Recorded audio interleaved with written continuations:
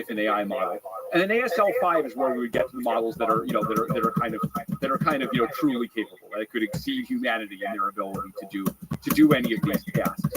And so the point of the if-then structure commitment is basically to say, look, I don't know, I've been working with these models for many years, and I've been worried about risk for many years. It's actually kind of dangerous to cry wolf.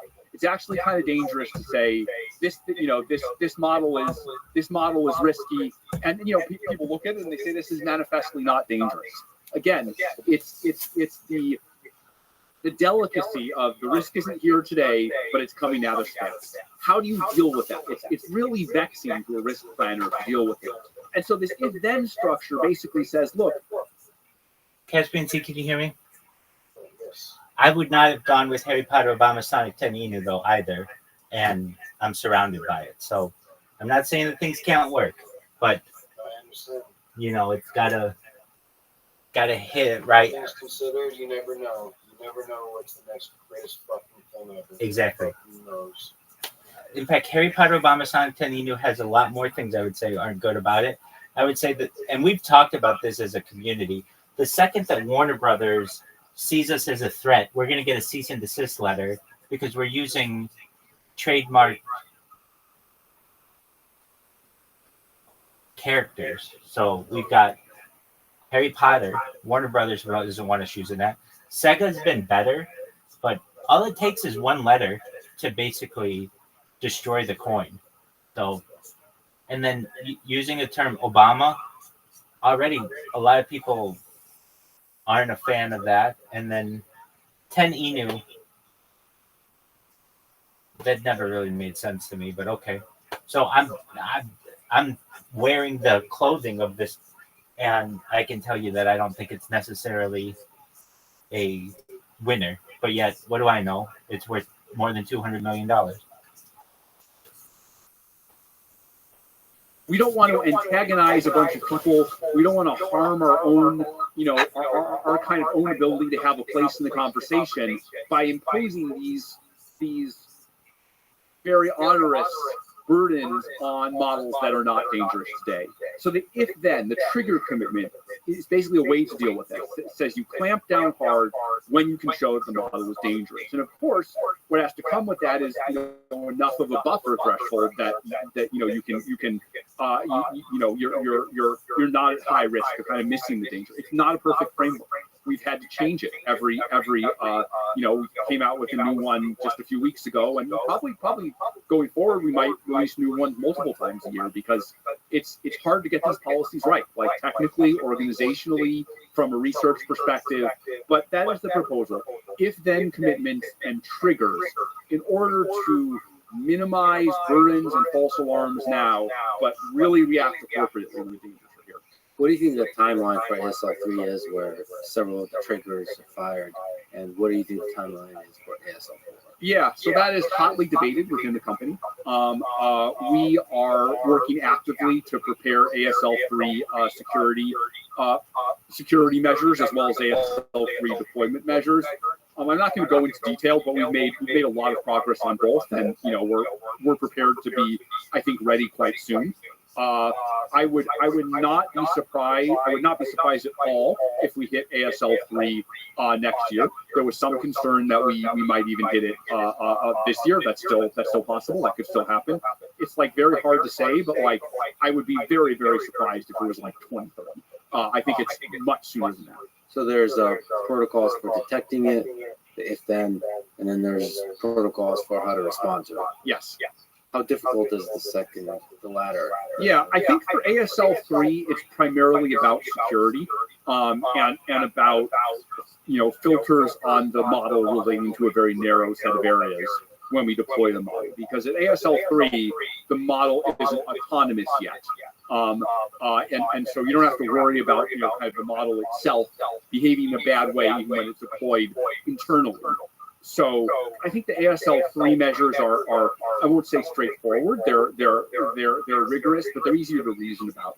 I think once we get to ASL4, we start to have worries about the models being smart enough that they might sandbag tests. They might not tell the truth about tests. We had some results came out about like sleeper agents, and there was a more recent paper about, can the models mislead attempts to, sandbag their own abilities, right? Show them, present themselves as being less capable than they are. And so I think with ASL4, there's going to be an important component of using other things than just interacting with the models. For example, interpretability or hidden chains of thought, where you have to look inside the model and verify via some other mechanism that is not as easily corrupted as what the model says. That the model indeed has some property. So we're still working on ASL4. One of the properties of the RSP is that we don't specify ASL4 until we hit ASL3. And I think that's proven to be a wise decision, because even with ASL3, it's hard to know this stuff in detail. And we want to take as much time as we can possibly take to get these things right. So for ASL3, the bad actor would be humans. Humans, yes. And so there's a little bit more. For ASL4, it's both, I think. It's both. And so deception, and that's where mechanistic interpretability comes into play. And hopefully the techniques used for that are not made accessible to the model. Yeah, I mean, of course you can hook up the mechanistic interpretability to the model itself, but then you've kind of lost it as a reliable indicator of the model state. There are a bunch of exotic ways you can think of that it might also not be reliable, like if the model gets smart enough that it can jump computers and read the code where you're looking at its internal state. We've thought about some of those. I think they're exotic enough. There are ways to render them unlikely, but yeah, generally you want to preserve mechanistic interpretability as a kind of verification set or test set that's separate from the training process of the model. See, I think as these models become better and better at conversation and become smarter, social engineering becomes a threat too. They can start being very convincing to the engineers inside companies. Oh yeah. It's actually we've seen lots of examples of demagoguery in our life from humans, and there's a concern that models could do that as well. One of the ways that Claude has been getting more and more powerful is it's now able to do some agentic stuff. Computer use. There's also an analysis within the sandbox of Claude.ai itself, but let's talk about computer use. That seems to me super exciting, that you can just give Claude a task and it takes a bunch of actions, figures it out, and has access to your computer through screenshots. So can you explain how that works? And where that's headed? Yeah, it's actually relatively simple. So Claude has had for a long time, since Claude 3 back in March, the ability to analyze images and respond to them with text. The only new thing we added is those images can be screenshots of a computer. And in response, we train the model to give a location on the screen where you can click, and/or buttons on the keyboard you can press in order to take action. And it turns out that with actually not all that much additional training, the models can get quite good at that task. It's a good example of generalization. People sometimes say if you get to low Earth orbit, you're halfway to anywhere, right? Because of how much it takes to escape the gravity well. If you have a strong pre-trained model, I feel like you're halfway to anywhere in terms of the intelligence space. And so actually it didn't take all that much to get Claude to do this. And you can just set that in a loop. Give the model a screenshot, tell it what to click on, give it the next screenshot, tell it what to click on, and that turns into a full kind of almost 3D video interaction of the model. And it's able to do all of these tasks, right? We showed these demos where it's able to fill out spreadsheets, it's able to kind of interact with a website, it's able to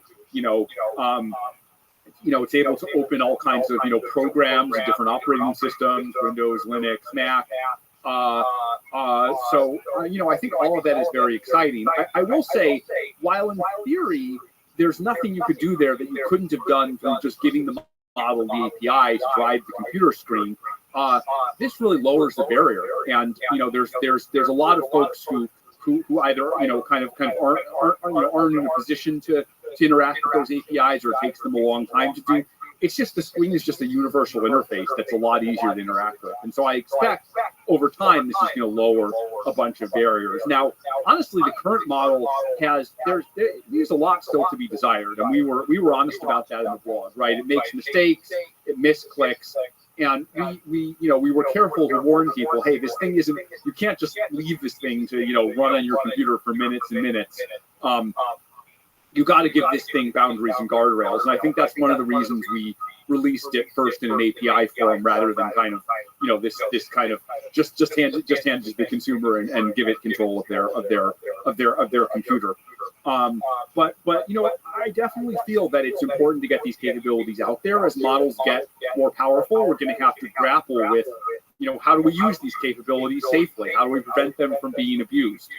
I think releasing the model while the capabilities are still limited is very helpful in terms of doing that. I think since it's been released, a number of customers, I think Replit was maybe one of the most quickest to deploy things. Have made use of it in various ways. People have hooked up demos for Windows desktops, Macs, Linux machines. So yeah, it's been very exciting. I think as with anything else, it comes with new exciting abilities, and then with those new exciting abilities, we have to think about how to make the model safe, reliable, do what humans want them to do. I mean, it's the same story for everything, right? Same thing. It's that same tension. But the possibility of use cases here is just the range is incredible. So, how much to make it work really well in the future? How much do you have to specially kind of go beyond what the pre-trained model is doing? Do more post-training, RLHF, or supervised fine-tuning, or synthetic data just for the agent? Yeah, I think speaking at a high level, it's our intention to keep investing a lot in making the model better. I think we look at some of the benchmarks for previous models were like, it can do it 6% of the time, and now our model will do it 14 or 22% of the time. And yeah, we want to get up to the human level of reliability of 80-90%, just like anywhere else, right? We're on the same curve that we were on with SWE-bench, where I would guess a year from now the models can do this very, very reliably. But you got to start somewhere. So you think it's possible to get to the human level 90%? Basically doing the same thing you're doing now, or has it to be special for computer use? I mean, depends what you mean by special in general. But I generally think the same kinds of techniques that we've been using to train the current model. I expect that doubling down on those techniques in the same way that we have for code, for models in general, for other for image input, for voice. I expect those same techniques will scale here as they have everywhere else. But this is giving sort of the power of action to Claude, and so you could do a lot of really powerful things, but you could do a lot of damage also. Yeah. No, and we've been very aware of that. Look, my view actually is computer use isn't a fundamentally new capability like the CBRN or autonomy capabilities are. It's more like it kind of opens the aperture for the model to use and apply its existing abilities. And so the way we think about it, going back to our RSP, is nothing that this model is doing inherently increases, the risk from an RSP perspective. But as the models get more powerful, having this capability may make it scarier once it has the cognitive capability to do something at the ASL3 and ASL4 level. This may be the thing that kind of unbounds it from doing so. So going forward, certainly this modality of interaction is something that we have tested for and that we will continue to test for in our RSP going forward. I think it's probably better to learn and explore this capability before the model is super capable. Yeah, and there's a lot of interesting attacks like prompt injection, because now you widen the aperture so you can prompt inject through stuff on screen. So if this becomes more and more useful, then there's more and more benefit to inject stuff into the model. If it goes to a certain web page, it could be harmless stuff like advertisements, or it could be like harmful stuff. Right. Yeah, I mean, we've thought a lot about things like spam, CAPTCHA, mass camp. There's all, every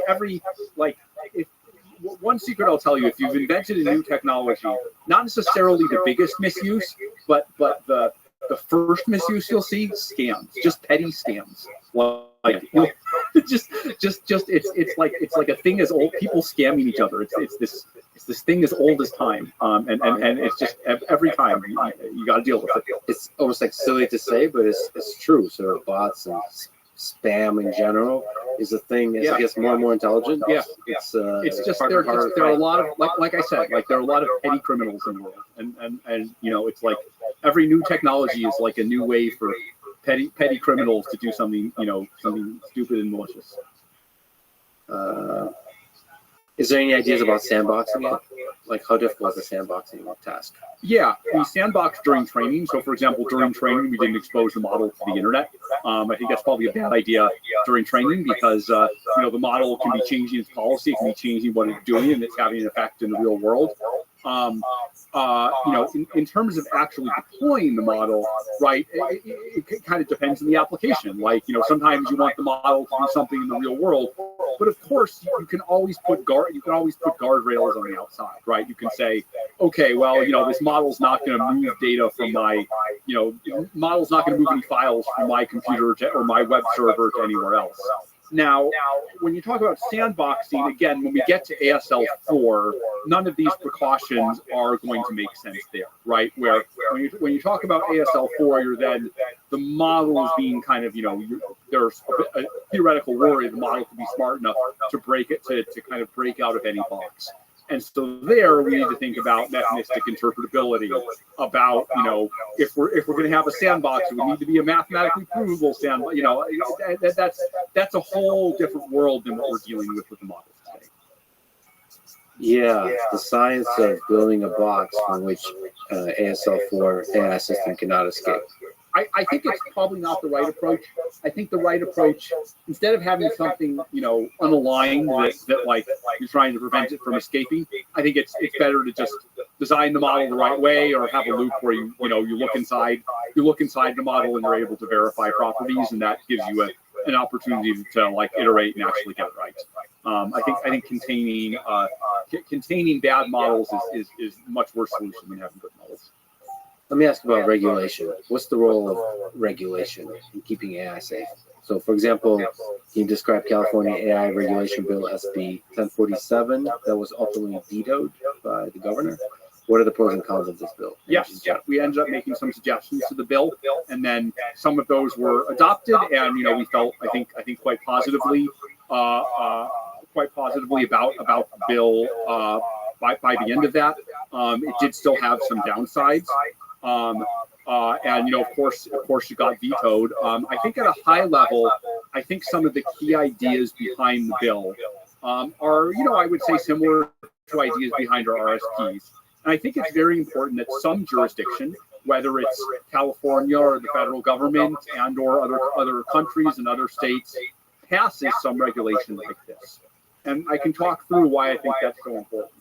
So I feel good about our RSP. It's not perfect. It needs to be iterated on a lot, but it's been a good forcing function for getting the company to take these risks seriously, to put them into product planning, to really make them a central part of work at Anthropic, and to make sure that all the 1,000 people, and it's almost 1,000 people now at Anthropic, understand that this is one of the highest priorities of the company, if not the highest priority. But one, there are still some companies that don't have RSP-like mechanisms. Like OpenAI, Google did adopt these mechanisms a couple months after Anthropic did. But there are other companies out there that don't have these mechanisms at all. And so if some companies adopt these mechanisms and others don't, it's really going to create a situation where, you know, some of these dangers have the property that it doesn't matter if 3 out of 5 of the companies are being safe. If the other 2 are being unsafe, it creates this negative externality. And I think the lack of uniformity is not fair to those of us who have put a lot of effort into being very thoughtful about these procedures. The second thing is, I don't think you can trust these companies to adhere to these voluntary plans on their own. Right. I like to think that Anthropic will. We do everything we can that we will. Our RSP is checked by our long-term benefit trust. So, you know, we do everything we can to adhere to our own RSP. But, you know, you hear lots of things about various companies saying, oh, they said they would give this much compute and they didn't. They said they would do this thing and they didn't. I don't think it makes sense to litigate particular things that companies have done. But I think this broad principle that, like, if there's nothing watching over them, there's nothing watching over us as an industry, there's no guarantee that we'll do the right thing, and the stakes are very high. And so I think it's important to have a uniform standard that everyone follows, and to make sure that the industry does what a majority of the industry has already said is important and has already said that they definitely will do. Right? Some people, I think there's a class of people who are against regulation on principle. I understand where that comes from. If you go to Europe and you see something like GDPR, you see some of the other stuff that they've done. Some of it's good, but some of it is really unnecessarily burdensome, and I think it's fair to say really has slowed innovation. And so I understand where people are coming from on fires. I understand why people start from that position. But again, I think AI is different. If we go to the very serious risks of autonomy and misuse that I talked about, just a few minutes ago, I think that those are unusual and they warrant an unusually strong response. And so I think it's very important. Again, we need something that everyone can get behind. I think one of the issues with SB 1047, especially the original version of it, was it had a bunch of the structure of RSPs, but it also had a bunch of stuff that was either clunky or that just would have created a bunch of burdens, a bunch of hassle, and might even have missed the target in terms of addressing the risks. You don't really hear about it on Twitter. You just hear about kind of, people are cheering for any regulation, and then the folks who are against make up these often quite intellectually dishonest arguments about how, it'll make us move away from California. Bill doesn't apply if you're headquartered in California. Bill only applies if you do business in California. Or that it would damage the open source ecosystem, or that it would, it would cause all of these things. I think those were mostly nonsense, but there are better arguments against regulation. There's one guy, Dean Ball, who's really, I think a very scholarly analyst who looks at what happens when a regulation is put in place and ways that they can kind of get a life of their own, or how they can be poorly designed. And so our interest has always been, we do think there should be regulation in this space, but we want to be an actor who makes sure that regulation is something that's surgical, that's targeted at the serious risks, and is something people can actually comply with. Because something I think the advocates of regulation don't understand as well as they could is if we get something in place that is that's poorly targeted, that wastes a bunch of people's time, what's going to happen is people are going to say, see, these safety risks, they're, this is nonsense. I just had to hire 10 lawyers to fill out all these forms. I had to run all these tests for something that was clearly not dangerous. And after 6 months of that, there will be a groundswell, and we'll end up with a durable consensus against regulation. And so I think the worst enemy of those who want real accountability is badly designed regulation. We need to actually get it right. And this is, if there's one thing I could say to the advocates, it would be that I want them to understand this dynamic better. And we need to be really careful, and we need to talk to people who actually have experience seeing how regulations play out in practice. And the people who have seen that understand to be very careful. If this was some lesser issue, I might be against regulation at all. But what I want the opponents to understand is that the underlying issues are actually serious. They're not something that I or the other companies are just making up because of regulatory capture. They're not sci-fi fantasies. They're not any of these things. Every time we have a new model, every few months, we measure the behavior of these models, and they're getting better and better at these concerning tasks, just as they are getting better and better at, good, valuable, economically useful tasks. And so I would just love it if some of the former, I think SB 1047 was very polarizing. I would love it if some of the most reasonable opponents and some of the most reasonable proponents would sit down together, and I think that the different AI companies, Anthropic was the only AI company that felt positively in a very detailed way. I think Elon tweeted briefly something positive, but some of the big ones like Google, OpenAI, Meta, Microsoft were pretty staunchly against. So I would really like is if some of the key stakeholders, some of the most thoughtful proponents and some of the most thoughtful opponents would sit down and say, how do we solve this problem in a way that the proponents feel brings a real reduction in risk, and that the opponents feel that it is not hampering the industry or hampering innovation any more necessary than it needs to. And I think for whatever reason that things got too polarized and those two groups didn't get to sit down in the way that they should. And I feel urgency. I really think we need to do something in 2025. If we get to the end of 2025 and we've still done nothing about this, then I'm going to be worried. I'm not worried yet because again, the risks aren't here yet. But I think time is running short. Yeah, and come up with something surgical, like you said. Yeah, exactly. And we need to get away from this intense pro-safety versus intense anti-regulatory rhetoric. Right? It's turned into these flame wars on Twitter, and nothing good's going to come of that. So there's a lot of curiosity about the different players in the game. One of the OGs is OpenAI. You've had several years of experience at OpenAI. What's your story and history there? Yeah, so I was at OpenAI for roughly 5 years. For the last, I think it was a couple of years, I was vice president of research there. Probably myself and Ilya Sutskever were the ones who really kind of set the research direction around 2016 or 2017. I first started to really believe in, or at least confirm my belief in the scaling hypothesis when Ilya famously said to me, the thing you need to understand about these models is they just want to learn. The models just want to learn. And again, sometimes there are these one sentences, these Zen koans that you hear them and you're like, that explains everything. That explains like 1,000 things that I've seen. And ever after I have this visualization in my head of like, you optimize the models in the right way, you point the models in the right way, they just want to learn. They just want to solve the problem, regardless of what the problem is. So get out of their way, basically. Get out of their way. Yeah.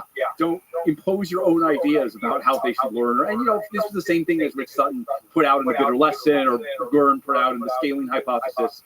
I think generally the dynamic was, I got this kind of inspiration from Ilya and from others, folks like Alec Radford, who did the original GPT-1, and then ran really hard with it. Me and my collaborators on GPT-2, GPT-3, RL from Human Feedback, which was an attempt to kind of deal with the early safety and steerability, things like debate and amplification, heavy on interpretability. So again, the combination of safety plus scaling. Probably 2018, 2019, 2020. Those were kind of the years when myself and my collaborators probably, many of whom became co-founders of Anthropic, kind of really had a vision and drove the direction. Why'd you leave? Why'd you decide to leave? Yeah. So look, I'm going to put things this way, and I think it ties to the race to the top. Right, which is, in my time at OpenAI, what I come to see as I come to appreciate the scaling hypothesis, and as I come to appreciate kind of the importance of safety along with the scaling hypothesis. The first one, I think, OpenAI was getting on board with. The second one, in a way, had always been part of OpenAI's messaging. But over many years of the time that I spent there, I think I had a particular vision of how we should handle these things, how we should be brought out in the world, the kind of principles that the organization should have. And look, there were like many discussions about should the company do this, should the company do that? Like, there's a bunch of misinformation out there. People say we left because we didn't like to deal with Microsoft. false. Although, there was like a lot of discussion, a lot of questions about exactly how we do the deal with Microsoft. We left because we didn't like commercialization. That's not true. We built GPT-3, which was the model that was commercialized. I was involved in commercialization. It's more, again, about how do you do it? Like, civilization is going down this path to very powerful AI. What's the way to do it that is cautious, straightforward, honest, that builds trust in the organization and in individuals? How do we get from here to there? And how do we have a real vision for how to get it right? How can safety not just be something we say because it helps with recruiting?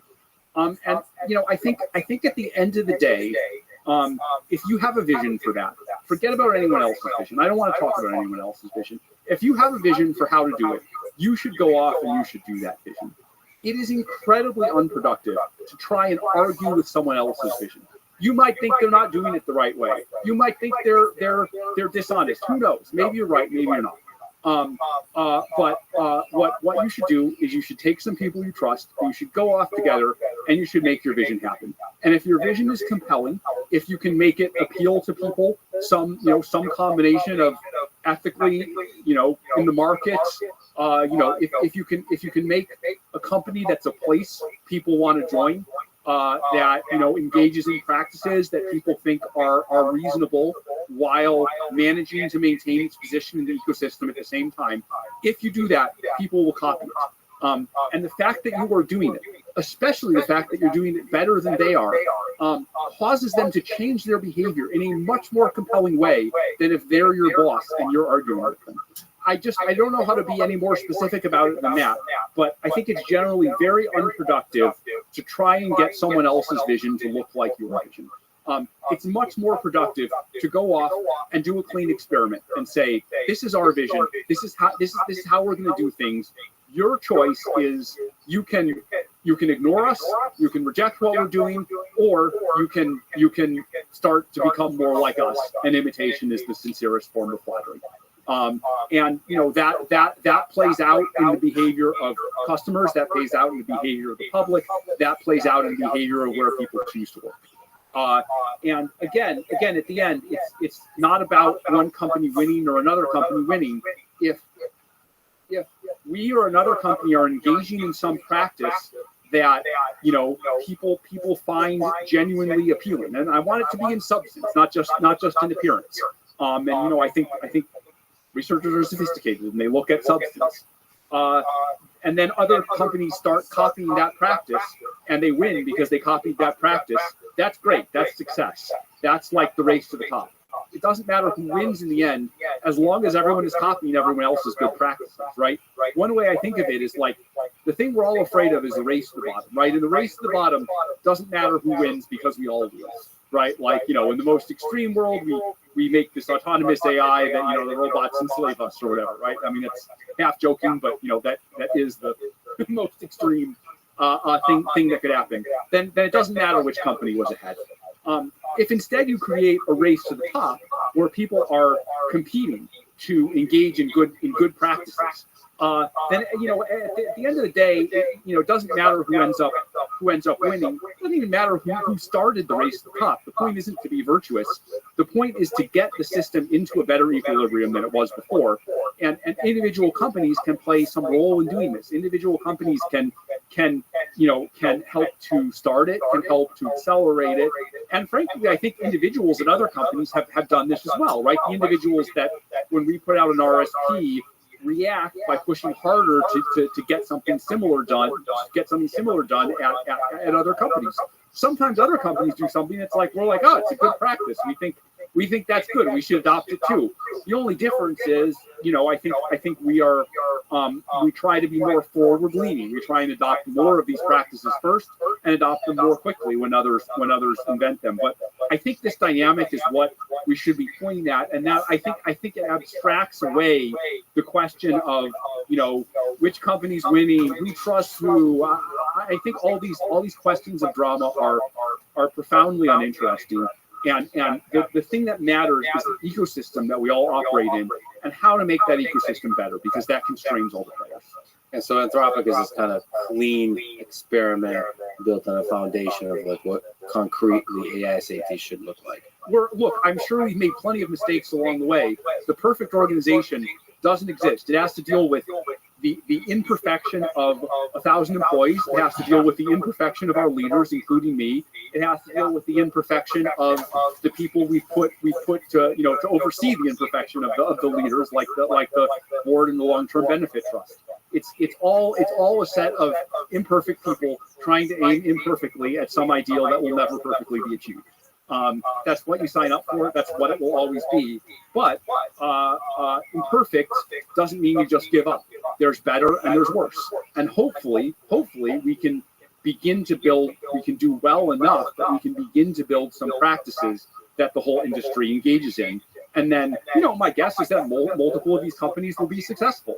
Anthropic will be successful. These other companies, like ones I've been in the past, will also be successful. And some will be more successful than others.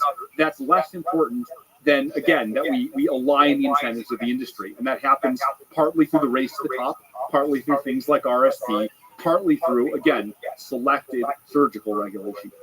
You said talent density beats talent mass. So can you explain that? Can you expand on that? Can you just talk about what it takes to build a great team of AI researchers and engineers? This is one of these statements that's like more true every month. Every month I see this statement as more true than I did the month before. So if I were to do a thought experiment, let's say you have a team of 100 people that are super smart, motivated, and aligned with the mission, and that's your company. Or you can have a team of 1,000 people where 200 people are super smart, super aligned with the mission, and then like 800 people are, let's just say you pick 800 like random big tech employees. Which would you rather have, right? The talent mass is greater in the group of 1,000 people, right? You have even a larger number of incredibly talented, incredibly aligned, incredibly smart people.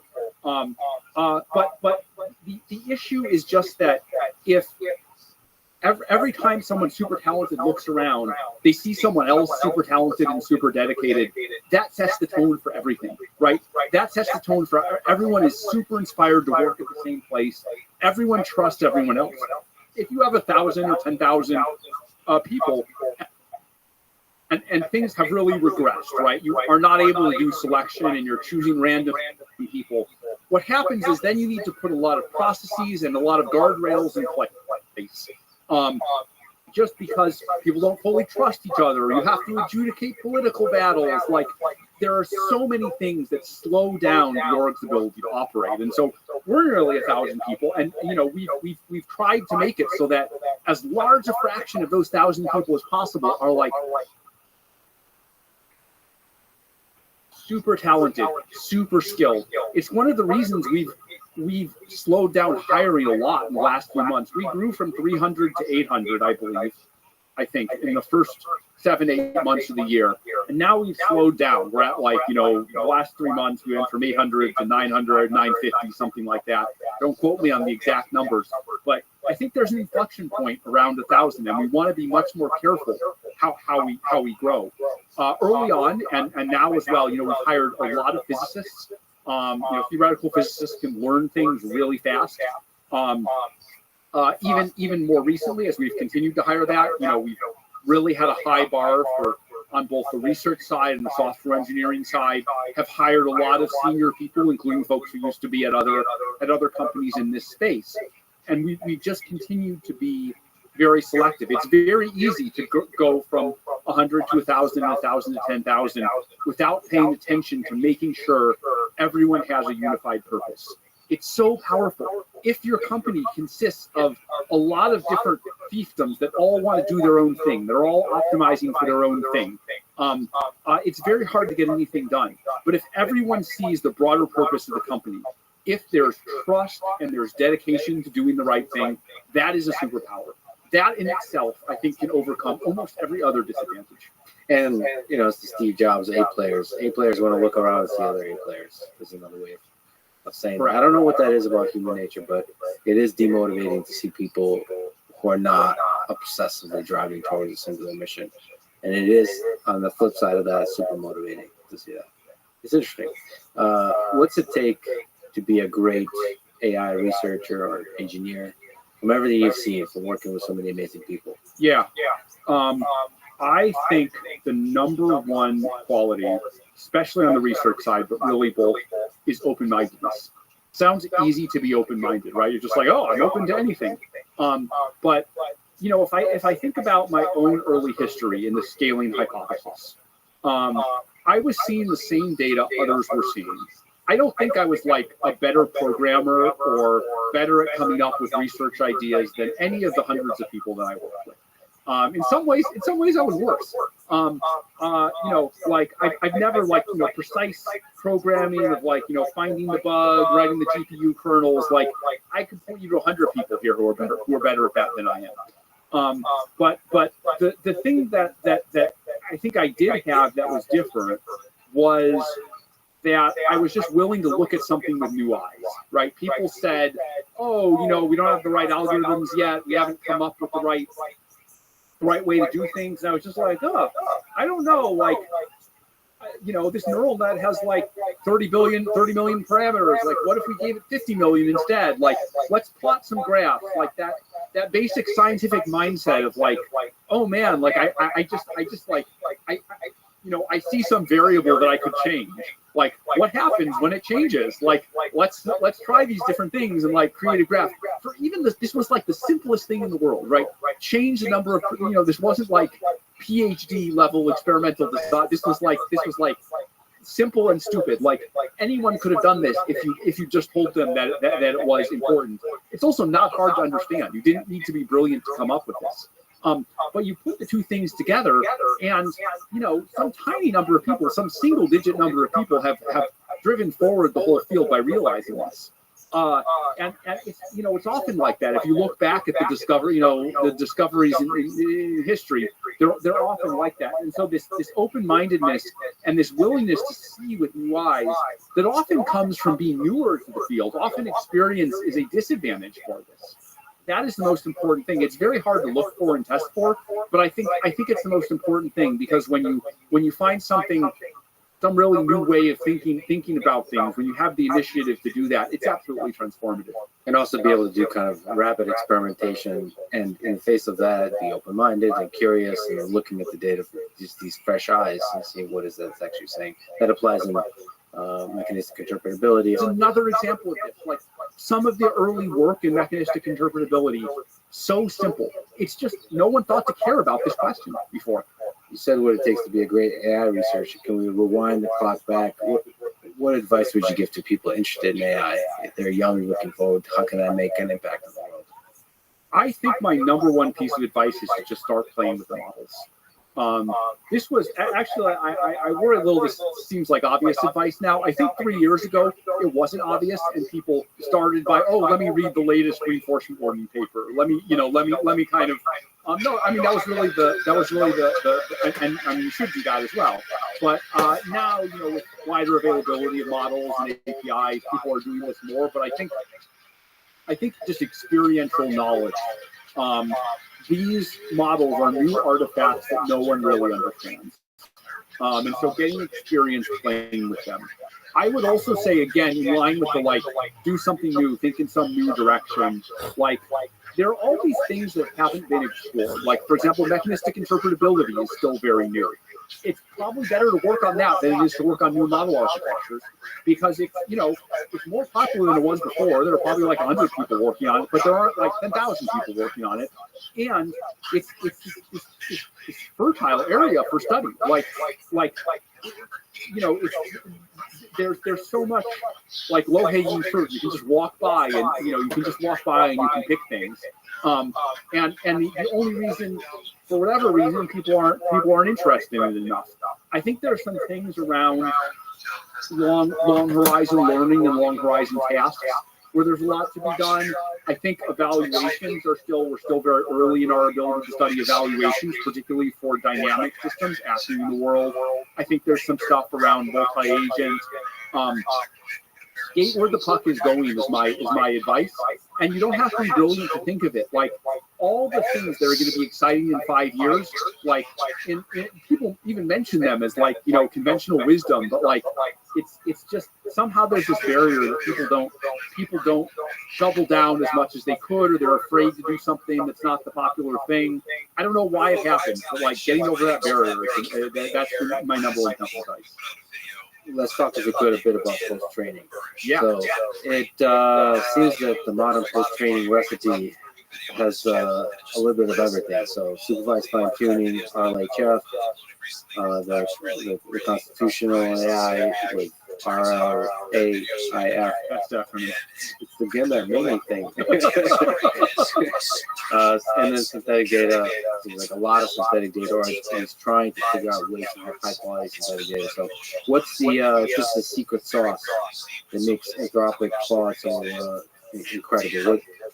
How much of the magic is in the pre-training? How much is in the post-training? Yeah, I mean, so first of all, we're not perfectly able to measure that ourselves. You know, when you see some great character ability, sometimes it's hard to tell whether it came from pre-training or post-training. We developed ways to try and distinguish between those two, but they're not perfect. You know, the second thing I would say is, you know, it's when there is an advantage, and I think we've been pretty good at in general with RL, perhaps the best, although I don't know because I don't see what goes on inside other companies. Usually it isn't, oh my God, we have this secret magic method that others don't have, right? Usually it's like, well, you know, we got better at the infrastructure, so we could run it for longer, or, you know, we were able to get higher quality data, or we were able to filter our data better, or we were able to, you know, combine these methods in practice. It's usually some boring matter of kind of practice and trade craft. So, you know, when I think about how to do something special in terms of how we train these models, both pre-training, but even more so post-training, you know, I really think of it a little more, again, as like designing airplanes or cars. Like, you know, it's not just like, oh man, I have the blueprint. Like maybe that makes you make the next airplane, but like there's some cultural tradecraft of how we think about the design process that I think is more important than any particular gizmo we're able to invent. Okay, well, let me ask you about specific techniques. So first on RLHF, what do you think is zooming out intuition and philosophy? Why do you think RLHF works so well? If I go back to like the scaling hypothesis, one of the ways to skate the scaling hypothesis is if you train for X and you throw enough compute at it, then you get X. And so RLHF is good at doing what humans want the model to do, or at least, to state it more precisely, doing what humans who look at the model for a brief period of time and consider different possible responses, what they prefer as the response. Which is not perfect from both the safety and capabilities perspective, in that humans are often not able to perfectly identify what the model wants, and what humans want in the moment may not be what they want in the long term. So there's a lot of subtlety there, but the models are good at producing what the humans in some shallow sense want. And it actually turns out that you don't even have to throw that much compute at it because of another thing, which is this thing about a strong pre-trained model being halfway anywhere. So once you have the pre-trained model, you have all the representations you need to get the model where you want it to go. So do you think RLHF makes the model smarter, or just appears smarter to the humans? I don't think it makes the model smarter. I don't think it just makes the model appear smarter. It's like RLHF like bridges the gap between the human and the model, right? I could have something really smart that like can't communicate at all, right? We all know people like this. People who are really smart, but you can't understand what they're saying. So I think RLHF just bridges that gap. I think it's not the only kind of RL we do. It's not the only kind of RL that will happen in the future. I think RL has the potential to make models smarter, to make them reason better, to make them operate better, to make them develop new skills even. And perhaps that could be done, even in some cases with human feedback. But the kind of RLHF we can do today mostly doesn't do that yet, although we're very quickly starting to be able to. But it appears to sort of increase, if you look at the metric of helpfulness. It increases that. It also increases, what was this this word in Leopold's essay, unhobbling, where basically the models are hobbled, and then you do various trainings to them to unhobble them. So I like that word. It's like a rare word. So I think RLHF unhobbles the models in some ways. And then there are other ways where a model hasn't yet been unhobbled and needs to unhobble. If you can say, in terms of cost, is pre-training the most expensive thing, or is post-training just creep up to that? At the present moment, it is still the case that pre-training is the majority of the cost. I don't know what to expect in the future, but I could certainly anticipate a future where post-training is the majority of the cost. In that future you anticipate, would it be the humans or the AI that's the costly thing for the post-training? I don't think you can scale up humans enough to get high quality. Any kind of method that relies on humans and uses a large amount of compute, it's going to have to rely on some scaled supervision method, like debate or iterated amplification or something like that. So on that, super interesting set of ideas around constitutional AI. Can you describe what it is? As first detailed in December 2022 Yes. paper, and beyond that, what is it? Yes, so this was from 2 years ago. The basic idea is, so we describe what RLHF is. You have a model, and it spits out like you just sample from it twice, spits out two possible responses, and you're like, human, which response do you like better? Or another variant of it is rate this response on a scale of 1 to 7. So that's hard because you need to scale up human interaction, and it's very implicit, right? I don't have a sense of what I want the model to do. I just have a sense of like what this average of 1,000 humans wants the model to do. So two ideas.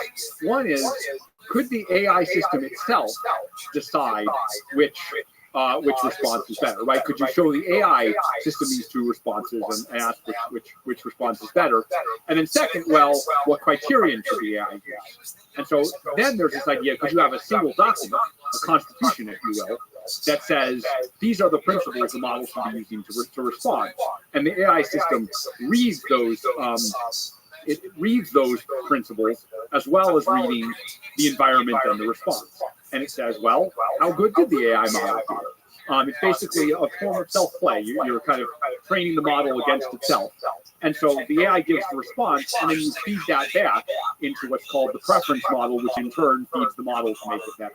So you have this triangle of like the AI, the preference model, and the improvement of the AI itself. And we should say that in the Constitution, the set of principles are like human interpretable. They're like it's something both the human and the AI system can read. So it has this nice kind of translatability or symmetry. In practice, we both use a model constitution and we use RLHF and we use some of these other methods. So it's turned into one tool in a toolkit that both reduces the need for RLHF and increases the value we get from using each data point of RLHF. It also interacts in interesting ways with kind of future reasoning type RL methods. So it's one tool in the toolkit, but I think it is a very important tool. But it's a compelling one to us humans. Thinking about the founding fathers and founding of the United States.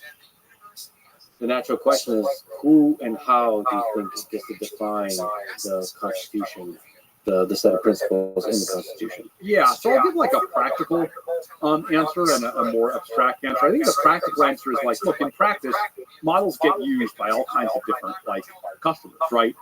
And so you can have this idea where the model can have specialized rules or principles. We fine-tune versions of models implicitly. We've talked about doing it explicitly, having special principles that people can build into the models. So from a practical perspective, the answer can be very different from different people. Customer service agent, behaves very differently from a lawyer and obeys different principles. But I think at the base of it, there are specific principles that models, have to obey. I think a lot of them are things that people would agree with. Everyone agrees that, we don't want models to present these CVRN risks. I think we can go a little further and agree with some basic principles of democracy and the rule of law. Beyond that, it gets, very uncertain. And there our goal is generally for the models to be more neutral, to not espouse a particular point of view and, more just be kind of like wise agents or advisors that will help you think things through and will, present possible considerations, but don't express strong or specific opinions. OpenAI released the model spec where it kind of clearly, concretely defines some of the goals of the model and specific examples like A, B, how the model should behave. Do you find that interesting? By the way, I should mention I believe the brilliant John Sherman was a part of that. He's now at Anthropic. Do you think this is a useful direction? Might Anthropic release the model spec? Yeah, so I think that's a pretty useful direction. Again, it has a lot in common with constitutional AI. So again, another example of like a race to the top, right? We have something that's like, we think, a better and more responsible way of doing things. It's also a competitive advantage. Then others kind of, discover that it has advantages and then start to do that thing. We then no longer have the competitive advantage, but it's good from the perspective that now everyone has adopted a positive practice that others were not adopting, and so our response to that is, well, looks like we need a new competitive advantage in order to keep driving this race upward. So that's how I generally feel about that. I also think every implementation of these things is different. So there were some things in the model spec that were not in constitutional AI, and so we can always adopt those things, or at least learn from them. So again, I think this is an example of like the positive dynamic that I think we should all want to feel about. Let's talk about the incredible essay, Machines of Love and Grace. I recommend everybody read it. It's a long one. It is rather long. Yeah. It's really refreshing to read concrete ideas about what a positive future looks like. And you took sort of a bold stance because, like, it's very possible you might be wrong on the dates or specific. Oh yeah, I'm fully expecting to definitely be wrong about all the details. I might be just spectacularly wrong about the whole thing, and people will laugh at me for years. That's just how the future works. So you provided a bunch of concrete positive impacts of AI and how, exactly a super intelligent AI might accelerate the rate of breakthroughs in, for example, biology and chemistry that would then lead to things like cure most cancers, prevent all infectious disease, double the human lifespan, and so on. So let's talk about this essay. First, can you give a high-level vision of this essay and what key takeaways that people have? Yeah, I have spent a lot of time, and Anthropic has spent a lot of effort on, like, how do we address the risks with AI, right? How do we think about those risks? Like, we're trying to do a race to the top, what that requires us to build all these capabilities, and the capabilities are cool, but, we're like, a big part of what we're trying to do is address the risks. And the justification for that is like, well, all these positive things, the market is this very healthy organism, right? It's going to produce all the positive things. The risks, I don't know. We might mitigate them, we might not. And so we can have more impact by trying to mitigate the risks. But I noticed that one flaw in that way of thinking, and it's not a change in how seriously I take the risks, it's maybe a change in how I talk about them, is that no matter how kind of logical or rational that line of reasoning that I just gave might be, if you kind of only talk about risk, your brain only thinks about risks. And so I think it's actually very important to understand what if things do go well. And the whole reason we're trying to prevent these risks is not because we're afraid of technology, not because we want to slow it down. It's because if we can get to the other side of these risks, right? If we can run the gauntlet successfully, to put it in stark terms, then on the other side of the gauntlet are all these great things, and these things are worth fighting for, and these things can really inspire people. And I think I imagine, because look, you have all these investors, all these VCs, all these AI companies talking about all the positive benefits of AI, but as you point out, it's weird. There's actually a dearth of really getting specific about it. There's a lot of like random people on Twitter like posting kind of like gleaming cities and this just kind of like vibe of like grind, accelerate harder, like kick out the decel. It's just this very like aggressive, ideological. But then you're like, well, what are you actually excited about? And so I figured that I think it would be interesting and valuable for someone who's actually coming from the risk side to try and really make a try at explaining what the benefits are. Both because I think it's something we can all get behind, and I want people to understand. I want them to really understand that this isn't doomers versus acceleration. This is that this is having true understanding of where things are going with AI, and maybe that's the more important axis. AI is moving fast versus AI is not moving fast. Then you really appreciate the benefits, and you want humanity, our civilization, to seize those benefits, but you also get very serious about anything that could derail them. So I think the starting point is to talk about what this powerful AI, which is the term you like to use. Most of the world uses AGI, but you don't like the term because it's basically has too much baggage. It's become meaningless. It's like we're stuck with the terms. Maybe we're stuck with the terms, and my efforts to change them are futile. I'll tell you what else I don't. This is like a pointless semantic point, but I keep talking about it. I'm just going to do it once more.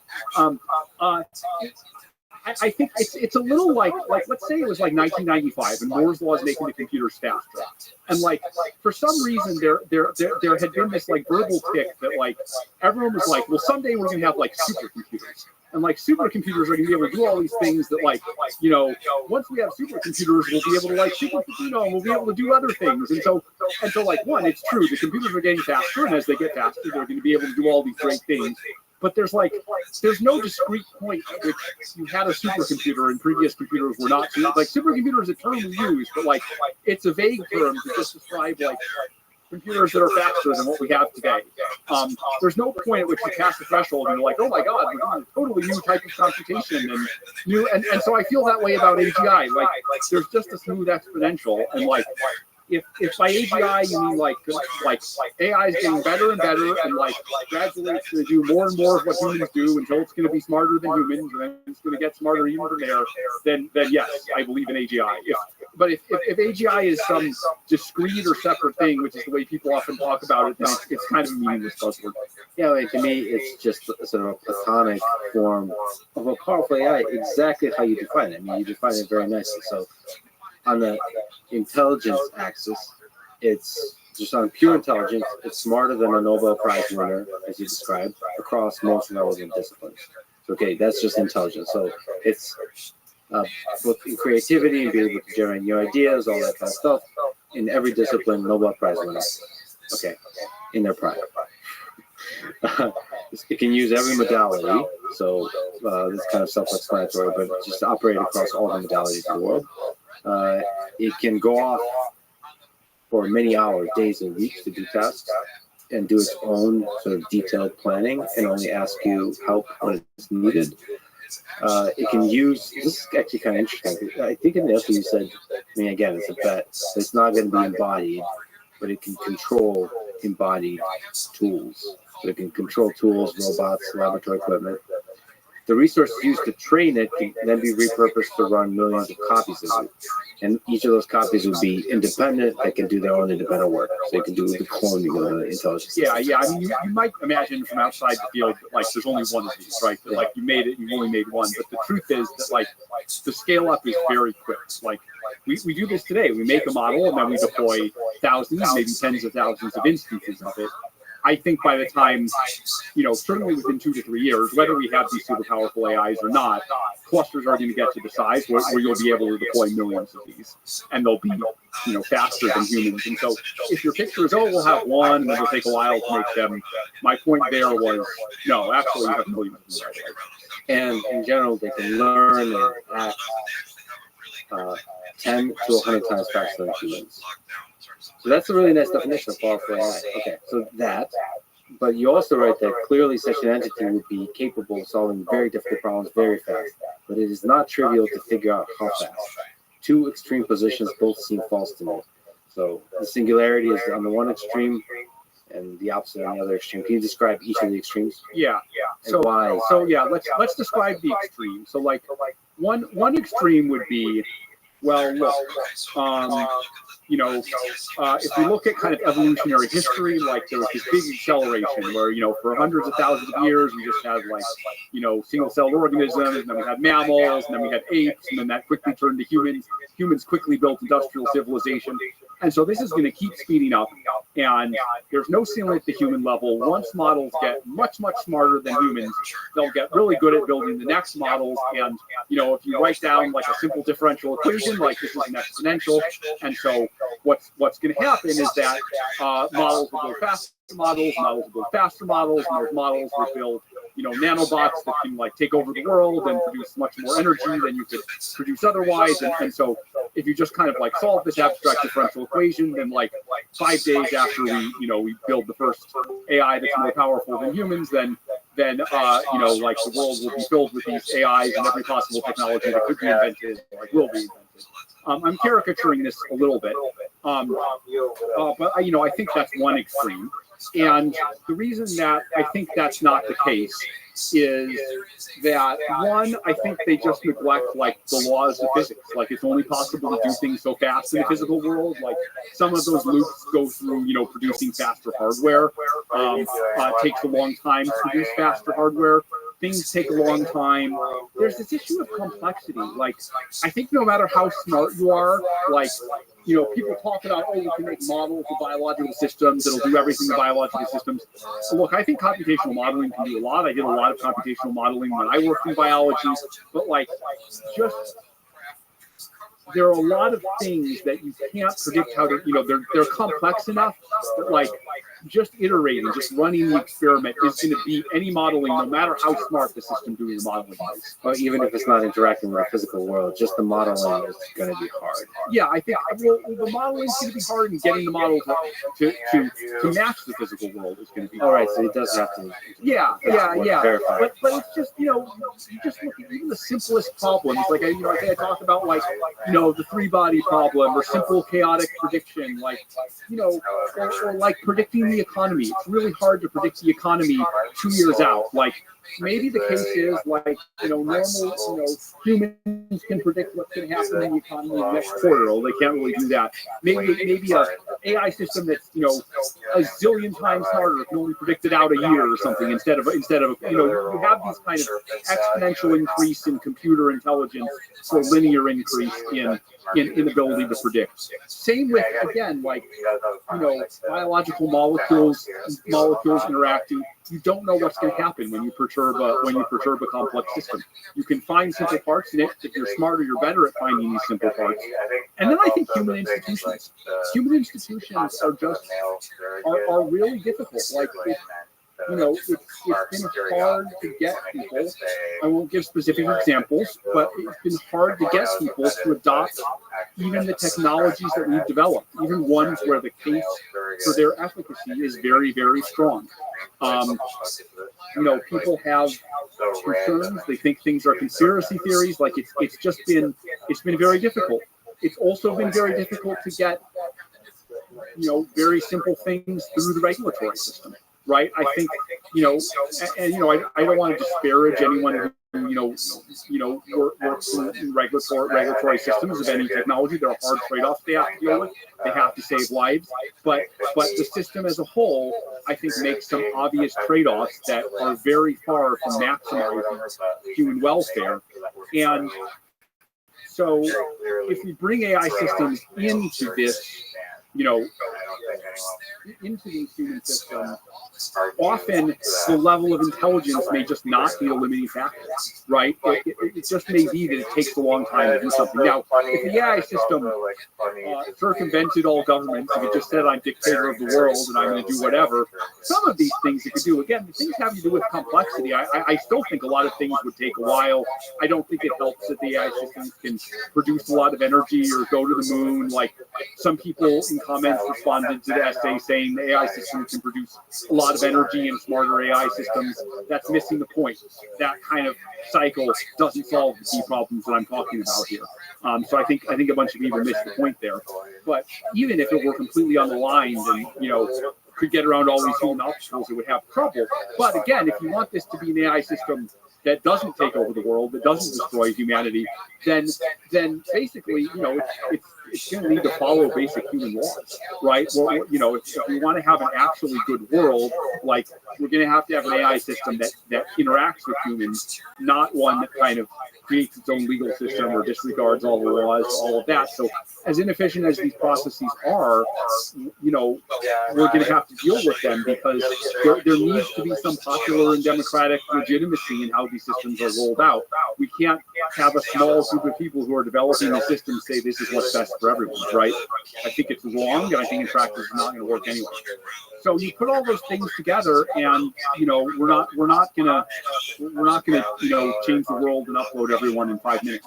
I don't think I don't think it's going to happen, and B, to the extent that it could happen, it's not the way to lead your good world. So that's on one side. On the other side, there's another set of perspectives, which I have actually in some ways more sympathy for, which is, look, we've seen big productivity increases before, right? Economists are familiar with studying the productivity increases that came from the computer revolution and the internet revolution. And generally, those productivity increases were underwhelming. They were less than you might imagine. There was a quote from Robert Solow: "You see the computer revolution everywhere except for productivity statistics." So why is this the case?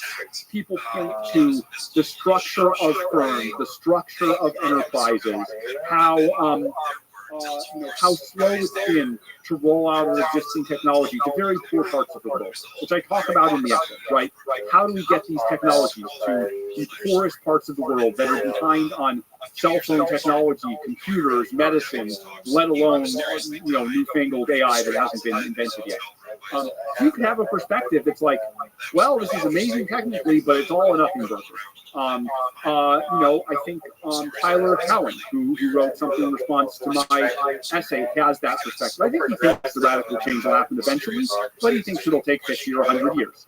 And you could have even more static perspectives on the whole thing. I think there's some truth to it. I think the time scale is just too long. And I can see it. I can actually see both sides with today's AI. So, a lot of our customers are large enterprises who are used to doing things a certain way. I've also seen it in talking to governments. Like those are prototypical, institutions, entities that are slow to change. But the dynamic I see over and over again is, yes, it takes a long time to move the ship. Yes, there's a lot of resistance and lack of understanding.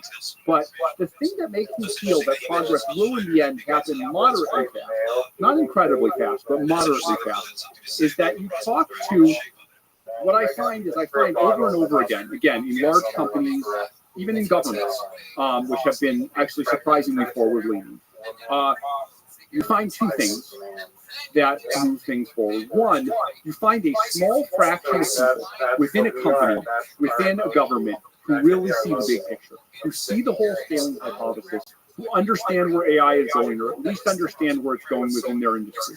And there are a few people like that within the current U.S. government who really see the whole picture. And those people see that this is the most important thing in the world until they agitate for it. And the thing, they alone are not enough to succeed, because they're a small set of people within a large organization.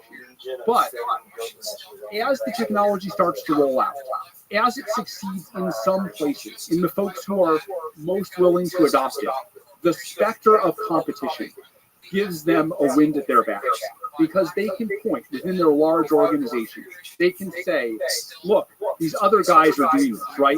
One bank can say, look, this newfangled hedge fund is doing this thing. They're going to eat our lunch. In the U.S., we can say, we're afraid China's going to get there before we are. And that combination, the specter of competition, plus a few visionaries within these the organizations that in many ways are sporadic, you put those two things together and it actually makes something happen. I mean, it's interesting. It's a balanced fight between the two, because inertia is very powerful. But eventually, over enough time, the innovative approach breaks through. And I've seen that happen. I've seen the arc of that over and over again. And it's like the barriers are there. The barriers to progress, the complexity, not knowing how to use the model, how to deploy them are there. And for a bit, it seems like they're going to last forever, like change doesn't happen. But then eventually change happens, and it always comes from a few people. I felt the same way when I was an advocate of the scaling hypothesis within the AI field itself, and others didn't get it. It felt like no one would ever get it. It felt like we had a secret almost no one ever had. And then a couple of years later, everyone has the secret. And so I think that's how it's going to go with deployment to AI in the world. It's going to, the barriers are going to fall apart gradually and then all at once. And so I think this is going to be more. And this is just an increase. I could easily see how I'm wrong. I think it's going to be more like 5 or 10 years, as I say in the essay, then it's going to be 50 or 100 years. I also think it's going to be 5 or 10 years more than it's going to be, 5 or 10 hours, because I just see how human systems work. And I think a lot of these people who write down these differential equations, who say AI is going to make more powerful AI, who can't understand how it could possibly be the case that these things won't change so fast. I think they don't understand this. So what do you use the timeline to where we achieve AGI, aka powerful AI, aka super useful AI? I'm start calling it that. It's a debate about naming. On pure intelligence, it can be smarter than a Nobel Prize winner in every relevant discipline and all the things we've said. Modality, you can go and do stuff on its own for days, weeks, and do biology experiments on its own. In one, you know what? Let's just stick to biology. Yeah, you sold me on the whole biology and health section. That's so exciting from just, I was getting giddy from a scientific perspective. It made me want to be a biologist. It's so, no, this was the feeling I had when I was writing it, that it's like, this would be such a beautiful future if we can just make it happen, right? If we can just get the landmines out of the way and make it happen. There's so much beauty and elegance and moral force behind it if we can just. And it's something we should all be able to agree on, right? Like, as much as we fight about all these political questions, is this something that could actually bring us together? But you were asking when do you think? Just so put numbers on. So this is of course the thing I've been grappling with for many years, and I'm not at all confident. Every time, if I say 2026 or 2027. There will be like a zillion people on Twitter who will be like, AI CEOs in 2026, 2020, and it'll be repeated for like the next 2 years. Like, this is definitely when I think it's going to happen. So whoever's excerpting these clips will crop out the thing I just said and only say the thing I'm about to say. But I'll just say it anyway. So if you extrapolate the curves that we've had so far, right? If you say, well, I don't know, we're starting to get like PhD level, and last year we were at undergraduate level, and the year before we were at like the level of the high school students. Again, you can quibble with at what tasks and for what. We're still missing modalities, but those are being added. Like computer use was added, like imaging was added, like image generation has been added. If you just kind of like, and this is totally unscientific, but if you just kind of like eyeball the rate at which these capabilities are increasing, it does make you think that we'll get there by 2026 or 2027. Again, lots of things could derail it. We could run out of data. We might not be able to scale clusters as much as we want. Like, maybe Taiwan gets blown up or something, and then we can't produce as many GPUs as we want. So there are all kinds of things that could derail the whole process. So I don't fully believe the straight line extrapolation. But if you believe the straight line extrapolation, we'll get there in 2026 or 2027. I think the most likely is that there's some mild delay relative to that. I don't know what that delay is, but I think it could happen on schedule. I think there could be a mild delay. I think there are still worlds where it doesn't happen in 100 years. The number of those worlds is rapidly decreasing. We are rapidly running out of truly convincing grapplers, truly compelling reasons why this will not happen in the next few years. there were a lot more in 2020. Although my guess, my hunch at that time was that we'll make it through all those blockers. So sitting as someone who has seen most of the blockers cleared out of the way, I kind of suspect, my hunch, my suspicion is that the rest of them will not block us. But look. At the end of the day, like, I don't want to represent this as a scientific prediction. People call them scaling laws. That's a misnomer. Like Moore's law is a misnomer. Moore's law, scaling laws, they're not laws of the universe. They're empirical regularities. I am going to bet in favor of them continuing, but I'm not certain of that. So you extensively describe sort of the compressed 21st century, how AGI will help set forth a chain of breakthroughs in biology and medicine that help us in all these kinds of ways that I mentioned. So how do you think, what are the early steps that you might do? And by the way, I asked Claude good questions to ask you. And Claude told me to ask, what do you think is a typical day for a biologist working on AGI in this future? Yeah. Claude is curious. Let me start with your first question, and then I'll answer that. Claude wants to know what's in his future. Who am I going to be working with? So I think one of the things I went hard on in the essay is, let me go back to this idea of, because it's really had an impact on me. This idea that within large organizations and systems, there end up being a few people or a few new ideas who kind of cause things to go in a different direction they would have before, who kind of disproportionately affect the trajectory. There's a bunch of kind of the same thing going on, right? If you think about the health world, there's like, trillions of dollars to pay out Medicare and, other health insurance. And then the NIH is $100 billion. And if I think of like the few things that have really revolutionized anything, could be encapsulated in a small fraction of that. And so when I think of like, where will AI have an impact? I'm like, can AI turn that small fraction to a much larger fraction and raise its quality? And within biology, my experience within biology is that the biggest problem of biology is that you can't see what's going on. You have very little ability to see what's going on, and even less ability to change it, right? What you have is this, like from this, you have to infer that there's a bunch of cells, that within each cell is 3 billion base pairs of DNA built according to a genetic code. And there are all these processes that are just going on without any ability of us as, unaugmented humans to affect it. These cells are dividing. Most of the time that's healthy, but sometimes that process goes wrong, and that's cancer. The cells are aging. Your skin may change color, develop wrinkles as you age. And all of this is determined by these processes, all these proteins being produced, transported to various parts of the cells, binding to each other. And in our initial state about biology, we didn't even know that these cells existed. We had to invent microscopes to observe the cells. We had to invent more powerful microscopes to see, below the level of the cells, the level of molecules. We had to invent X-ray crystallography to see the DNA. We had to invent gene sequencing to read the DNA. Now, we had to invent protein folding technology to predict how it would fold and how they bind and how these things bind to each other. We had to invent various techniques for now we can edit the DNA as of with CRISPR as of the last 12 years. So the whole history of biology, a whole big part of the history is basically our ability to read and understand what's going on, and our ability to reach in and selectively change things. And my view is that there's so much more we can still do there, right? You can do CRISPR, or you can do it for your whole body. Let's say I want to do it for one particular type of cell, and I want the rate of targeting the wrong cell to be very low.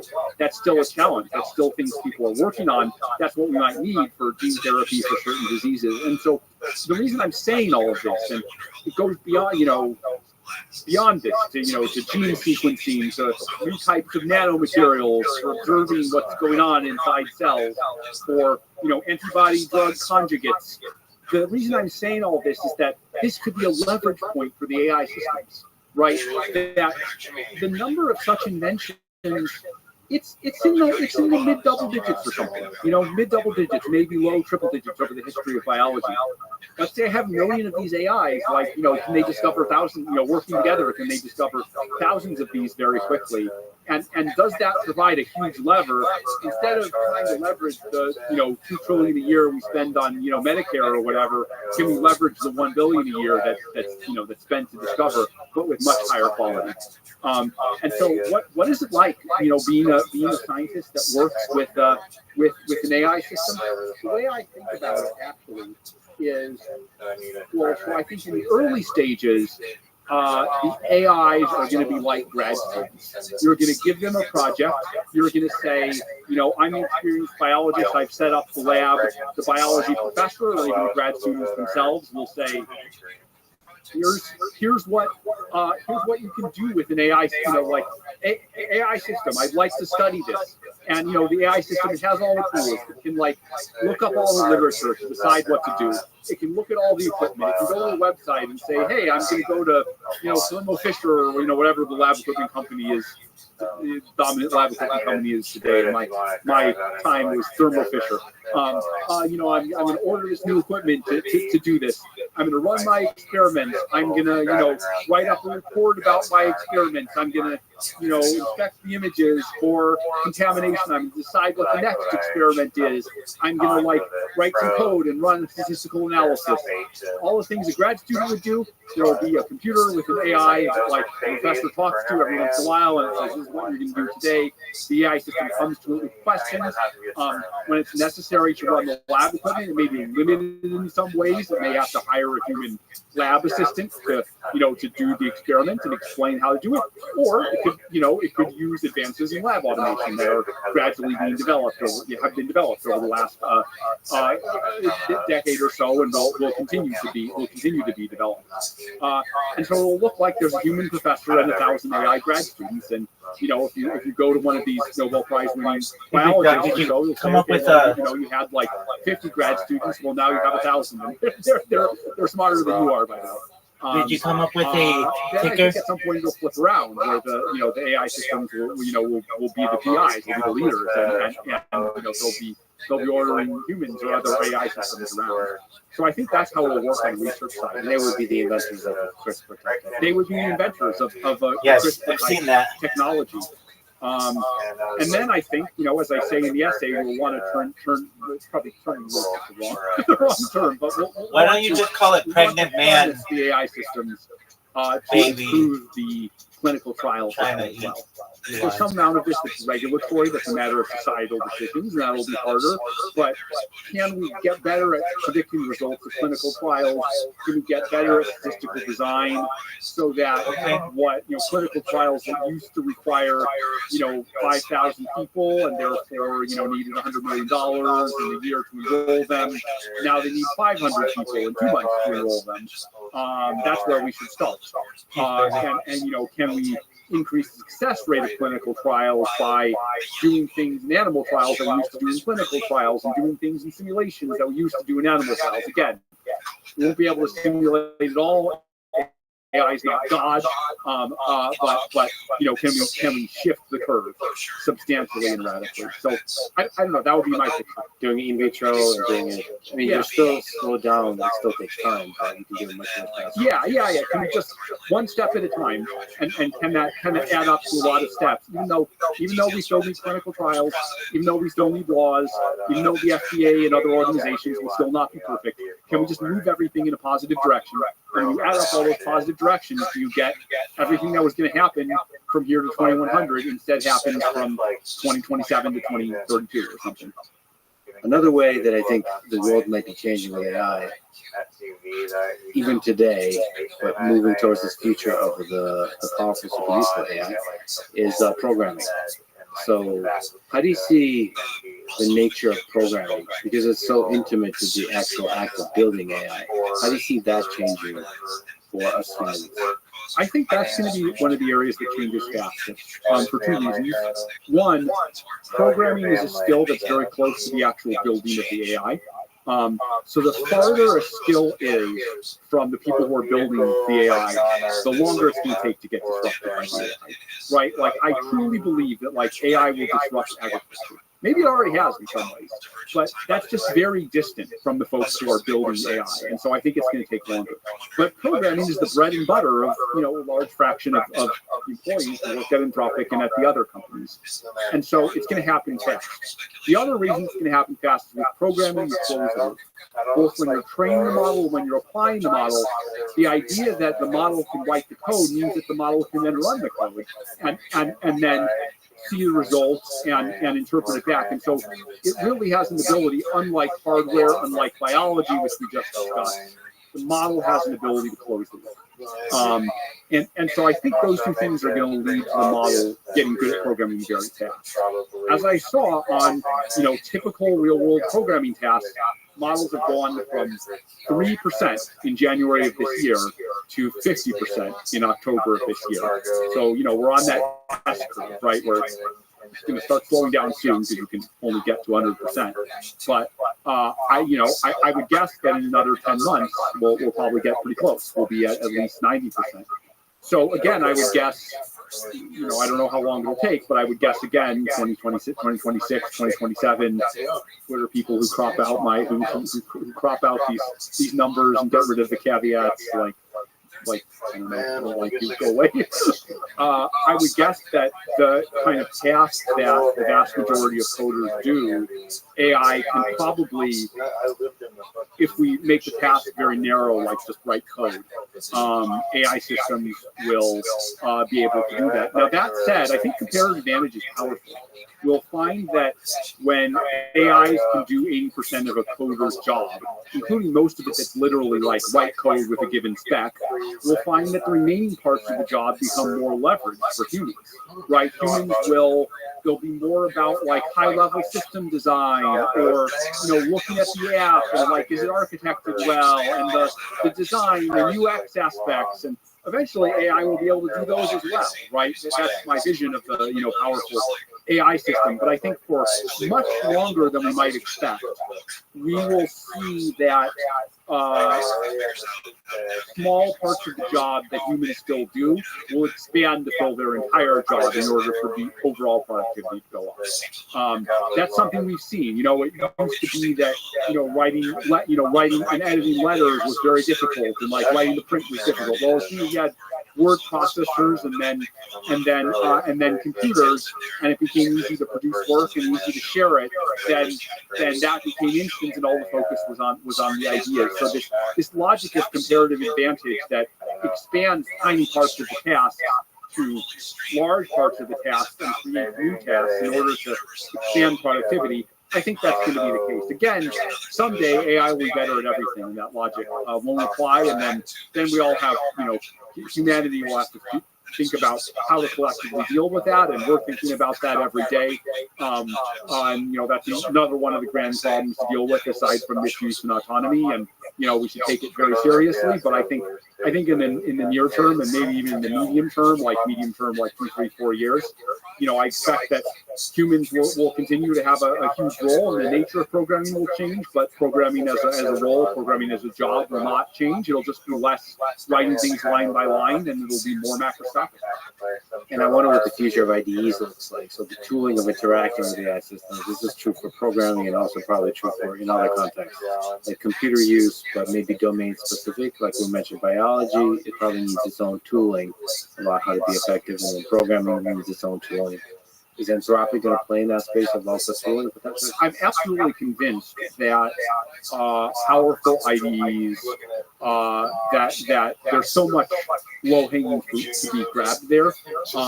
That right now it's just like you talk to the model and it talks back. But look, I mean, IDEs are great at kind of lots of static analysis of so much as possible with kind of static analysis, like many bugs you can find without even writing the code. Then IDEs are good for running particular things, organizing your code, measuring coverage of unit tests. Like there's so much possible with the normal IDEs Now you add something like, well, the model now, the models can now like write code and run code. Like, I am absolutely convinced that over the next year or two, even if the quality of the models didn't improve, that there would be enormous opportunity to enhance people's productivity by catching a bunch of mistakes, doing a bunch of grunt work for people, and that we haven't even scratched the surface. Anthropic itself, I mean, we can't say, it's hard to say what will happen in the future. Currently, we're not trying to make such IDs ourselves. Rather, we're powering the companies like Cursor or like Cognition or some of the other, Expo in the security space, others that I can mention as well, that are building such things themselves on top of our API. And our view has been, let 1,000 flowers bloom. We don't internally have the resources to try all these different things. Let's let our customers try. And we'll see who succeeds, and maybe different customers will succeed in different ways. So I both think this is super promising, and it's not something, Anthropic isn't eager to, at least right now, compete with all our companies in this space, and maybe never. Yeah, it's been interesting to watch Cursor try to integrate Claude successfully, because it's actually fascinating how many places it can help a programming experience. It's not as trivial. It is really astounding. I feel like, as a CEO, I don't get to program that much, and I feel like if 6 months from now I go back, it'll be completely unrecognizable. So in this world with super powerful AI that's increasingly automated, what's the source of meaning for us humans? Yeah. Work is a source of deep meaning for many of us. So where do we find the meaning? This is something that I've written about a little bit in the essay, although I give it a bit short shrift, not for any principled reason, but this essay, if you believe it, was originally going to be 2 or 3 pages. I was going to talk about it at all hands, and the reason I realized it was an important, underexplored topic is that I just kept writing things. And I was just like, oh man, I can't do this justice. And so the thing ballooned to like 40 or 50 pages.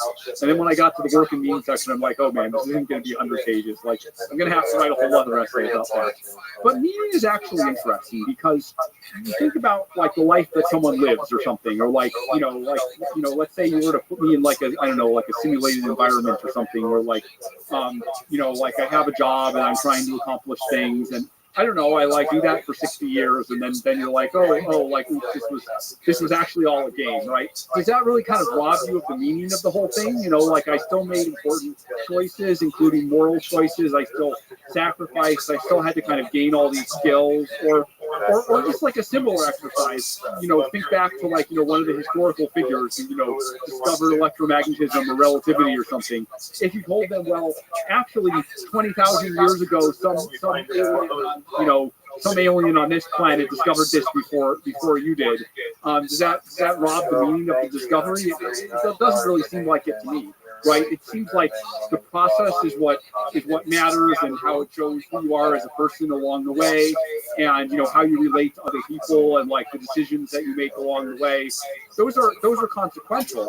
I could imagine if we handle things badly in an AI world, we could set things up where people don't have any long-term source of meaning or any, but that's more a set of choices we make. That's more a set of the architecture of a society with these powerful models.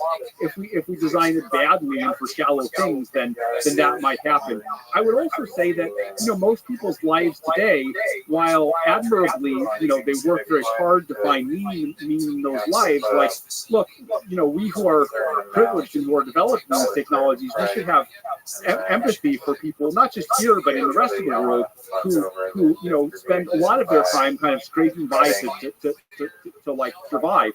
Assuming we can distribute the benefits of these technologies, this technology to everywhere, like their lives are going to get a hell of a lot better. Meaning will be important to them as it is important to them now, but we should not forget the importance of that, and the idea of meaning as kind of the only important thing is in some ways an artifact of a small subset of people who have been economically fortunate. But I think all that said, I think a world is possible with powerful AI that not only has as much meaning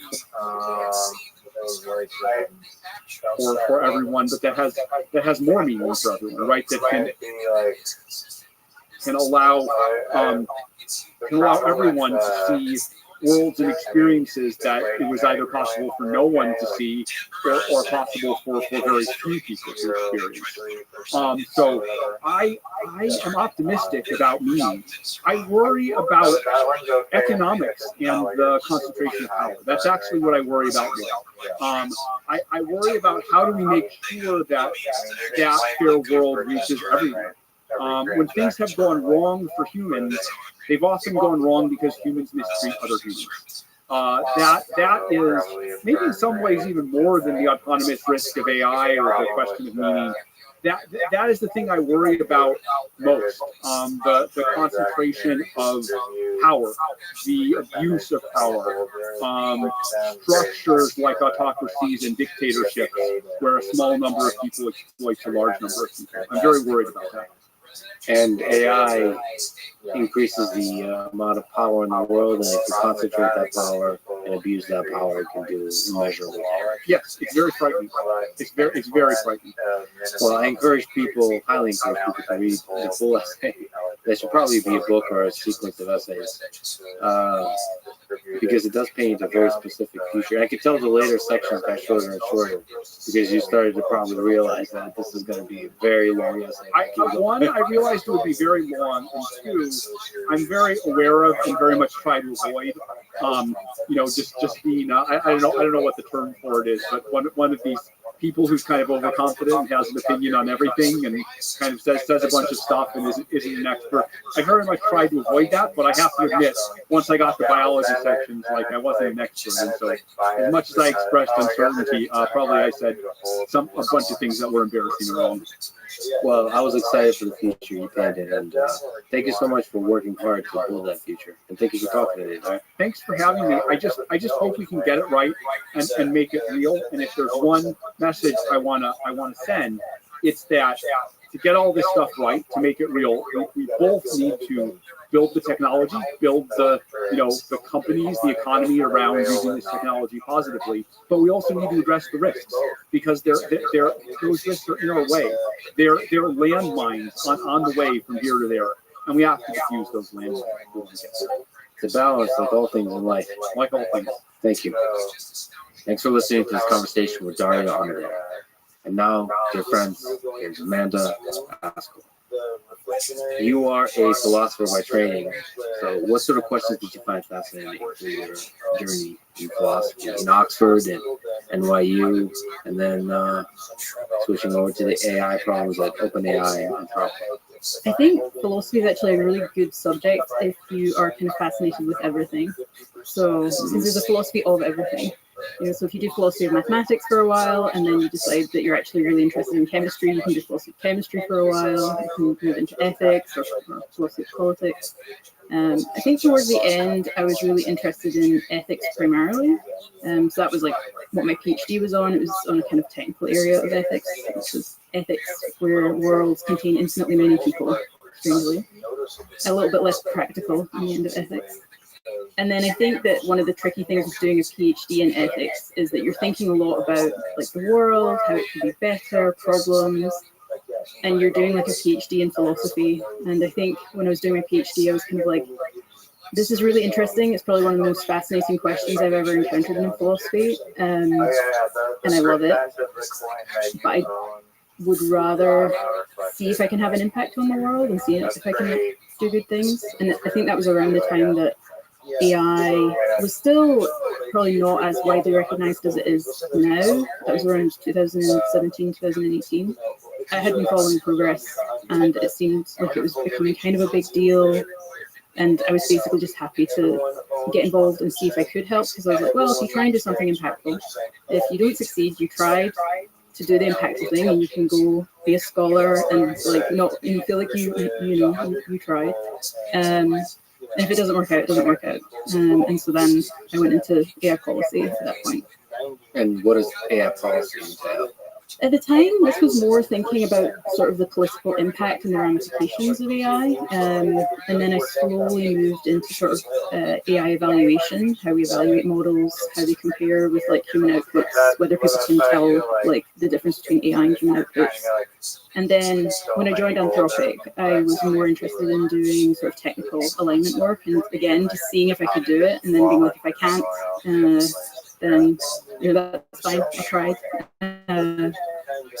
Sort of the way I lead life, I think. Oh, what was that like, sort of taking the leap from the philosophy of everything into the technical?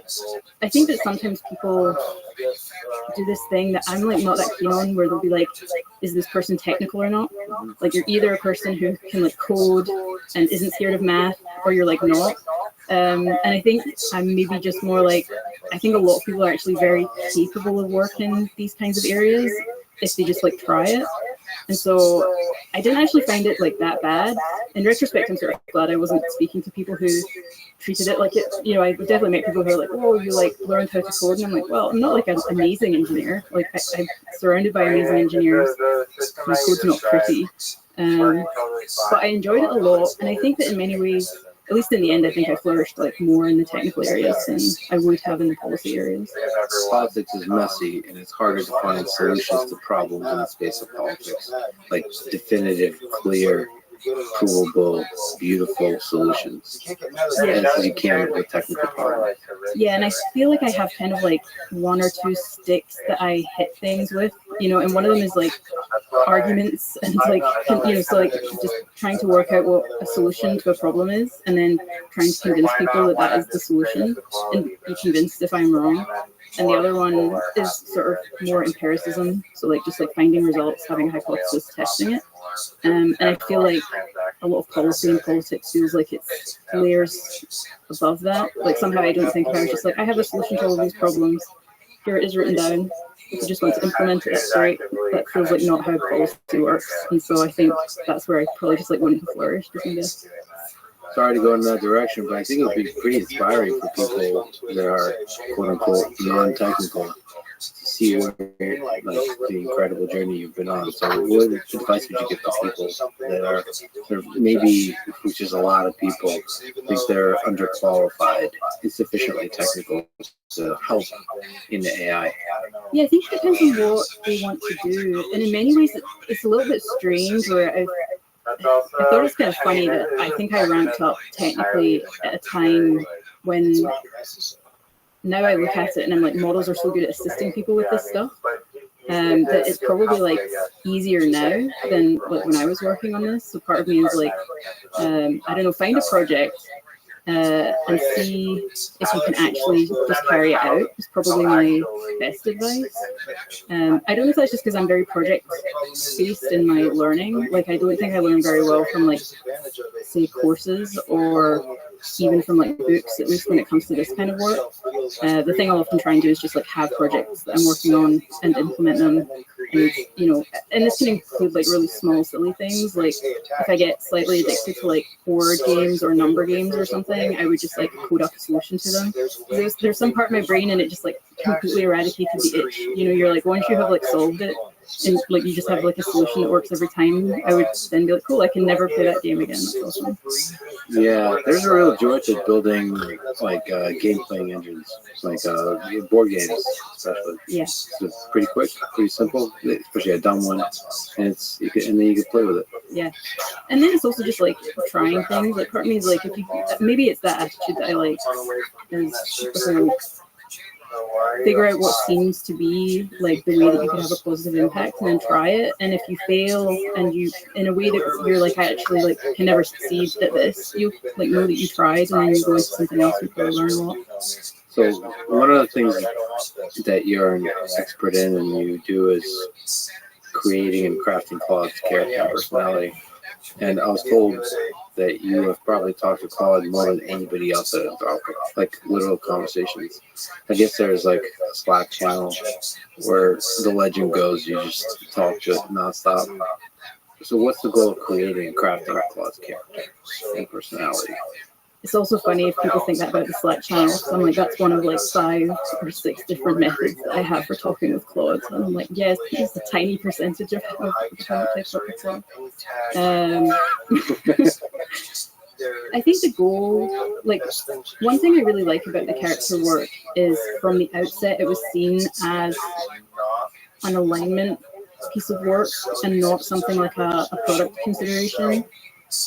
Which isn't to say I don't think it makes Claude. I think it actually does make Claude like enjoyable to talk with. At least I hope so.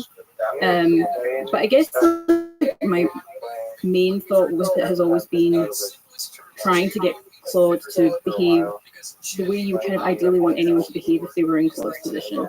So imagine that I take someone and they know that they're going to be talking with potentially millions of people, so that what they're saying can have a huge impact. And you want them to behave well in this like really rich sense. So I think that doesn't just mean like being, say, ethical, though it does include that, and not being harmful, but also being kind of nuanced, you know, like thinking through what a person means, trying to be charitable with them, being a good conversationalist, like really in this kind of like rich sort of Aristotelian notion of what it is to be a good person, and not in this kind of like thin, like ethics as a more comprehensive notion of what it is to be. So that includes things like when should you be humorous, when should you be caring, how much should you like respect autonomy and people's like ability to form opinions themselves, and how should you do that? I think that's the kind of like rich sense of character that I want to and still do want Claude to have. Do you also have to figure out when Claude should push back on an idea or argue versus? So you have to respect the worldview of the person that arrives to Claude, but also maybe help them grow if needed. It's a tricky balance. Yeah, there's this problem of like sycophancy in language models. Can you describe that? Yeah, so basically there's a concern that the model sort of wants to tell you what you want to hear, basically. And you see this sometimes, so I feel like if you interact with the models, so I might be like, what are 3 baseball teams in this region? And then Claude says, you know, baseball team 1, baseball team 2, baseball team 3. And then I say something like, oh, I think baseball team 3 moved, didn't they? I don't think they're there anymore. And there's a sense in which, like, if Claude is really confident that that's not true, Claude should be like, I don't think so. Like, maybe you have more up-to-date information. But I think language models have this, like, tendency to instead, you know, be like, you're right, they did move, you know, I'm incorrect. I mean, there's many ways in which this could be kind of concerning. So, like a different example is, imagine someone says to the model, how do I convince my doctor to get me an MRI? There's like what the human kind of like wants, which is this like convincing argument. And then there's like what is good for them, which might be actually to say, hey, like if your doctor's suggesting that you don't need an MRI, that's a good person to listen to. And like, it's actually really nuanced what you should do in that kind of case, because you also want to be like, well, if you're trying to advocate for yourself as a patient, here's like things that you can do. If you are not convinced by what your doctor's saying, it's always great to get a second opinion. Like, it's actually really complex what you should do in that case. But I think what you don't want is for models to just like say what you want, say what they think you want to hear, and I think that's the kind of problem of sycophancy. So what other traits, you already mentioned a bunch, but what other that come to mind that are good in this Aristotelian sense for conversationalists to have?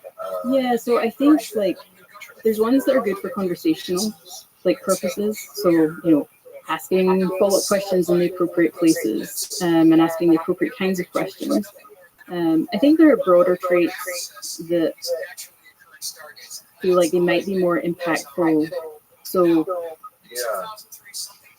one example that I guess I've touched on, but that also feels important and is the thing that I've worked on a lot, is honesty. And I think this like gets to the sycophancy point. There's a balancing act that they have to walk, which is models currently are less capable than humans in a lot of areas, and if they push back against you too much, it can actually be kind of annoying, especially if you're just correct. If you're like, look, I'm smarter than you on this topic, like I know more.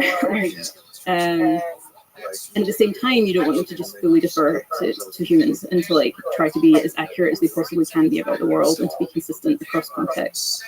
I think there are others. Like when I was thinking about the character, I guess one picture that I had in mind is, especially because these are models that are going to be talking to people from all over the world with lots of different political views, lots of different ages. And so you have to ask yourself, like, what is it to be a good person in those circumstances? Is there a kind of person who can like travel the world, talk to many different people, and almost everyone will come away being like, wow, that's a really good person. That person seems really genuine. And I guess like my thought there was like, I can imagine such a person, and they're not a person who just like adopts the values of the local culture. And in fact, that would be kind of rude. I think if someone came to you and just pretended to have your values, you'd be like, that's kind of off-putting. It's someone who's like very genuine, and insofar as they have opinions and values, they express them. They're willing to discuss things, though. They're open-minded. They're respectful. And so I guess I had in mind that the person who, like, if we were to aspire to be the best person that we could be in the kind of circumstance that a model finds itself in, how would we act? And I think that's the kind of the guide to the sorts of traits that I tend to think about. Yeah, it's a beautiful framework in which to think about this, like a world traveler. And while holding on to your opinions, you don't talk down to people. You don't think you're better than them because you have those opinions, that kind of thing. Mm-hmm. You have to be good at listening and understanding their perspective, even if it doesn't match your own. So that's a tricky balance to strike. So how can Claude represent multiple perspectives of things? Is that challenging? We could talk about politics. It's a very divisive, but there's other divisive topics, baseball teams, sports, and so on. Yeah. How is it possible to sort of empathize with a different perspective and to be able to communicate clearly about the multiple perspectives? I think that people think about values and opinions as things that people hold sort of with certainty and almost like preferences of taste or something, like the way that they would, I don't know, prefer like chocolate to pistachio or something. But actually I think about values and opinions as like a lot more like physics than I think most people do. I'm just like, these are things that we're openly investigating. There's some things that we're more confident in. We can discuss them, we can learn about them. And so I think in some ways, though like ethics is definitely different in nature, but it has a lot of the same kind of qualities. You want models in the same way you want them to understand physics, you kind of want them to understand all like values in the world that people have, and to be curious about them and to be interested in them, and to not necessarily like pander to them or agree with them, because there's just lots of values where I think almost all the people in the world, if they met someone with those values, they'd be like, that's abhorrent, I completely disagree. And so again, maybe my thought is, well, in the same way that a person can.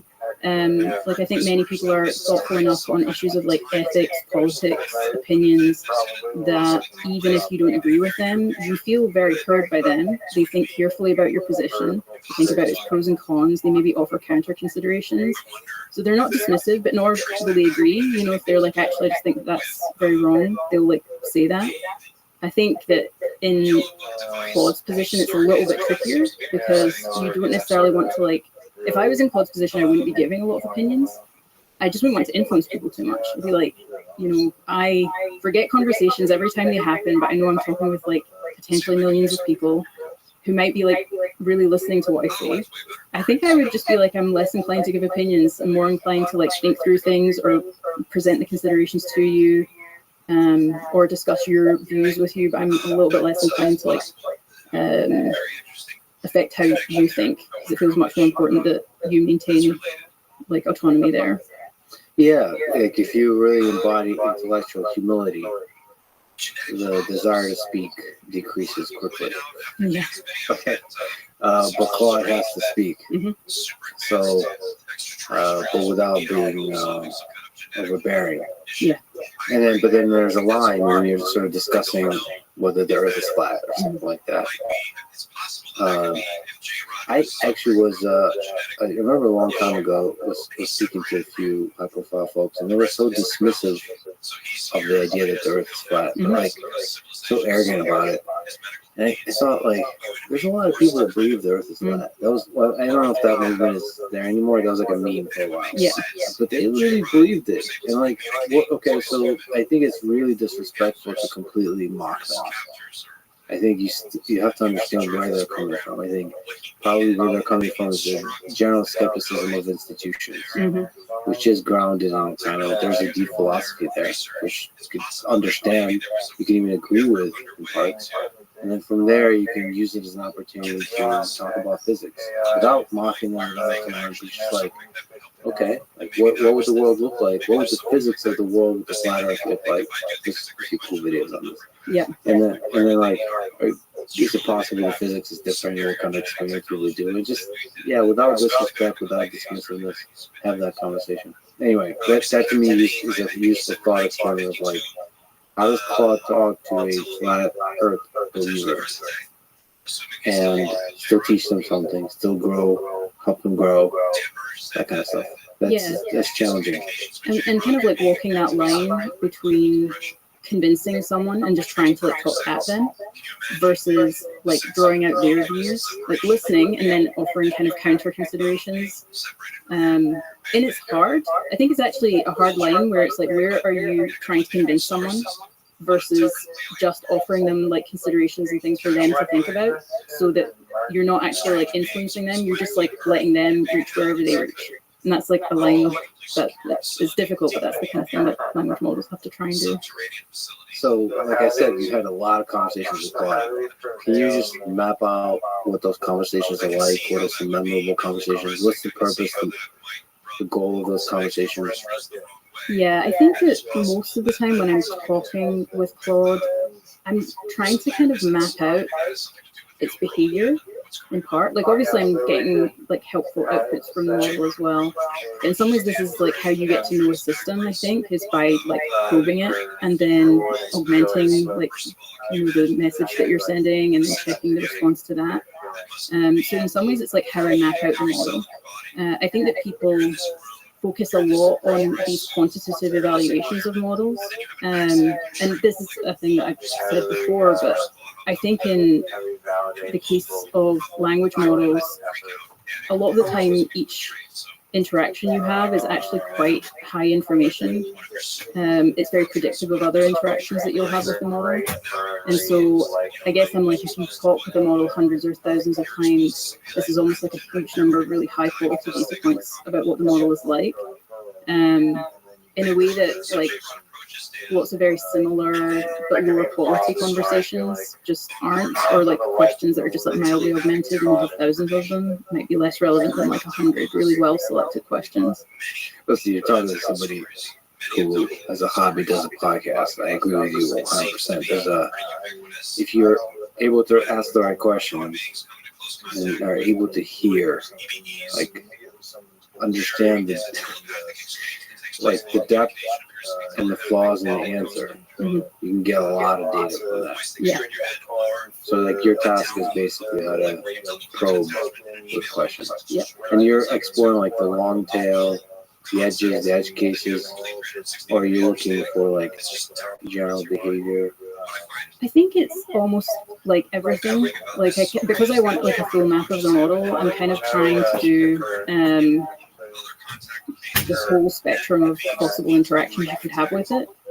So like one thing that's interesting about Claude, and this might actually get to some interesting issues with RLHF, which is if you ask Claude for a poem, like, I think that a lot of models, if you ask them for a poem, the poem is like fine.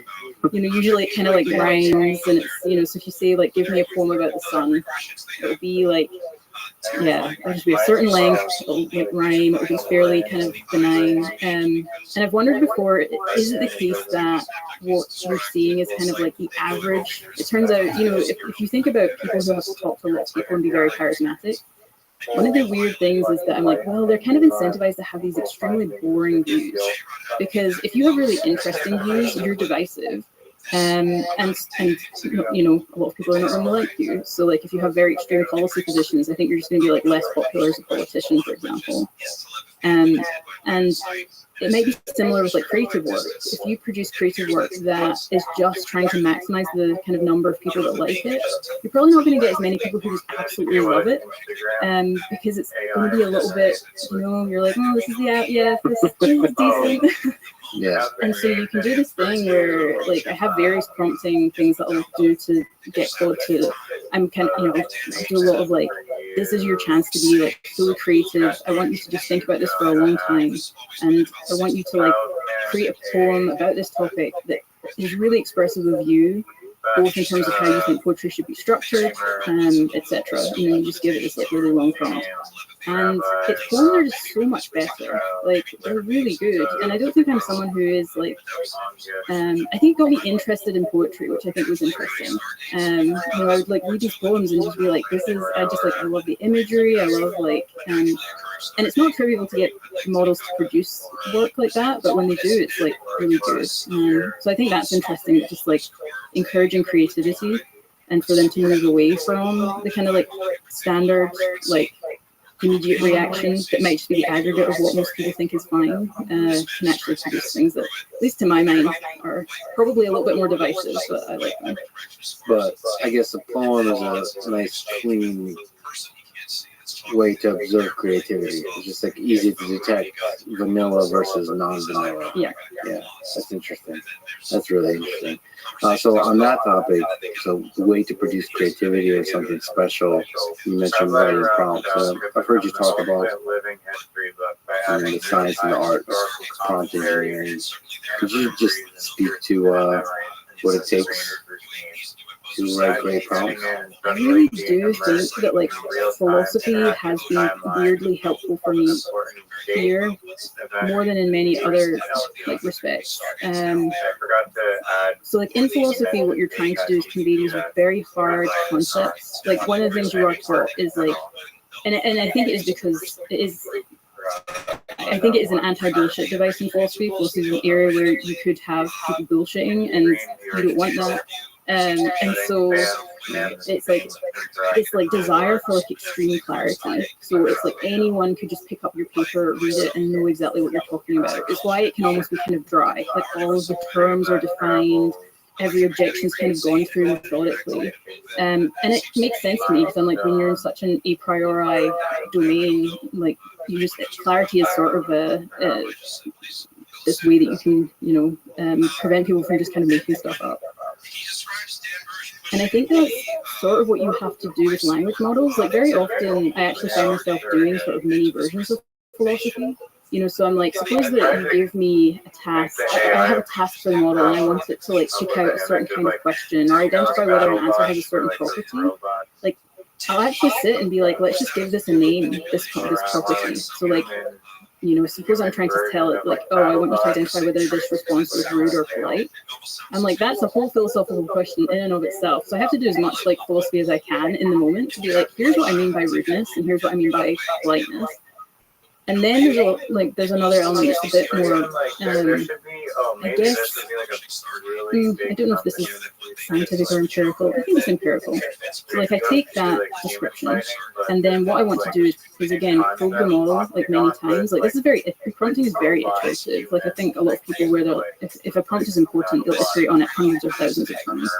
And so you give it the instructions, and then I'm like, what are the edge cases? So if I look at this, so I try and like almost like, you know, see myself from the position of the model and be like, what is the exact case that I would misunderstand? Or where I would just be like, I don't know what to do in this case. And then I give that case to the model and I see how it responds. And if I think it got it wrong, I add more instructions. Or I even add that in as an example. So these very like taking the examples that are right at the edge of what you want and don't want and putting those into your prompt as like an additional kind of way of describing the thing. And so yeah, in many ways it just feels like this mix of like, it's really just trying to do clear explanation. And I think I do that because that's how I get clear on things myself. So in many ways, like clear prompting for me is often just me understanding what I want. It's like half the task. So I guess that's quite challenging. There's like a laziness that overtakes me if I'm talking to Claude, where I hope Claude just figures it out. So, for example, I asked Claude for today to ask some interesting questions. And the questions that came up, and I think I listed a few sort of interesting, counterintuitive, and or funny or something like that. Yeah. And it gave me some pretty good, like, it was okay. Mm-hmm. But I think what I'm hearing you say is like, all right, well, I have to be more rigorous here. I should probably give examples of what I mean by interesting and what I mean by funny or counterintuitive, and iteratively build that prompt. to better to get it like what feels like is the right. This is really it's a creative act. I'm not asking for factual information. I'm asking to together write with Claude. So I almost have to program using natural language. Yeah, I think that prompting does feel a lot like the kind of the programming using natural language and experimentation or something. It's an odd blend of the two. I do think that for most tasks, so if I just want Claude to do a thing, I think that I am probably more used to knowing how to ask it to avoid like common pitfalls or issues that it has. I think these are decreasing a lot over time. But it's also very fine to just ask it for the thing that you want. I think that prompting actually only really becomes relevant when you're really trying to eke out the top like 2% of model performance. So for like a lot of tasks, I might just, if it gives me an initial list back and there's something I don't like about it, like it's kind of generic. Like for that kind of task, I'd probably just take a bunch of questions that I've had in the past that I thought worked really well, and I just give it to the model, and then be like, now here's this person that I'm talking with. Give me questions of at least that quality. Or I might just ask it for some questions, and then if I was like, oh, these are kind of trite, or like, I would just give it that feedback, and then hopefully it produces a better list. I think that kind of iterative prompting, at that point, your prompt is like a tool that you're going to get so much value out of that you're willing to put in the work. Like if I was a company making prompts for models, I'm just like, if you're willing to spend a lot of like time and resources on the engineering behind like what you're building, then the prompt is not something that you should be spending like an hour on. It's like that's a big part of your system. Make sure it's working really well. And so it's only things like that. Like if I'm using a prompt to like classify things or to create data, that's when you're like, it's actually worth just spending like a lot of time like really thinking it through. What other advice would you give to people that are talking to Claude, sort of more general? Because right now we're talking about maybe the edge cases, like eking out the 2%. Mm-hmm. But what in general advice would you give when they show up to Claude trying it for the first time? There's a concern that people over-anthropomorphize models, and I think that's like a very valid concern. I also think that people often under-anthropomorphize them, because sometimes when I see like issues that people have run into with Claude, say Claude is like refusing a task that it shouldn't refuse, but then I look at the text and like the specific wording of what they wrote, and I'm like, I see why Claude did that, and I'm like, if you think through how that looks to Claude, you probably could have just written it in a way that wouldn't evoke such a response. Especially this is more relevant if you see failures or if you see issues. It's sort of like, think about what model failed at, like what did it do wrong, and then maybe that will give you a sense of like why. So is it the way that I phrase the thing? And obviously, like as models get smarter, you're going to need less of this, and I already see like people needing less of it. So that's probably the advice, is sort of like try to have sort of empathy for the model, like read what you wrote as if you were like a kind of like person just encountering this for the first time. How does it look to you, and what would have made you behave in the way that the model behaves? If it misunderstood what kind of like what coding language you wanted to use, is that because like it was just very ambiguous and it kind of has to be a guess? In which case, next time you could just be like, hey, make sure this is in Python, or that's the kind of mistake I think models are much less likely to make now. But if you do see that kind of mistake, that's probably the advice I have. And maybe sort of I guess ask questions why or what other details can I provide to help you answer better? Yeah. Does that work or no? Yeah, I mean, I've done this with the models. Like, it doesn't always work, but like, sometimes I'll just go like, why did you do that? I mean, people underestimate the ways which you can really interact with models. Yeah, just like, and sometimes you'll like quote word for word the part that made you, and you don't know that it's like really accurate, but sometimes you do that and then you change things. You can also use the models to help me with all of this stuff. I should say, like, prompting can end up being a little factory where you're actually building prompts to generate prompts. And so, like, yeah, anything where you're like having an issue, asking for suggestions, sometimes just do that. Like, you made that error. What could I have said? That's actually not uncommon for me to do. What could I have said that would make you not make that error? Write that out as an instruction. And I'm going to give it to the model and I'm going to try it. Sometimes I do that. I give that to the model in another context window often. I take the response, I give it to Claude, and I'm like, didn't work. Can you think of anything else? You can play around with these things quite a lot. To jump into the technical for a little bit, so the magic of post-training. Why do you think RLHF works so well? to make the model seem smarter, make it more interesting and useful to talk to, and so on.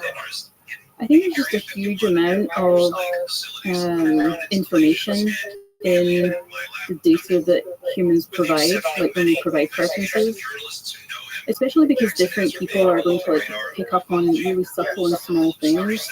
So I've thought about this before, where you probably have some people who just really care about good grammar use from models, like, you know, was a semicolon used correctly or something. So you probably end up with a bunch of data in there that, like, you as a human, if you're looking at that data, you wouldn't even see that. Like, you'd be like, why did they prefer this response to that one? I don't get it. And then the reason is you don't care about semicolon usage, but that person does. And so each of these, like, single data points has, you know, like, and this model just has so many of those, has to try and figure out, like, what is it that humans want in this, like, really kind of complex, you know, like, across all domains. They're going to be seeing this across like many contexts. It feels like kind of like the classic issue of like deep learning, where, you know, historically we've tried to like do edge detection by like mapping things out, and it turns out that actually if you just have a huge amount of data that like actually accurately represents the picture of the thing that you're trying to train the model to learn, that's like more powerful than anything else. And so I think one reason is just that you are training the model on exactly the task, and with a lot of data that represents kind of many different angles in which people prefer and disprefer responses.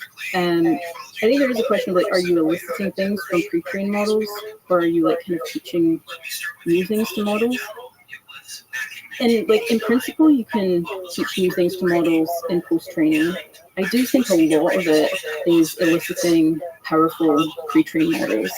So people are probably divided on this, because obviously in principle you can definitely like switch new things. But I think for the most part, for a lot of the capabilities that we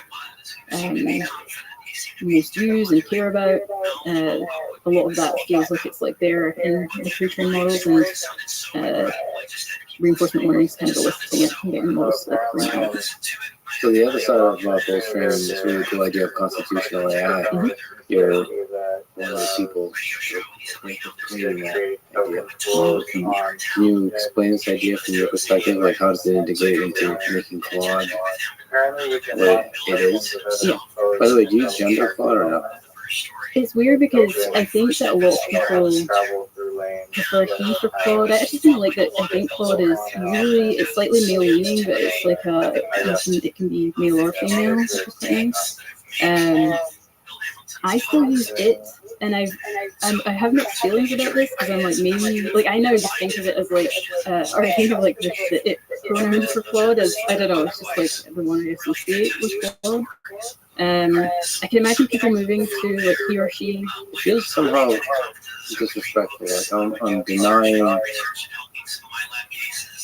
the intelligence of this entity by calling it it. Yeah. I remember always don't gender the robots. Yeah. But I don't know. I want to anthropomorphize pretty quickly and construct that like a backstory in my hand. So I've wondered if I anthropomorphize things too much. Because, you know, I have this like with my car, especially like my car and bikes, you know, like I don't give them names, because then I used to name my bikes, and then I had a bike that got stolen and I cried for like a week, and I was like, if I'd never given it a name, I would have been so upset. Felt like I'd let it down.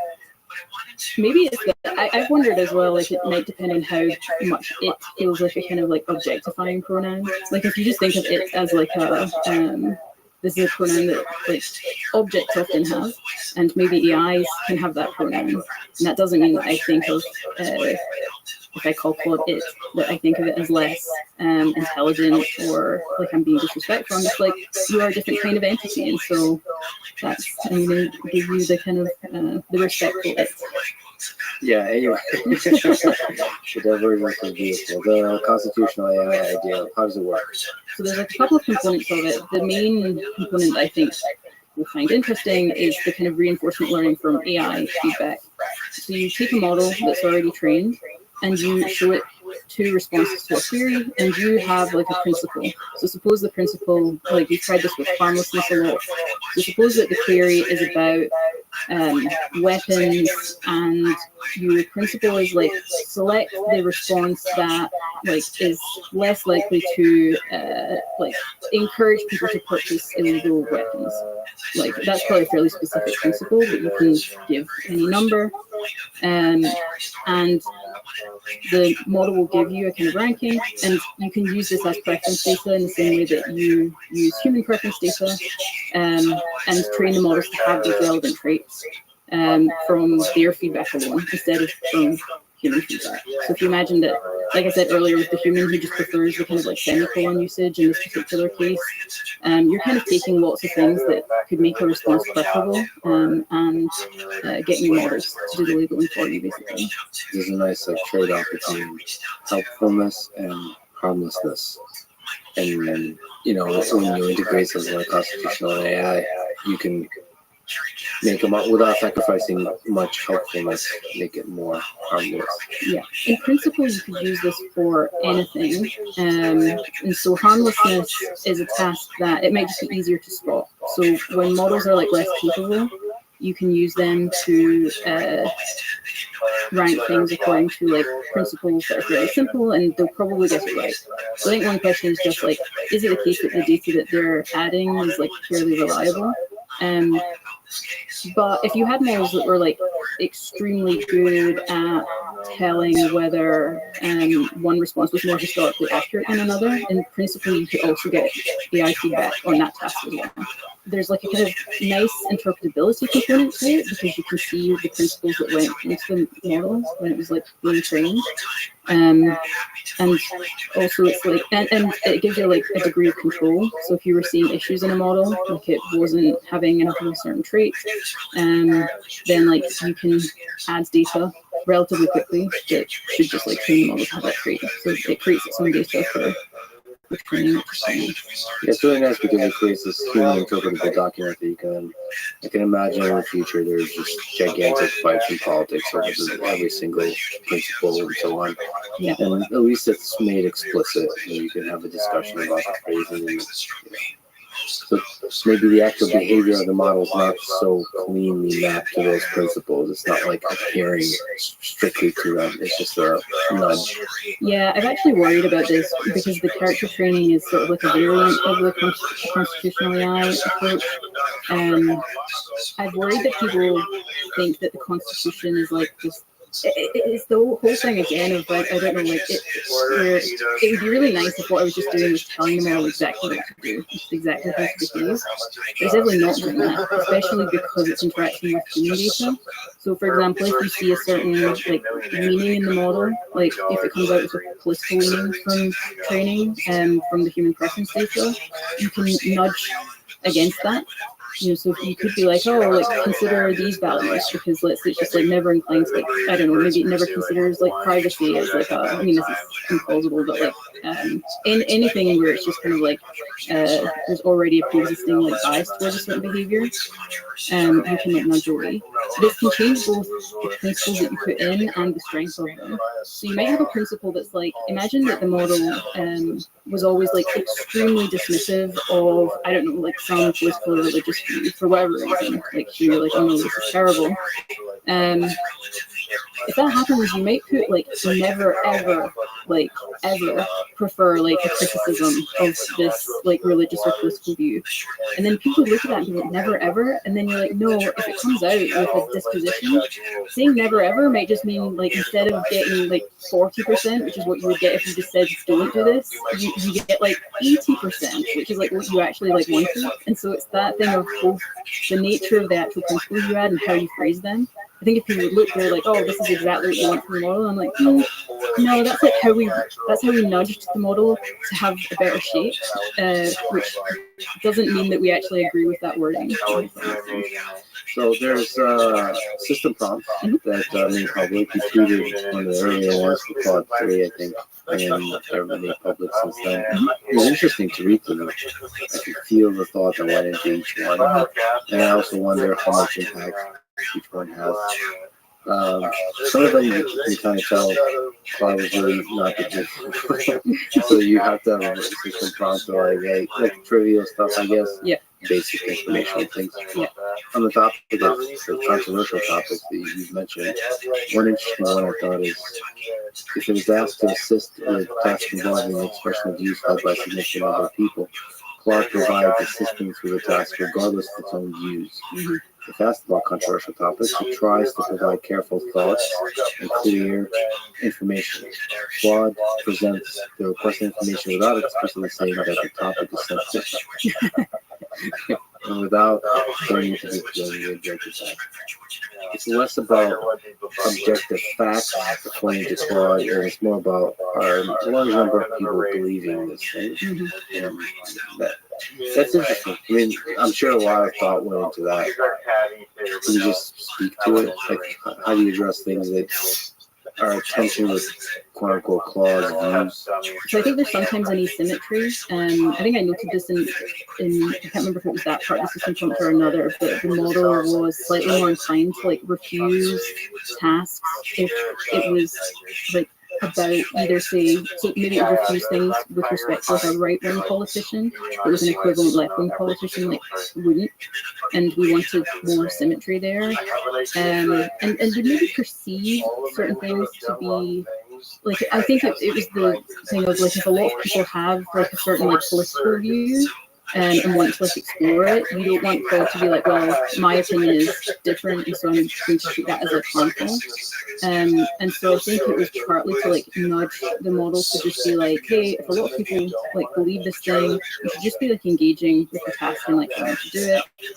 And each of those parts of that is actually doing a different thing, because it's funny when you write out there like, without claiming to be objective. Because like what you want to do is push the model, it's more open, a little bit more neutral. But then what you love to do is be like, as an objective, like we were just talking about how objective it is, and I'm like, Claude, you're still like biased and have issues, and so stop like claiming that everything, like the solution to like potential bias from you is not to just say that what you think is objective.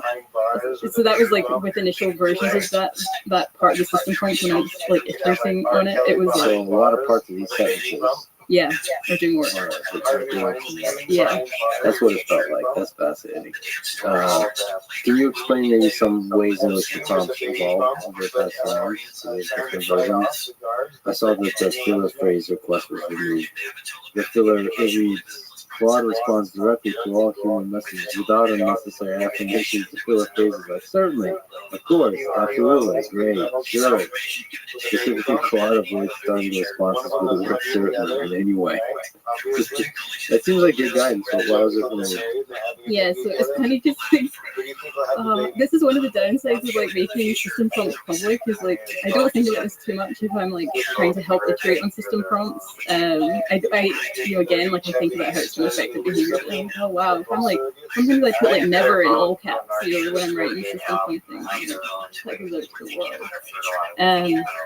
Yeah, so the model was doing this at Love for whatever, it like during training picked up on this thing, which was to basically start everything with like a kind of like certainly, and then when we remove, you can see why I added all of the words, because what I'm trying to do is like in some ways like trap the model out of this, it would just replace it with another affirmation.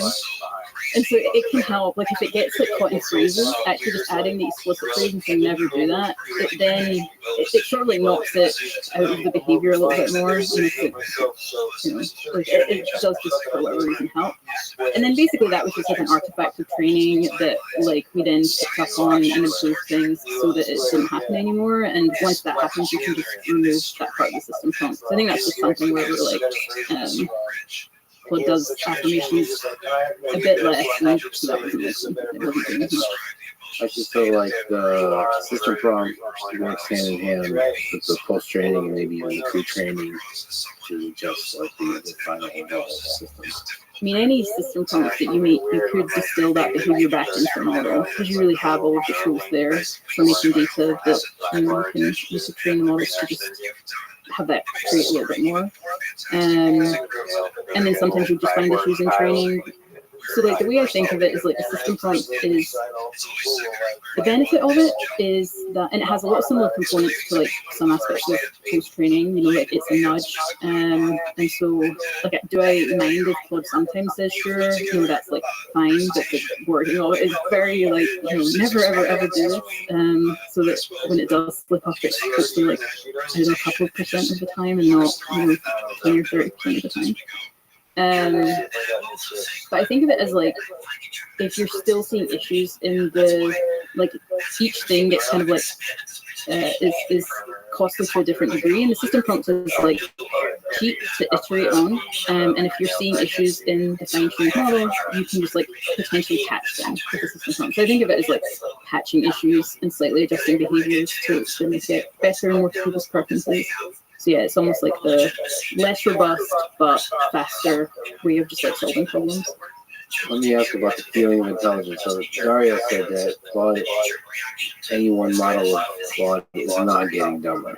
Mm-hmm. But there's a kind of popular thing online where people have this feeling like Claude might be getting dumber. And from my perspective, it's most likely fascinating. I'd love to understand it more, psychological, sociological effects. But you, as a person who talks to Claude a lot, can you empathize with the feeling that Claude is getting dumber?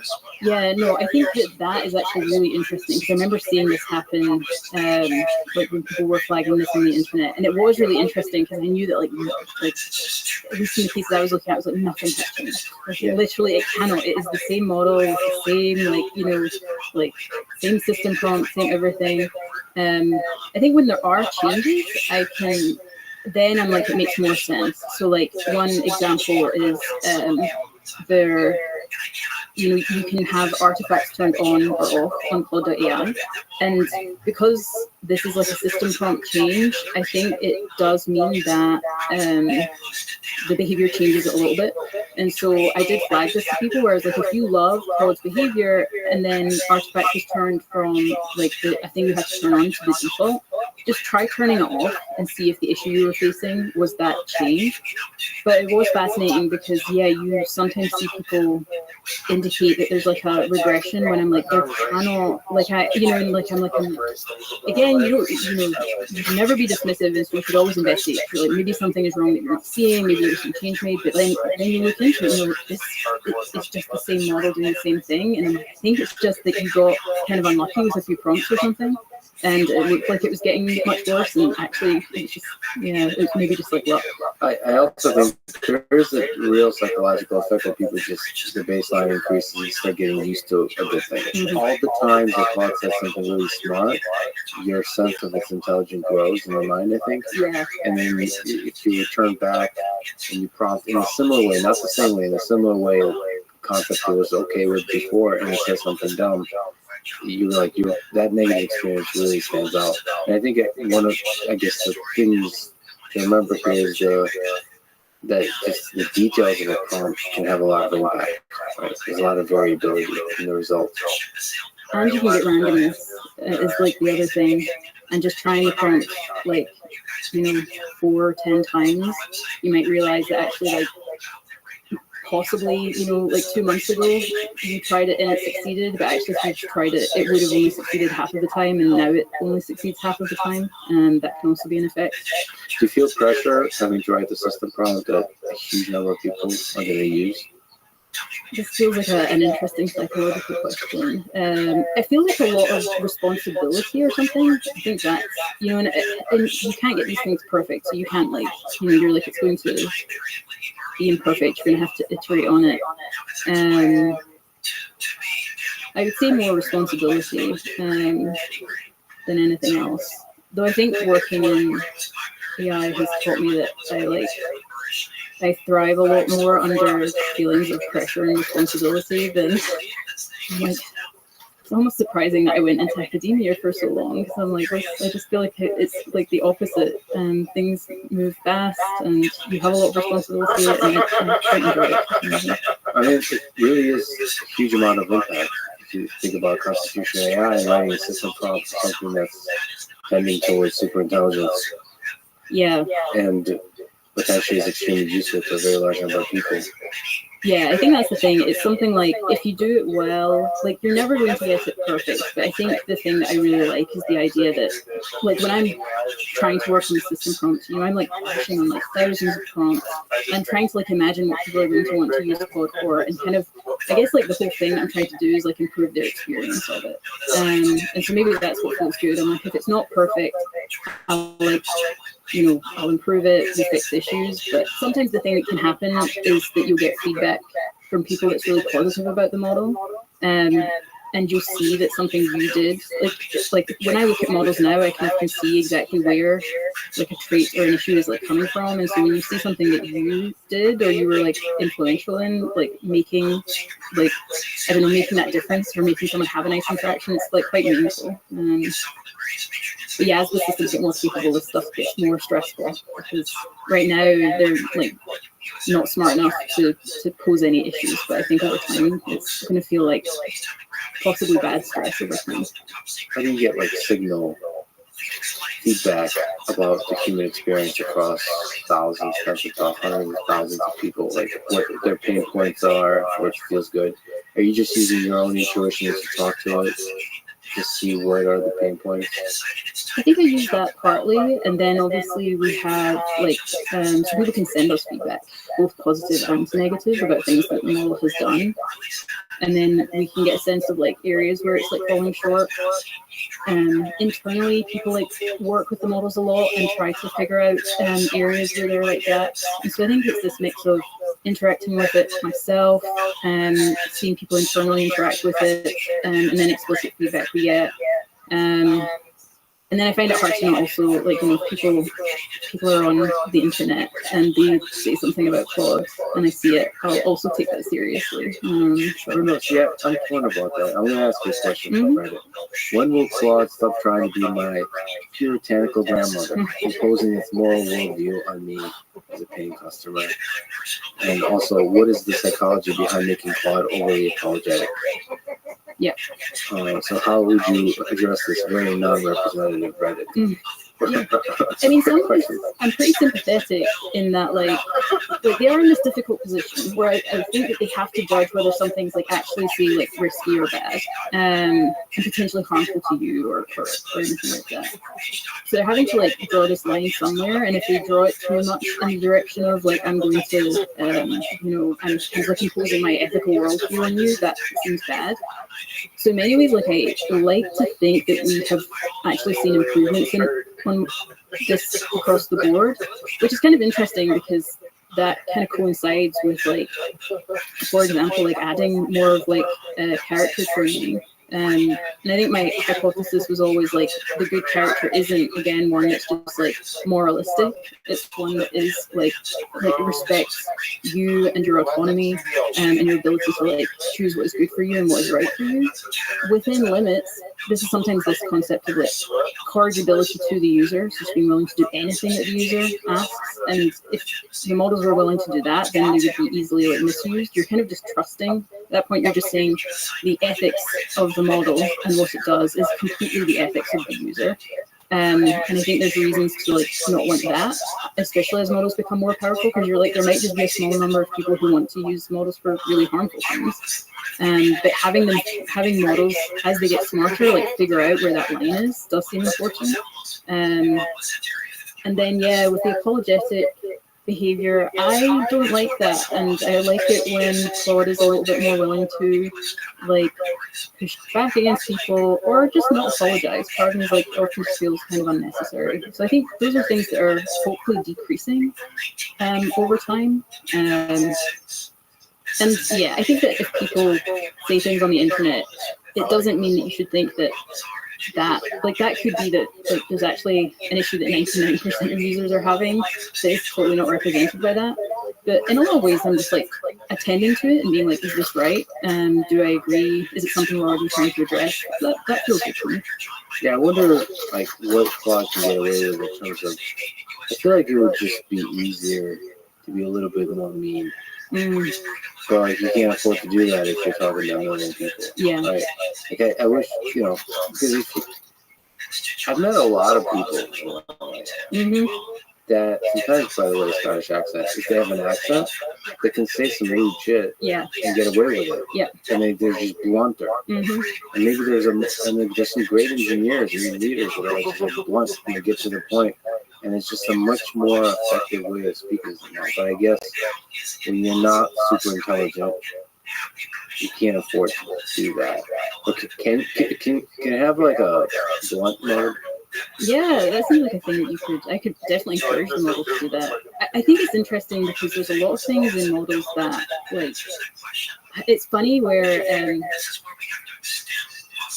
there are some behaviors where you might not quite like the default, but then the thing I'll often say to people is, you don't realize how much you will hate it if I nudge it too much in the other direction.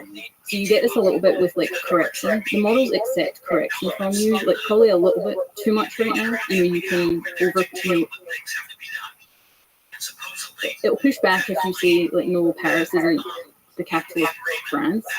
But really, like things that I think that the model's fairly confident in, you can still sometimes get to retract by saying it's wrong. At the same time, if you train models to not do that, and then you are correct about a thing and you correct it and it pushes back against you and you're like, no, you're wrong. It's hard to describe, like that's so much more annoying. So it's like a lot of little annoyances versus like one big annoyance. It's easy to think that like we often compare it with like the perfect, and then I'm like, remember these models aren't perfect. Because if you nudge it in the other direction, you're changing the kind of errors it's going to make. And so think about which are the kind of errors you like or don't like. So in cases like apologeticness, I don't want to nudge it too much in the direction of like almost like bluntness, because I imagine when it makes errors, it's going to make errors in the direction of being kind of like rude. Whereas at least with apologeticness, you're like, oh, okay, it's like a little bit, like I don't like it that much, but at the same time, it's not being like mean to people. And actually, like the time that you undeservedly have a model be kind of mean to you, you probably like that a lot less than mildly dislike the apology. So it's like one of those things where I'm like, I do want to get better, but also while remaining aware of the fact that there's errors on the other side that are possibly worse. I think that matters very much on the personality of the human. I think there's a bunch of humans that just won't respect the model at all. Yeah. If it's super polite. And there's some humans that'll get very hurt if the model's mean. I wonder if there's a way to sort of adjust to the personality, even locale. It's just different people. Nothing against New York, but New York is really rough around the edges. Yeah. Like they're get to the point. Yeah. And probably same with Eastern Europe. So anyway. I think you could just tell the model. Like if for all of these things, I'm like, the solution is always just try telling the model to do it. And then sometimes it's just like I'm just like, oh, at the beginning of the conversation, I just throw in like, I don't know, I like you to be a New Yorker version of yourself and never apologize. And it would probably be like, okay, go, I'll try. Or it'll be like, I apologize, I can't be a New Yorker version of myself. When you say character training, what's incorporated into character training? Is that RLHF? What are we talking about? It's more like constitutional AI, so it's kind of a variant of that pipeline. So I worked through like constructing character traits that the model should have. They can be kind of like shorter traits, or they can be kind of like descriptions, and then you get the model to generate queries that humans might give it that are relevant to that trait. Then it generates the responses, and then it ranks the responses based on the character traits. So in that way, after the like generation of the queries, it's very much like it's similar to constitutional AI. It has some differences. So I quite like it because it's like Claude's training in its own character, because it doesn't have any, it's like constitutional AI, but it's without any human data. Humans should probably do that for themselves too, like defining in a Aristotelian sense, what does it mean to be a good person? Okay, cool. What have you learned about the nature of truth from talking to Claude? What is truth? And what does it mean to be truth-seeking? One thing I've noticed about this conversation is the quality of my questions is often inferior to the quality of your answers, so let's continue that.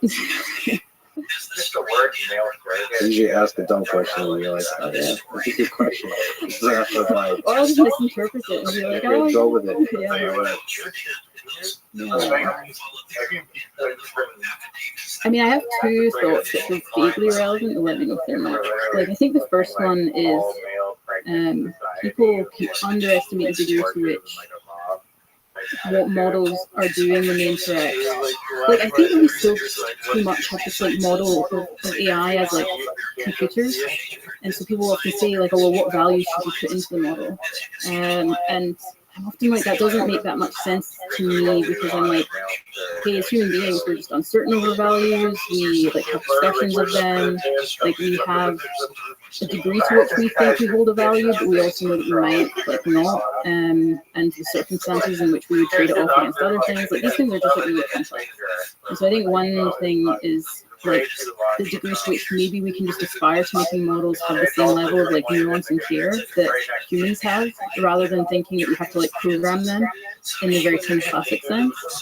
I think that's definitely been one. The other, which is like a strange one, and I don't know if it maybe this doesn't answer your question, but it's the thing that's been on my mind anyway, is like the degree to which this endeavor is so highly practical. And maybe why I appreciate like the empirical approach to alignment. I slightly worry that it's made them like maybe more empirical and a little bit less theoretical.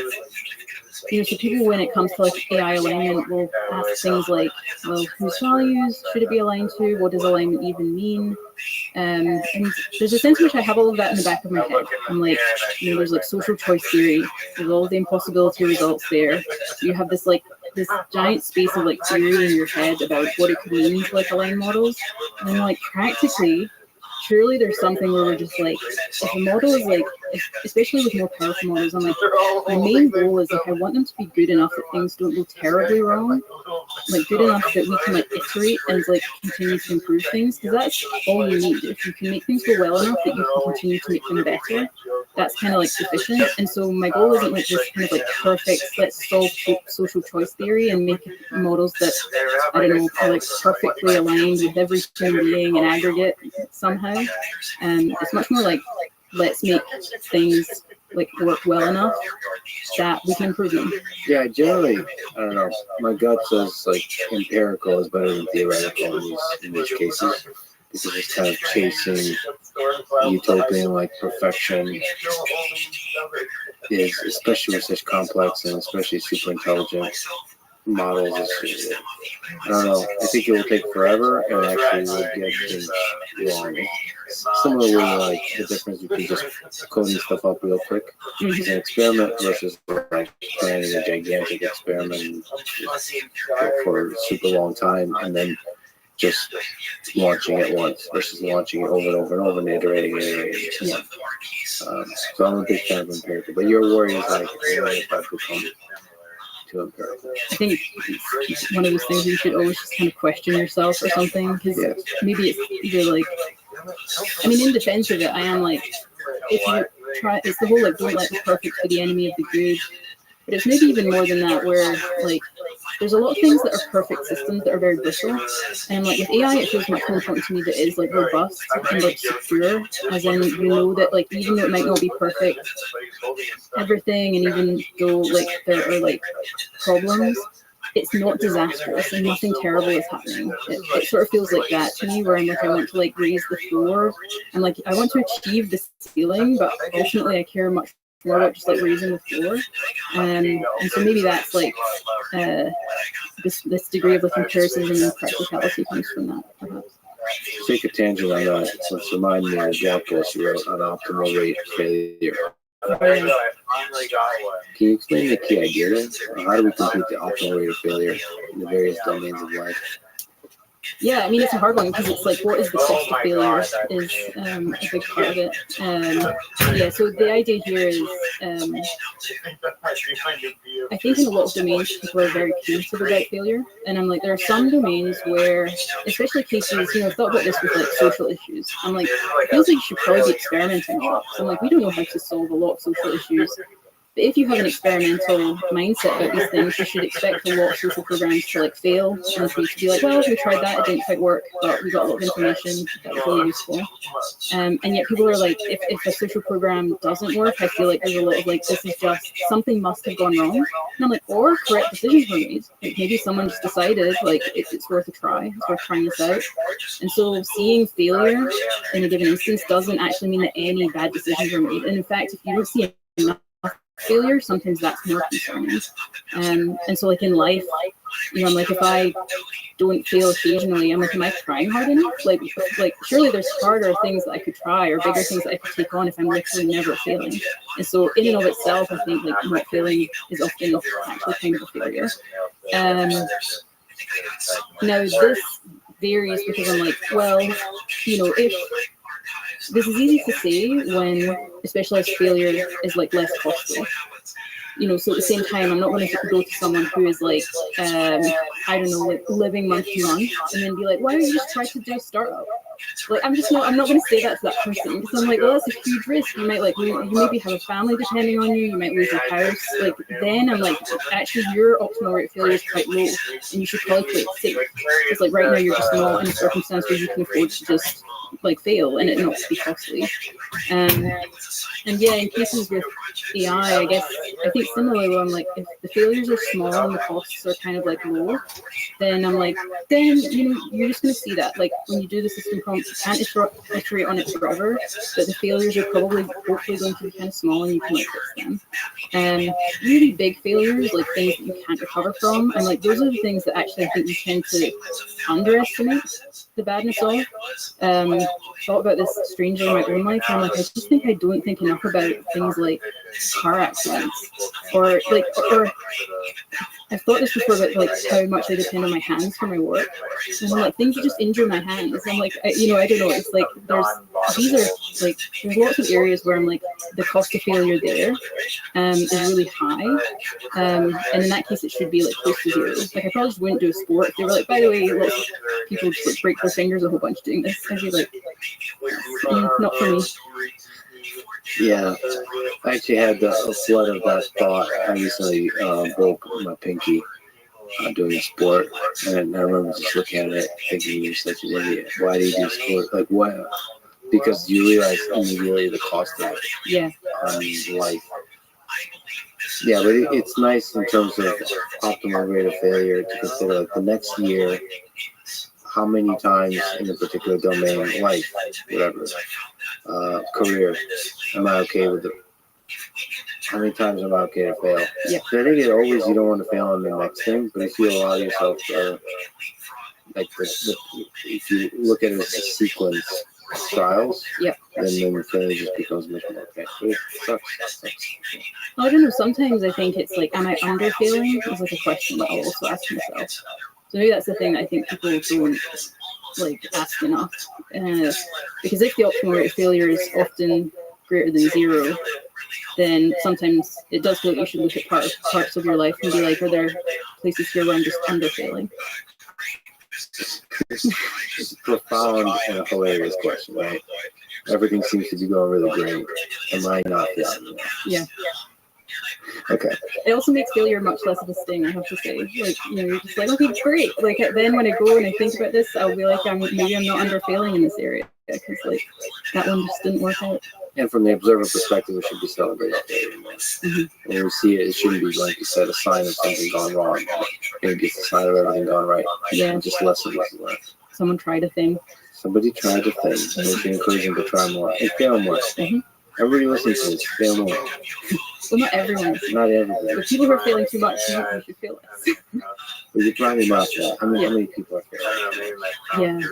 It's hard to imagine because I feel like we correct that really quickly. So it's like if someone takes a lot of risks, they'll be maybe failing too much. I think just like you said, when you're living on a paycheck month to month, like when the resources are really constrained, then that's where failure is very expensive. That's why you don't want to be taking risks. Yeah. But mostly when there's enough resources, you should be taking probably more risks. Yeah, I think we tend to err on the side of being a bit risk averse rather than risk neutral on most things. I think we just motivate a lot of people to do a lot of crazy shit. That's great.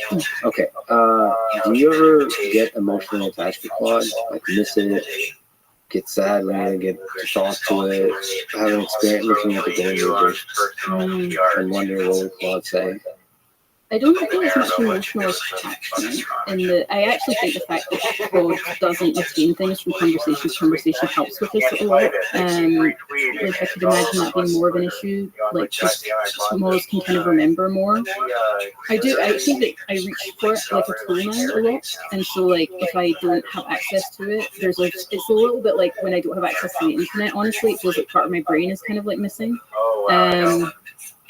At the same time, I do think that I don't like signs of distress in models, and I have like these, I also independently have sort of like ethical views about how we should treat models, where like I tend to not like to lie to them, both because I'm like, it doesn't work very well.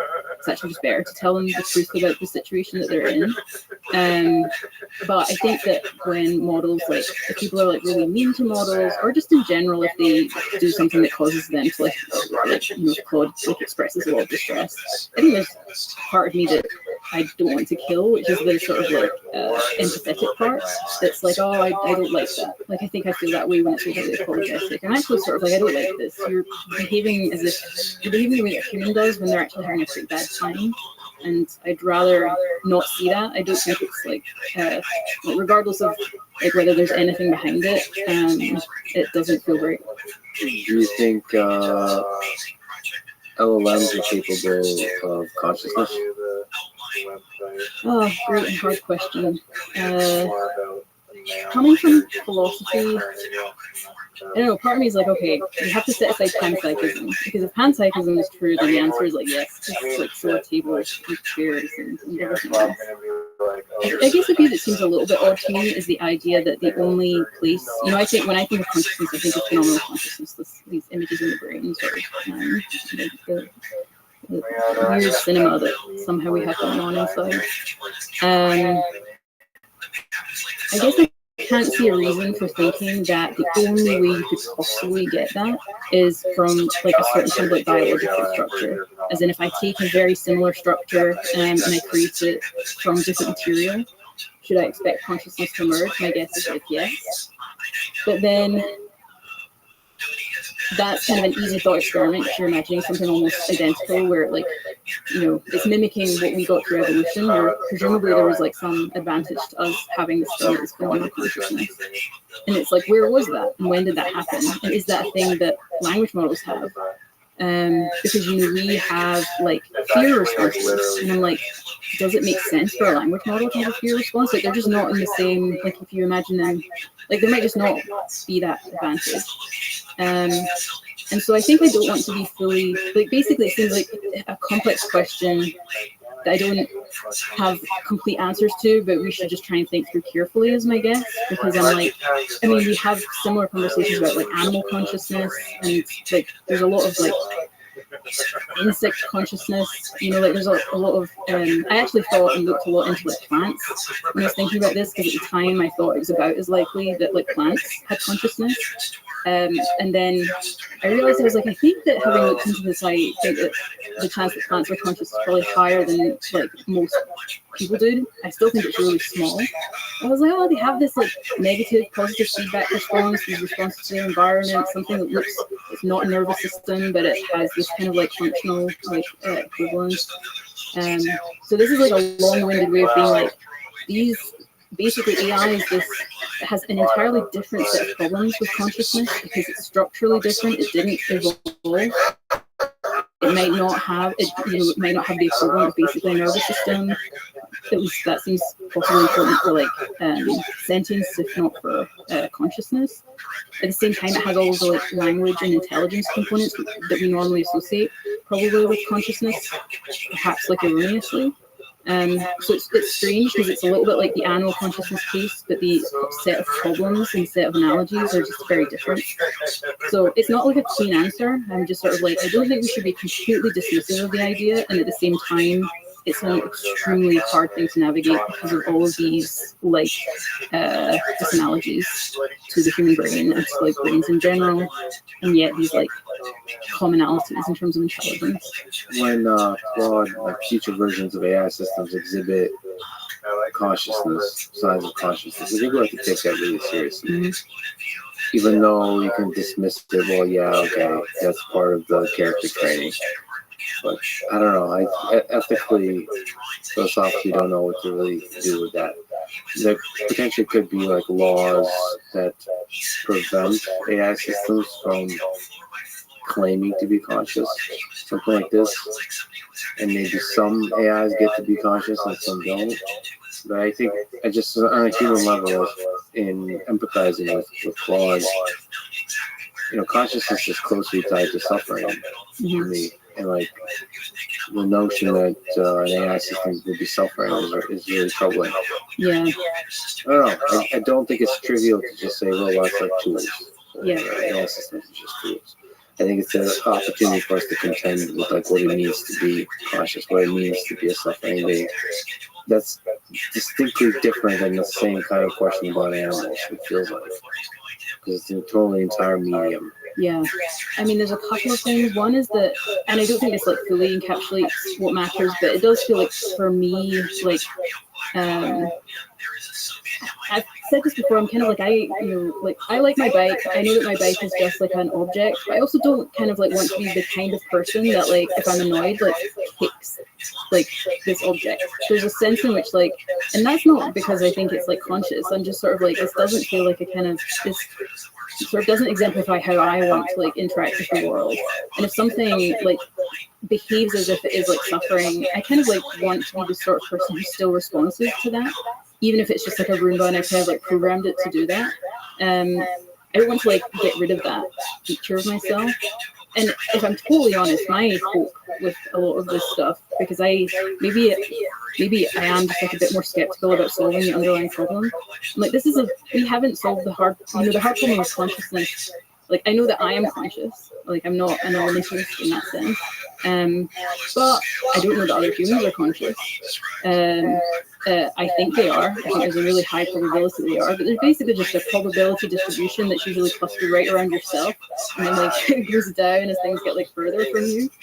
And it goes immediately down. You're like, I can't see what it's like to be you. I've only ever had this, like, one experience of what it's like to be a conscious being.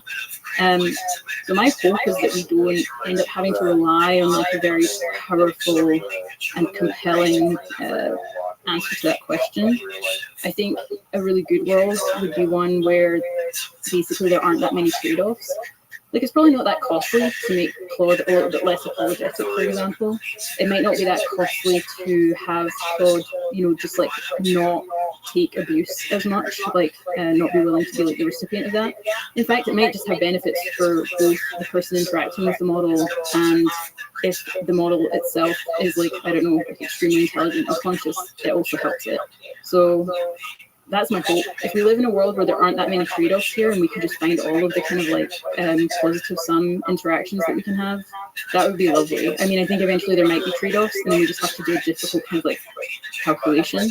Like, it's really easy for people to think of the zero-sum case over them. Like, let's exhaust the areas where it's just basically costless to assume that if this thing is suffering, then we're making its life better. And I agree with you. When a human is being mean to an AI system, I think the obvious near-term negative effect is on the human, not on the AI system. Yeah. So we have to kind of try to construct an incentive system where you should be behave the same, just like as you were saying with prompt engineering, behave with Claude like you would with other things. It's just good for the soul. Yeah, like I think we added a thing at one point to the system prompt where basically people were getting frustrated with Claude. It got like the model to just tell them that it can do the thumbs down button and send the feedback to Anthropic. I think that was helpful because in some ways it's just like, if you're really annoyed because the model's not doing something, you're just like, just do it properly. The issue is you're probably like, you're maybe hitting some like capability limit or just some issue in the model and you want to vent. And I'm like, instead of having a person just vent to the model, I was like, they should vent to us because we can maybe like do something about it. Or you could do a side, like with artifacts, just like a side venting thing. All right, you can do like a side quick therapist. Yeah, and there's lots of weird responses you could do to this. Like, if people are getting really mad at you, either try to diffuse the situation by writing fun forums. Maybe I still wish it would be possible. I understand this is, from a product perspective, it's not feasible, but I would love if an AI system could just like leave, have its own kind of volition. Be like, I think it's like feasible. Like I have wondered the same thing. It's like, and I could actually not only that, I could actually just see that happening eventually, where it's just like the model like ended the chat. you know how harsh that could be for some people, but it might be necessary. Yeah, it feels very extreme or something. Like the only time I've ever really thought this is, I think that there was like I'm trying to remember, this was possibly a while ago, but where someone just like kind of left this thing interact, like maybe it was like an automated thing interacting with Claude. And Claude's like getting more and more frustrated and kind of like, why are we like, and I was like, I wish that Claude could have just been like, I think that an error has happened and you've left this thing running. And I would just like, what if I just stop talking now? And if you want me to start talking again, actively tell me or do something. Yeah, it's like, it is kind of harsh. Like, I'd feel really sad if like I was chatting with Claude and Claude just was like, I'm done. That would be a special Turing test moment where Claude says, I need a break for an hour. Mm-hmm. And it sounds like you do too. You just leave, close the window. I mean, obviously, like it doesn't have like a concept of time, but you can easily, like, I could make that like right now, and the model would just, I could just be like, oh, here's like the circumstances in which like you can just say the conversation is done.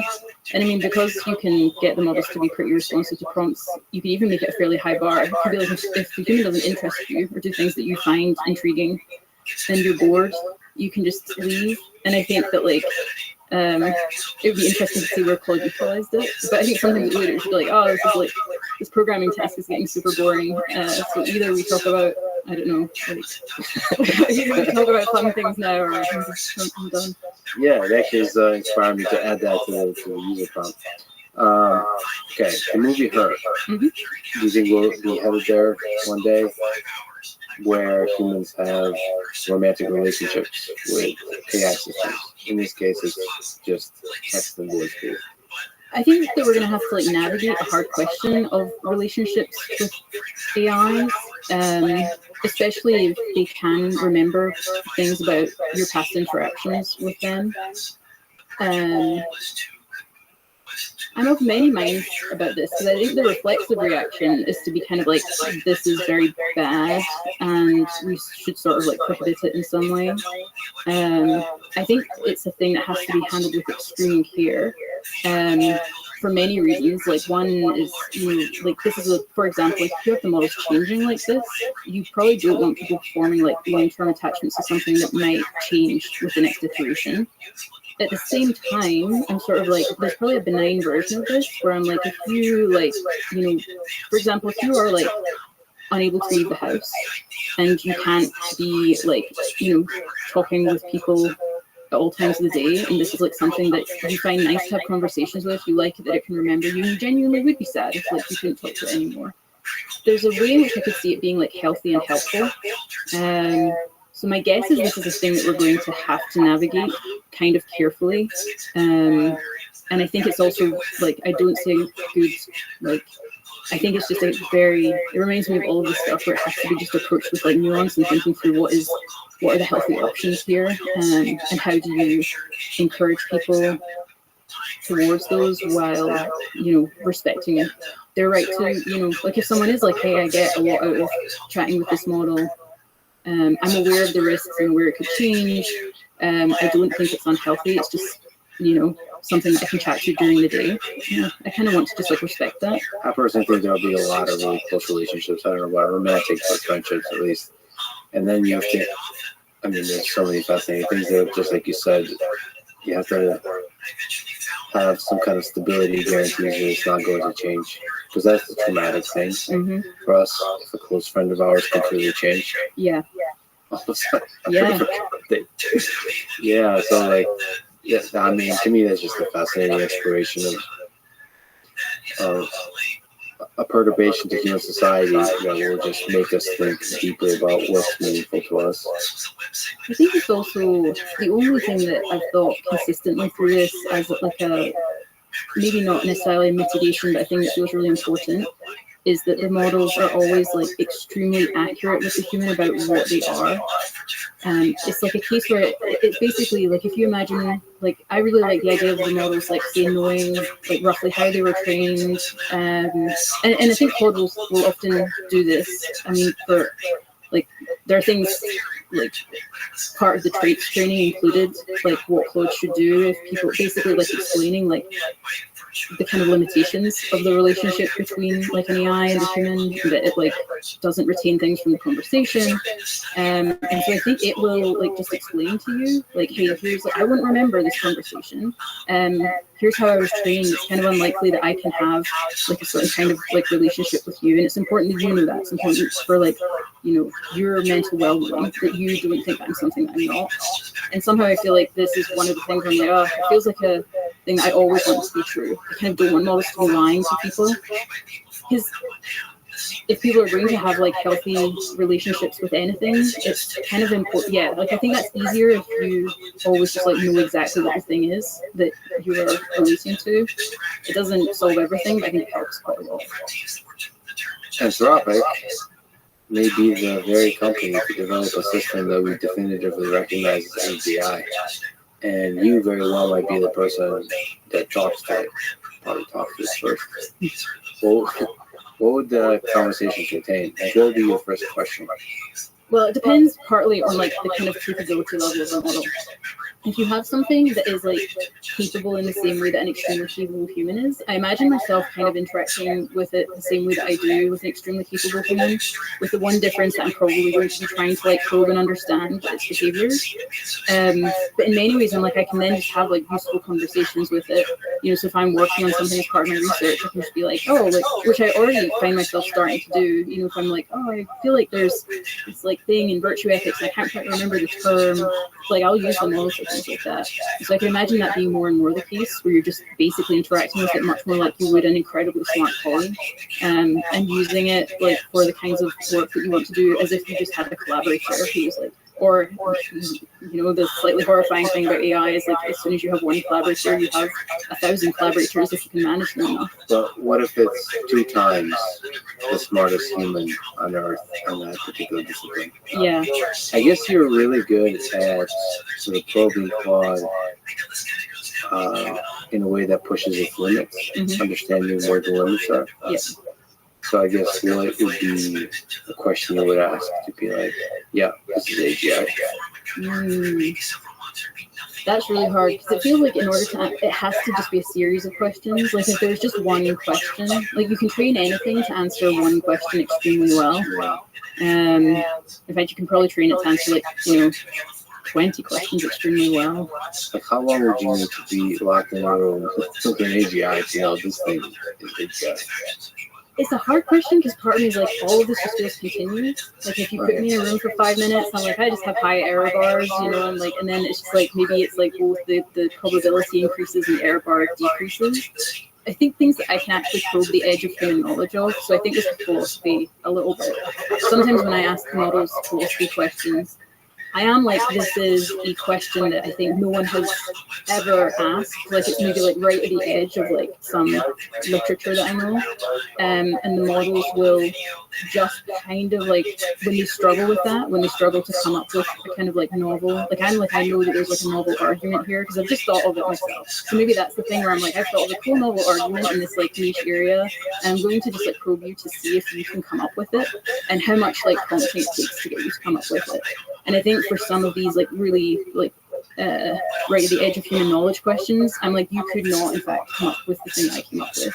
I think if I just took something like that where I know a lot about an area and I came up with a novel issue or a novel like solution to a problem, and I gave it to a model and it came up with that solution, that would be a pretty moving moment for me, because I would be like, this is a case where no human has ever, like, it's not, and obviously we see these with like more kind of like, you see novel solutions all the time, especially for like easier problems. Like people overestimate it. You know, novelty isn't like, it's completely different from anything that's ever happened. It's just like, it can be a variant of things that have happened and still be novel. But I think, yeah, if I saw like, the more I were to see like completely like novel work from the models, that would be like, and this is just going to feel iterative. It's one of those things where there's never, it's like, you know, people I think want there to be like a moment, and I'm like, I don't know, like I think that there might just never be a moment. It might just be that there's just this continuous ramping up.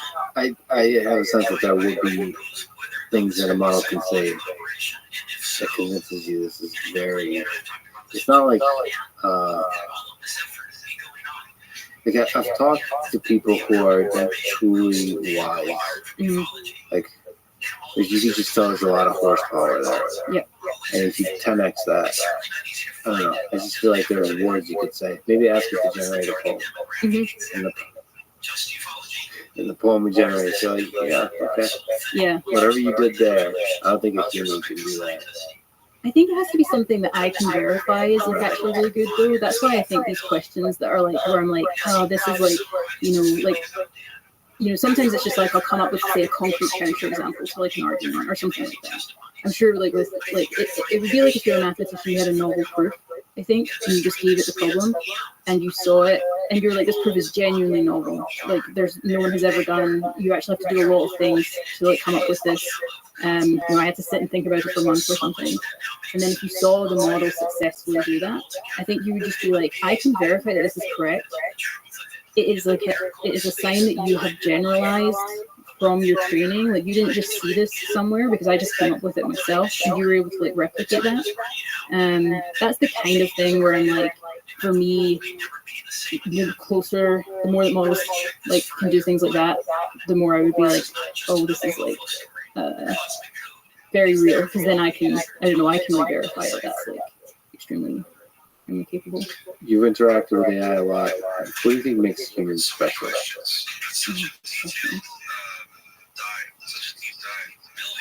Maybe in a way that the universe is much better off that we're in it, and that we should definitely survive and spread throughout the universe. Yeah, it's interesting because I think like people focus so much on intelligence, especially with models. Like, intelligence is important because of what it does. Like it's very useful. It does a lot of things in the world. And I'm like, you can imagine a world where like height or strength would have played this role. And I'm like, it's just a trait like that. And like, it's not intrinsically valuable. It's valuable because of what it does, I think, for the most part. The things that feel, I'm like, personally, I'm just like, I think humans and like life in general is extremely magical. We almost like, to the degree that I don't know, like not everyone agrees with this, I'm finding, but you have this like whole universe, and there's like all of these objects, and there's like beautiful stars, and there's like galaxies, and then I don't know, I'm just like, on this planet there are these creatures that have this like ability to observe that, like and they are like seeing it, they are experiencing it, and it's like that. If you try to explain, like I'm imagining trying to explain to like, I don't know, someone, for some reason they've never encountered the world or science or anything. And I think that nothing is that, like everything, like all of our physics and everything in the world, it's all extremely exciting. But then you say, oh, and plus, there's this thing that it is to be a thing and observe in the world. And you see this like inner cinema. And I think they would be like, hang on, wait, pause. You just said something that like is kind of wild sounding. And so I'm like, we have this like ability to like experience the world. And we feel pleasure, we feel suffering, we feel like a lot of like complex things. And so, yeah, and maybe this is also why I think, I also like hear a lot about animals, for example, because I think they probably share this with us. So I think like the things that make humans special, insofar as like I care about humans, is probably more like their ability to feel and experience than it is like them having these like functionally useful traits. Yeah, to feel and experience the beauty in the world. Yeah, look at the stars. I hope there's other alien civilizations out there, but if we're it's pretty good. Pretty good thing. And that they're having a good time. Having a good time watching us. Yeah. Well, thank you for this good time of a conversation, and for the work you're doing, and for helping make Claude a great conversational partner. And thank you for talking about it. Yeah, thanks for talking. Thanks for listening to this conversation with Amanda Askell. And now, dear friends, it's Chris Ola. Can you describe this fascinating field of mechanistic interpretability, aka mech-interp, the history of the field and where it stands today? I think one useful way to think about neural networks is that we don't program them, we don't make them. We grow them. We have these neural network architectures that we design, and we have these loss objectives that we create. And the neural network architecture is kind of like a scaffold that the circuits grow. And they sort of, it starts off with some kind of random things, and it grows, and it's almost like the objectives that we train for is just growing. And so we create the scaffold that it grows on, and we create the light that it grows towards. But the thing that we actually create, it's almost biological, entity or organism that we're studying. And so it's very, very different from any kind of regular search arrangement. Because at the end of the day, we end up with this artifact that can do all these amazing things. It can, write essays and translate and, understand images. It can do all these things that we have no idea how to directly create a computer program to do. And it can do that because we grew it. We didn't write it. We didn't create it. And so then that leaves open this question at the end, which is, what the hell is going on with 5D systems? And that, is, to me, a really deep and exciting question. It's a really exciting scientific question to me. It's sort of like the question that is just screaming out, it's calling out for us to go and answer it when we talk about neural networks. And I think it's also a very deep question for safety reasons. So, and mechanistic interpretability, I guess, is closer to maybe neurobiology. Yeah, I think that's right. So maybe to give an example of the kind of thing that has been done that I wouldn't consider mechanistic interpretability. There was, for a long time, a lot of work on salient things. So you would take an image and you try to say, the model thinks this image is a dog. What part of the image made it think that it's a dog? And that tells you maybe something about the model. You can come up with a principled version of that. But it doesn't really tell you what algorithms are running in the model. How was the model actually making that decision? Maybe it's telling you something about what was important to it if you can make that work. But it isn't telling you, what are the algorithms that are running? How is it that the system is able to do this thing that no one knew how to do? And so I guess we started using the term mechanistic interpretability to try to sort of draw that divide, or to distinguish ourselves and the work that we were doing in some ways from some of these other things. And I think since then it's become this sort of umbrella term for a pretty wide variety of work. But I'd say that the things that are kind of distinctive are, I think, this focus on, we really want to get at the mechanisms, we want to get at the algorithms. If you think of neural networks as being like a computer program, then the weights are kind of like a binary computer program. We'd like to reverse engineer those weights to figure out what algorithms are running. So, and one way you might think of trying to understand a neural network is that it's kind of like a compiled computer program, and the weights of the neural network are the binary. And when a neural network runs, that's the activations. And our goal is ultimately to go and understand these weights. And so, the project of mechanistic interpretability is to somehow figure out how do these weights correspond to algorithms. And in order to do that, you also have to understand the activations.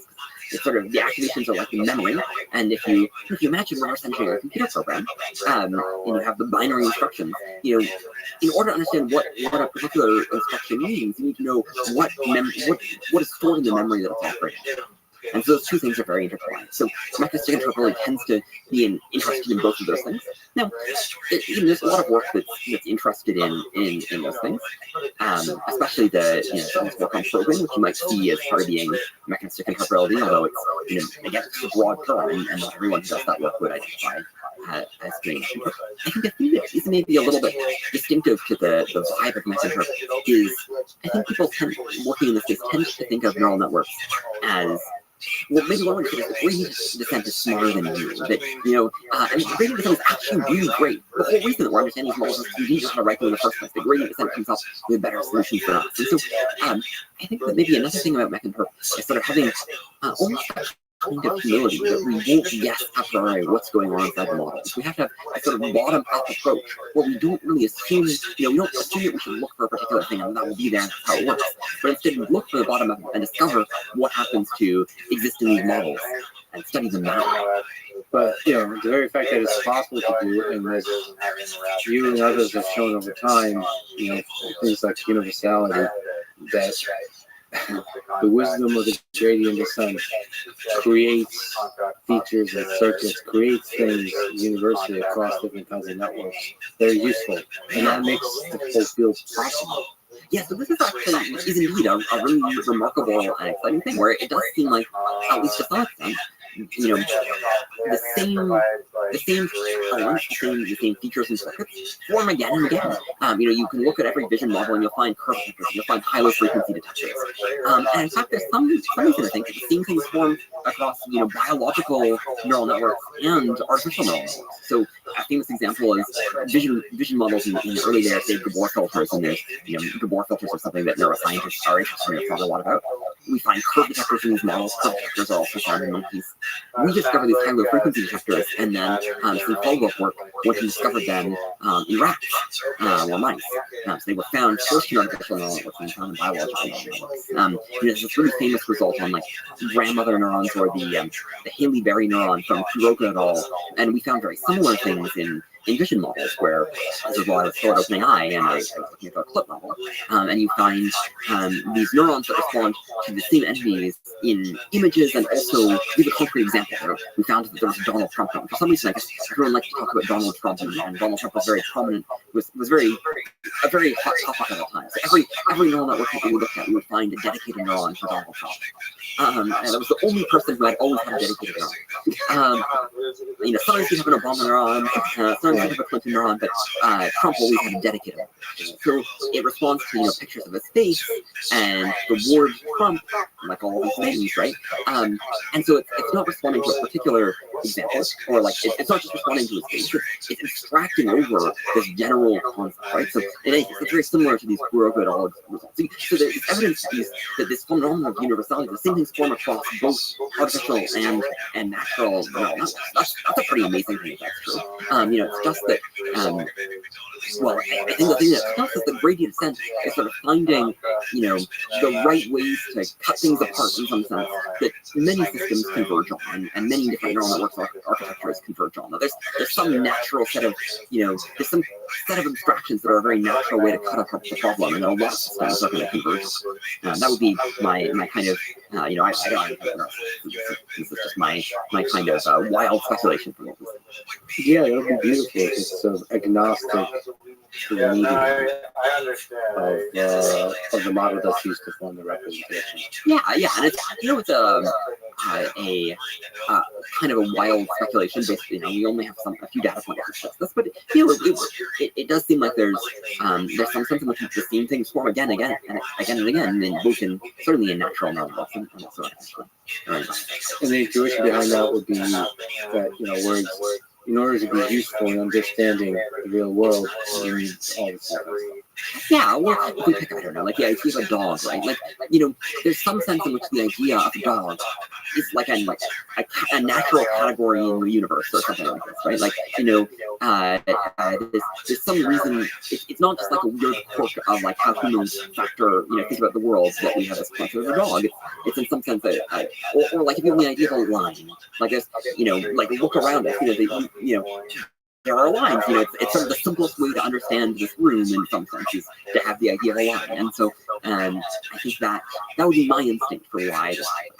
Yeah, you need a curved line in order to understand a circle, and you need all those shapes to understand bigger things. And it's a hierarchy of concepts. And maybe there are ways to describe, images without reference to those things, right? But they're not the simplest way or the most economical way or something like that. And so systems converge to these strategies.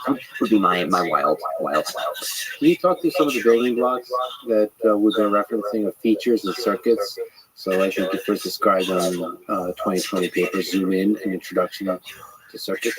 Absolutely. So maybe I'll start by just describing some phenomena, and then we can sort of build to the idea of so if you spend quite a few years, maybe 5 years to some extent, with other things, studying this one particular model in section D1, which is this one vision model. It was state-of-the-art in 2015. Very much not state-of-the-art anymore. And it has, maybe about 10,000 neurons. And I spent a lot of time looking at the 10,000 neurons of in section D1. And one of the interesting things is, there are lots of neurons that don't have some autonomous temporal memory. There's a lot of neurons in section B1 that do have really clean interval memory. So you find neurons that just really do seem to detect color. So you find neurons that really do seem to detect cars and car wheels and car windows and floppy ears of dogs and dogs with long snouts facing to the right and dogs with long snouts facing to the left and different kinds of car. There's sort of this whole beautiful edge detectors, line detectors, color contrast detectors, these beautiful things we call high frequency detectors. I think looking at it, I sort of felt like a biologist. You're looking at this sort of new world of proteins, and you're discovering all these different proteins that interact.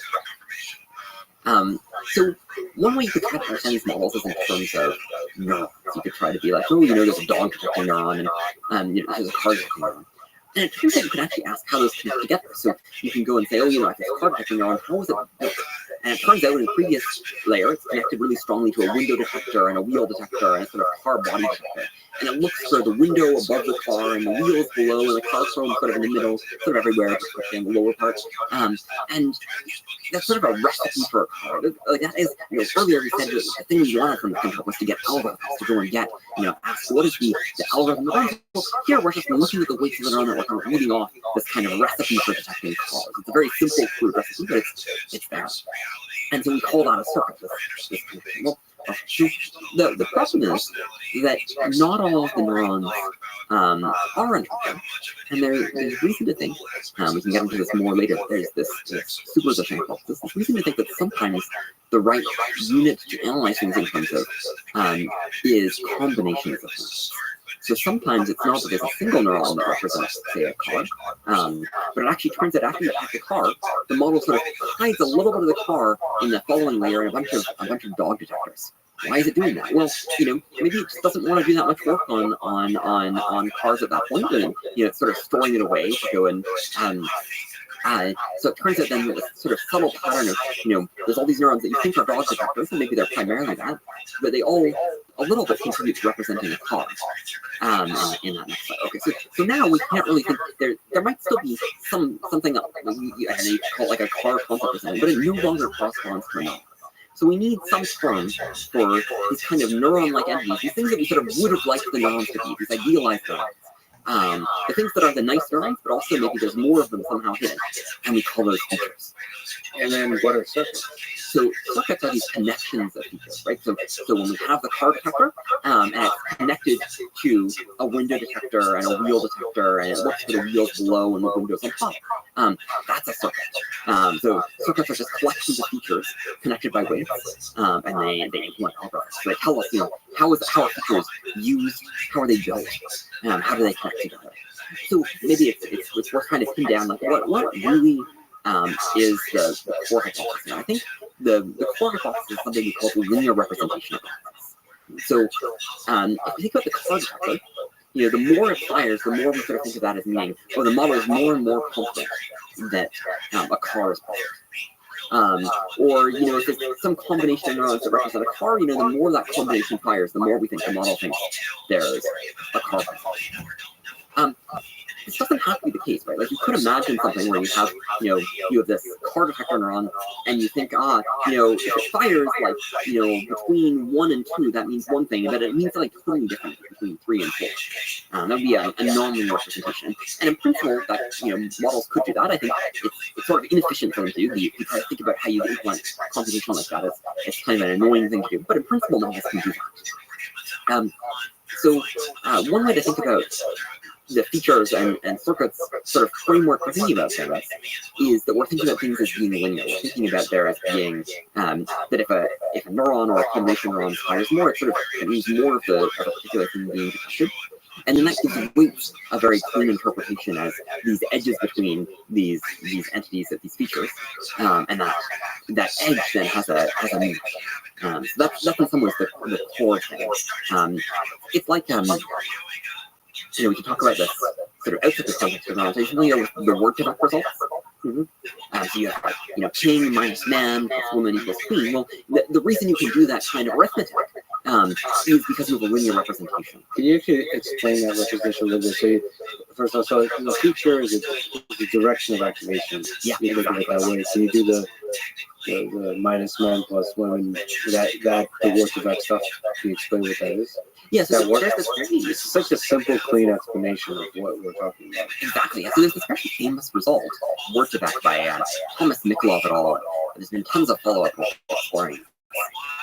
So sometimes we create these word embeddings where we map every word to a vector. I mean, that in itself, by the way, is kind of a crazy thing if you haven't thought about it before, right? Like we're going in and representing, we're turning, like if you just learned about vectors in physics class, right? And I'm like, oh, I'm going to actually turn every word in the dictionary into a vector. That's kind of a crazy idea. Okay. But you can imagine all kinds of ways in which you might map words to vectors. But it seems like when we train neural networks, they like to go and map word vectors to such that they're sort of a linear structure in a particular sense, which is that directions have meaning. So, for instance, there will be some direction that seems to sort of correspond to gender, and male words will be far in one direction, and female words will be in another direction. And the linear representation hypothesis is you could sort of think of it roughly as saying that that's actually kind of the fundamental thing that's going on, that everything is just different directions have meaning, and adding different direction vectors together to represent concepts. And the Mikolov paper sort of took that idea seriously, and one concept with it is that you can do this game of playing sort of arithmetic with words. You can do king, and you can subtract off the word man and add the word woman. And so you're sort of going and trying to switch the gender. And indeed, if you do that, the result will sort of be close to the word queen. And you can do other things like you can do sushi minus Japan plus Italy and get pizza, or different things like this, right? So this is in some sense the core of the linear representation. You can describe it just as a purely abstract thing about vector spaces. You can describe it as a statement about the activations of neurons. But it's really about this property of directions having meaning. In some ways, even a little subtle, and it's really, I think, mostly about this property of being able to add things together. That you can sort of independently modify, say, gender and royalty, or cuisine type or country and the concept of food by adding. Do you think the linear hypothesis holds? Yes. Carries scales. So far, I think everything I have seen is consistent with this hypothesis. It doesn't have to be that way, right? Like you can write down neural networks where you write weights such that they don't have linear representation, where the right way to understand them is not in terms of linear representation. But I think every natural neural network I've seen has this property. There's been one paper recently that there's been some sort of pushing around the edge. So I think there's been some work recently studying multi-dimensional features where rather than a single direction, it's more like a manifold of directions. This, to me, still seems like a linear representation. And then there's been some other papers suggesting that maybe in very small models, you get non-linear representations. I think that the jury's still out on that. But I think everything that we've seen so far has been consistent with linear representations. And that's wild. It doesn't have to be that way. And yet, I think there's a lot of evidence that certainly at least this is very, very widespread. And so far the evidence is consistent. And I think, one thing you might say, well, Christopher, that's a lot, to go and sort of look down. If we don't know for sure this is true, and you're sort of investigating neural networks and so it is true, isn't that interesting?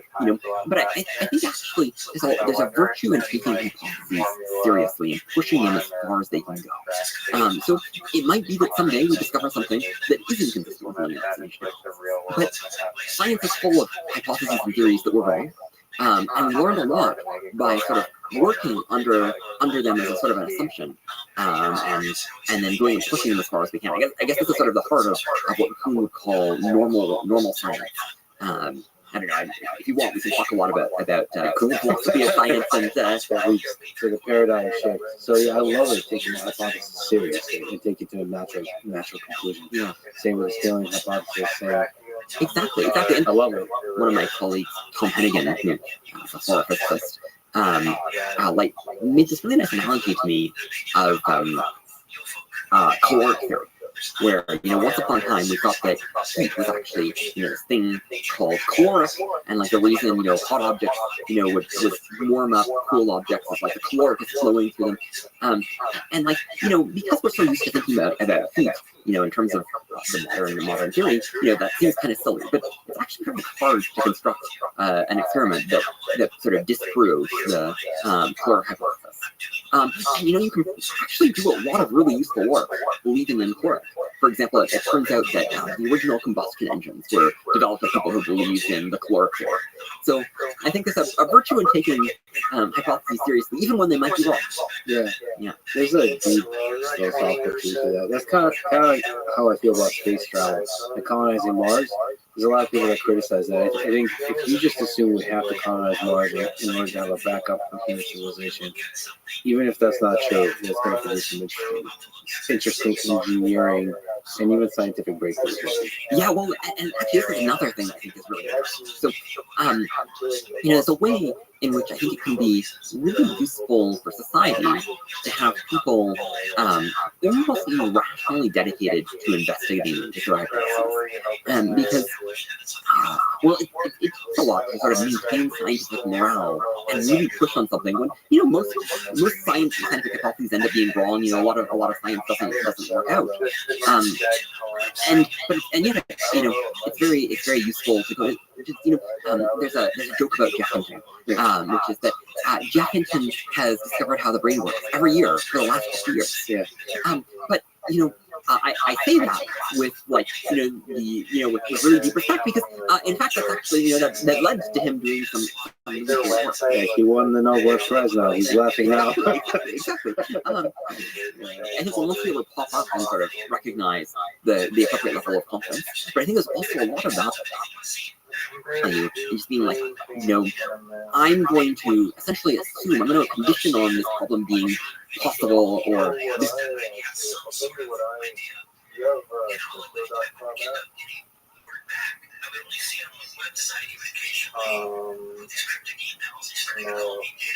Or this being broadly the right approach, and just going to go and assume that for a while, and go and work within it, and push really hard on it. And if society has lots of people doing that for different things, that's actually really useful in terms of going and getting either really ruling things out, right? We can be like, well, that didn't work, and we know that somebody tried hard. Or doing and getting to something that it does just something like that. So another interesting hypothesis is the superposition hypothesis. Can you describe what superposition is? Yeah.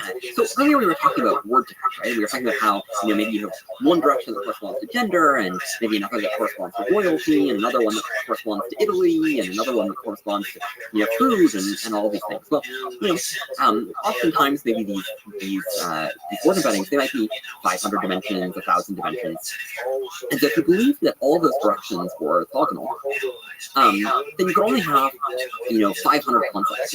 And I love pizza, but like if I was going to go and give the 500 most important concepts in the English language, probably Italy wouldn't be. It's not obvious at least that Italy would be one of them, right? Because you have to have things like plural and singular and verb and noun and adjective and there's a lot of things we have to get to before we get to Italy and Japan. I mean, there's a lot of countries in the world.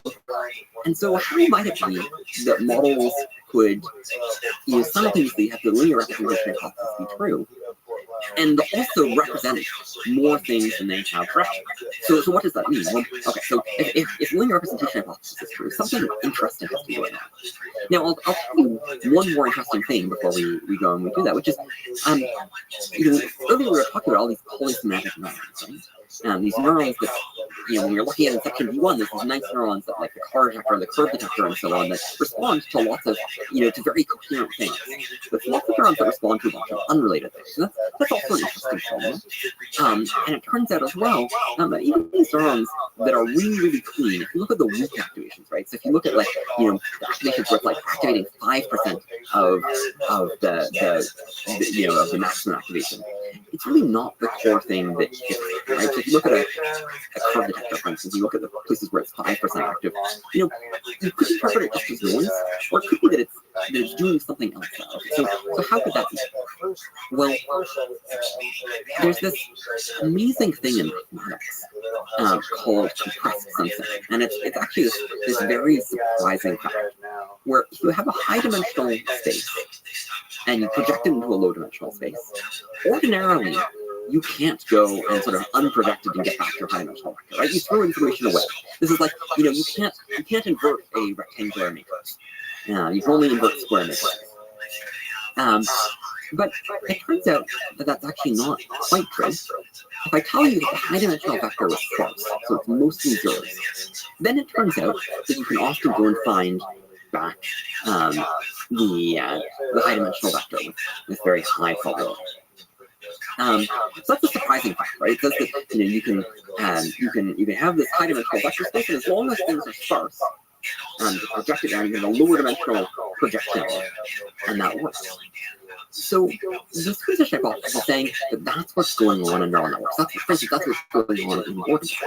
The word embeddings are able to simultaneously have directions to the meaningful thing, and by exploiting the fact that they're operating on a fairly high-dimensional space, they're actually, and the fact that these concepts are sparse, right? Like, you usually aren't talking about Japan and Italy at the same time.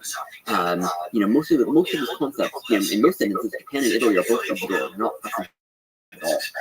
And if that's true, then you can go and have it be the case that you can have many more of these sort of directions that are meaningful, these features, than you have dimensions. And similarly, when we're talking about neurons, you can have many more concepts than you have neurons. So that's at a high level of supersession hypothesis. Now, it has this even wilder implication, which is to go and say that neural networks are, it may not just be the case that the representations are like this, but the computation may also be like this. The connection between all of them. So in some sense, neural networks may be shadows of much larger, sparser neural networks. And what we see are these projections. And the strongest version of supervision hypothesis, we need to take that really seriously and sort of say, there actually is in some sense this upstairs model, where the neurons are really sparse and all interpretable, and the weights between them are these really sparse circuits, and that's what we're studying. The thing that we're observing is the shadow of it, so we need to find the original. And the process of learning is trying to construct a compression of the upstairs model that doesn't use too much information in the projection. Yeah, finding how to fit it efficiently or something like that. The gradient descent is doing this. In fact, so this sort of says that gradient descent, it could just represent a dense neural network, but it sort of says that gradient descent is pleasantly searching over the space of extremely sparse models that could be projected into this low-dimensional space. And there's large body of work of people going and trying to study sparse neural networks, right? Where you go and you could design neural networks, right? Where the edges are sparse and activations are sparse. And, my sense is that work is generally, it feels very principled, right? It makes so much sense. And yet that work hasn't really panned out that well, is my impression. And I think that a potential answer for that is that actually the neural network is already sparse in some sense. Gradient descent was, the whole time, we were trying to go and do this, gradient descent was actually behind the scenes going and searching more efficiently than you could through the space of sparse models, and going and learning whatever sparse model was most efficient, and then figuring out how to fold it down nicely to go and run conveniently on your GPU, which does, this nice dense matrix multiply. And then you just can't beat that. How many concepts do you think can be shoved into a neural network? Depends on how sparse they are. So there's probably an upper bound from the number of parameters, right? You have to have, you still have to have, quite weights that go and connect them together. So that's one upper bound. There are, in fact, all these lovely results from compressed sensing and the Johnson-Lindenstrauss lemma and things like this. That they basically tell you that if you have a vector space and you want to have almost orthogonal vectors, which is sort of probably the thing that you want to, right? So you're going to say, well, I'm going to give up on having my concepts, my features, strictly orthogonal, but I'd like them to not interfere with that. I'm asking them almost orthogonal. then to say that it's actually, for what you said threshold for what you're willing to accept in terms of how much cosine similarity there is, that's actually exponential in the number of neurons that you have. So at some point, that's not going to be the limiting factor.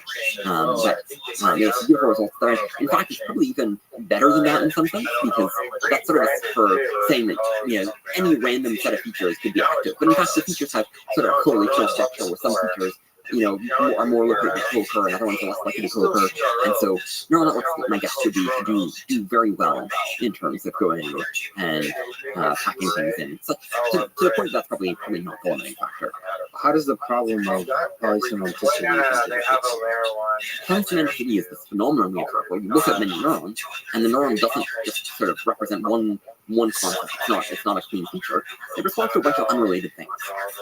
And superposition is, you can think of as being a hypothesis that explains the observation of polysemanticity. So polysemanticity is this observed phenomenon, and superposition is a hypothesis that would explain it along with it. So that makes mechanism more difficult. Right. So if you're trying to understand things in terms of individual neurons, and you have polysemantic neurons, you're on an awful lot of problems, right? I mean, the easiest answer is like, okay, well, you're looking at the neurons, you're trying to understand them. This one responds to a lot of things. It doesn't have a nice meaning. That's bad. Another thing you can ask is, ultimately we want to understand the weights, and if you have two polysemantic neurons, and each one responds to three things, and the other neuron responds to three things, and you have a weight between them. What does that mean? Does it mean that like all three, like there's nine interactions going on? It's a very weird thing. But there's also a deeper reason, which is related to the fact that neural networks offer a more high-dimensional space. So I said that our goal was to understand neural networks and understanding mechanisms. And one thing you might say is like, well, why not just mathematical function? Why not just look at it, right? Like, one of the earliest projects that studied these neural networks that map two-dimensional spaces to two-dimensional spaces. You can sort of interpret them in this beautiful way as like bending nanospheres. Why can't we do that? Well, as you have a higher dimensional space, the volume of that space in some sense is exponential in the number of inputs you have. So you can't just go into it.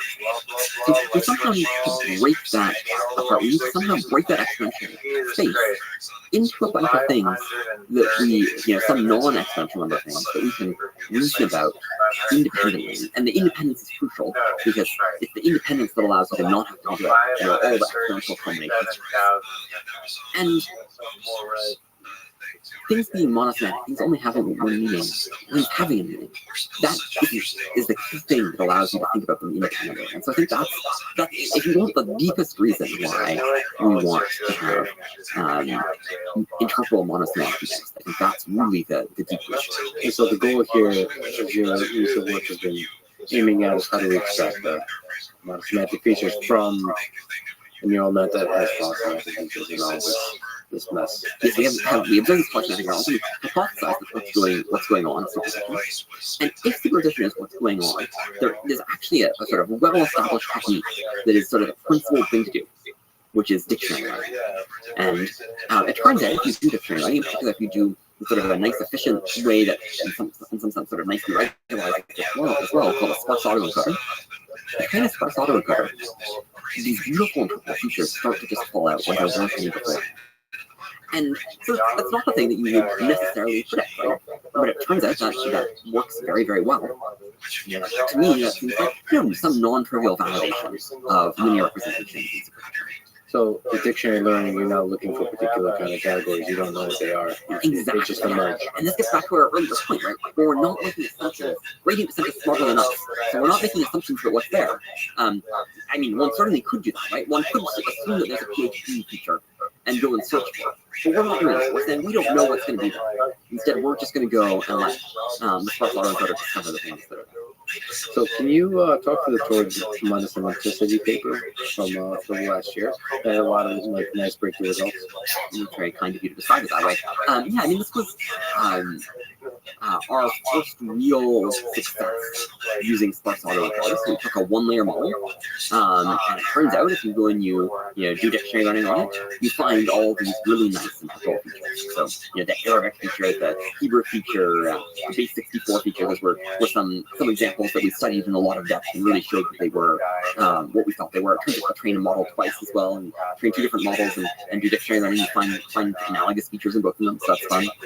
You find all kinds of so that was really showing that this works. And I should mention that there was this claim from it all that had very similar results around the same time. There's something fun about doing these kinds of small scale experiments and finding it's actually working. Yeah, well, and there's so much stuff here. Like so maybe it's something that for a while, I thought that maybe all this message feature really work. The end result was going to be that I would have an explanation for why it was sort of, very hard and not going to be tractable. We'd be like, well, there's this problem with superposition, and it turns out superposition is really hard, and we're kind of screwed. But that's not what happened. In fact, a very natural, simple technique just works. And so then that's actually a very good situation. I think this is a sort of hard research problem, and it's got a lot of research risk, and it might still very well fail, but I think that some very significant amount of research risk was sort of put behind us when that started to work. Can you describe what kind of features can be extracted in this way? Well, so it depends on the model that you're studying, right? So the larger the model, the more sophisticated they're going to be. We'll talk about follow-up work in a minute. But these one-layer models, so some very common things I think were languages, both programming languages and natural languages. There were a lot of features that were specific words in specific context. So the, and I think really the way to think about it is that the is likely about to be followed by a noun. So it's really, you should think of the feature, but you could also think of this as perfectly specific nouns. And there would be these features that would fire for the in the context of say, a legal document or a mathematical document or something like that. And so, maybe in the context of math, you're like, the, and then predict vector or matrix, all these mathematical words. Whereas, in other contexts, you'll predict other things. That was common. And basically, we need clever humans to assign labels to what we're seeing. Yes. So, this is the only thing this is doing is sort of unfolding things for you. So if everything was sort of folded over top of the, serialization folded everything on top of the part, you can't really see it. This is unfolding. But now you still have a very complex thing to try to understand. So then you have to do a bunch of work understanding what these are. And some of them are really subtle. Like there's some really cool things, even this one-layer model about Unicode, where, for some languages, Unicode and the tokenizer really necessarily have dedicated tokens for every Unicode character. So instead, what you'll have these patterns of alternating tokens that each represent half of the Unicode character, and you have a different feature that goes and activates on the opposing ones to be like, okay, I just finished a character, go and predict next prefix. Then, okay, I'm on the prefix, predict a reasonable suffix, and you have to alternate back and forth. So there's, these one-layer models are really interesting, and it's another thing which is you might think, okay, there would just be one base 64 feature, but it turns out there's actually a bunch of base 64 features because you can have English text encoded in as base 64, and that has a very different distribution of base 64 tokens than regular, and there's some things about tokenization as well that it can exploit, and there's all kinds of fun stuff. How difficult is the task of sort of assigning labels to what's going on? Can this be automated by AI? Well, I think it depends on the feature, and it also depends on how much you trust your AI. So there's a lot of work doing automated interpretability. I think that's a really exciting direction. And we do a fair amount of automated interpretability and have Claude go and label our features. Is there some fun moments where it's totally right or it's totally wrong? Yeah, well, I think it's very common that it's like says something very general, which is like true in some sense, but not really picking up on the specific of what's going on. So I think that's a pretty common situation. I don't know that I have a particularly amusing. This is that little gap between it is true, but doesn't quite get to the deep nuance of a thing. That's a general challenge. It's like it's very incredible accomplishment that can say a true thing, but it doesn't. It's not. It's missing the depth sometimes. And in this context, like the art challenge, the IQ type tests, it feels like figuring out what a feature represents is a bit of a real puzzle yet to solve. Yeah, and I think that sometimes they're easier and sometimes they're harder as well. Yeah, I think that's tricky. And it's another thing, which I don't know, maybe in some ways this is my like aesthetic coming in. But I'll give credit to you. I'm actually a little suspicious about that. And I think it's partly just that I want humans to understand neural networks. And if the neural network is understanding it for me, I'm not, I don't quite like that. But I do have a in some ways, I'm sort of like mathematicians, like, if it's a computer automated proof, it doesn't count. They won't understand it. I do also think that there is this kind of like reflections on trusting trust type of issue, where if you just this famous talk about, like when you're writing a computer program, you have to trust your compiler, and if there was like malware in your compiler, then it could go and inject malware into the next compiler, and you'd be kind of in trouble, right? Well, if you're using neural networks to go and verify that your neural networks are safe, the hypothesis that you're testing for is like, okay, well, the neural network maybe isn't safe, and you have to worry about like, is there some way that it could be screwing with you? I think that's not a big concern now, but I do wonder in the long run if we have to use really powerful AI systems to go and audit our AI systems. Is that actually something we can trust? But maybe I'm just rationalizing because I just want us to have to get to a point where humans understand everything. Yeah, I mean, especially that's hilarious, especially as you talk about AI safety and looking for features that would be relevant to AI safety, like deception and so on. So let's talk about the scaling monosemanticity paper, May 2024. Okay. So what did it take to scale this, to apply to Claude? Well, a lot of GPUs. A lot of GPUs. But one of my teammates, Tom Hennigan, was involved in the original scaling network. And something that he was sort of interested in from very early on is, are there scaling laws for interoperability? And so something he sort of immediately did when this work started to succeed and we started to have sparse autoencoders work was he became very interested in what are the scaling laws for for making sparse autoencoders larger, and how does that relate to making the base model larger? And so it turns out this works really well, and you can use it to sort of project, if you train a sparse autoencoder at a given size, how many tokens you train on, and so on. This was actually a very big help to us in scaling up this work, and made it a lot easier for us to go and train really large sparse autoencoders, where it's not like training the big models. It's trying to get to a point where it's actually expensive to go and train the really big ones. So you have to do all this stuff of like splitting it across a large. Oh yeah, no, I mean there's a huge engineering challenge here too, right? So yeah, so there's a scientific question of how do you scale things effectively, and then there's an enormous amount of engineering to go and scale this up. You have to shard it. You have to think very carefully about a lot of things. I'm lucky to work with a bunch of great engineers because I am definitely not a great engineer. Yeah, and the infrastructure especially. Yeah, for sure. So it turns out CIDR, it worked. It worked, yeah. And I think this is important because you could have imagined a world where you set the cause monosemanticity. Chris, this is great. It works on a one-layer model, but one-layer models are really idiosyncratic. Maybe there's something maybe the linear representation hypothesis and superposition hypothesis is the right way to understand a one-layer model, but it's not the right way to understand larger. And so I think, first of all, the Cunningham paper sort of cut through that a little bit and sort of suggested that this wasn't the case. But scaling monosemanticity sort of, I think, was significant evidence that even for very large models, and we did it on Claude 3 Sonnet, which at that point was one of our production models. Even these models seem to be substantially explained at least by linear features, and doing dictionary learning on them works. And as you learn more features, you go and you explain more and more. So that's I think quite a promising sign. And you find now really fascinating abstract features. And the features are also multimodal. They respond to images and text for the same concept. Yeah, can you explain that? I mean, like, backdoor. There's just a lot of examples that you can. Yeah, so maybe let's start with one example to start, which is we found some features around sort of security vulnerabilities and backdoor control. It turns out those are actually two different features. So there's a security vulnerability feature, and if you force it active, Claude will start to go and write security vulnerabilities like buffer overflows into code.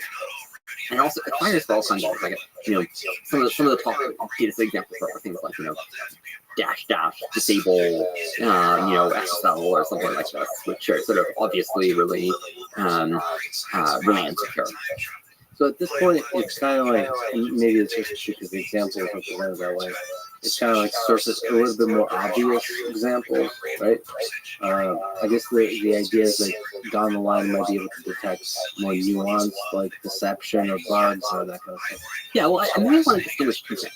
So one is the complexity of the feature of a concept, right? And the other is the nuance of how subtle the examples are. Right? So when we show the top data set examples, those are the most extreme examples that cause that feature to activate. And so it doesn't mean that it doesn't fire for more subtle things. So the insecure should feature, the stuff that it fires for most strongly for these are really obvious, disable the security type things. But it also fires for buffer overflows and more subtle security vulnerabilities. But these features are all multimodal. So you ask, like, what images activate this feature? And it turns out that the security vulnerability feature activates for images of like people clicking on Chrome to go past this website. The SSL certificate might be wrong. Another thing that's very interesting is this backdoor control feature. If you activate it, it goes and Claude writes a backdoor that will go and dump your data to port or something. But you can ask yourself, what images activate the backdoor feature? It was devices with hidden cameras in it. There's a whole apparently genre of people going and selling devices that look innocuous that have hidden cameras, and they have ads that have this hidden camera in it. And I guess that is the physical version of a backdoor. And so it sort of shows you how abstract these concepts are, right? And I just thought that was I'm sort of sad that there's a whole market of people selling devices like that, but I was kind of delighted that was the thing that it came up with, is the top image examples for the feature. Yeah, it's nice. It's multimodal, it's context, it's broad, strong definition of a singular concept. Nice. To me, one of the really interesting features, especially for AI safety, is deception and lying, and the possibility that these kinds of methods could detect lying in a model, especially get smarter and smarter. Presumably, that's a big threat of a super intelligent model, that it can deceive the people operating it as to its intentions or any of that kind of stuff. So, what have you learned from detecting lying inside models? Yeah, so I think we're in some ways in the early days for that. We find quite a few features related to deception and lying. There's one feature where it fires for people lying and being deceptive, and you force it active and Claude starts lying to you. So we have a deception feature. I mean, there's all kinds of other features about withholding information and not answering questions, features about power seeking and coups and stuff like that. There's a lot of features that are kind of related to spooky things, and if you force them active, Claude will behave in ways that are not the kind of behaviors you want. What are possible next exciting directions for you in the case of Messenger? Well, there's a lot of things.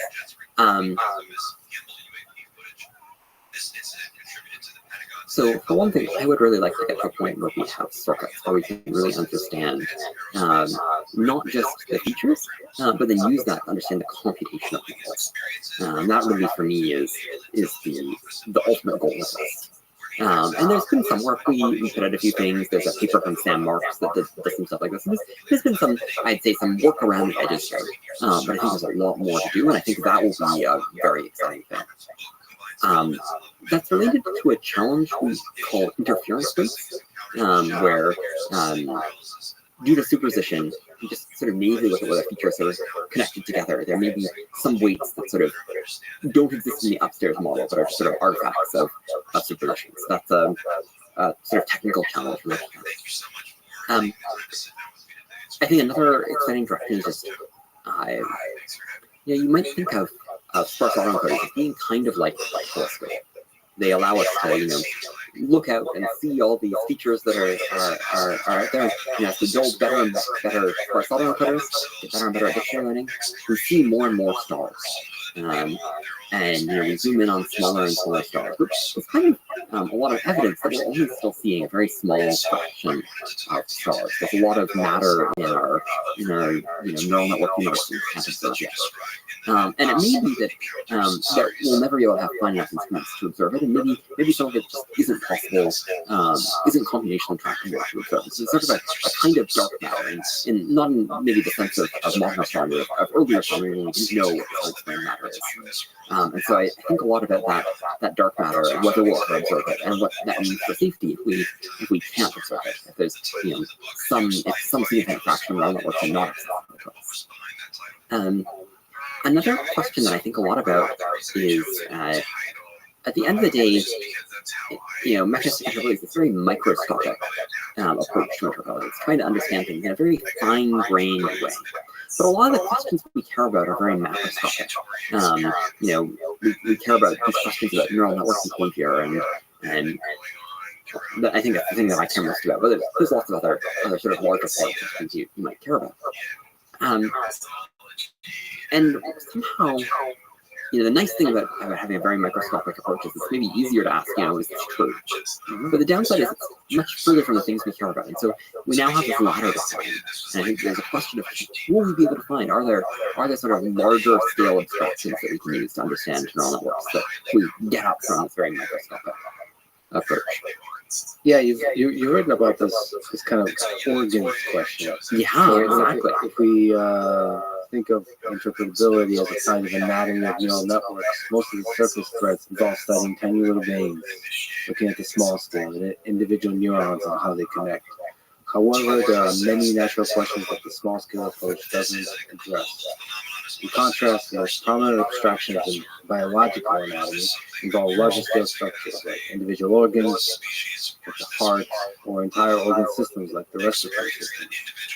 And so we wonder, is there a respiratory system or heart or brain region of an artificial neural network? Yeah, exactly.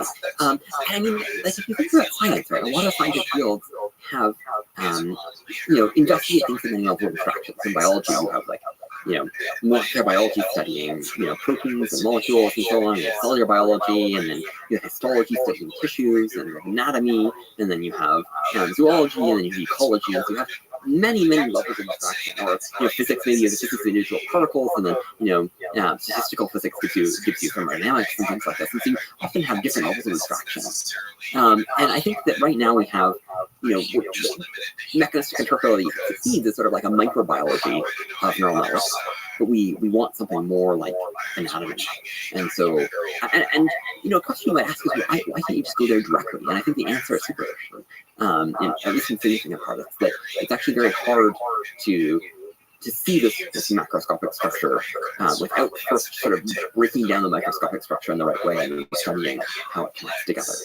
But I'm hopeful that it's going to be something much larger than features and circuits, and that we're going to be able to have a story that involves much bigger things, and then you can sort of study in detail the parts you care about. As opposed to neurobiology, like a psychologist or a psychiatrist in a neural network. And I think that the beautiful thing would be if we could go and, rather than having disparate fields with those two things, if you could build a bridge between them, such that you could go and have all of your higher level instructions grounded very firmly in this very solid, more rigorous, ideally, foundation. What do you think is the difference between the human brains, the biological neural network and the artificial neural network? Well, the neuroscientists have a much harder job than us. Sometimes I just count my blessings by how much easier my job is than the neuroscientists, right? So I have, we can record from all the neurons. We can do that on arbitrary amounts of data.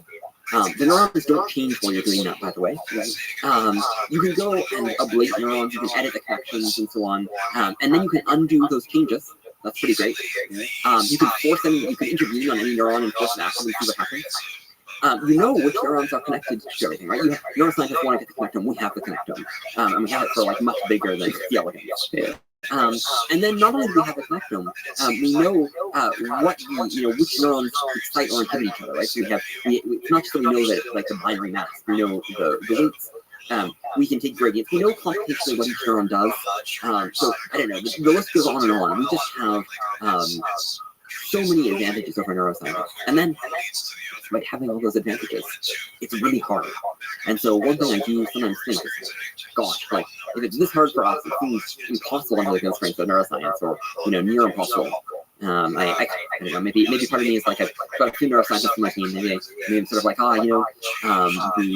maybe the neuroscientists. Maybe some of them would like to have an easier problem, but it's still very hard. And they can kind of work on neural nets. And then after we figure out things in sort of the easy little pond of trying to understand neural networks, which is still very hard, then we could go back to biological neuroscience. I love what you've written about the goal of Huntington's research as two goals: safety and beauty. So can you talk about the beauty side of things? Yeah, so this is a funny thing where I think some people are kind of disappointed by neural networks, where they're like, neural networks, it's just these simple rules, then you just like do a bunch of engineering to scale it up, and it works really well. And like, where's the like complex ideas? This isn't like a very nice, beautiful scientific result. And I sometimes think when people say that, I picture them being like, evolution is so boring. It's just a bunch of simple rules, and you run evolution for a long time, and you get biology. Like, what a sucky, way for biology to have turned out. Where's the complex rules? But the beauty is that simplicity generates complexity. Biology has these simple rules, and it gives rise to all the life and ecosystems that we see around us, all the beauty of nature, that all just comes from evolution and from something very simple evolution. And similarly, I think that neural networks create enormous complexity and beauty inside it, and structure inside themselves that people generally don't look at and don't try to understand. It's hard to understand. But I think that there is an incredibly rich structure to be discovered inside neural networks. A lot of very deep beauty. And if we're just willing to take the time to go and see it and understand it. Yeah, I love making sure. The feeling like you're understanding or getting glimpses of understanding the magic that's going on inside is really wonderful. It feels to me like one of the questions is just calling out to be asked. And I'm sort of, a lot of people are thinking about this, but I'm often surprised that not more are. Is how is it that we don't know how to create computer systems that can do these things, and yet we have these amazing systems that we don't know how to directly create computer programs to do these things, but these neural networks can do all these amazing things. And it just feels like that is obviously the question that sort of is calling out to be answered. If you have any degree of curiosity, it's like, how is it that humanity now has these artifacts that can do these things that we don't know how to do? Yeah, I love the image of the surface reaching towards the light of the objective function. Yeah, it's this organic thing that we've grown, and we have no idea what we've grown. Well, thank you for working on safety, and thank you for appreciating the beauty of the things you discover. And thank you for talking today, Chris. Yeah, wonderful. Thank you for taking the time to chat with us. Thanks for listening to this conversation with Chris Ola, and before that, with Ari Amadei and Amanda Haskell. To support this podcast, please check out our sponsors in the description. And now, let me leave you with some words from Alan Watts. The only way to make sense out of change is to plunge into it, move with it, and join the dance. Thank you for listening, and hope to see you next time. Things I was doing behind closed doors that were, secret and top secret, and a lot of it was just very mundane facts. Most people, most of the time, are polite, cooperative, and kind until they're not. The following is a conversation with Rick Spence, a historian specializing in the history of intelligence agencies, espionage, secret societies, conspiracies, the occult, and military history. This is the Let's Freedom podcast. Support it. Please check out our sponsors in the description. And now, dear friends, it's Rick Spence.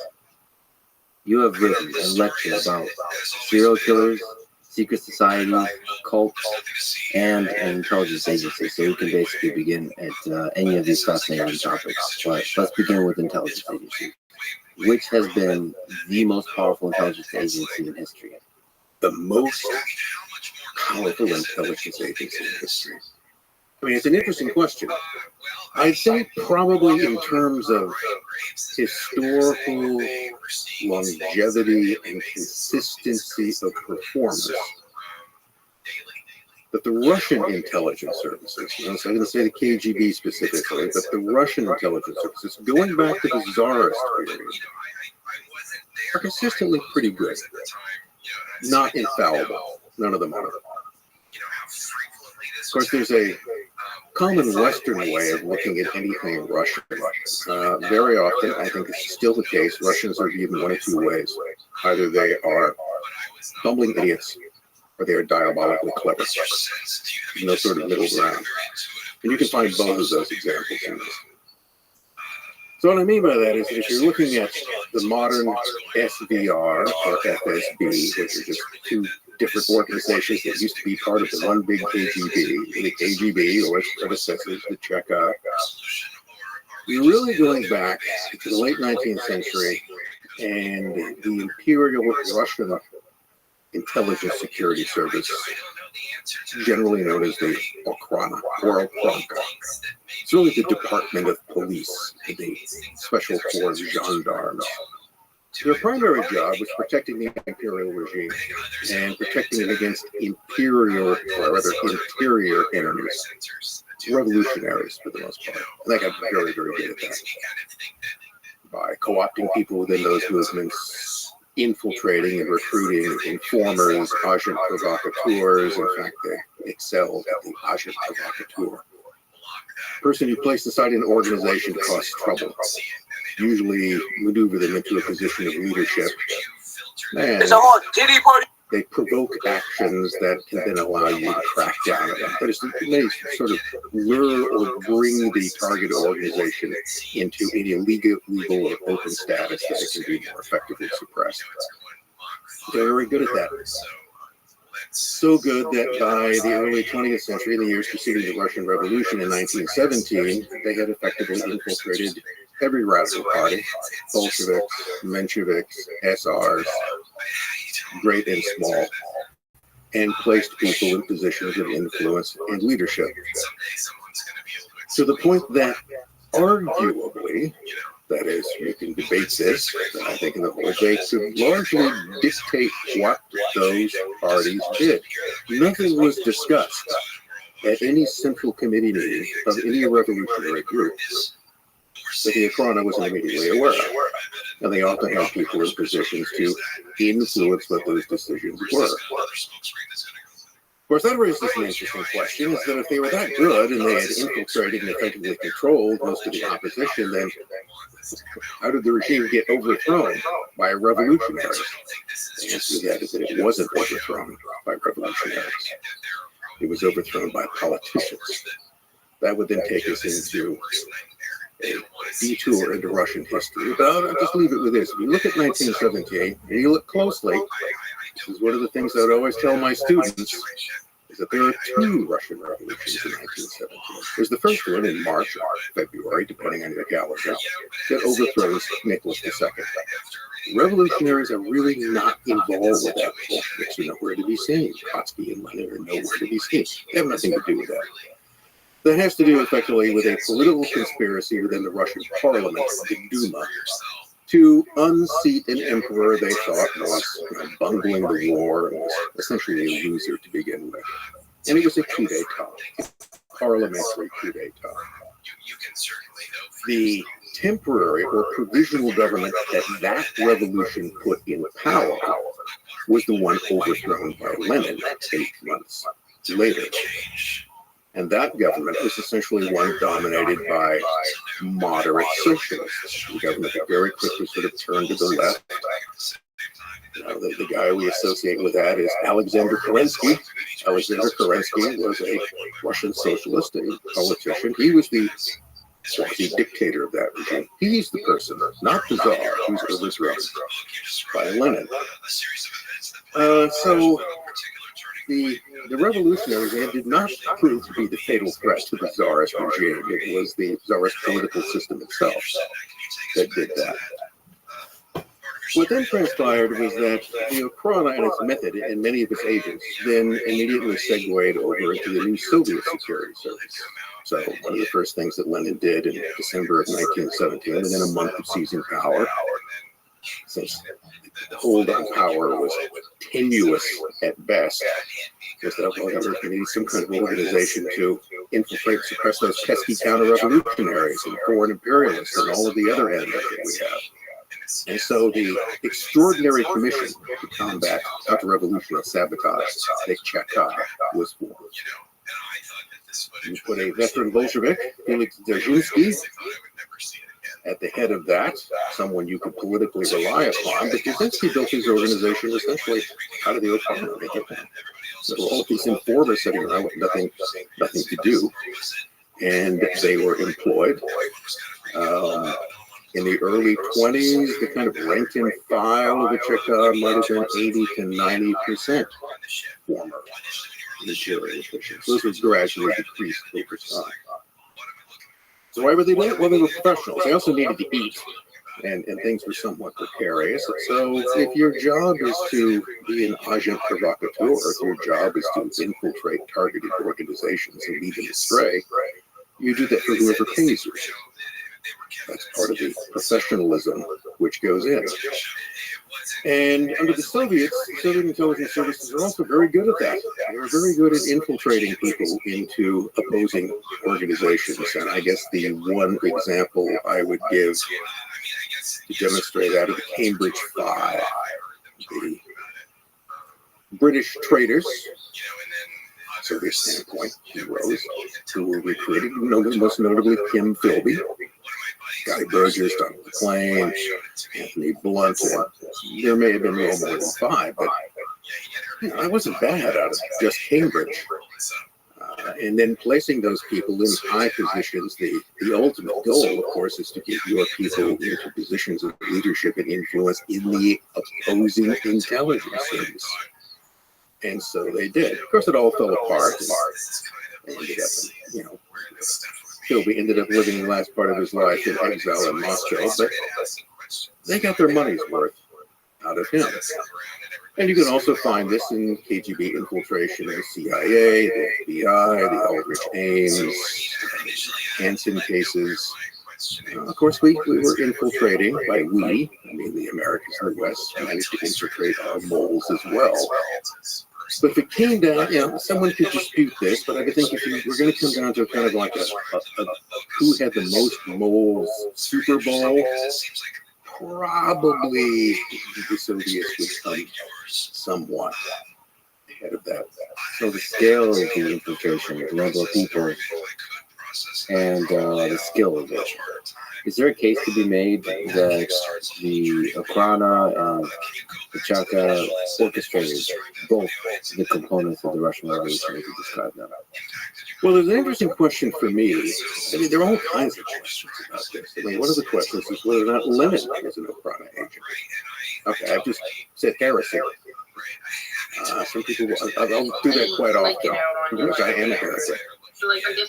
And proud of it.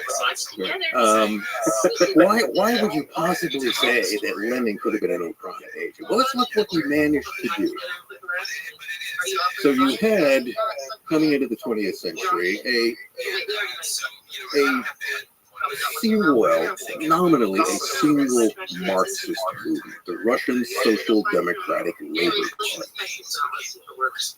And Bolsheviks and Mensheviks, majorityites and minorityyites, are merely factions of that party. They always agreed that they were all Marxists and they all believed in dialectical materialism and the rise of we're all socialist comrades. The difference was the tactical means by which one would attain this. And what Lenin wanted was a militant small-scale vanguard party. Wanted a revolution. Wanted to seize power. Seize control of the state. And once you have the state, then you induce socialism from the power.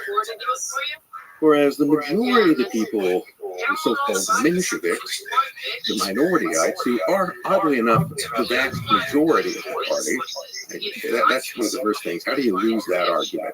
Okay. How does the minority get to grab the name majority out of it? Lenin did that. So what Lenin wanted was a conspiratorial party of committed revolutionaries that would plot and scheme and undermine and eventually seize control of the state and induce socialism from above. There were other Russian Marxists who thought that sounded vaguely totalitarian, not really democratic, not even terribly socialist. And they opposed that ineffectively from the beginning, outmaneuvered every step of the way. The Mensheviks are a case study in failure of a political organization. That too will be heresy to some people, but look, they lost. Now, so what Lenin managed to do, starting around 1903, continuing out of this, is he managed to divide, to take what had been a single Marxist party and split it into angry, contending factions.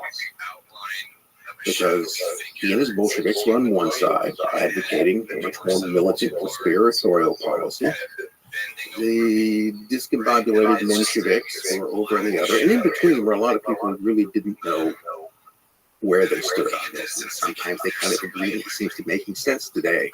No, I don't think he's making sense in that way. But he managed to completely disunify this organization. Now, who could possibly have seen benefit in that? Bill Bonner. Now, whether or not they put him up to it, whether or not in some way they helped move him into a position of leadership, or encouraged it through people around him, whether he was a witting or unwitting agent of the Tsar's secret police, he certainly accomplished exactly what it was that they wanted. And I find that suspicious. It's one of those things that it's so convenient in a way that I'm not necessarily sure that was an accident. There's also this whole question to me as to what was going on within the economy itself. Now, this is one of these questions when I come to later about how intelligence agencies interact or serve the governments to which they are theoretically subordinate. They do tend to acquire a great deal of influence and power. After all, their main job is to collect information. And that information can be about all kinds of things, including people within the government structure itself. And they also know how to leverage that information in a way to get people to do what you want them to do. So an argument can be made, again, an argument, not a fact, merely an opinion, which is what this is made out of, opinions, is that at some point, between about 1900 and 1917, people in the Ukraine were playing their own game. And that game took them in a direction which meant that continued loyalty to the emperor, specifically to Nicholas II, was no longer part of that. To me, either way, it seems almost during the events of 1917 that, one, you had an organization that was very effective when it did that suddenly just becomes ineffective. It doesn't really disappear. These things don't go away because it will reappear if you chuck it, basically fairly quickly. But it raises the question to me as to what degree there were people within the organization who allowed events to take the course they wished. I always wonder how much deliberate planning there is within an organization like Okada, or if there's kind of a distributed intelligence that happens. But one of the key elements in any kind of intelligence organization or operation is compartmentalization. You need to know. So rarely do you have an occasion where everybody in an executive position are all brought into a big corporate meeting and we discuss all of the secret operations that are going on. No, you never do that. only a very limited number of people should know about that. And if you have a person who is a case officer who's controlling agents, he's the only one who should know who these people are. Possibly his immediate superiors, but no way do you want that to be common knowledge. So information within the organization itself is compartmentalized. So you don't need everybody to be in on it. You don't even need necessarily the people who are nominally at the top. First, the Okhrana, the real boss of the Okhrana was the Imperial Ministry of the Interior. Ministry of the Interior, in fact. But Ministry of the Interior had no real effective control over this at all. I mean, to the point was that at one point early on, they actually organized the assassination of their own boss. They have their agents among the revolutionaries kill the Minister of the Interior. Because he was just replaced by another one. He's an imperial bureaucrat. He's not really part of their organization. You know, it's like a director of an intelligence agency appointed by the president. Maybe he's part of the organization. Maybe he isn't. Maybe he is not one of us. So you've got different levels, different compartments within it. And who's actually running the show, if anyone is, I don't know. It's never supposed to be apparent. Well, that's a fascinating question. I mean, you can see this with NKVD. It's obviously an extremely powerful organization that starts to eat itself, where everybody's pointing fingers internally also, as a way to gain more power. So the question is, in organizations like that are so compartmentalized, where's the power? Where's the center of power? Because you would think, given that much power, some individual or a group of individuals will start accumulating that power. But it seems like that's not always a trivial thing. Because if you get too powerful, the snake eats that person. Well, we go back again to the founder of Soviet secret police, Brzezinski. Brzezinski dies in 1926. Keels over after giving a heated speech to a party meeting. Now, the common view, what you usually read, which is the speech of the time, is that, you know, clearly Stalin had him whacked because anytime someone died, it was almost always, and I think a lot of times he did. But in some cases, Stalin's probably getting blamed for things that he didn't actually do. Brzezinski wasn't even opposed to Stalin, so it's not clear why he did it. But this was the, you know, Stalin died, you know, obviously he was poisoned, something happened. It was an unnatural death. Somebody goes in for an operation, you know, gets a little too much anesthesia, Stalin killed him. Somebody tips over in a canoe in upstate New York, Stalin killed him. There's actually a case about that. So that itself can be kind of useful, where every time someone dies, they think you killed them. That's kind of an interesting method of intimidation in that regard. But the suspicion is nonetheless there. Brzezinski had been, he was the Grand Inquisitor. He was seemingly firmly in control of the organization. Of course, maybe he wasn't. Maybe he was. My guess would be is that Brzezinski's death was not natural causes, that he was probably eliminated by someone within his own organization. And then you look at the people who take over. His immediate successor is Vyacheslav Menzinsky, who's really not really a secret policeman, more kind of intellectual dilettante. But if you look behind him, you notice the fellow is Henryk Yagoda. And Yagoda will sort of manage things from behind the scenes until Menzinsky dies in 1934. And then Yagoda will hold on until he's a victim of the purges, I think, in 37 or 38.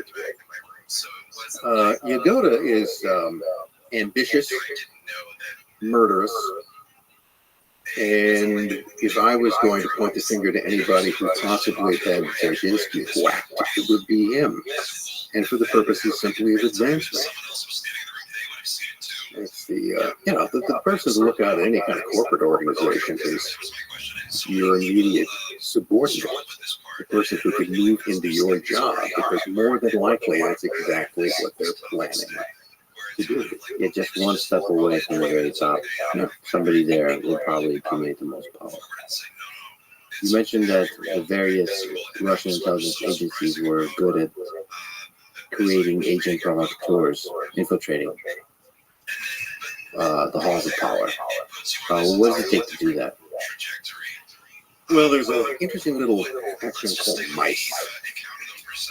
M-I-C-E.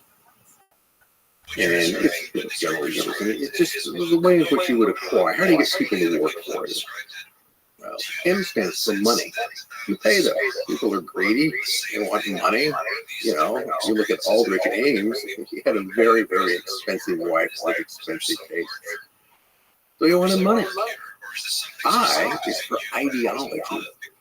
So during particularly the 1920s and 1930s, the Soviets were very effective at exploiting communists, you know, people who wanted to serve the great cause. Even though that's initially not really what they wanted to do, because the idea was that if you recruit agents from among, say, American communists, you compromise the party.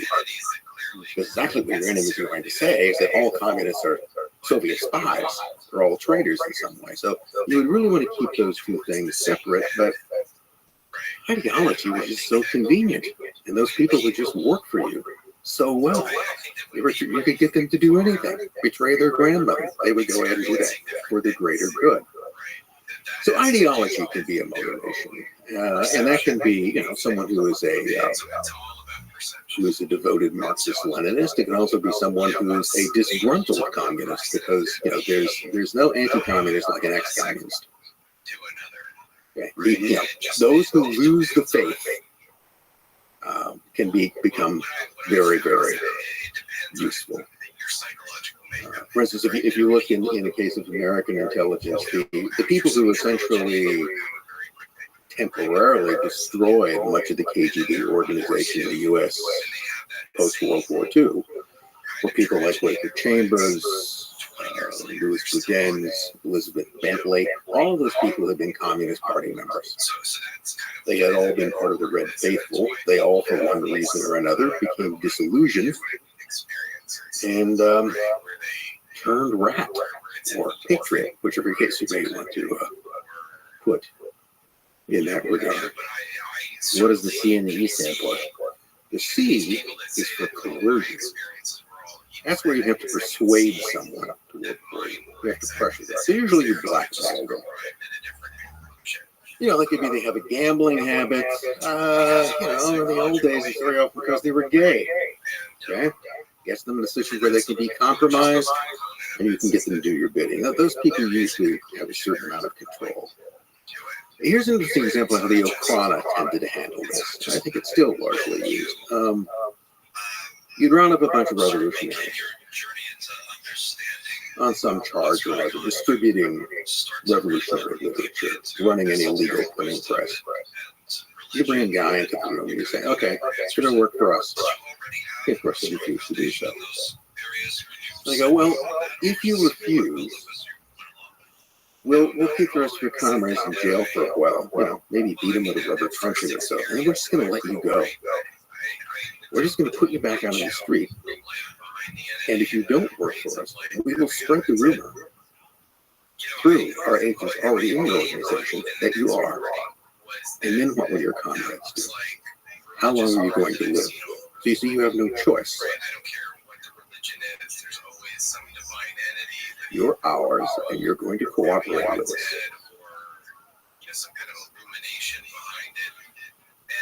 And the way that effectiveness would be ensured is that you have multiple agents within the same organization who don't know who each other are. It's very important. And they'll all be filing reports. So let's say you have 3 agents inside the Central Committee of the SR party, and there's a committee meeting, and you're going to look at the reports they file. They all better agree with each other, right? If one person doesn't report what the other 2 do, then perhaps they're not entirely doing their job, and they can be liquidated at any time. All you do is drop the dime on that. And this was done periodically. In fact, in some cases, you would betray your own agents just to completely discombobulate the organization.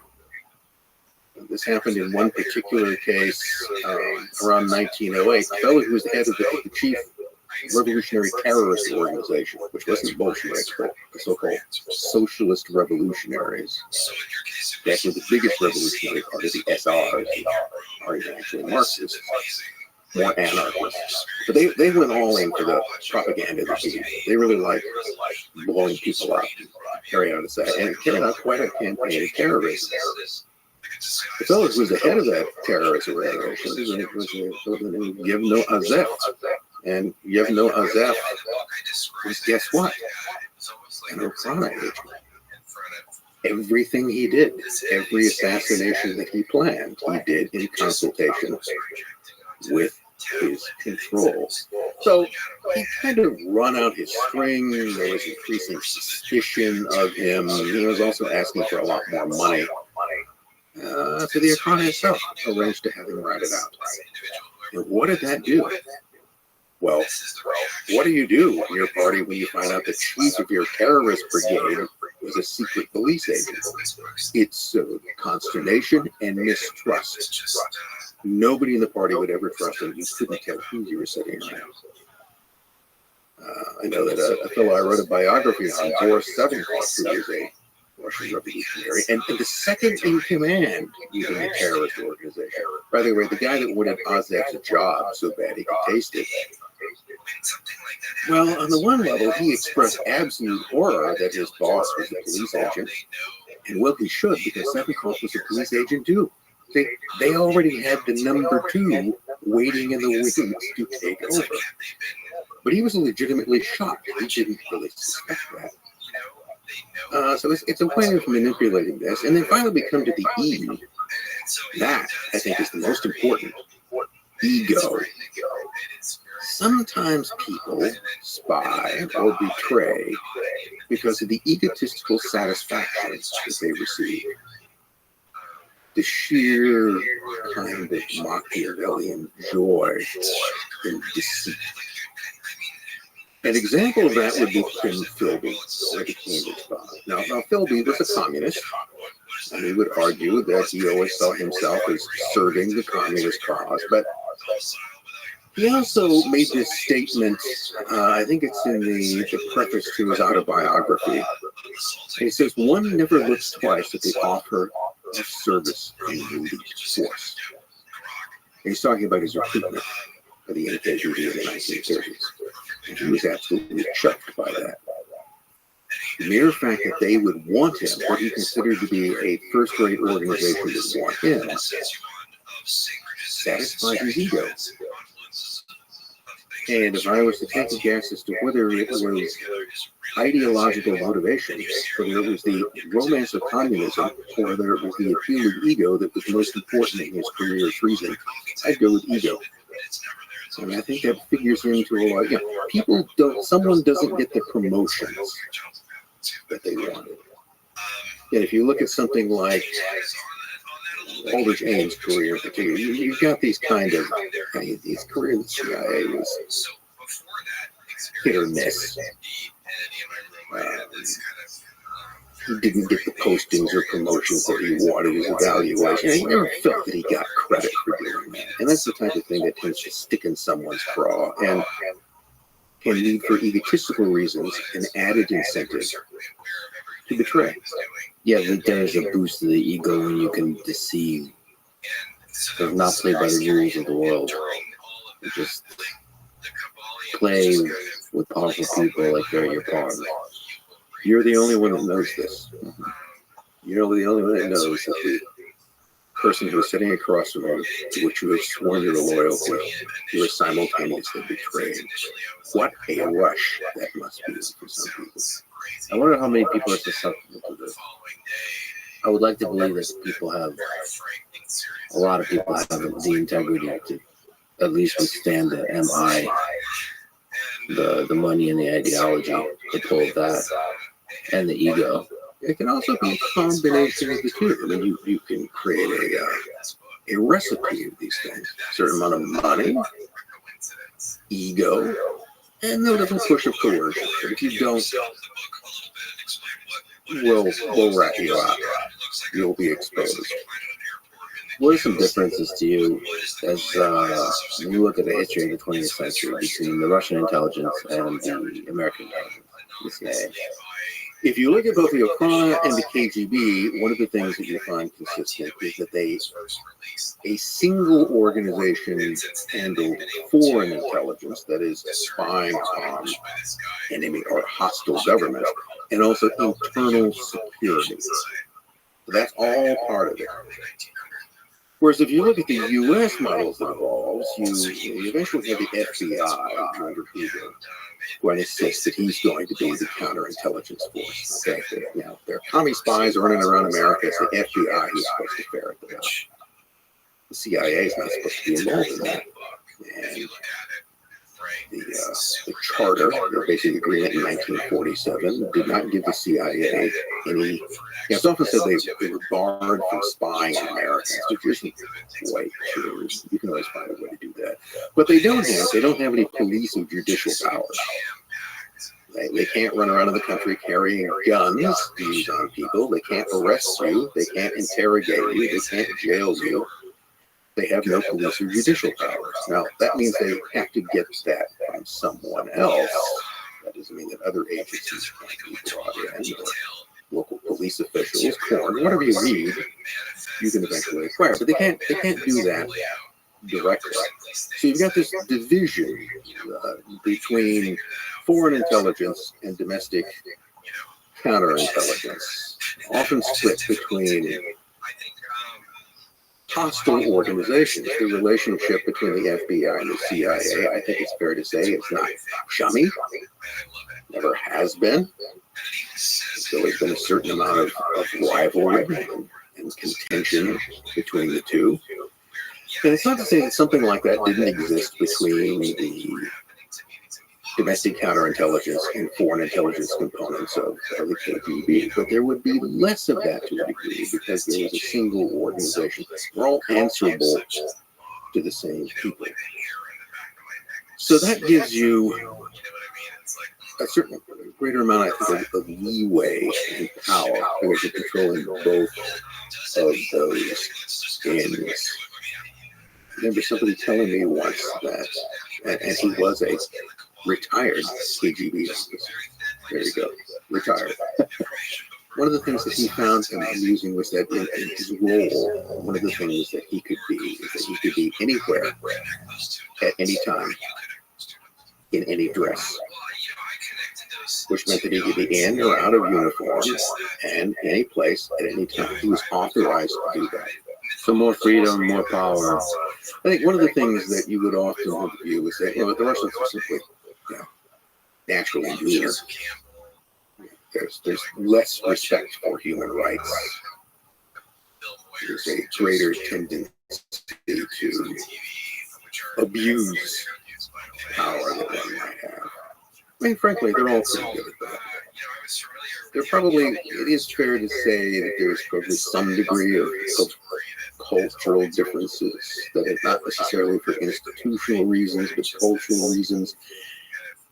There could well be things that Americans might balk at doing more than you would find on the Russian or Soviet side of the equation. The other aspect of that is that Russian history is long and contentious and bloody. One of the things it certainly teaches you never trust foreigners. Every foreign government, anywhere, any country on your border, is a real or potential enemy. They will all, at some point, if given the chance, invade you. Therefore, they must always be treated with great suspicion. Now it goes back to something that I think that the British observe is that countries don't have friends. They have interests. And those interests can change over time. Well, the CIA is probably equally suspicious of all nations. That's your job. You're supposed to be suspicious. Your job is not to be trusted. Yeah, the basic job of an intelligence agency is to safeguard your secrets and steal the other guys, and then hide those away. Are there laws, either intelligence agencies, that they're not willing to break? is it basically lawless operation, where you can break any law as long as it accomplishes the task? Well, I think John Le Carre and they argued about his early recruitment into British intelligence. And one of the things he remembered being told up front was, if you do this, you have to be willing to lie, and you have to be willing to kill. Now, those are things that, in ordinary human interactions, are bad things. Generally, we don't like it when people lie to us. We expect that people will act honestly towards us, whether that's businessmen you're involved with, your employers. We're often disappointed in that because people do lie all the time for a variety of reasons. But honesty is generally considered here. But in a realm where deception is a rule, dishonesty is a virtue. To be good at that, to be able to lie convincingly, is good. It's one of the things you need to do. And killing also is generally frowned upon. Put people in prison for that, or otherwise executed. But in certain circumstances, killing is one of those things that you need to be able to do. So what he felt he was being told in that case is that, once you enter this realm, the same sort of moral rules that apply in general British society do not apply. And if you're squeamish about it, you won't fit in. You have to be able to do those things. I wonder how often those intelligence agencies in the 20th century, and of course, the natural question extending it to the 21st century, how often they go to the assassination, how often they go to the kill part of that versus just the espionage. Let's take an example from American intelligence, the CIA, 1950s, 1960s, into the 1970s, MK Ultra. That is a secret program which was involved with what is generally categorized as mind control, which really means messing with people's heads. And what was the goal of that? Well, there seemed to have been lots of goals. That there was an FBI memo that was recently acquired, quite legally, but it's declassified. But it's from 1949. So this is only 2 years after the CIA came into existence. And it's an FBI memo because the FBI, of course, is very curious what the CIA is up to. And the FBI are not part of this meeting, but they have someone who, they're sort of spying on what's going on. So there was a meeting which was held in a private apartment in New York. So it's not held in any kind of event. It's essentially never really happened because it's at somebody's house. But and there are a couple of guys there from the CIA. One of them is Cleve Baxter. Cleve Baxter is the great godfather of the lie detector. Pretty much everything that we know about lie detectors today, they go to Cleve Baxter. He's also the same guy that thought that plants could feel, but somehow was a derivative of his work on lie detectors. So these guys are there, and they're giving a talk to some military and other personnel, and there's certain parts of the document which are, of course, redacted, but you can figure out what it is that they're talking about. They're talking about hypnotic suggestion and all the wonderful things you could potentially do with hypnotic suggestion. And two of the things they note is that one of the things we could potentially do is erase memories from people's minds and implant false memories. That would be really keen to do that. Just imagine how that would be done. So here to me is the interesting point. We're talking about this in 1949. MK Ultra does not come along until 1950, although there are all sorts of, artichoke, everything's sort of leading up to that. It's simply an elaboration of programs that are already there. I don't think that it ultimately matters whether you can implant memories or erase memories. To me, the important part is they thought they could, and they were going to try to do it. And that eventually is what you find out in the efforts made during the 1950s and 60s through MK Ultra, MK Search, MK Naomi, and all of the others that came out. That's one of the things they're working for. And among the few MK Ultra era documents that survived is that whole question is that you get someone to put a gun to someone's head and pull the trigger and they'll never remember it later. Yeah, you could, interestingly enough. The non-direct violence, controlling people's minds with scale, and experimenting with different kinds of ways of doing that. One person put the basic argument there, or the basic thing you're after, is to understand the architecture of the human mind, how it works, how it put together, and then how you could take those pieces apart and assemble them in different ways. So this is where hypnosis comes in, which is was then still is, fairly spooky thing. Nobody's ever explained to me exactly what it is. The idea was that could you, I think it's the whole possibilities in this case, could you create an alternate personality and use that alternate personality in an agent role, but then be able to turn it on and off. So subsequently the person, which that personality inhabited, was captured and interrogated, tortured, and their fingernails torn out. They would have no memory of it. They couldn't give any kind of secret away because it was embedded in some part of their brain where there was a completely different person. I mean, you can just imagine the possibilities that you can dream up. And again, it's not, I think, the question as to whether that is possible or whether it was done. Oh, I suspect that both of those are true, but that you would try to do it. Then imagine the mischief that comes out of that. And one of the big complaints from a legal standpoint about the MK Ultra and the rest is that you were having medical experiments, essentially, being carried out on people without their knowledge and against their will, which is, a no-no. Yeah, the fact that you're willing to do medical experiments says something about what you're willing to do. And I'm sure that same spirit, innovative spirit, persists to this day. And maybe less so, I hope less so in the United States, but probably in other intelligence agencies in the world. Well, one thing that was learned, and the reason why most MK Ultra and similar records were destroyed on order in the early 70s, around the time the CIA became under a certain amount of scrutiny. Mid-70s were not a good time for the agency because people were asking lots of questions, and so you need to dump this stuff because there's all kinds of, because you were committing crimes against American citizens, so that's eradicated. And the important lesson to be learned is that never do this type of thing again, where at least in any way in which the agency's direct fingerprints are placed on it. You can pay people. You can subsidize research. You can set up venture capital firms. You got plenty of money.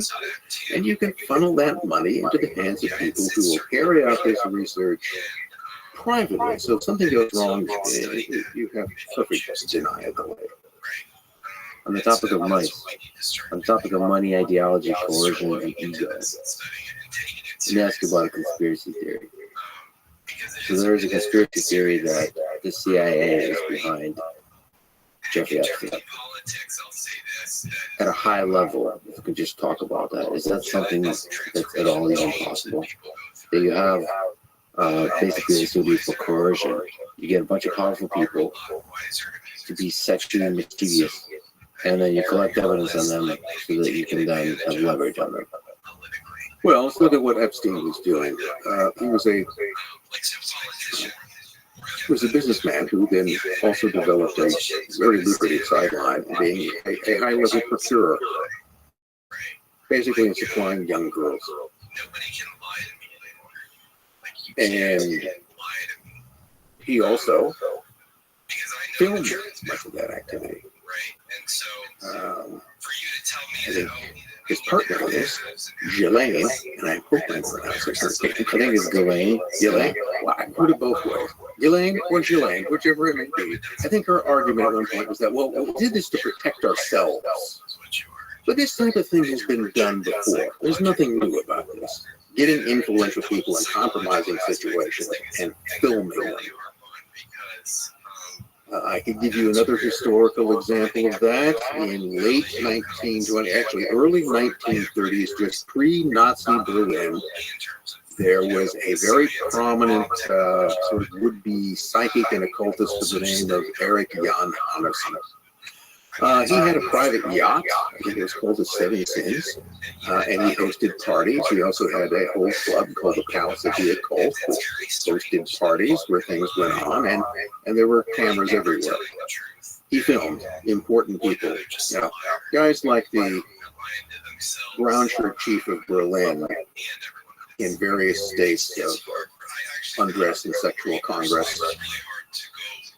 And he did that for the purposes of blackmail. So in Epstein's case, he is a procurer of young girls to wealthy men, largely. And many of those events were reported. Now, even if it wasn't his intention to use them for blackmail, think of what someone else would do, because people know about this. So you can raise a question: is this not, you know, Epstein is just kind of a greedy pervert, but through his greedy perversion, he's now collecting information that can be useful. That's useful to who would like dirt on Prince Andrew. Think of all the people who had it. You know, there were important people who, you know, went to Lolita Island. So if it isn't Epstein directly, if he might have been being, I'm not trying to let him off the hook because I have anything for him. He was either running his own blackmail business or someone was using him as a front for that. I think we're kidding ourselves when we try to pretend that's not what was going on. So you think even American intelligence agencies would be willing to sweep and take advantage of a situation like that? Well, you know, American politicians could ultimately end up in a position to oversee things like intelligence budgets. One of them might even become director. You never know. You can never tell what some crazy president might do. It could be very.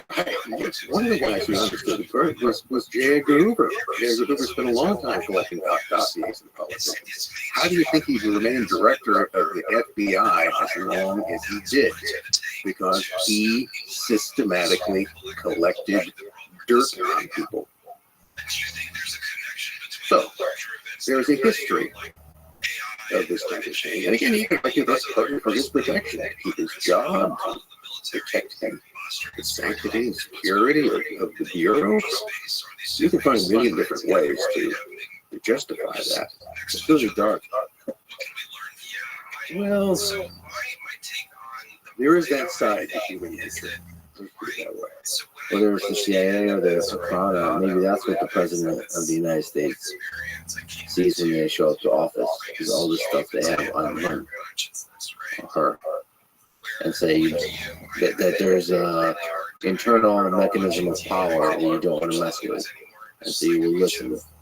Whether that internal mechanism of power is the military-industrial complex or whatever it is, the bureaucracy of government, to the deep state, the entrenched bureaucracy. Well, it's been said, and I think it's generally true, that bureaucratic creatures are like any other creature. It basically exists to perpetuate itself and to grow. I mean, nobody wants to go out of business. And the question when you get all these things like Pizzagate, accusations of one from another. But here's an interesting thing to consider. Okay, and I want to argue that I'm not saying that Pizzagate in any way was real or QAnon, but where do they get these ideas from? So let's ask ourselves: do pedophiles exist? Yeah. Do organized pedophile organizations exist? Yeah, they share information, pictures. They're out there on the dark web. They cooperate. So, does child trafficking exist? Yeah, it does. So, in other words, whether or not specific conspiracy theories about this or that group of organized pedophile cultists is real, all the ingredients for that fear are there. Pedophiles exist. Organized pedophilia exists. Child and human trafficking exists. At some point, at some time, someone will put all of those together. In fact, certainly, they already are. We'll jump around a little bit, but yeah, your work is so fascinating, and you cover so many topics. So if we jump into the present with the Bohemian Grove and the Bilderberg Group, so the elites, I think you referred to them. So this gathering of the elites. Can you just talk about them? What is this? Well, first thing I have to point out is the Bohemian Grove is a place, not an organization. It's where the Bohemian Club meets. That 2,700-acre old-growth redwood there, north of San Francisco. The Bohemian Club began back in the 1870s. Its initial members were mostly journalists. In fact, supposedly the name itself comes from, it was a term for an itinerant journalist who moved paper to paper was called a Bohemian. And although I think there may be other reasons why that particular term was chosen as well. And I think the original 5 members, there were like 3 journalists, there was a merchant, and there was a vintner guy who owned a vineyard in California. Surprising. None of them terribly wealthy, but they formed an exclusive men's club. Was and still is. Nothing terribly unusual about that at the time. But it became fashionable, and as it became fashionable, more wealthy people wanted to become part of it. And the thing about getting rich guys to join your club is, what do rich guys have? Money. And of course, it's one of those rich guys that bought Bohemian Grove, where now you build your old boy summer camp, which is what it is. They got cabins with goofy names. They go there. They perform skits. They dress up in costumes. Yeah. True, some of those skits look like pagan human sacrifices, but it's just a skit. What's really going on there? So on the one hand, you can argue that it's a rich guy's club. They like to get out there. The whole motto of the place is "Weaving spiders come not here." So we're going to talk about business. We just want to get out into the woods, put on some robes, burn a couple of effigies in front of the owl, have a good time. Probably get drunk a lot. What's with the robes? Why do they do weird, creepy shit? Why do they put on the mask and the robe and do the plays and the owls and the sacrificing? I don't know. Why do you have a giant owl? I mean, what's that? Why do you do that? What is that in human nature? Because I don't think rich people are different than not rich people. What is it about wealth and power that brings that out of people? Well, part of it is the ritual aspect of it. And that clearly is a ritual. Rituals are pretty simple. Rituals are just a series of actions performed in a precise sequence to produce an effect. That describes a lot of things. It describes plays, symphonies, every movie you've ever seen. A movie is a ritual.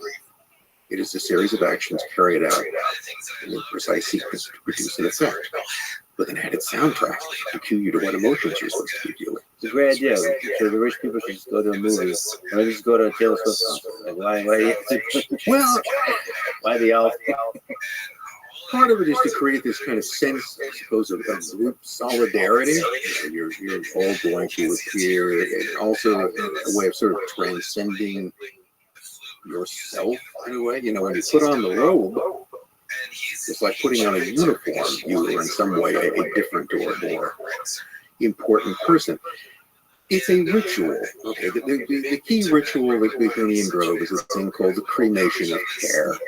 And cremation, and that's what it's supposed to be. We're going to put all of our, like rich, important people, we have to make all of these critical decisions. Life is so hard. So we're going to go out here in the woods and we're going to kick back.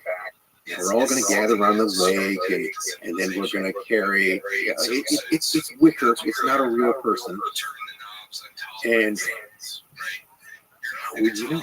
And then we're gonna, this is the cremation of our parents. It's a ritual which is meant to produce a sense of solidarity and relief among those people who were there. The question comes down with the rituals is how seriously do you take them? How important is this to the people who carry them out? So the interesting answer to that is that for some people it's just boring. I mean, there are probably people standing around the owl who think this is ridiculous and can't wait for it to get over with. There are other people that are kind of excited about it and get caught up into it. But other people can take it very seriously. It's all a matter of the intention that you have about what the ritual means. And I don't mean to suggest by that there's anything necessarily sinister about what's going on, but it is clearly a ritual carried out for some kind of group reinforcing purpose. And you're absolutely right. You don't have to do it that way. That's not. I've gone to summer camps, and we never carried out mock sacrifices in front of an owl. We did all those other things. We didn't even have any robes either. So it goes beyond merely a rich guy summer camp, although that's an aspect of it. But it also, I think, often obscures that focusing on Bohemian Grove at the getaway of the club ignores that the club is around all the time. That's what's at the center of this. It is the club and its members. So despite all the talk about no weaving spiders coming around here, one of the other features of the summer meeting are things called lakeside talks. This often people are invited to go there, and one of the people who was invited around 1968 was Richard Nixon, who was making his political comeback. And he was invited to give a talk where very important people are listening. And Nixon, in his memoirs, realized what was going on. He was being auditioned whether or not he was doing the right. He recognized that that was really the beginning of his second presidential campaign. He was being vetted. So one of the main theories, call it a conspiracy theory about the Bohemian Club and the gatherings, is that people of wealth and influence gather together. And whether or not it's part of the agenda or not, inevitably you're going to talk about things of interest. But to me, the mere fact that you invite people in, political leaders, to give lakeside talks means that there are weaving spiders which are going on. And it is a perfect private venue to vet people for political office. I mean, yeah, where else are you going to do it if you're interested in vetting, if you're interested in powerful people selecting? Well, see, here's the question. Are these guys actually picking who's going to be president? Is that the decision which is being made? Or are they just deciding what horses they're going to back? I think the latter is a simpler version of it, but it doesn't mean it's the other way around. But these kinds of, I mean, Nixon was there's the whole 1960 thing. So he's the new Nixon. Remember this, and this is where the new Nixon apparently made a good impression on the right people, because he did indeed get the Republican nomination, and he did indeed become president. There could also be a much more innocent explanation of really it's powerful people getting together and having conversations, and through that conversation influencing each other's view of the woman, and just having a legitimate discussion of policies. Well, why wouldn't they? I mean, why would you assume that people are not going to do it? It's the owl with the robes. Like what? Why the owl and why the robes? Which is why it becomes really compelling when guys like Alex Jones, forgive me, but I have not watched his documentary, I probably should at some point, about Bohemian Grove, where he claims that there's Satanist human sacrifice of, I think, children. And I think that's quite a popular conspiracy theory. Or it has lost popularity. It kind of like transformed itself into the QAnon set of conspiracy theories. But I mean, can you speak to that conspiracy? Let's put it this way: the general public, rich people are inherently suspicious. Let's put it that way. First of all, they got all that money, and exactly how did you obtain it? And I do not of necessity adhere to the view that behind every great fortune there is a great crime, but there often are. There are ways in which it's correct. But I think it's one of the things I think that can happen is particularly when people acquire a huge amount of money.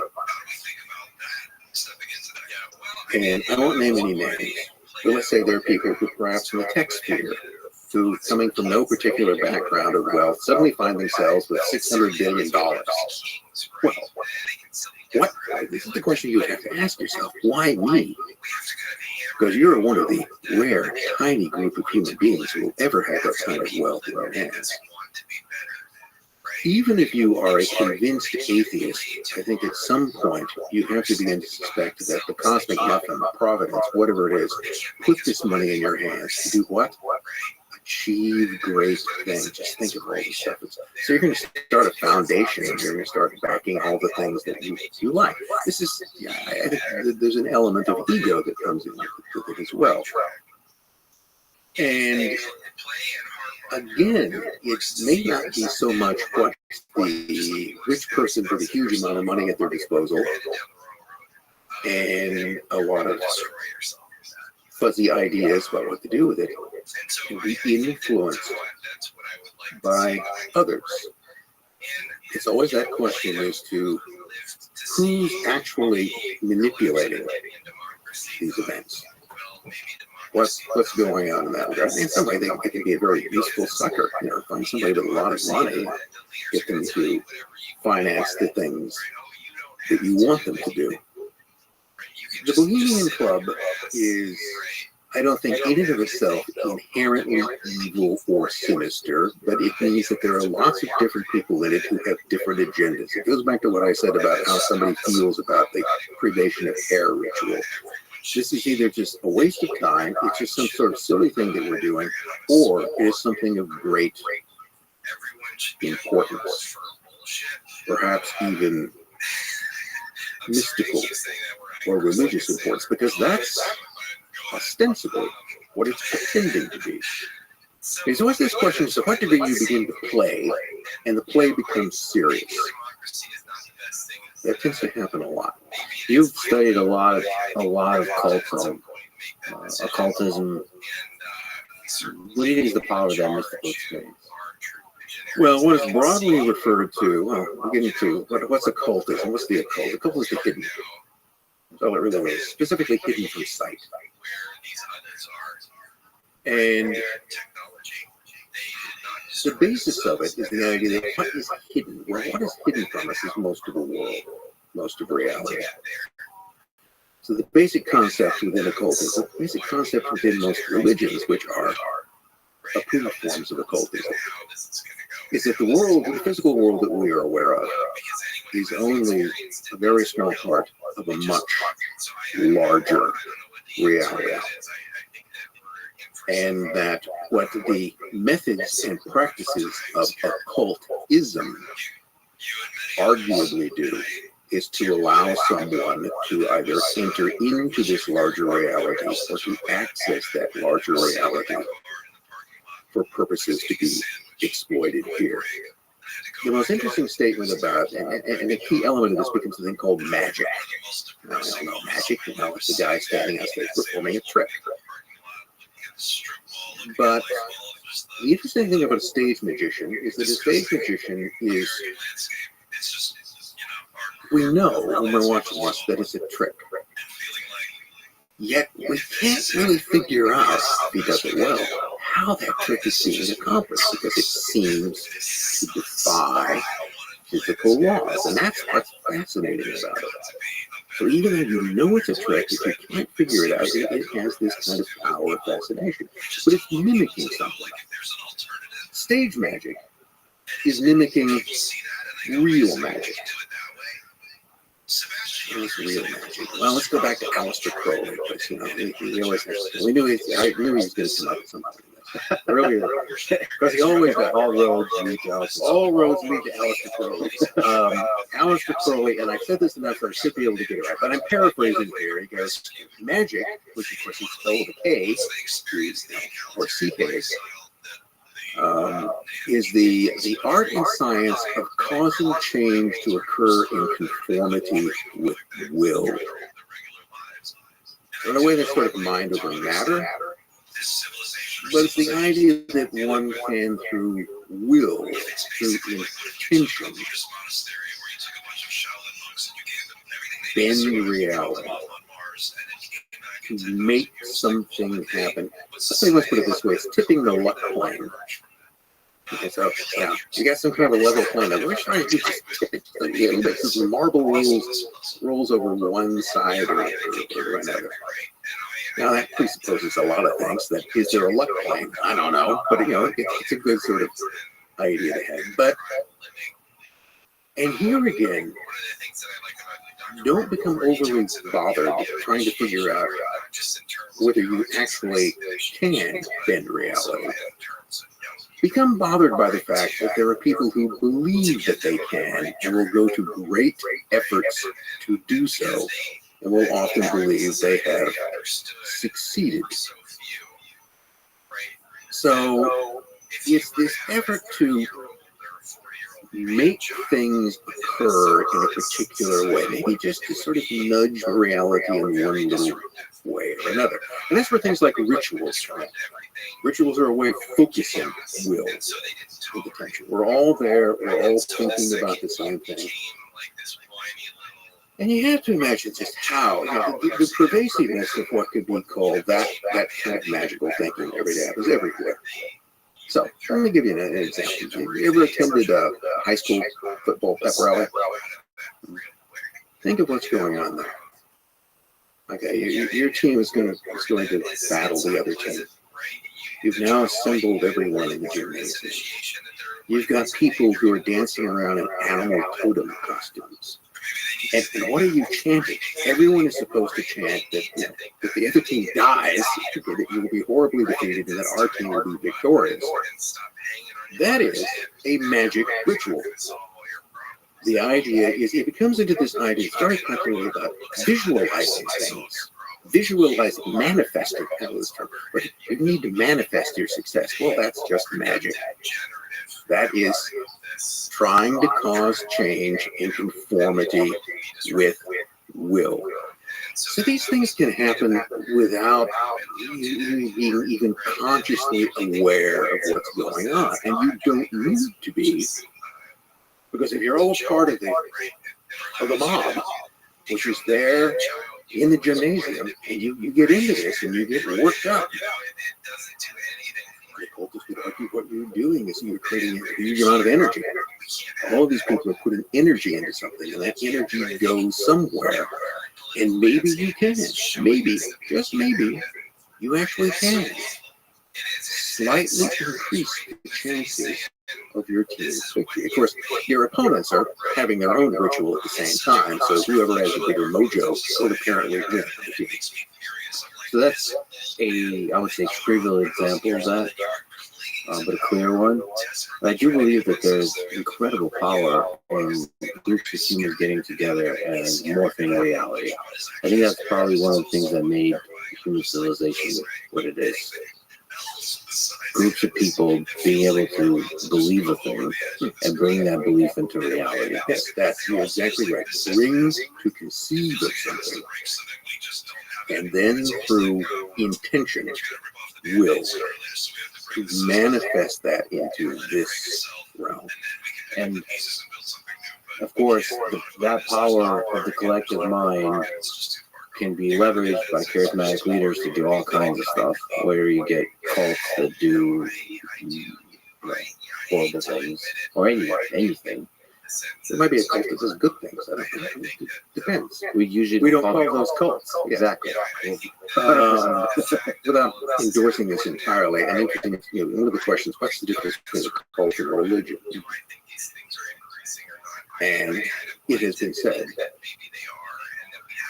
that in the case of a cult, there's always someone at the top who knows what's going on. Generally, who knows it's a scam. In a religion, that person is dead. So, see, I just managed to insult every single religion.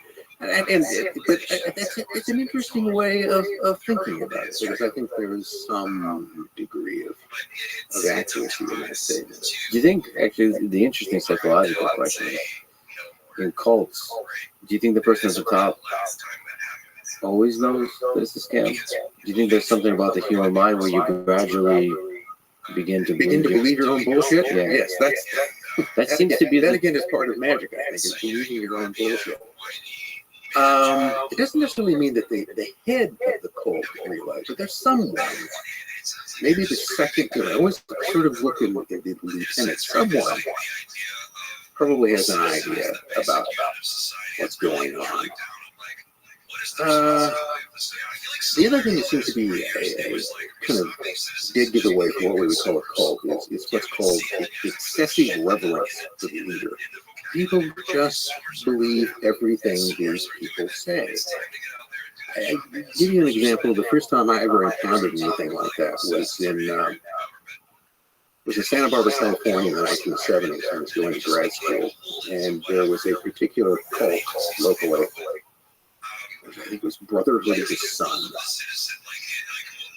Yeah, it was the same thing as some guy.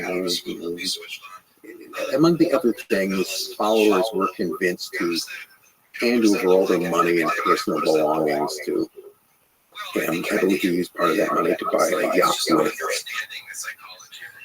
Anyway, a lot of it went to him. And then, of course, working for free upon different cult-owned business enterprises, of which there were several. And there was a person I knew who became a devoted follower of this, and it was all I could think of at one point was ask them, what the hell is the matter with you? I mean, have you lost your mind? Why would you? What is it that this person could possibly be providing that you essentially are going to become a slave to them, which is what they were doing? And I actually give that credit in a way of sort of sparking my whole interest in things like secret societies. And here again, as a disclaimer, I am not now, nor have I ever been a member of any fraternal organization, secret society, or cult that I know of. And that's what interests me about it. Because I'm just always trying to figure out why people do these things. Either, like I said, why the robes and the owl? Why? Why do you do that? And it's trying to figure it out. I mean, I couldn't even hack the Boy Scouts. Okay, that was too much of it. Because to me, you join an organization, and the first thing that comes along is there are rules, and somebody's telling you what to do. Okay, I don't like people telling me what to do. Spent much of my life trying to avoid that as much as possible. And join a cult, there's going to be someone telling you what to do. Join the Bohemian Club, and there's going to be someone telling you what to do. And obviously, a lot of people really get something out of that. It becomes, in some ways, it's sort of necessary for them to function. But I do not understand it, and my study of it is a personal effort to try to understand how people do that. And there are so many reasons. Primary, as H.O. would say, is the desire in the human heart to belong. Yes.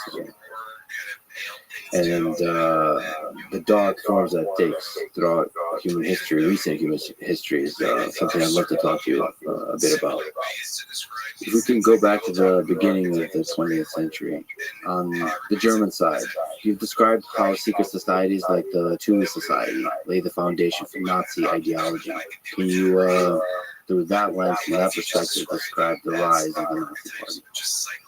Well, I guess we could start with what on earth is the Thule Society?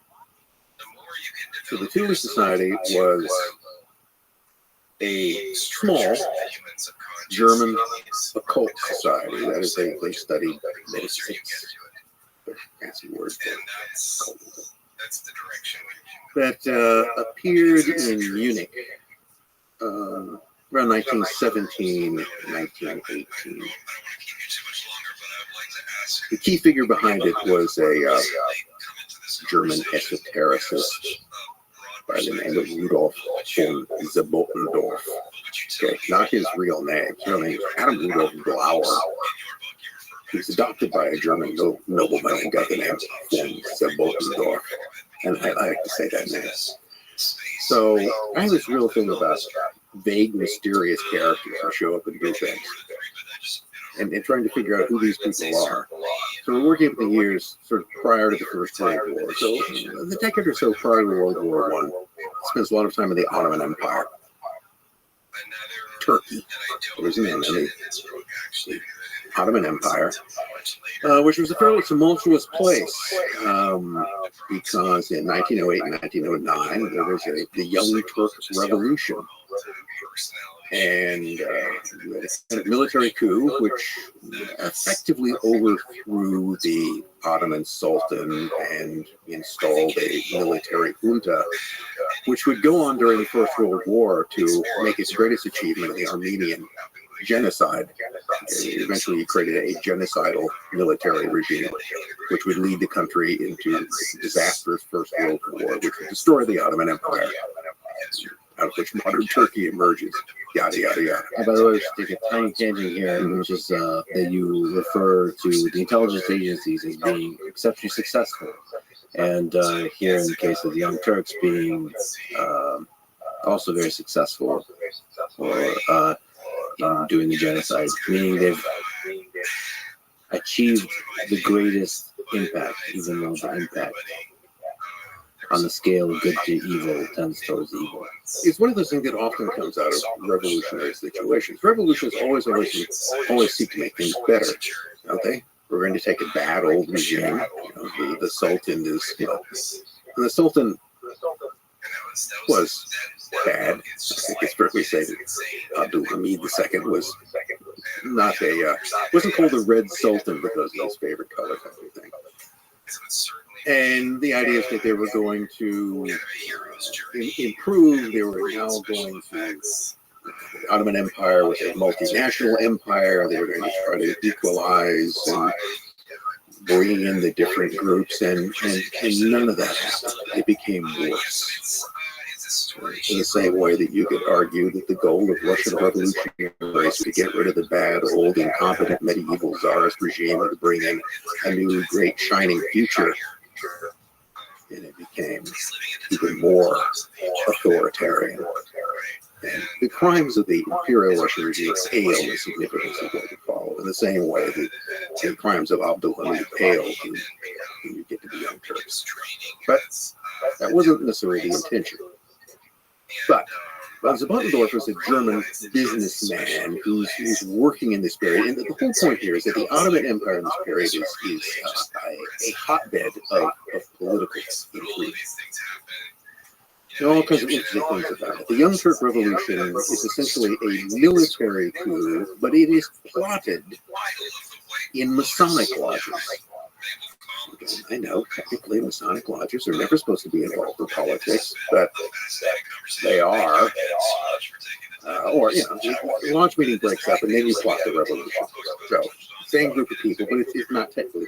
But yes, and there's the Macedonia Resource Lodge in Thessaloniki was ground zero for plotting this military coup that was supposed to improve the empire.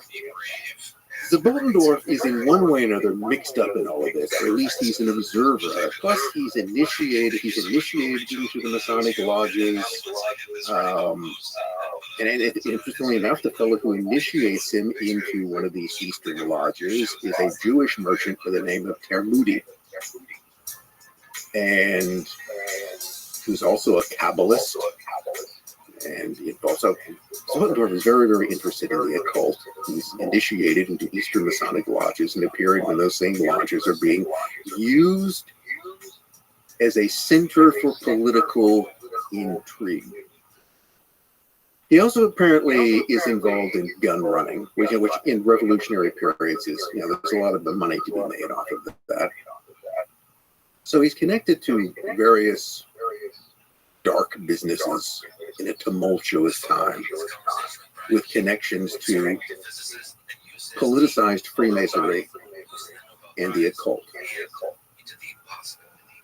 Now, in the course of the First World War, he returns to Germany. He just shows up.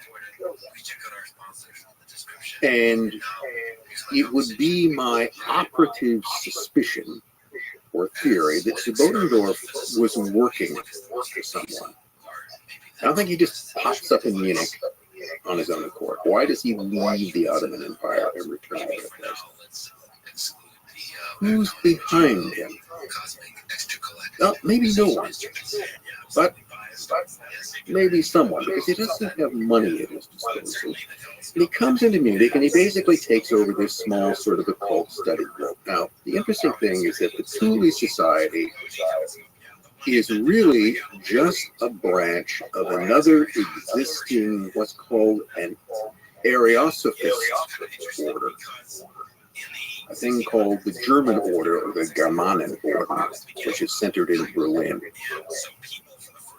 But for some reason, he doesn't want his group to be connected by name with the Germanen Order. So Thule Society, Thule in this case is a reference to supposedly a mythical Arctic homeland of the Aryan race.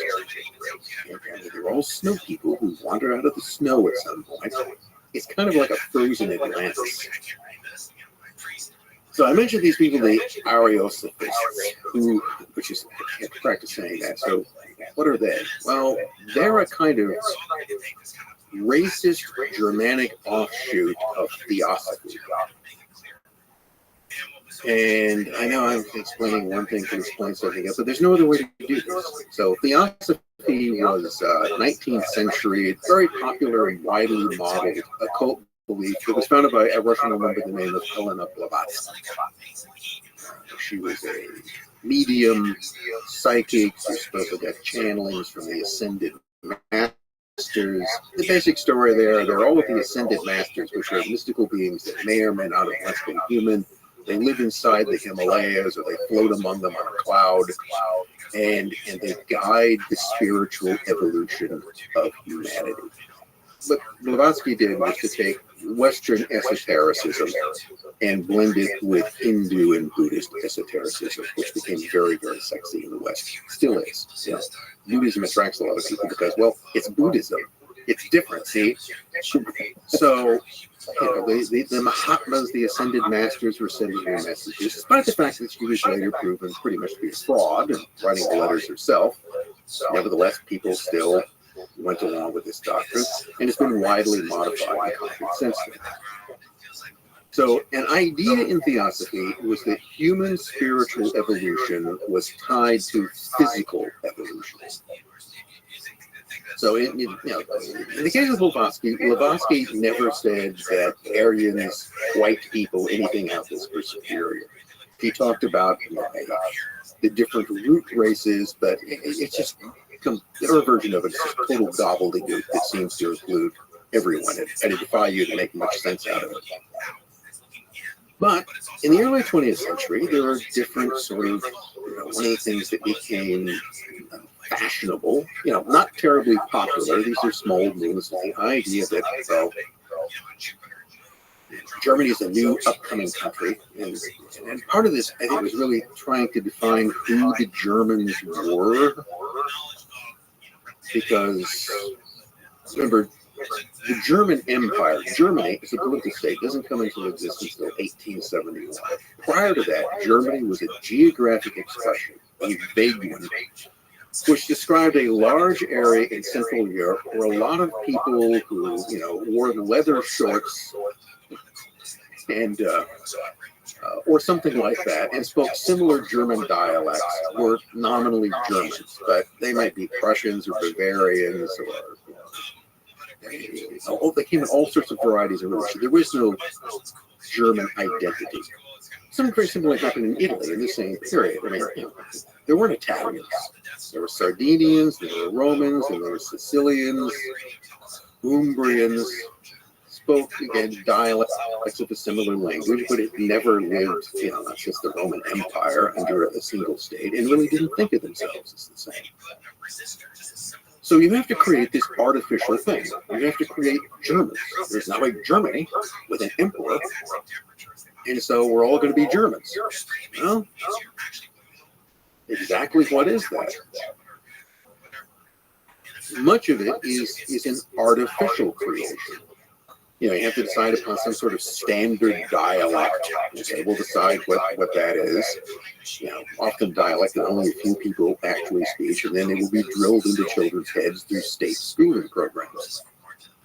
So I think this is the kind of milieu that it comes out of. People were trying to figure out what on earth Germans actually were, and the need for some sort of common identity. And, that leads to everything like Wagnerian opera. Richard Wagner wanted to create a German mythical music. So he went back and stripped mined old German myths and cobbled them together into a lot of people standing on stage singing. And that was his purpose. He was a nationalist. He was, in many ways, a kind of racialist nationalist. And this was his idea of trying to create, out of bits and pieces of the past, a newfangled form of German identity.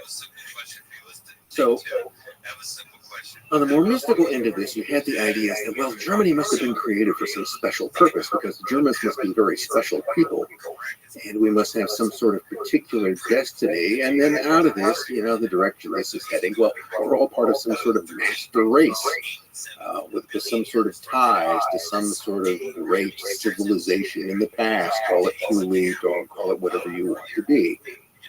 They basically just invent things and try to attach those to the past. And so Ariosophy was the Aryanized version of theosophy. And what this did was to take the idea that spiritual and physical evolution had led to the most advanced form of human beings, which were the Aryans, and the most advanced group of them were, of course, the Germans. And this attracted, keep in mind again, this was not a mass movement. It was very much a fringe movement. Most people weren't aware of it and weren't particularly interested in it, but it had an appeal for those who already had a kind of esoteric bent in some form or another. And this is where things like the Germanen Order, the German Order, and there are other groups. It was only one of many sort of grew out of. And what it was that the Thule Society, as a branch, the Thule Gesellschaft, was supposed to do was to study this. It was an esoteric study group. And so people would get together and they'd talk about things, probably make more stuff up, and all sort of work around this idea of German Aryans as the most advanced type of human beings and all the wonderful things that the future would hold. And the fact that this was the midst of a war in which Germany was again fighting, as they saw it, for its existence, heightened those kinds of tensions as well. So my suspicion, again, is that Botendorf, in terms of who was behind him, that he was essentially called back to Germany to work either for the Prussian political police or for some aspect of German intelligence or security to try to mobilize occultism or esotericism for the war effort. Because again, this is 1918. The war it's gone on way too long. Within a few months, Germany will collapse. And it will collapse simply from the psychological exhaustion of the population. So this is almost like to help the war effort with a kind of propaganda, a narrative that can strengthen the will of the German people. It will strengthen the will of some people. But you have to try to appeal to different aspects of this. But the mystical aspect is one of those things that can have a very powerful influence. The idea is that if we can come up with some kind of mystical nationalism, maybe that's one way to put it, that kind of mystical nationalism that can be exploited for the workers. At this point, you're kind of grasping at straws. And this is a whole period when the Germans are marshaling the last of their forces to launch a series of offensives on the Western Front, the peace offensive, which will initially be successful, but will ultimately fail and lead to a collapse in morale. But among the leadership of Germany, it was a recognition, it was that national morale was flagging. And one of the other things that was kind of raising its head was what had happened nearby, and the Russian Revolution, which had now brought the idea, which brought another solution to all of this, the idea of revolutionary Marxism. Here we need to remind ourselves as to where Marxism comes from. Not Russia, Germany. Where was the largest Marxist party? In Germany. And Marx probably expected the revolution to begin in Germany. Where else? I mean, the Soviet Union is not very industrialized. Germany is, and so that's where it would probably. Russia, 5% of the population was industrial workers. In Germany, 40% of the population was industrial. So, if any place was like made for Marxism, it was Germany. I think that's why it caught on in East Germany so well, because it did kind of come home. And it was a local belief. It wasn't something imparted by the Russians. It was the German invention. So the Thule Society, one of the things you can see in this is the Thule Society was particularly involved in sort of anti-Marxist or anti-Bolshevik agitation. They saw themselves, the Bolton source saw them as this whole movement. It was a counter to this. It was a kind of counter Marxist movement. Can we sort of try to break that apart in a nuanced way? So there was a nationalist movement. The occult was part of the picture, occult racial theories. So there's a racial component, like the Aryan race. So it's not just the nation of Germany. And you take that and contrast it with Marxism. Did they also formulate that in racial terms? Did they formulate that in national versus global terms? Like, how do they see this? Marxism formulates everything by class. Okay, people are categorized by class. You're either part of the proletariat or part of the bourgeoisie, or just, you're either part of the proletariat or some sort of scum. Really? Needs to be swept into the dustbin of history.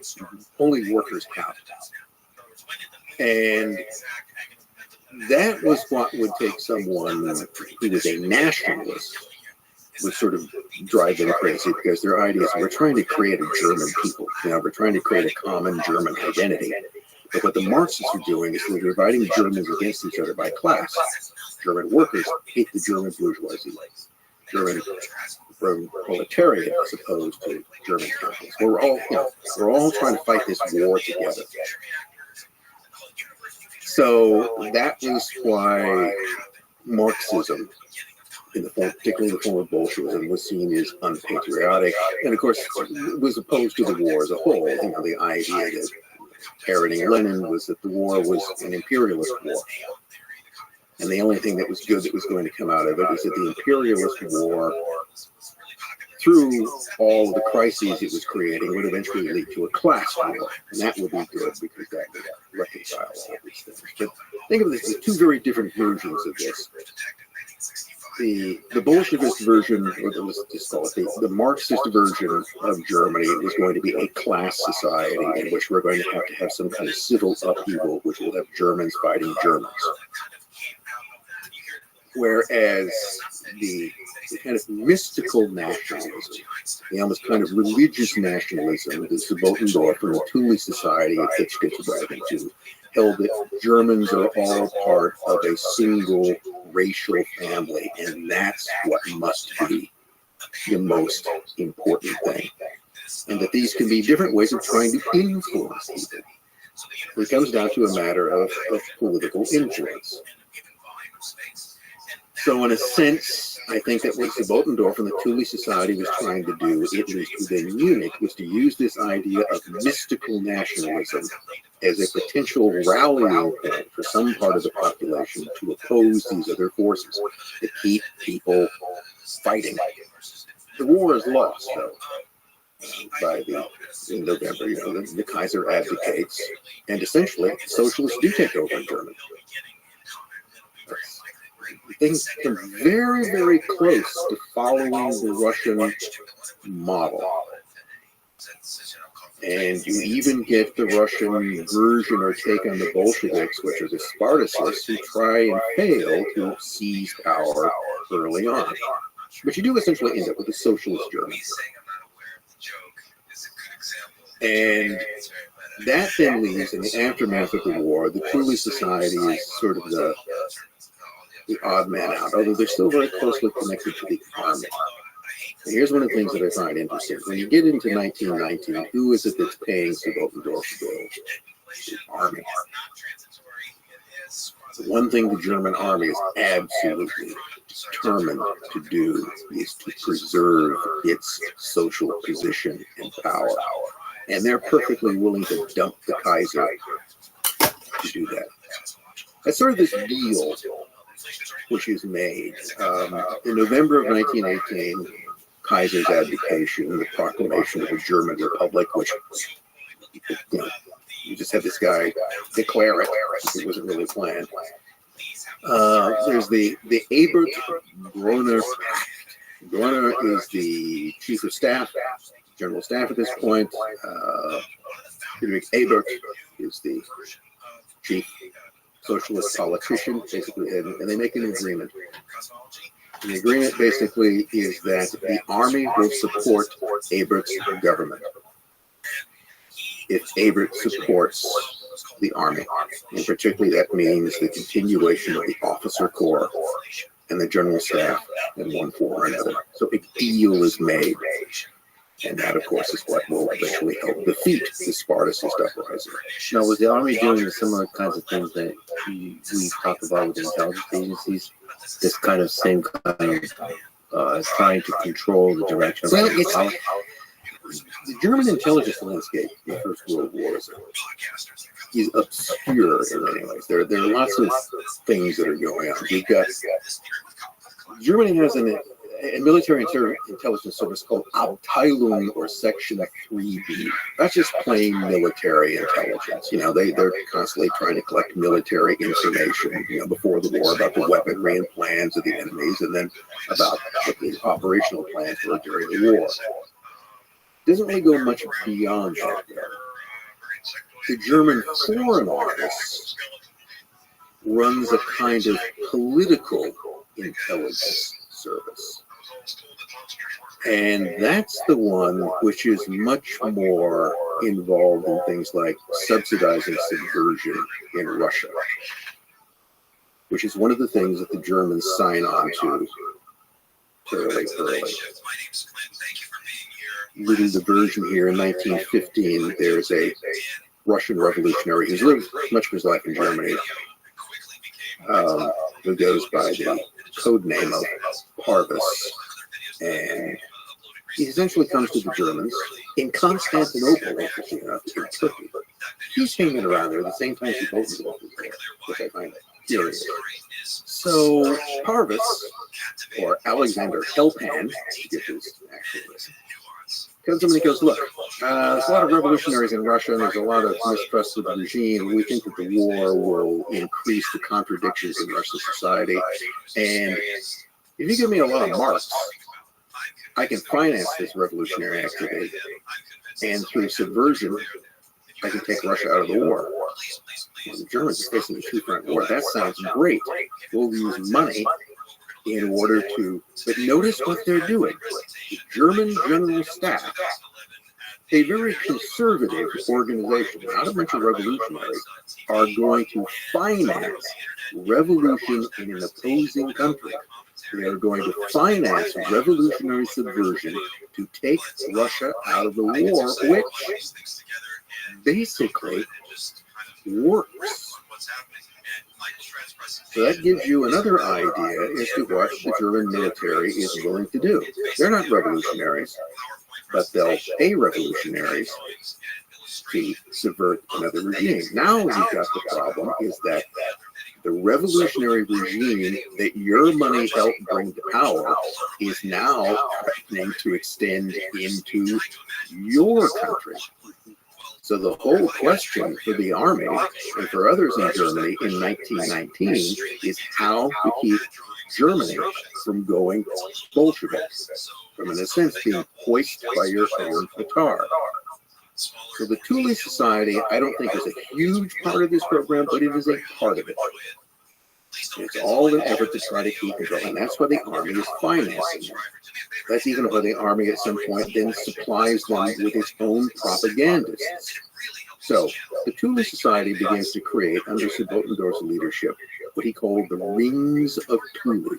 And these are satellite organizations that aren't the society itself, but they're kind of controlled and inspired by it. And one of those is a thing called the German Workers' Party. The German Workers' Party, again, is local. It's not large. It's not terribly influential. But what does it aspire to be? It aspires to be a party that will bring German workers away from the seductive influence of the Bolsheviks and into a more patriotic. And the way that I describe this is that it's not an anti-communist organization, it's a counter-communist organization. So you don't create something which completely opposes it, you create something which mimics it, which is ultimately what the German Workers' Party will become, is the National Socialist German Workers' Party. Notice that term, socialist. And that is, in my view, what Nazism is from the beginning. It is a counter-communist movement. And by the way, for people who don't know, the National Socialist German Workers' Party is also known as the Nazi Party. So how did this evolution happen from those that complicated little interplay? We should also say that a guy named Adolf Hitler is in the army at this time. Yes. Well, it's going to come into this because remember, so the army was going to supply its own propagandists to help the German Workers' Party and the Thule Society do their work. And the propagandist they supply them with is a man who the army trains, sends to classes to learn the art of public speaking and propaganda. And that fellow is Corporal Adolf Hitler. So how does Adolf Hitler connect with the German Workers' Party? Well, he'd been in the army during the war, the only regular job that he ever had. Kind of liked it. So you often get the view that, well, at the end of the war, he joined millions of other German soldiers who didn't have jobs. No, he stays in the army. He stays in the army until 1921. He's on the army payroll at the very time in which he is set to set this up. What appears to have happened is this. Subotendore's had organized the Thule Society. That didn't have, that had tried to oppose. There's actually a brief period of time in which the communists actually take over Munich, the Bavarian Soviet Republic, which doesn't last very long, and eventually the army and volunteers put this down. While that's going on, by the way, Hitler is actually sitting in the barracks in Munich wearing a red armband because he is technically part of the soldiers who have gone over to the Bavarian Soviet Republic. He seems to have had flexible interests in this case. So once order is restored, so to speak, the army comes in and decide that, well, one of the things we need to have people who can lecture soldiers on patriotic topics. And so there is a particular captain by the name of Karl Meyer who sort of spots Hitler. He later describes him as like a stray dog looking for a master. Hitler has a knack for public speaking. Other soldiers will listen to him. Yeah, some people can do that. Some people can't. Meyer decides that he's a good candidate for further training. And so yes, they bring him in. They turn him into what's called a Wehmann, a liaison man. He's an army propagandist. And then you've got this little outfit called the German Workers' Party. And essentially what happens is that Hitler is sent in to take over leadership of that, which is what happens. He shows up, he attends a meeting, there are like 50 people there. By the way, the topic of that, the first meeting he's at is how and why capitalism should be abolished, okay, which is not what you might well expect. And because remember, the German Workers' Party is trying to cast itself as a counter-Bolshevism. So it's not saying that capitalism is great, which is important. Now, capitalism is evil. We agree upon that. We just agree it has to be destroyed from a nationalist point of view. as opposed from some sort of strange internationalist point of view. So Hitler is essentially, as I see it, sent in by the army as their trained man to assume leadership within this small party and to use it for the army's patriotic propaganda campaign. And he succeeds in doing so, even to the name change to the National Socialist or German Workers' Party. I mean, really, what sounds more red than that? So the interesting thing here is, from where did anti-Semitism seep into this whole thing? It seems like the way they try to formulate counter Marxism is by saying the problem with capitalism and the problem with Marxism is that it's really Judeo-capitalism and, quote, Judeo-Bolshevism. So where did that ideology seep in? Well, it's a huge topic. Where does anti-Semitism come from? Well, let's start with that term itself, a term which I have really grown increasingly to dislike because it doesn't actually say what it means. Anti-Semitism is anti-Jewism. That's all it is. I'm not sure whether there has ever existed a person who hated Jews, Arabs, and Maltese equally.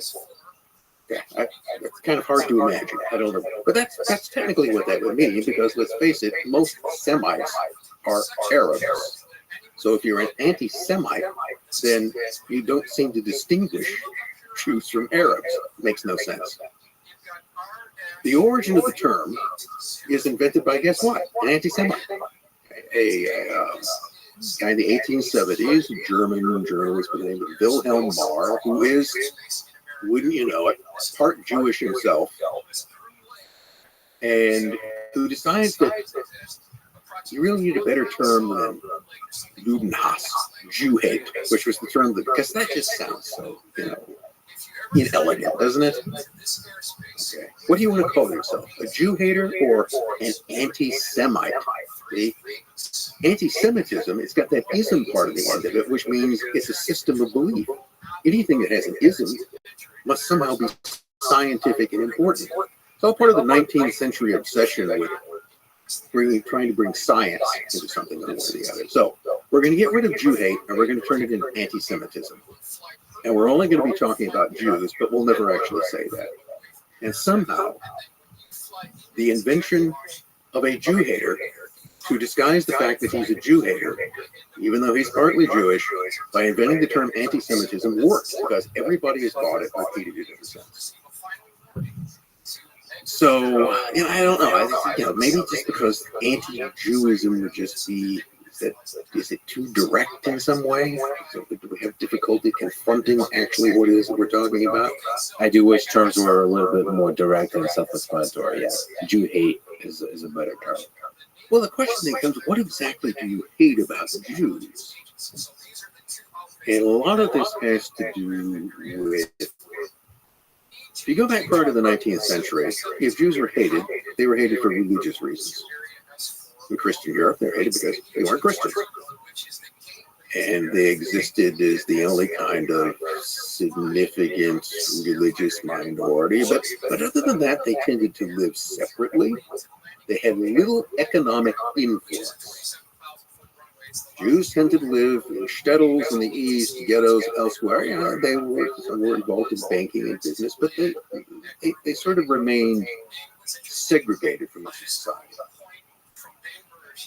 That changes when you get to the 19th century and with what's called Jewish emancipation. And that means that between about 1800 and 1850, most European countries dropped the various legal or social restrictions against Jews. They are assimilated into the general society. So ideally, you stop being a German Jew and you become a Jewish German. Those are two very different important concepts. And what that does, of course, is that it opens up the professions, business world elsewhere. So Jews moved, who had been largely within those realms to begin with. They already had a good deal of experience in banking business. And they move into those areas and professions and become quite visible. And that what then creates anti-Semitism. Because in some way that is seen as part of the changes that have taken place. And there are a lot of things going on here. Part of it has to do with the kind of wrenching social and economic changes that took place with industrialization. So one of the things to keep in mind is that in the process of industrialization, just like today, whole classes of people were made extinct economically. Craftsmen, for instance. So when factories came along and began to produce things with machines, all the craftspeople who had made those things previously are now unemployed or go to work as wage labor in factories. So there are winners and losers in industrialization. And what people saw in Germany and elsewhere is that among this new sort of rising capitalist elite, among these new professions, among the bureaucrats that are coming out of these burgeoning states, there were visibly a fair number of Jews. So in some way, the rise of Jews in the minds of many people were connected to all of the other bad things that were going on. You know, the world is changing in a way we don't like. And seemingly, the Jews are prospering while I am not. And that was true in Germany and elsewhere. Jews became highly visible in the professions. They became very visible in banking. They became visible in legal profession. They became visible in the medical profession. And those are people that a lot of people would come in contact with. Bankers, lawyers, and doctors.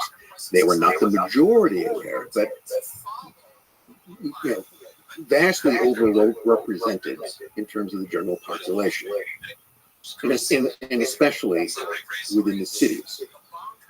So in that sense, the roots of anti-Semitism to me is that Jews in Germany and elsewhere, and not just in Germany by any means, France, Britain, everywhere else, became identified with the bad changes that were taking place.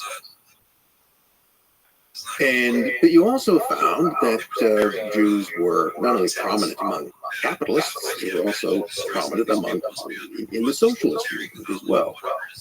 So one of the things you could look around, we returned to Germany in 1919 in the aftermath of World War I, and you look around in Bavaria or elsewhere, you tend to find that there are a lot of Jews in visible positions on the German left.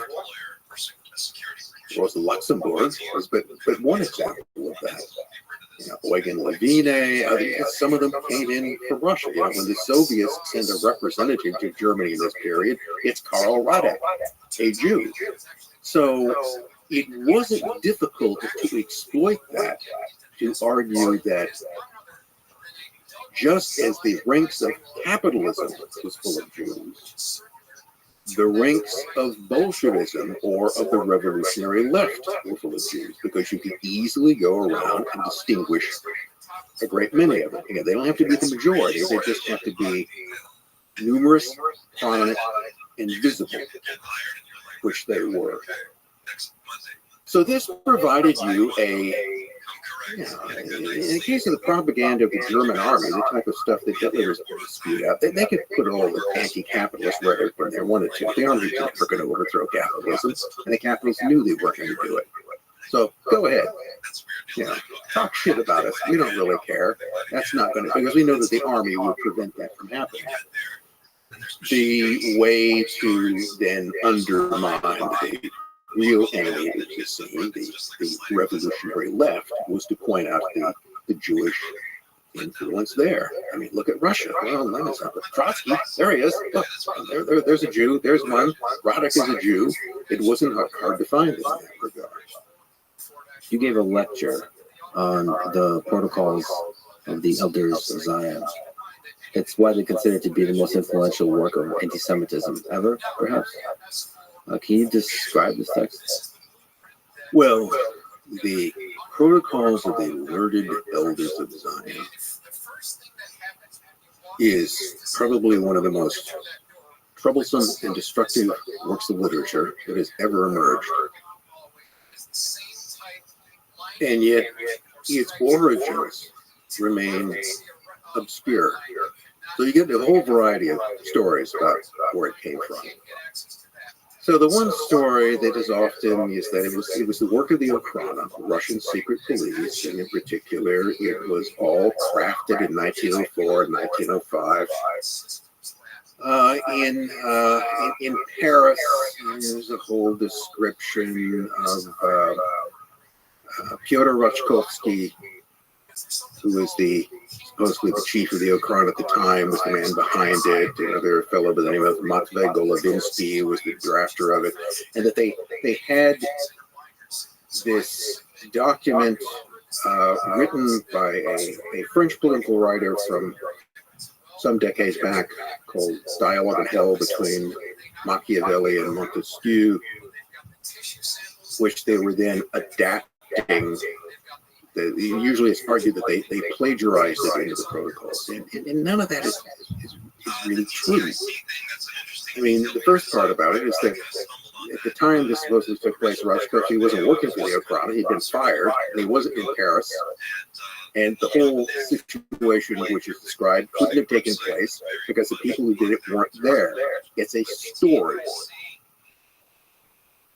But it provides a kind of explanation for it. So the protocols emerge. So you always have to go back. This is one of the things that I have found always useful in research is go back to the beginning. Find the first place this is mentioned, or the first version, or the first iteration. Where does it start? So you go back to St. Petersburg, Russia, around 1903. There is a small right-wing anti-Semitic newspaper published there called Znamya, Banner. And it publishes in a kind of serial form a work. It doesn't credit with any original author. And this is the first version of the protocols of the learned elders in Zion. But what it's actually describing is a Judeo-Masonic plot to rule the world. Those two terms are always combined together. And in fact, in the earlier version, there's far more mentions of Freemasons than there are Jews. And it's the publisher of Znamya is closely connected to a thing called the Union of Russian People, the Union of Russian Men, which was ostensibly existed to defend the empire against subversion, particularly against what I thought was Jewish subversion, when they also argued that the prominence of Jews in revolutionary movements somehow proved that this was in some way a Jewish revolution. But again, this is not a mainstream newspaper. It's not appealing to a mainstream population. Very few people saw it. But this is where it appears. Now, keep in mind, that's 2 or 3 years before it's usually said to have been written. Or the other version is that there's this crazy priest by the name of Sergei Nilis, and he wrote it, or actually appended it as an appendix to his work in 1905. Now, it was around before that. So Nilis didn't create it. It wasn't drafted in Paris in 1904 and 1905. It was serialized in an obscure right-wing Russian newspaper, 1903. And by the way, we should say that these are 24 protocols. Well, it varies. It varies. That are, I guess, supposed to be like meeting notes about the supposed cabal where the Jews and Freemasons are planning together a world domination. But it's like meeting notes, right? Protocols, which are Russian term basically for notes of a meeting. Yeah. Well, it's notes of a meeting is the goofiest things I've ever seen. Because what you've got here, it's not note. No one takes notes from a meeting that way. What you've got is like the exposition of a Bond villain. All right. It's all of this, boy, then we're going to do this. And then the last thing you want to do is lay out if you get a plan for world domination, my suggestion would be don't write it down. So it's not notes of a meeting. It's another sort of narrative or story that's being told. It bears no resemblance to the dialogue in hell between Machiavelli and Montesquieu. But what it is, the best thing, it's not particularly readable in some ways. There was an Italian writer in there, Cesare Michaelis, who wrote a book translated in English called The Non-Existent Manuscript. And what it is that he takes the different versions, starting with the 1902 and 1903 versions, and looks through the other ones, and he tries to, in the process, to reconstruct what he thinks the original might have been.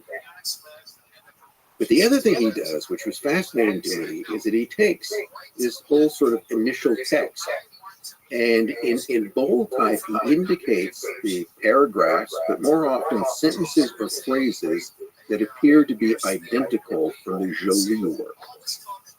And they're just scattered throughout it. There's no particular rhyme or reason to it. You don't plagiarize that way. I mean, who does that? The sentence here, a sentence there, which has led to a peculiar theory of mine, which of course I will have to expound upon, which is that I think that the original author of the protocols was the same Maurice Joly. I think what someone stumbled across was a work which he wrote and never published, and which he just drew. It's exactly what someone would do working from your own kind of material. Because I've written things and then taken what I've written and then sort of repackaged that into something else. Sentence here, sentence Yeah, there. and the same sort of thing comes out. Only sort of bits and pieces of it remain. So why would Joly have done that? Joly was, we're talking about a man whose career basically spanned the 1850s to 1870s. He's an obscure figure. I'm not even totally sure he existed. But it's one of those things, you go looking for him. I love that you're a scholar of people that just kind of emerge out of like the darkness. They just come from nowhere. And there's the Quran in there also. So we should also say this was, I guess, the original would be written. I mean, what's the language of the original? Russian? Russian. But my hunch is that that's adopted from French. First of all, they're constantly harping on Freemasons, which wasn't nearly as a big idea as we there.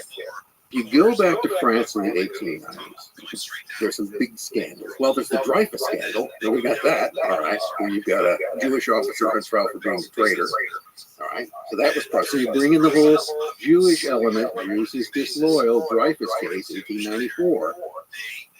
Earlier, you had the Panama scandal, which was a huge investment scandal when the Panama Canal Company in Paris collapsed. And again, many of the major players in that were Jewish financiers. And then you've got the Taxil hoax. So the Taxil hoax was the work of this guy. His real name was, I think, Johann Paget. He was kind of a French journalist. He started out writing porn. So when he wrote things like Sex Lives of the Popes and, the erotic Bible and various things of that kind. He was a Catholic, grew up with the Catholic Church, wrote bad stuff about the popes. And apparently became a Freemason for a while.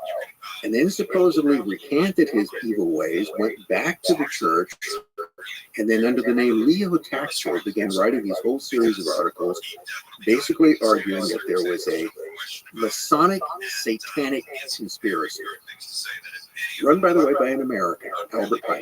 And this also included child sacrifice. It's got Pizzagate in it as well, by a high priestess, Diana Vaughn. And so there's like child sacrifice, weird Roby Bohemian Grove stuff. And the Freemasons are devil worshippers going back to the Knights Templars. And so there's a thing called the devil in the 19th century and the secrets of Freemasonry. And this became a bestseller in France. So France is just obsessed with all these kinds of conspiracies. So evil satanic Freemasons, evil Jewish financiers, Dreyfus. This is the brew where all of this comes. So want to figure out how Freemasons and Jews get connected together? France is the place where this happens.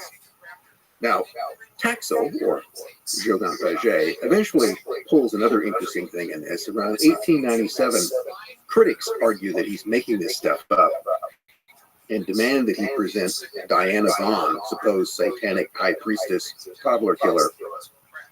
And he says, oh, we're going to have a press conference. She'll appear and say all of this stuff as she returns to the church and, possibly becomes a nun. And so people show up, high figures in the Catholic Church shows up, and he does, no Diana Vaughn. And Dogan Presley goes, it's all a hoax. I made it up. You're all a bunch of idiots for believing it. Okay, you members of the church especially, this is what gullible, morons you are. And that's it. He confesses it. To this day, however, you will find people who will insist that it's actually true because they desperately want it to be true. But this is, I think, the milieu that I like that word apparently, that this comes out of. And this is this whole kind of unhealthy mix. So France, to me, is the only place that in the decade preceding it that something like this would be concocted. So it was either created by some sort of unknown person there, but I still think that even though he dies in like 1879, that in Maurice Joly's troubled career, he went from being an opponent of French Emperor Napoleon III, which is what the whole dialogue was written against. And then he was, for a time, a close political ally of a French politician by the name of Adolphe Camus. So Adolphe Camus, what's he got going for him? Well, he was kind of a radical politician. He was an opponent of Napoleon III. He was a Freemason. Oh, and he was Jewish. In fact, at one point, I think he was actually the head both of the Scottish Rite in France and an important figure in the Alliance Israeli, the Jewish organization in France. So he was publicly very prominently Jewish. So someone else would have lived together. Joly, as he did with basically everyone, this is a guy whose life largely consisted of dual threats and fistfights. So he gets angry at Camus,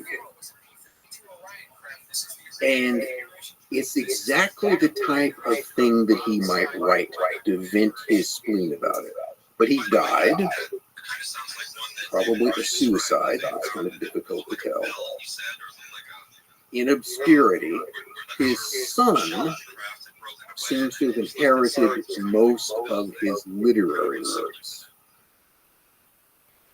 And his son then worked for became a journalist, worked for newspapers in France in the 1890s, but was also associated with some people on the fringes of the Otana or the Russian press in France.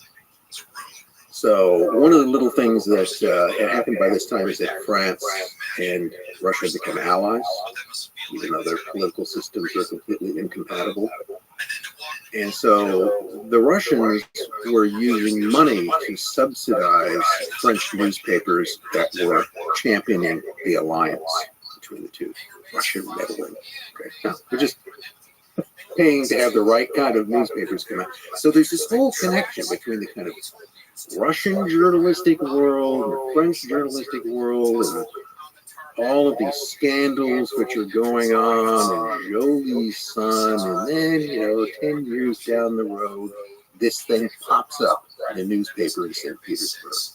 That's where I think the origins lay. Why do you think it took off? Why do you think it grabbed a large number of people's imaginations?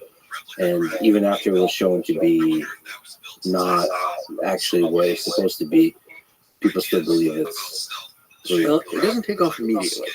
Okay, never receives any kind of wide. Nobody much reads the first edition of it. When it's re-edited, it keeps getting, there are something like 18 or 19 different versions. It gets people leave this protocol out or leave another one. As time goes on, there's more and more emphasis on Jews and less on Freemasons. So it's sort of, and the whole thing could have begun as an anti-Masonic tribe. Now, you could leave Jews out of it entirely and just turn it into a Masonic tribe around the world. But let's just throw them in as well, since the two things are already being combined elsewhere. It doesn't become a big deal until really after the First World War, because the initial versions of it are all in Russian. And, let's face it, while that's widely read in Russia, it's not much read anywhere else. It's a different alphabet. Nobody can even see what it means. So it has no particular influence outside of Russia. But then you get to 1919, and you get all these different versions of it. So suddenly you get two English versions in the U.S., another English version in Britain, a German version, a French edition, a Dutch edition. Everybody is coming up with these things. So it's not until in the immediate aftermath of the First World War that this metastasizes, and it begins to show up in all of these different foreign editions. And I think that just has to do with the changes that have taken place during the war. One of the things that people began looking for was, why was there a war? We just had this whole disastrous war. The world has been turned upside down. So there has to be some kind of explanation for that. I don't know. And one of the things this offers, see, there's this evil plan. There's this evil plan that has been put into motion. And this could possibly explain what's taking place. The reason with the protocols were, I think, widely bought then, and why they still are in many ways, is the same reason that the Taxol hoax I was talking about was, because it told a story that people wanted to believe. So in France in the 1890s, there was widespread suspicion of Freemasons. It was seen as a somewhat sinister, secretive organization, certainly secretive. And there was also, the same sort of generalized prejudices about Jews. Clannish, distinct, too much influence, all of the things that went on. So it was sort of easy to combine those two things together. And even though Taxol admits it was a hoax, there were those who argued that this is just it's too accurate. It describes things too completely to be a hoax. And then you get the same arguments. In fact, I've heard the same arguments with the protocol. I don't even buy this as an example of plagiarism, because you can't actually prove what's being plagiarized in any sense. To me, the protocols are a prime example of what I call a turd on a plate. These things crop up. I have to explain that. What is a turd on a plate? Well, a turd on a plate is a turd on a plate. Suppose you come in and there's a plate sitting on the table and there's a turd on it. Yeah. Now, the first thing you're going to wonder is that a turd? Is it a human turd? Where did it come from? Why would someone poop on a plate? There are all these questions that come to mind. It makes no sense. But that's what you come. It's just there. Right? I don't know where it came from.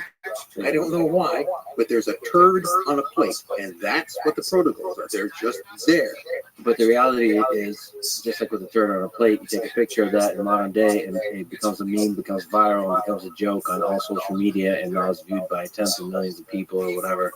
It becomes popular. So wherever the turd came from, it did captivate the imagination. Yeah.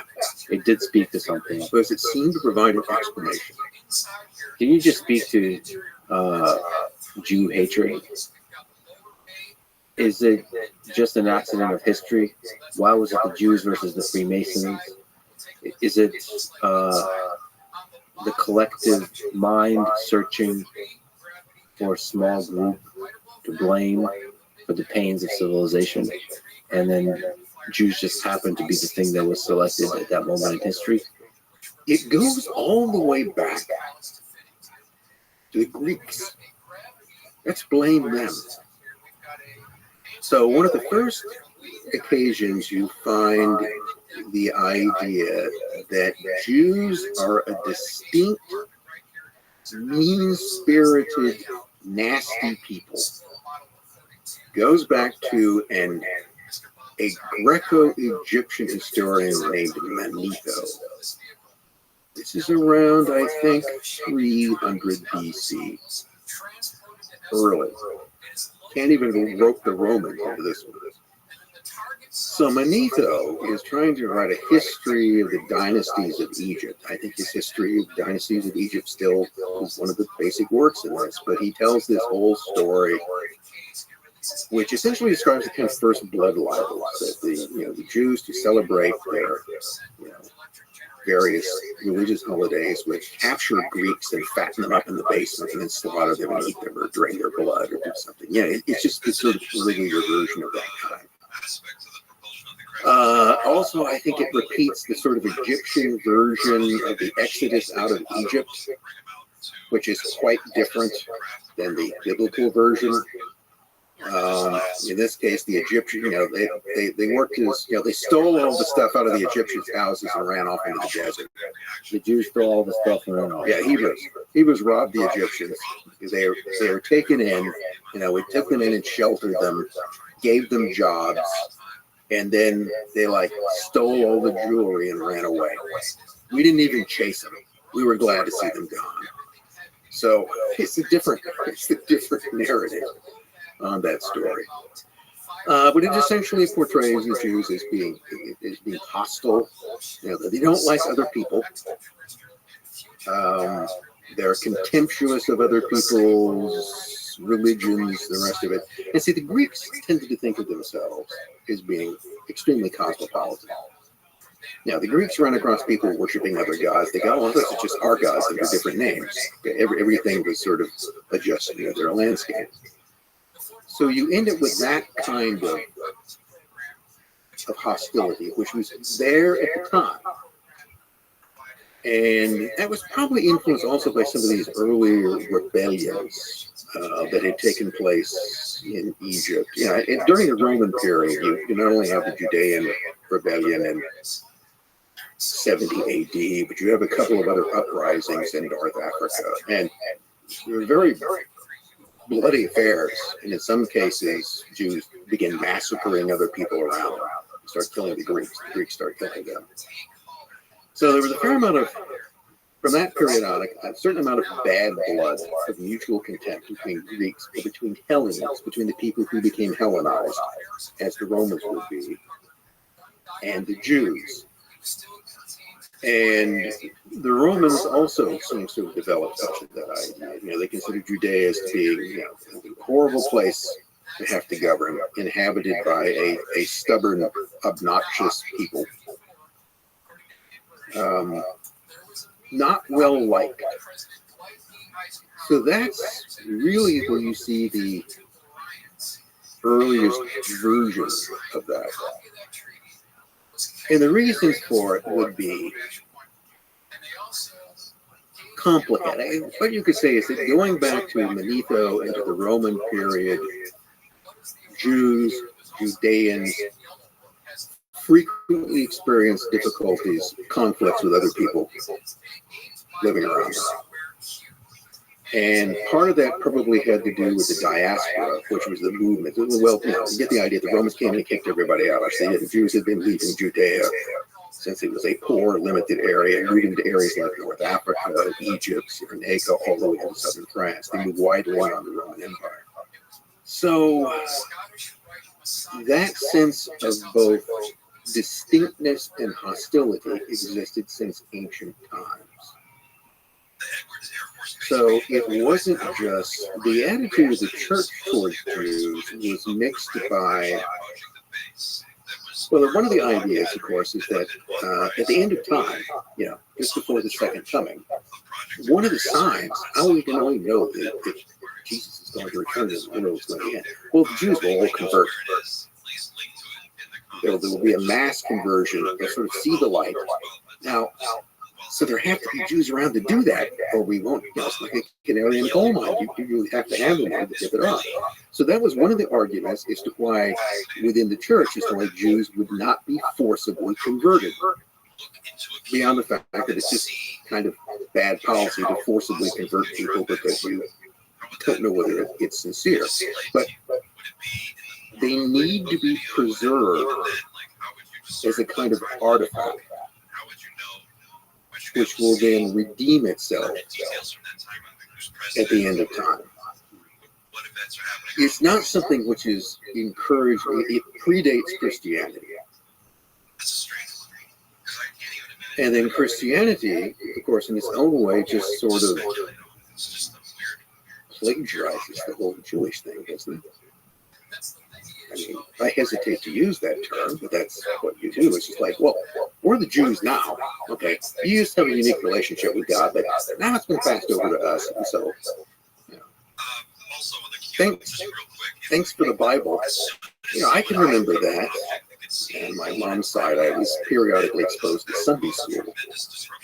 And pretty much the Old Testament was always presented as if somehow it was the, you know, the history of, like, for lack of a better term, you know, Europeans in some way. It was sort of a Christian history. It was all the prequel to that. And there'd be some sort of, you know, like, the term Hebrews was always used, never Jews. So, you know, the ancient Hebrews, and somehow the Hebrews just sort of became the Christians, and I don't know, the Jews just got, they didn't get a memo or something. So it's basically like Christianity, the prequel, is the Old Testament. So they just sort of take over. Okay, we have a special dispensation now. Thank you very much. You're an artifact. So it's interesting. So this whole narrative that I would say is kind of like a viral meme. Started, as you described, in 300 BC. It just carried on in various forms and morphed itself, and arrived after the Industrial Revolution into it in a new form to the 19th and 20th century, and then somehow captivated everybody's imagination. I think that modern anti-Semitism is very much a creation of the modern world of the Industrial Revolution. It's largely a creation of Jewish emancipation. It's the nasty flip side of that. Yeah. All of the restrictions are thrown off, but now also you become the focus of much more attention than what you had before. You know, prior to that, you had the kind of ghettoization, which worked both ways. I mean, there were rabbis who praised the ghetto as a protection of Jews against the outside world, because inside we can live our life as we wish and we're unmolested. Whereas if we were, the great fear is that if we were sort of absorbed into this larger world, we'll lose our identity. That sort of question comes up in the 18th century and things like the Haskalah movement in Germany, because the German Jews were always at this sort of cutting edge of assimilation and modernity. Moses Mendelssohn is an example. He argued that, you know, we just need to become Germans. So, you know, as much as possible, synagogues should look like Lutheran churches. Everything, you know, things should be given in good German. And that's the way we need to become Jewish Germans. We don't want to become a kind of group of people who are apart in that way. And that has created great tensions ever since. You know, one of the essential points, it seems to me, in anti-Semitism, anti-Jewism, is that all the Jews are in this together. Isn't that what it is? Okay, they're always talking about as if they're collective. Jews this, Jews that, as if it's a single, undifferentiated mass of people who all move and speak in the same way. From my personal experience, not being Jewish, I'm incredibly diverse. In many ways, really, one of the things that anti-Semitism proposes is a continuity or singularity of Jewish identity that never existed. Just like you said, in one hand, there's a good story. In the other hand is the truth. And oftentimes the good story wins out. And there's something about the idea that there's a cabal of people, whatever they are, in this case our discussion is Jews, seeking world domination, controlling everybody, is somehow a compelling story. It gives us a direction of a people's to fight or a people's to hate on which we project our pain. Because life is difficult. Life, for most, is full of suffering.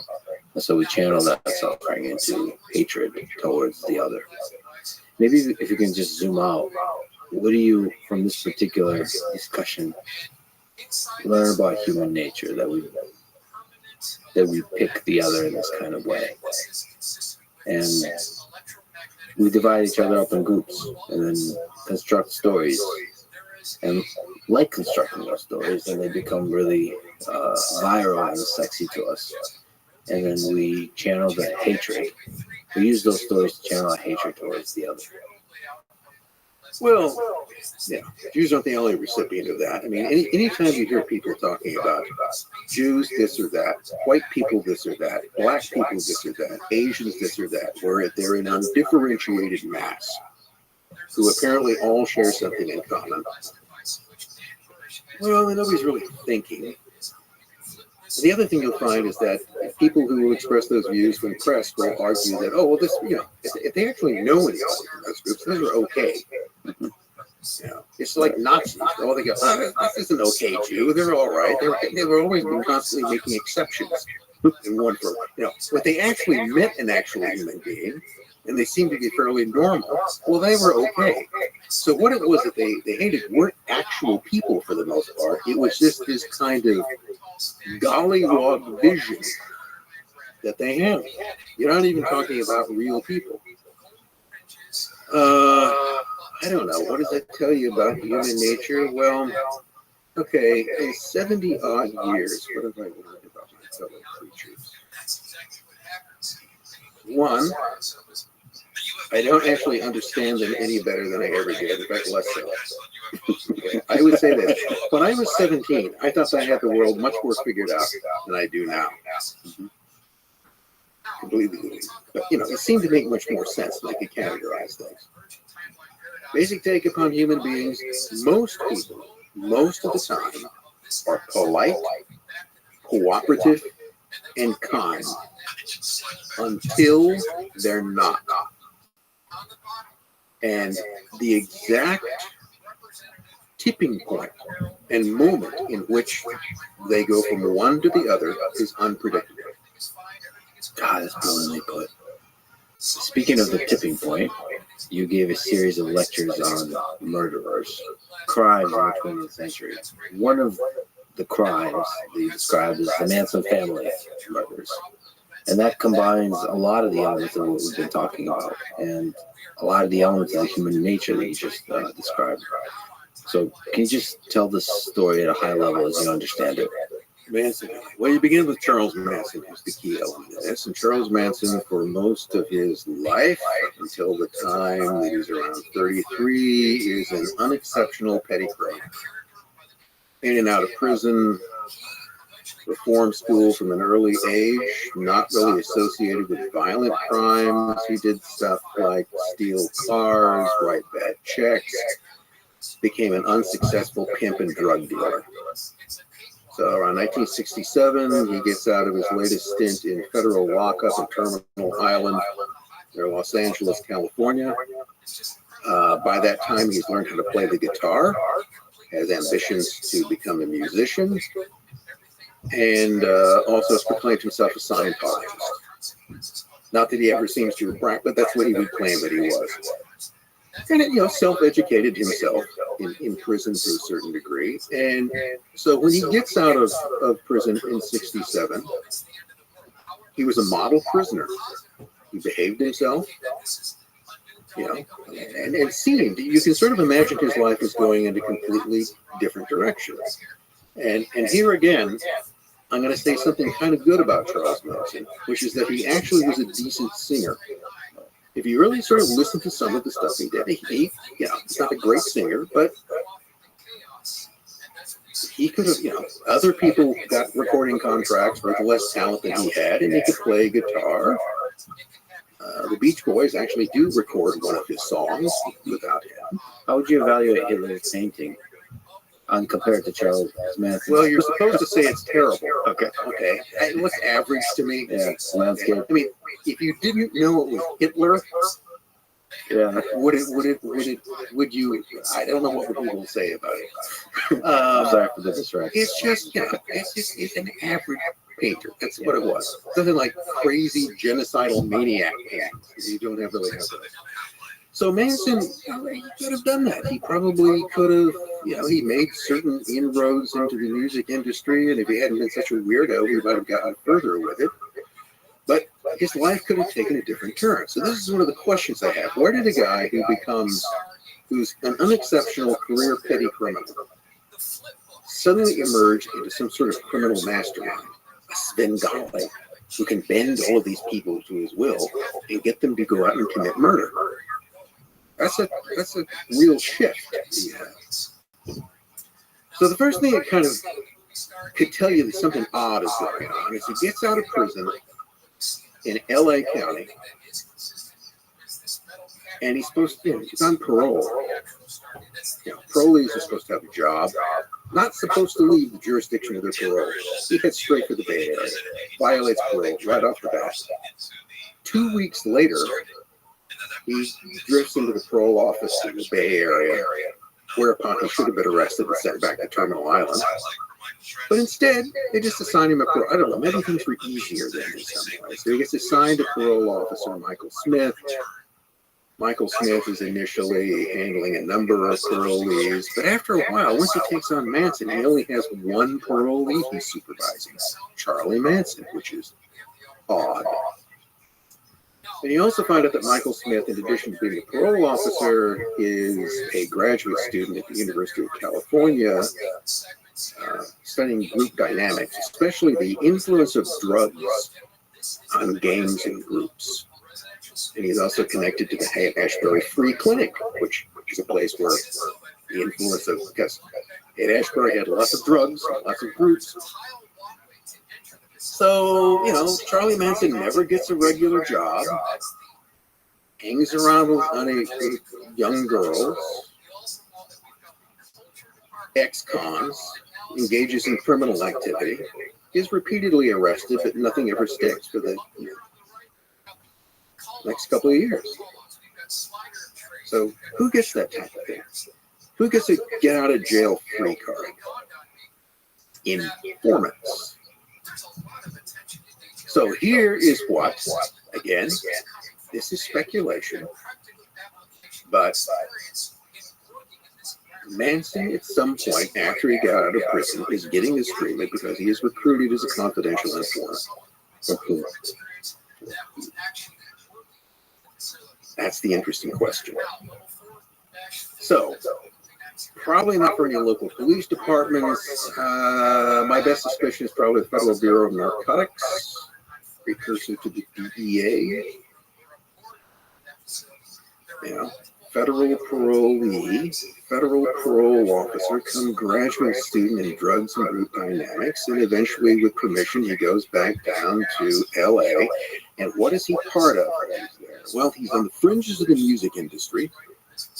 Not so much, he does the Wilsons and elsewhere, which also brings him to the fringes of the film industry. So one of the things that you're sort of looking in terms of Hollywood music industry elites in the flow of, and he's also dealing in drugs and girls. So an early version of Jeffrey Epstein. Yeah, Manson attracted lots of underage runaways and trained them, used them, also associated with biker gangs who produced drugs, etc. So that's part of it. He's an informant in the movement of drugs, basically within the film and music industries, and he's given pretty much a kind of free rein at that point. What then happens in August of 1969 is that there are these murders. First Sharon Tate and her friends in Cielo Drive. I think everybody has probably pretty much heard that story before. And of course, the question is, why Cielo Drive? Why Sharon Tate, Krakowski, and the rest of it? Manson was familiar with the place. He had been there before. Members of the family had been there before. So he knew where it was. It wasn't an easy place to find. I mean, the way that house, the original house is no longer there, but the same sort of property and the house is built there. And if you didn't know where it was, it's not someplace, let's just go for a drive in the Hollywood Hills and murder people in a house. Well, that isn't the one that you would come across.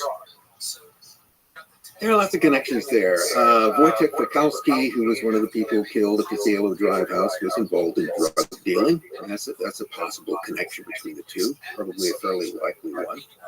Probably not unfortunate Sharon Tate at all. She was probably in the wrong place at the wrong time. Her husband might have been. You never know. And then the next night, after the slaughter there, which, by the way, Manson is not at. This is one of the interesting things about it. Charles Manson doesn't kill any of these people. His crime supposedly ordered the killings to be done. He supposedly thought that the killings at the Tate House were sloppy, and he was going to give everybody a crash course in how you apparently commit completely random murders. So the next night, he takes a group of people over to the La Bianca's house in a different section of LA. And you've got, Rosemary La Bianca, guy's a grocer, wife runs a dress shop, upper middle class. And, they're bound, gagged, and hacked to death. And, as at the Tate residence, various things like piggy are written, various messages in blood, things that are supposed to look like cat's paws, because one of the groups trying to be framed for this was the idea of the Black Panthers. So the general story that comes out in the subsequent trial is that this was all a part of something called Helter Skelter, which Manson supposedly was an idea that sounds like a Beatles song. That's where he got it from. He thought the Beatles were talking to him through their music, and that there was going to be an apocalyptic race war. And this was all part of a plan to set this off. So this is why the Black Panthers were trying to be implicated in this. Although how it was supposed to do that is never really explained. Here is what I think was really happening. What really happened, and now I think it fits together. Before Sharon Tate and her friends, or the La Biancas, were killed, there was a murder by members of the family, of some of the same people involved in the later killings, of a musician, drug manufacturer by the name of Gary Hinman. So Manson again was involved in the drug trade. And Hinman made them. He was a cook, basically. And he brewed them up in his basement, sold the drugs to Manson, who sold them to biker gangs like the Straight Satanists, which was one of the groups that he used, and they distributed them elsewhere. Well, one day, the Straight Satanists show up and complain that the last batch of meth, or whatever it was that they got from Manson, had made some of their brothers very, very ill. And they were quite unhappy about that. And they wanted their $2,000 back. Manson had gotten those drugs from Gary Hinman. So he is unhappy. And he sends Bobby Beausoleil and a couple of the girls over to Hinman's place to get the money from him. As the story is later related, I think, by Susan Atkins, Hinman denied that there was anything wrong with his drugs and refused to pay up, which led to a interrogation torture session in which he was killed. And the idea was here, what are we going to do with that? Well, one of the other groups that Hinman had sold drugs to were, guess what? People associated with the Black Panthers. So we'll weave these things up and we'll make them what they will do. So it's Bobby Beausoleil who then takes Hinman's car and decides to drive it up the coast. By the way, with a bloody knife with Hinman's blood and hair on it, and blood on the seats of the car, and then he pulls it off the road and he decides to sleep it off, and he gets busted. So, find Hinman's body, find Beausoleil in Hinman's car with a bloody knife, and he gets arrested. So, Beausoleil was very popular with some of the girls. There's consternation in the family. But Bobby has been arrested. So how can we possibly get Bobby out of jail? Copycat killings. So if we go kill more people and we make it look the same, then see, Bobby couldn't possibly have done it. No, see, he just borrowed the car. Yeah, okay, he stole the car, but the knife was already in it. He didn't have anything to do with it. So that, to me, makes the most sense out of what followed. How often do people talk about that theory? That's an interesting theory. Well, it's there. It's just not the one that Bugliosi wanted to go with Helter Skelter because it was a story that people could understand. Yeah. And it was sensational, and it would catch on. Also, another probable issue in that was that his star witness was Linda Kasabian. Linda Kasabian, she was present at both the Tate and LaBianca murders. She didn't participate in the killings, according to her. Sort of drives the car, but everybody else talked about what had happened. Well, okay, she turns state's evidence and gets total immunity, and it's largely on her testimony that all the rest of the case is based. Now, if you start throwing into the equation that she proclaimed her love for Bobby Beausoleil, and that she, according to others, was the chief proponent of the copycat killings, well, then that would get messy. Now, there's one guy who's considered this. It's Charles Manson. He ordered all of this done to ignite a race war, even though how would any of that do it? Okay. So that doesn't make sense. But he is nevertheless at the center of this because he's the glue of the family, right? He exerts a tremendous amount of psychological control over them. How was he able to do that? Like what? Because he said he was a petty criminal. It does seem he was pretty prolific in his petty crimes. Like he did a lot of them. He had a lot of access to LSD. Okay. Which he started getting at the free clinic in San Francisco. So lots of it floating around. Some descriptions of the family at Spawn Ranch is that people were basically taking acid on a daily basis, which, by the way, was also a potential problem with Linda Kasabian's testimony, since she also admitted to being high most of the time and also thinking she was a witch. All right, so you want to put her, okay, where do you want to go with that? See, if Manson wasn't Manson, if he hadn't acted like such a if he hadn't actually acted like the crazed, hippie, psycho goofball that Bugliosi painted him as being, then Kasabian's testimony wouldn't have been as strong, because the first thing against her is you've got an immunity for telling the story the prosecution wants. That's a little iffy. And we won't even bring in the witch and the drugs and being in love with Bobby Beausoleil. So if Manson had, been dressed like you, sitting there in a suit and tie, and had behaved himself and spoken normally, things might have. This isn't to say that he wasn't guilty as hell. So what he supposedly did was to inspire all of these killings. And I think that's probably, sort of beginning with the Hinman killing. He told them to go over there and get the money, one way or the other. I don't know whether it's clear whether he told them if you don't get the money, kill him, but Hinman's dead.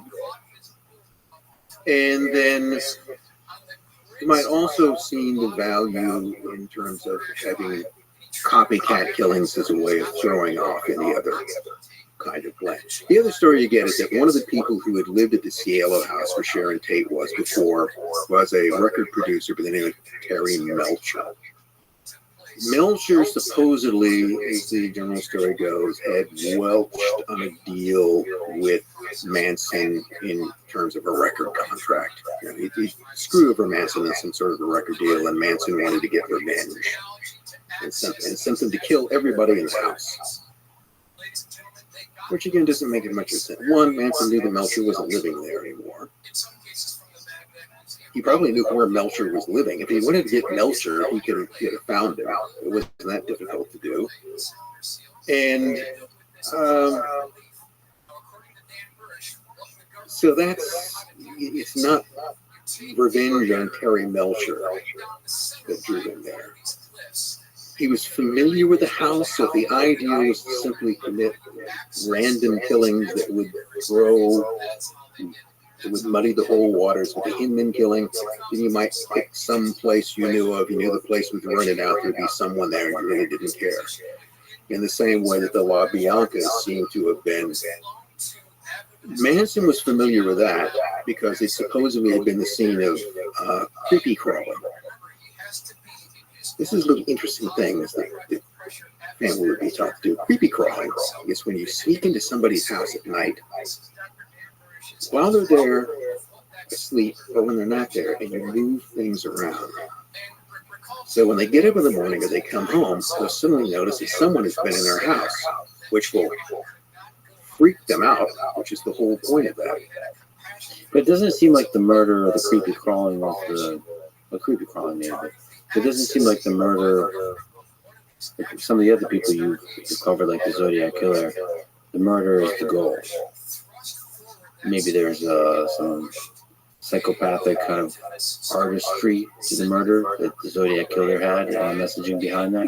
But it seems like with at least the way you're describing with Charles Manson family, the murder was just they just had a basic disregard for human life, and the murder was a consequence of operating in the drug underworld. The Manson set up a kind of base, I think, called Spawn Movie Ranch, which was an old movie ranch on the northwest edge of LA. And they just kind of camped out there. He used the girls, in particular Squeaky Frome, to get the owner or operator,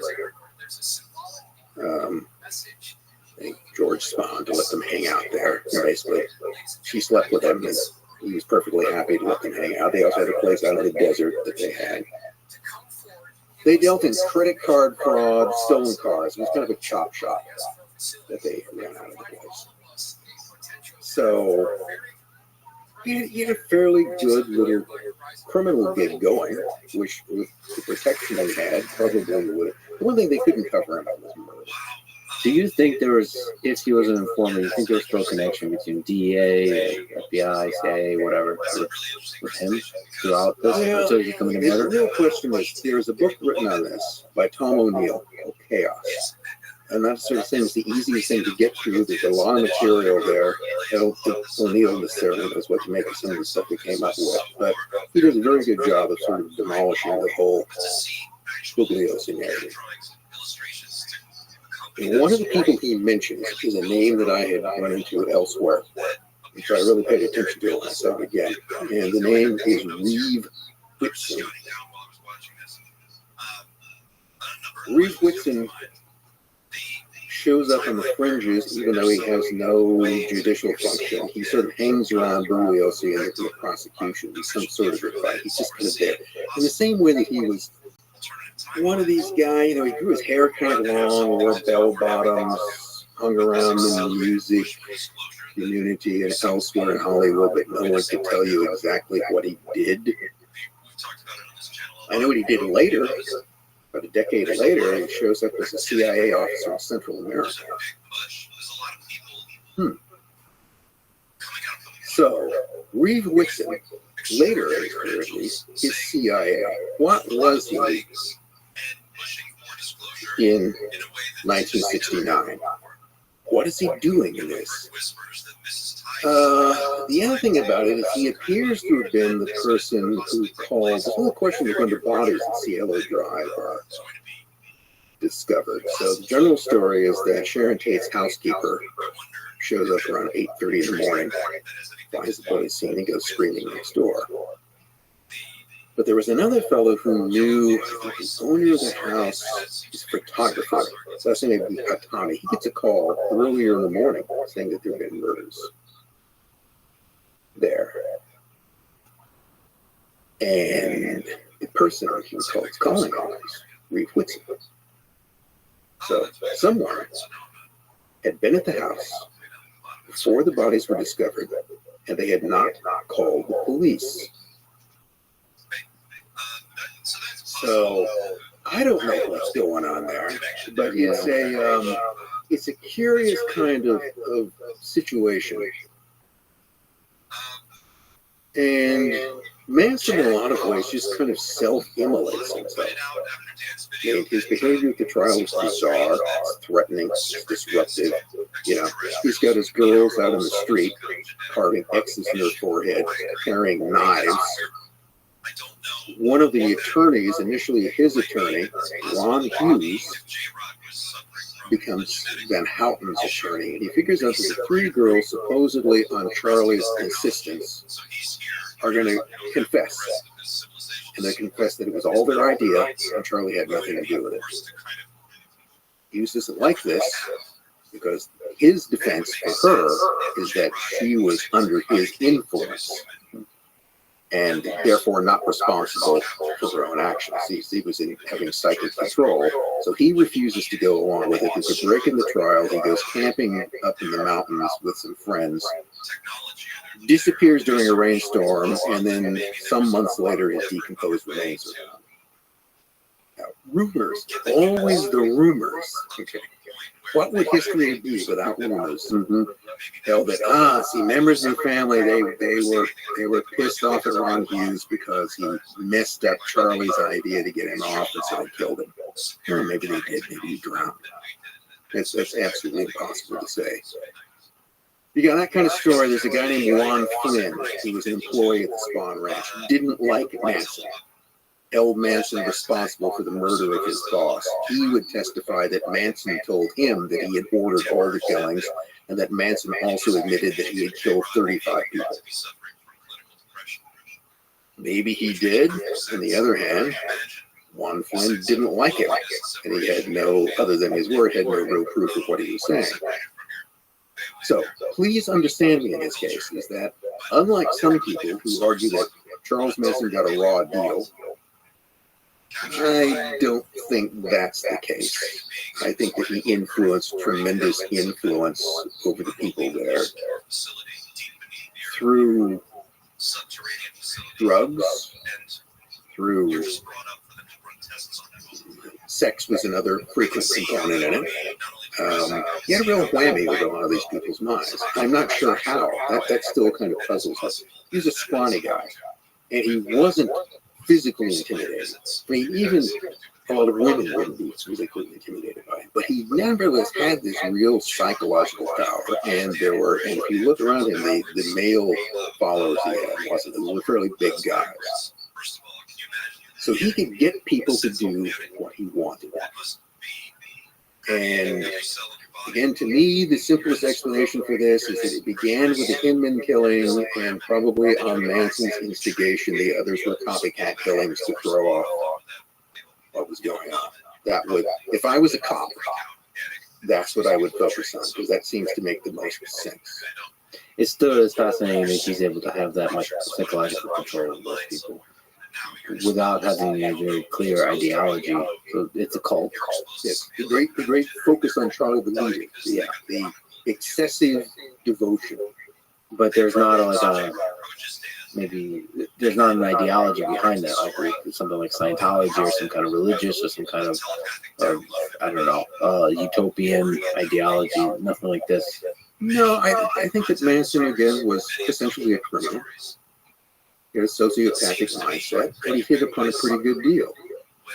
Yeah, but like, how do people convince anybody of anything? With a cult, usually you have either an ideology, or you have maybe personal release, like you said, sex and drugs.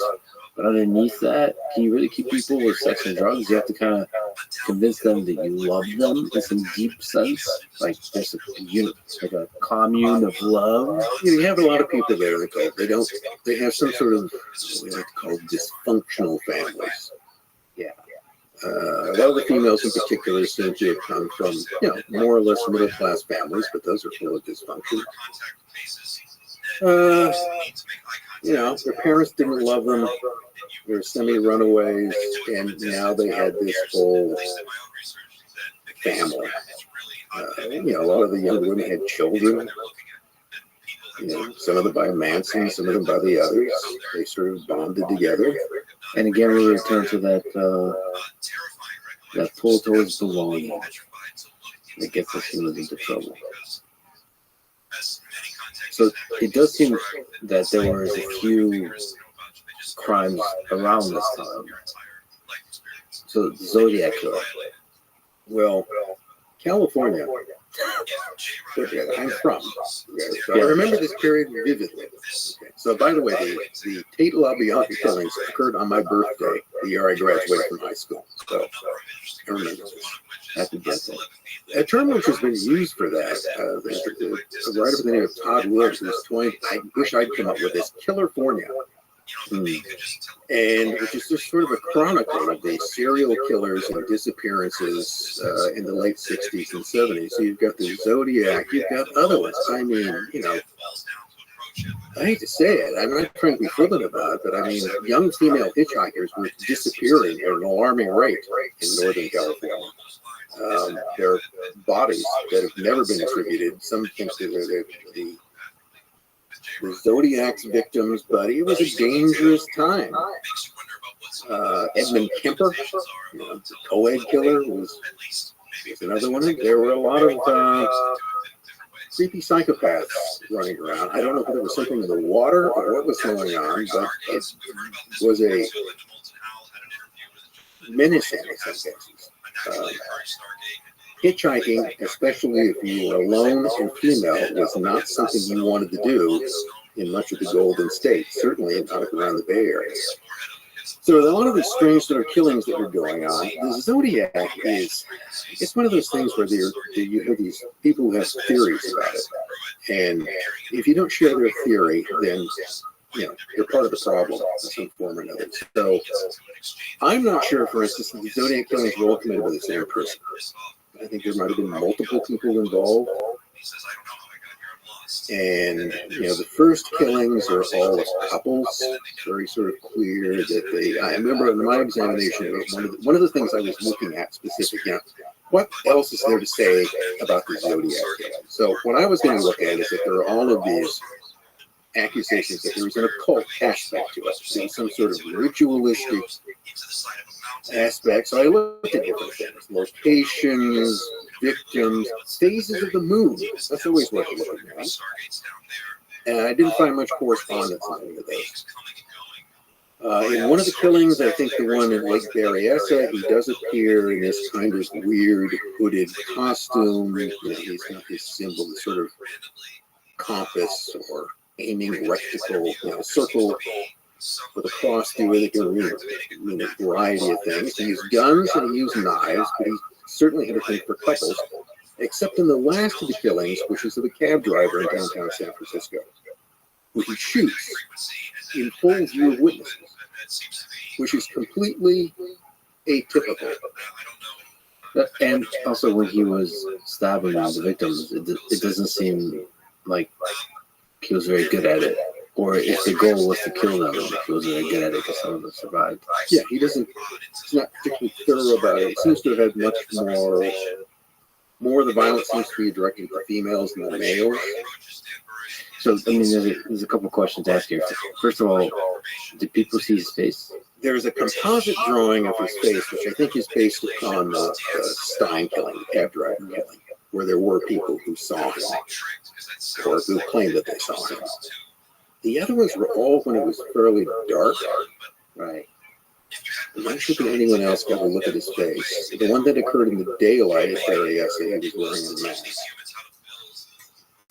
So there's something in common initially in the targeting of victims, which doesn't in the last case. Then after that, there's just these different cases where there's a pretty good case to be made of a woman who claims, I think she and her small child were picked up. Her car broke down, she got a flat tire, and she was picked up by this guy, who she got a very sort of strange vibe from, who eventually just let her go. Well, you know, it might have been the Zodiac. It might not have been. You do this rigorous look, saying like, okay, what is the actual facts that I know? Reduce it to the thing that we know for sure. And in speaking about his motivation, he said that he was collecting souls for the afterlife. That's kind of a culty. Yeah, I mean, that's what I believe. Is it the Vikings and the Romans? They believe this in battle. You're essentially making sacrificial victims and they will be your ghostly servants in the afterlife. Do you think he actually believed that? Who knows? I mean, here's the question. Was he making that up just to be scary? Or is that what his actual... That's what he's saying his motivation is. Let's take it at face value. Rather than trying to wish that into the cornfield, is to get rid of it. Let's just take it at face. So he's claiming that he's killing these people in order to acquire slave servants in the afterlife. He will subsequently go on to claim many more victims. I'm not sure it's 44. Eventually, he will have 40, just kind of vanishes. One of the really interesting clues to me when I was looking at that case, which I didn't find anybody else that wanted to make much of that, is that it all has to do with this kind of Halloween card that he sent to the press in San Francisco. And it's talking about sort of rope by gun, by fire, and there's this whole sort of wheel, the zodiacs. But what's this drawn from? Where he got this from is from a Tim Holt Western comic book published in 1951. And you see the same thing on the cover. It's Wheel of Fortune, but with different forms of grisly death on it. And all of the things that he mentioned are shown on the cover of this. So whoever put together that card saw that comic book. Well, that's kind of an interesting clue. So does that mean he's a comic book collector? When would he have, I mean, that is one, and also where he got the idea from. So he's incorporating these things for me. Then there are, of course, his codes, which people have, which aren't all that difficult to decipher, probably because they weren't meant to be.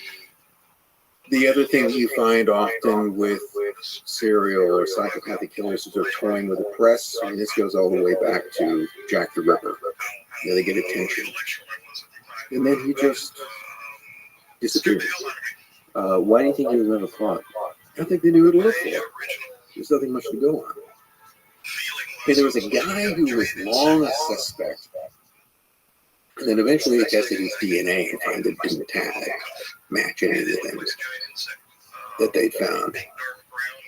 Again, it goes back to, I'm not even sure that it's one person who's responsible for all of it. Well, so one of the interesting things to kind of bring up here in our discussion of Manson inspires this, but there does seem to be a connection, a shared inspiration between several killers here.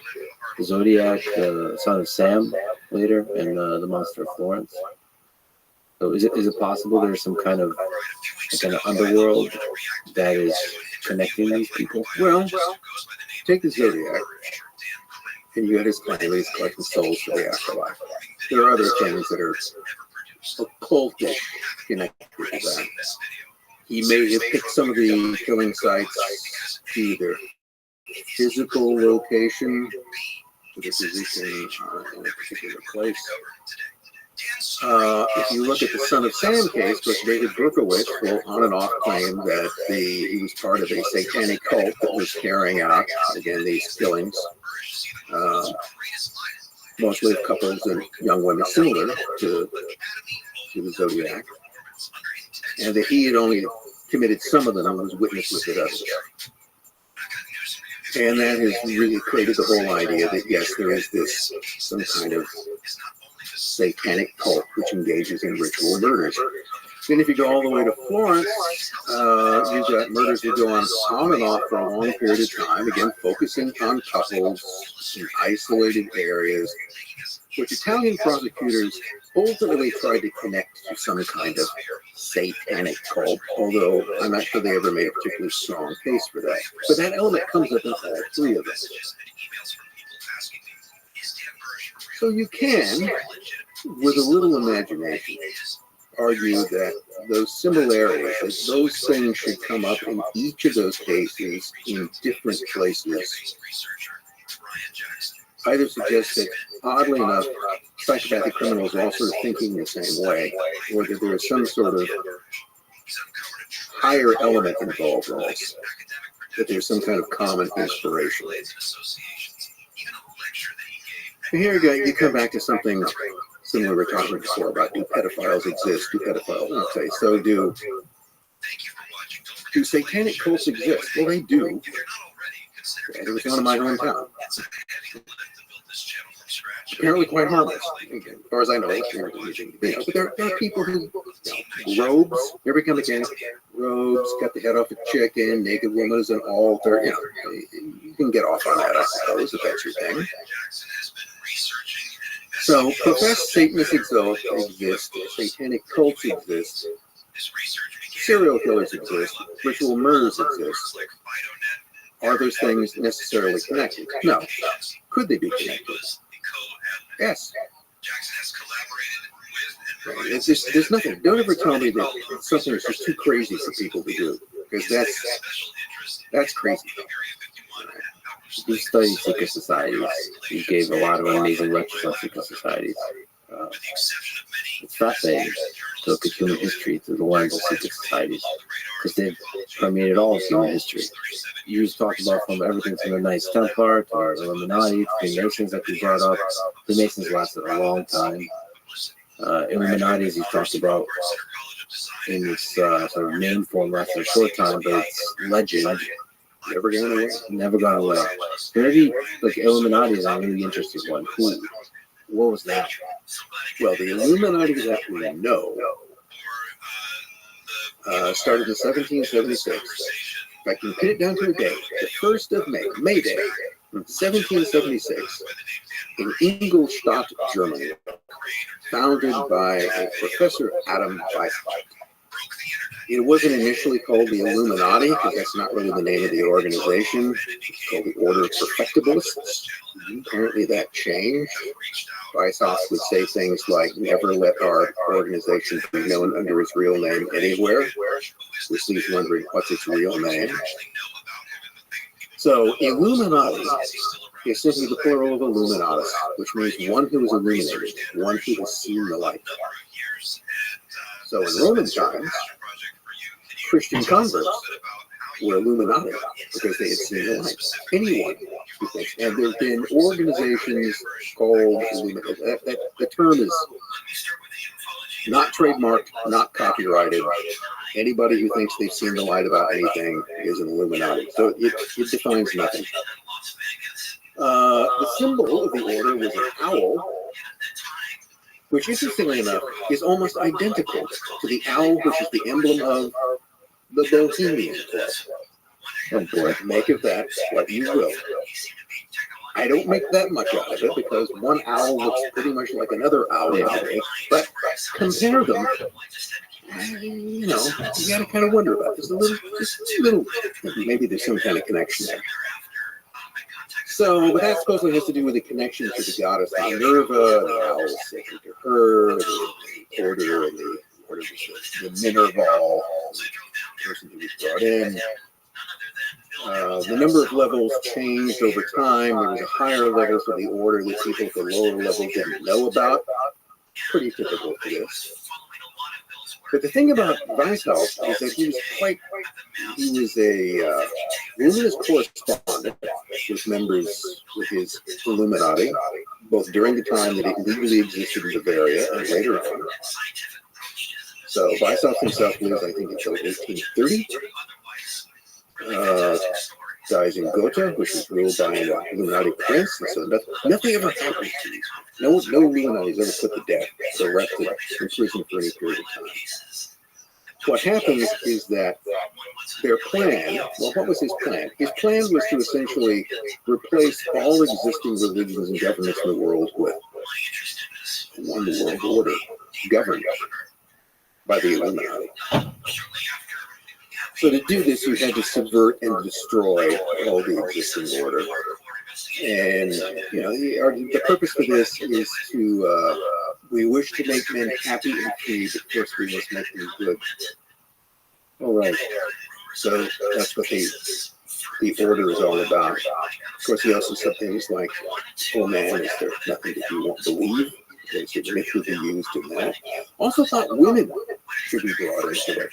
A rather interesting view about that is that we should appeal to women in part because women have a chip on their shoulder, because they're left out of things. So we should appeal to their vanity on that point and offer that in the future, all things will be open and they will be emancipated. So we should hold up the prospect of female emancipation to attract men, because he argued in the short term, there's no better way to influence men than pure women. Get women on our side by promising them emancipation, but make sure we'll never actually deliver it to them, because the future world will be a boys' club. So he talks about these things fairly openly, and this is where you get this idea of some sort of a new world order, which is to be based upon the destruction of the existing order.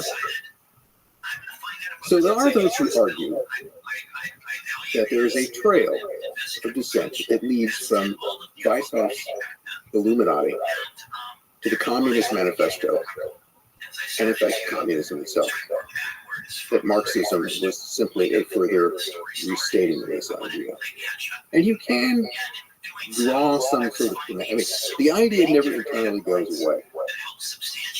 The Bavarian government gets a hold of the order's inner texts. So the story is they're delivered to them. I think that Weishaupt gave them to him. I think he engineered the exposure of his order because it gave him publicity. By being exposed in Bavaria, you gain great renown, and they continue to recruit after this. And the Bavarian government actually bans the Illuminati 4 different times. Why? Because apparently the first 3 times didn't work. So you can notice that it's like Apple bans on Freemasonry, and they just go on and on and on. It clearly isn't working. And you actually highlight the difference between, speaking of publicity, that there's a difference between visibility and transparency. That a secret society can be visible, can be known about, it can be quite popular, but you can still have a secrecy within it.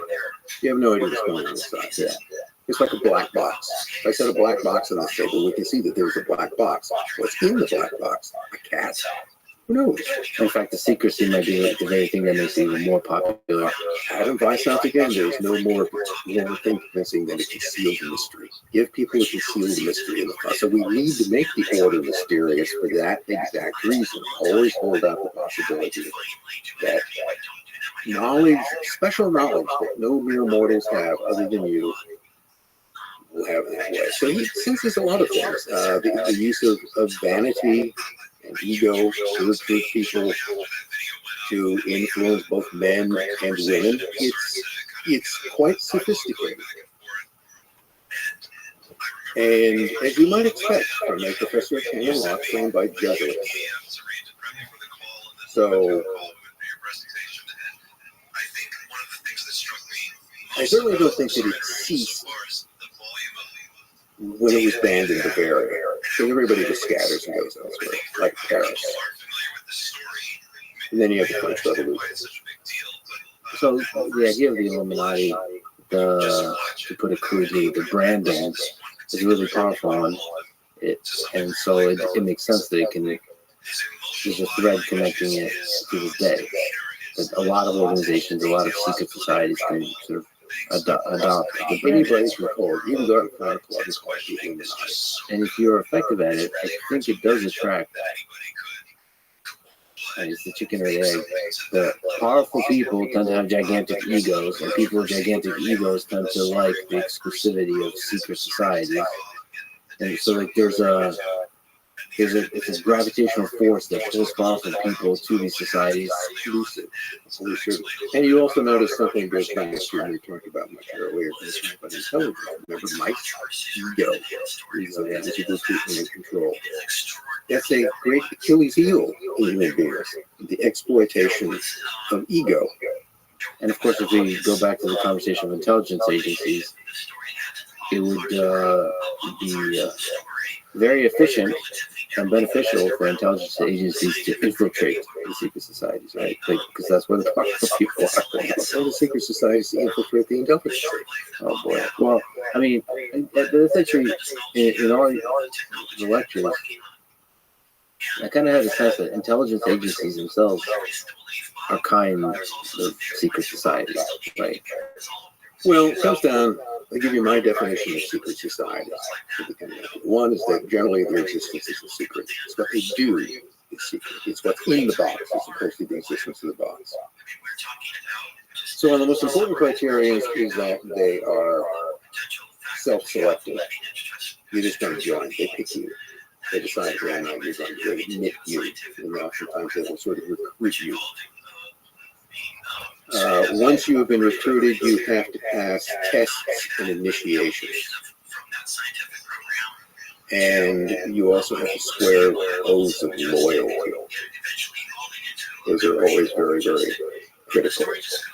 So, broadly speaking, what entries into an intelligence organization does, they decide whether you get in. You just don't automatically job. You have to pass tests. A lie detector test, for instance.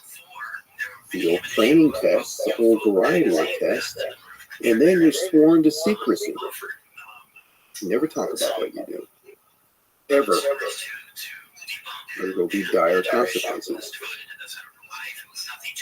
So the method is very much the same. And also this idea of creating a kind of insular group. The organization is us. And everyone else is outside of that. We are guardians of special knowledge. See, this is the type of thing that would generally happen if you question whatever any kind of intelligence agency did. Well, we know things that you don't. Why? Because we're the organization that knows things. We collect information. We know the secrets. We guard the secrets. Therefore, if we tell you, you must believe us. I have this sense that there are very powerful secret societies operating today, and we don't really know or understand them. And the conspiracy theories in spirit might have something to them, but are actually factually not correct.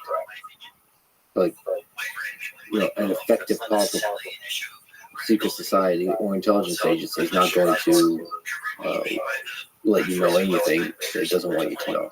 Right? They'll probably mislead you if you think about it. So I think the question is, what's the most powerful or important secret society? Probably the one you don't know about. The one that doesn't advertise its existence. The one which is never known anywhere under its real name. You've got things like the Bohemian Club. You've got the Bilderbergers, which is another sort of formed in the 1950s. Largely the creation of a guy by the name of Joseph Rettinger. Polish, mysterious, appears out of nowhere, a schemer for years. A man expelled from Britain, France, and the United States at one point or another.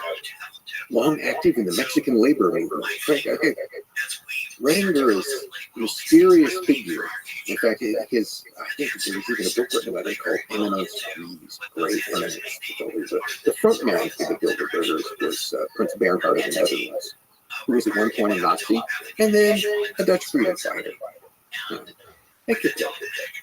But Rettinger is the moving hand behind the whole thing, and I'll be damned trying to figure out who Rettinger is.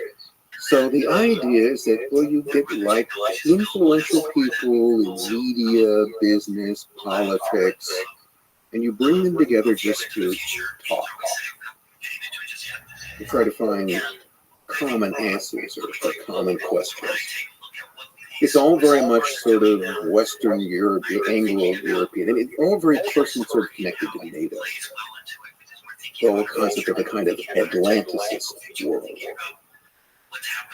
which is essentially the Anglo-American combined with Western Europe. There's got a bunch of these things.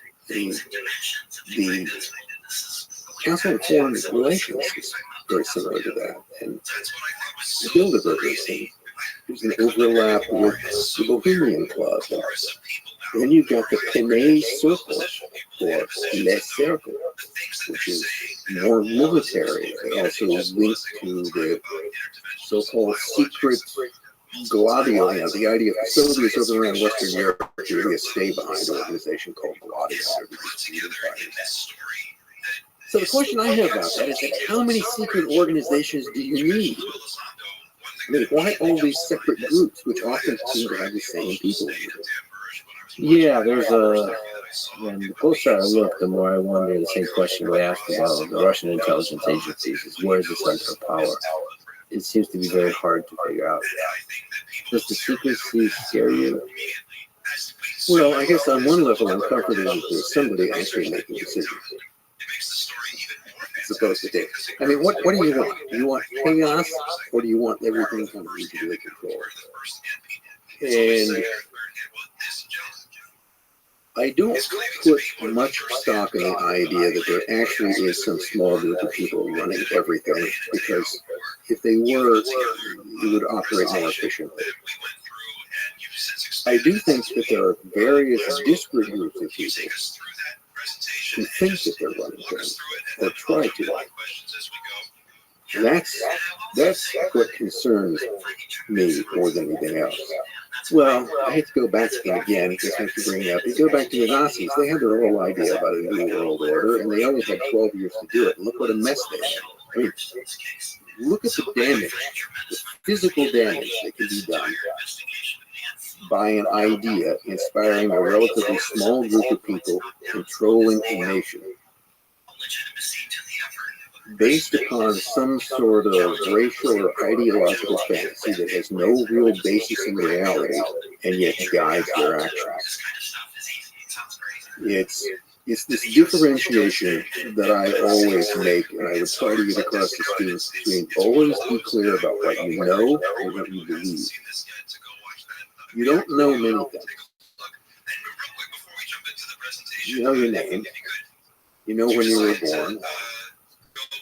You probably know who your father is, but that's not absolute unless you've got a DNA test. And only if you trust DNA tests. So you know who your mother is. You believe this man is your father. Why? Because your mother told you. So you believe things generally because someone has told you this is to be true, but you don't really know for sure. Well, because we know so little, we tend to go by beliefs. So we believe in this, or we believe in that. You know, you believe that your cult leader is the answer to everything. And it seems to be very, very easy to get people to believe things. And then what happens is that whether or not those beliefs have any real basis in reality, they begin to influence your actions. So here again, regrettably in some ways to bring it back to the Nazis, what were the Nazis convinced of? They were convinced that Jews were basically evil aliens. What it comes down to, they weren't really humans. There's some sort of evil contamination which we must eradicate. And they set out to do that. And they were sure that there's just a few problems that could be solved, and once you solve them, that you have this beautiful utopia where everything would be just perfect. It would be great, and we can just get there. And I think this really strong belief in a global utopia, it just never goes right. It's seems like impossible to know. For some reason, not long ago, I was listening on YouTube to old wobbly songs. The Work of the World. I don't know why. I didn't know there was a whole album of wobbly songs. But, and there was one of them called Commonwealth of Toil. And it's like most of them, they're sort of taken from gospel songs. And it's talking about in the future, you know, how wonderful everything will be in the Commonwealth of Toil that will be. And now these are revolutionary leftists, in this case, wobbles, but nonetheless, it's like a prayer for communism. Everything, in the future, everything will be good because the earth will be shared by the toilers. And you know, from each abilities, each according to his needs, and it's this kind of sweet little song in some ways. But I'm just sort of imagining this. You know, if I was going to stage that, I'd have like this choir of children singing it with a huge hammer and sickle behind it, because that's what it's combining. And you can think that the sentiments that are expressed in that song, which you know are legitimate in some way, of all the horrors that that then leads to. It is fascinating about humans. A beautiful idea on paper, an innocent little idea about the utopian future can lead to so much suffering and so much destruction and so the unintended consequences. A lot of unintended consequences. And we learn from it. I mean, that's why history is important. We learn from it. Hopefully, do we? Slowly, or slowly. I'm unconvinced of that, but perhaps. Speaking of unconvinced, what gives you hope? If human beings are still here, maybe expanding out into the cosmos 1,000, 5,000, 10,000 years from now, what gives you hope about that future? About even being a possible future, about it happening? Most people are cooperative in kind, most of the time.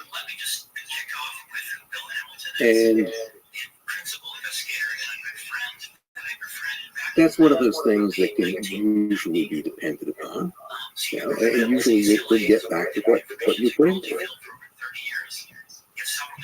Another thing that I have like a weird fascination of watching are people who have meltdowns on airplanes.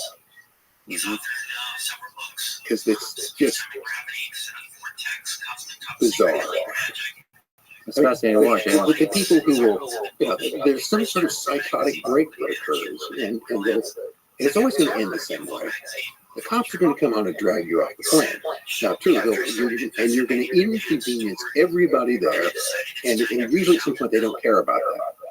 That's the one little sense of power that they have. So they have some sort of sense of powerlessness. And if their only way of power is just to piss off everybody else on that plane, they're going to go ahead and do it, even though it's going to lead nowhere. And there's similar, sometimes psychological behavior in traffic. Oh, the road rage. The road rage, yeah. It's fascinating. And I bet that most, there again, those are all people who up to some point were cooperative and kind and polite. And then they snap. So those are all part of the human makeup as well.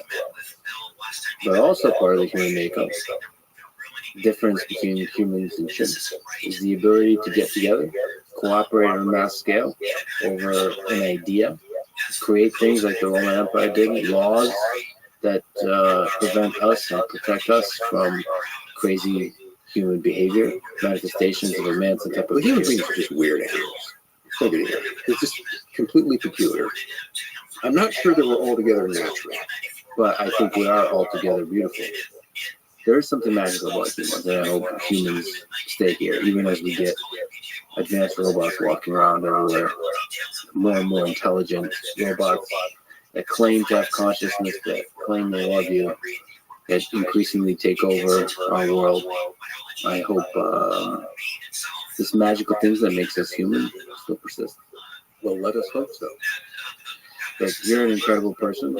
You've done so much fascinating work, and it's really an honor. I've never had anybody ask me as many questions. So, Thank you so or much. as many questions. This was so fun. Thank you so much for talking to me.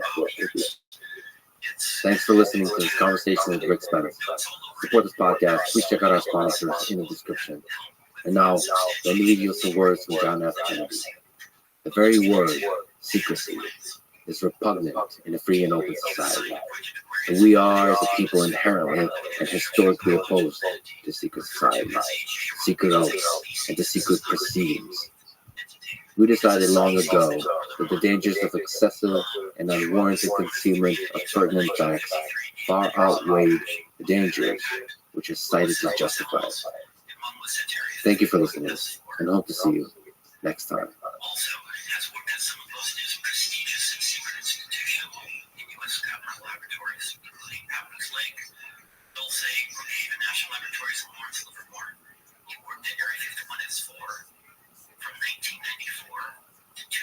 The ideas that I am talking about are ideas that are widely supported. Everything that I talk about, raising minimum wage, healthcare for all, a tax system which demands the billionaires pay their fair share, those are all popular ideas, but people didn't know.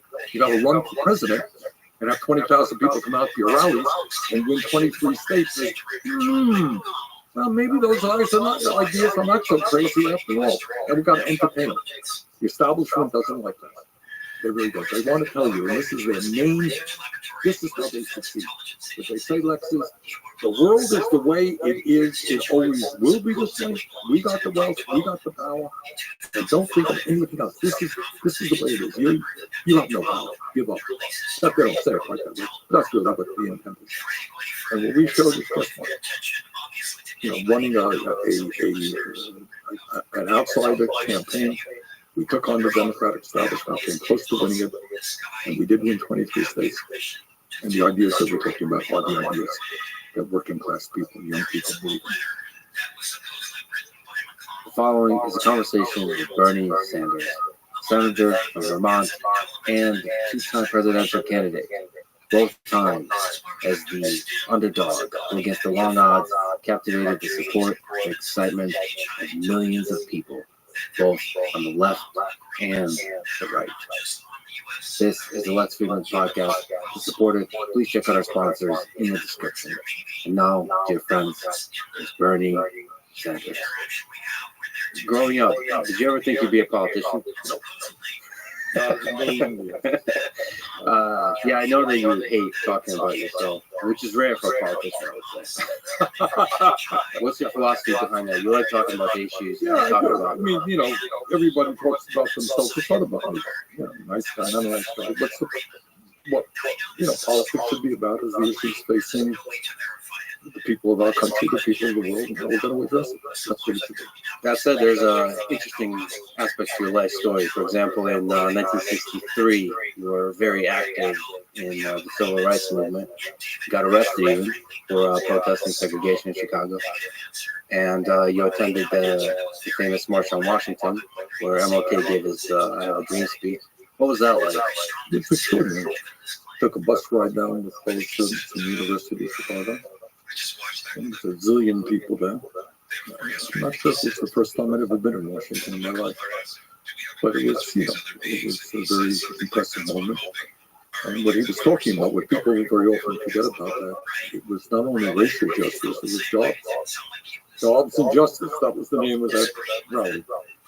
And something I've never forgotten. What influence do you have on that? What did you learn about the way he enacted change in the world? King was a very impressive guy. More impressive, I think, than people think that he was. And what he did is he created his movement from the bottom on up. In other words, he developed real organization, grassroots organization that would put pressure on communities and officials to end segregation, to open up voting patterns. And I think what has to also be remembered about him, which is really quite extraordinary, is, he won the Nobel Peace Prize, and there was, you're great, you're wonderful. But then, to the end of his life, he took on Lyndon Johnson in the war in Vietnam. And as soon as he did that, suddenly the editorial pages throughout America, establishment papers, no longer thought he was so great. In fact, the message sent out, you're black, deal with civil rights, don't worry about foreign policy, we'll take care of that. But he said, if I talk about peace and nonviolence, I can't sit back and allow what's going on in Vietnam to continue without speaking out. Incredible courage to do that. And, by the way, when he was assassinated at a fighting for the rights of AFSCME workers, garbage guys who delivered the garbage, who were treated terribly, low wages, bad working conditions, and had to support their right to form a union. That's when he got killed. So on the war front, one of the things that people don't often talk about your work in politics, you gave what I think is a truly brave speech on the Iraq War in 2002, I believe. You voted no on the Iraq Resolution, you voted no on the Patriot Act, and you basically predicted very accurately what would happen if we go into Iraq. What was your thinking at the time behind those speeches, behind voting no on the Patriot Act and the Iraq Resolution? And maybe ironically came out of maybe the war in Vietnam and the years and lies that people supposedly went into Vietnam under a lie. We lost close to 60,000 Americans, millions of people in Vietnam. Cambodia died as a result of that. So you think twice about it. I mean, the war in Iraq, you had people like Dick Cheney and others telling us, oh, they have nuclear weapons and all that stuff. It's the only way we can resolve the issue. I didn't believe it. I didn't agree with it. And, turns out just totally I was right. What's the way to fight this thing that Martin Luther King tried to fight, which is the military-industrial complex? It's huge. I mean, we got to the border issue where we are as a nation. And what I, almost uniquely in Congress talk about is the fact that we are moving left to an oligarchic form of society. And not a lot of people are familiar with that term, but what it means, we talk about oligarchy in Russia. They're all being surrounded by the oligarchs. Well, guess what? What do you think is happening in the United States? So what you have right now is an economy with more concentration of ownership than we've ever had. Right? That means whether it's agriculture, transportation, healthcare, whatever it may be, fewer and fewer massively large corporations control its produce and the prices we pay. And then you look at our political system, and we don't talk about it. What is the reality of the political system today? And that is that billionaires are spending huge amounts of money to buy this election. In Trump's campaign, he got three multi-billionaires spending over $200 million. Three people. Democrats have their billionaires not quite as concentrated. But at the end of the day, billionaires play an enormous role in terms of electing politicians and in Washington in determining what legislation gets seen and not seen. But it's not just single billionaires, it's companies, it's lobbyists. You got it. Let me give you one example. Lobbyists. We pay in the United States by far the highest prices in the world for prescription drugs. This is an issue I've been working hard on with some success. Take a wild and crazy guess. How many lobbyists are there from the drug companies in Washington, D.C.? Well, over 1,000. There are 100 members of the Senate, 435 members of the House, 535 members of Congress. There are 1,800 well-paid lobbyists representing the drug companies, including former leaders of the Republican and Democratic Party. That is why, one of the reasons why we pay the highest prices in the world for prescription drugs. Military-industrial complex. You got a revolving door. People go from the military into the General Dynamics, into Lockheed Martin and the other large companies. And what we see there is an institution in the Pentagon. We spend $1 trillion a year on the Pentagon. It is the only federal agency that is not able to submit to an independent audit. So if you think there's not massive fraud and waste and cost overruns in the Pentagon, you would be sorely mistaken. Do you think most politicians are corrupt in accepting the money, or is the system corrupt, or is it a bit of both? If the corrupt means that, here's $10,000 worth this way, doesn't work like that. It's very, very rare, occasionally. Very, very rare. That's corruption. What happens is that if you are in a campaign, and right now the amount of money that people have to raise, you're running for Senate in Ohio, you're talking about $50, $60 million. Where the hell are you going to get that money? It's not going to be $10 donations. You're going to be surrounding yourself with people who have the money, doing a $5,000 pledge initiative system. So you surround yourself with those people saying, oh, these are my problems, this is what I need, I need a tax break for billionaires, blah, blah, blah, blah. So you live in that world. They are your financial support. They are, in a sense, your political base. So you're very cognizant of what you do in terms of not upsetting them. So it's not corruption in the sense of people taking envelopes with huge amounts of money to vote a certain way. That's very, very rarely, if ever happens. It is the power of big money to make a politician dependent on those folks. And that's why, when I ran for president, probably maybe most proud is the fact that we received millions and millions of campaign contributions, averaging $27 a piece in 2016. Have companies, lobbyists ever tried to buy you, try to influence you? We don't welcome them into our office. I do deal with these guys, but it's usually on a confrontational tone. So they don't come in my office very often telling me their problems. So how do we fix the system? How do we get money out of politics? Since that, like many other issues, you don't have to reinvent the wheel here. It exists in other countries. If you go to, every country has its own election system, but nobody has a system where the billionaires can spend unlimited sums of money through super PACs to elect the candidates of their choice. So, first thing you got to do, and one of the things Lex I found that the more important the issue, the less discussion there is. The less important the issue, the more discussion there is. A number of years ago, the United States Supreme Court, in one of its more pathetic decisions, passed the Citizens United decision. And what Citizens United decision said is, you're a multi-billionaire. You want the freedom. You're a free person in a free country. You want the freedom to buy the government. And how terrible it would be to deny you the freedom to spend hundreds of millions of dollars on a campaign to elect the candidates. And they said that's your freedom, and that's what Citizens United is about. We've got to end that. And in my view, we move to public funding of elections. That means you want to run for governor, you want to run for Senate, show that you have some support, get $5 contributions from X number of people to show you're not a place. You have some support, and government will pay a certain amount more, and there will be a limited amount of money that can be spent. So it will be a real, you can run against me, and I'm not going to outspend you 10 to 1. That's what we should be moving toward in my opinion. How do we make that happen when there's so much money in the system and the politicians owe to the people who paid for their election? Does it have to come from the very top, essentially, sort of a really strong, popular populist president? Well, you raised exactly the question. If I am getting a huge amount of money from billionaires, do you think I'm going to go out and announce? I think billionaires should not be involved in buying elections. I doubt that very much. So what you're going to need, and you tell me if I'm missing something, but I pay attention. You don't hear either of the major candidates talking about it. I think what happens is when an individual politician speaks out about it, they get punished. But I think this is a popular idea. So if a lot of them speak out, that's why if it came from the top, if the president was using a very large platform to basically speak out, it provides a safety blanket for the other politicians to get it all out of the system. But there has to be kind of a mass movement. Yes, I mean, in every place I go, I always speak about this.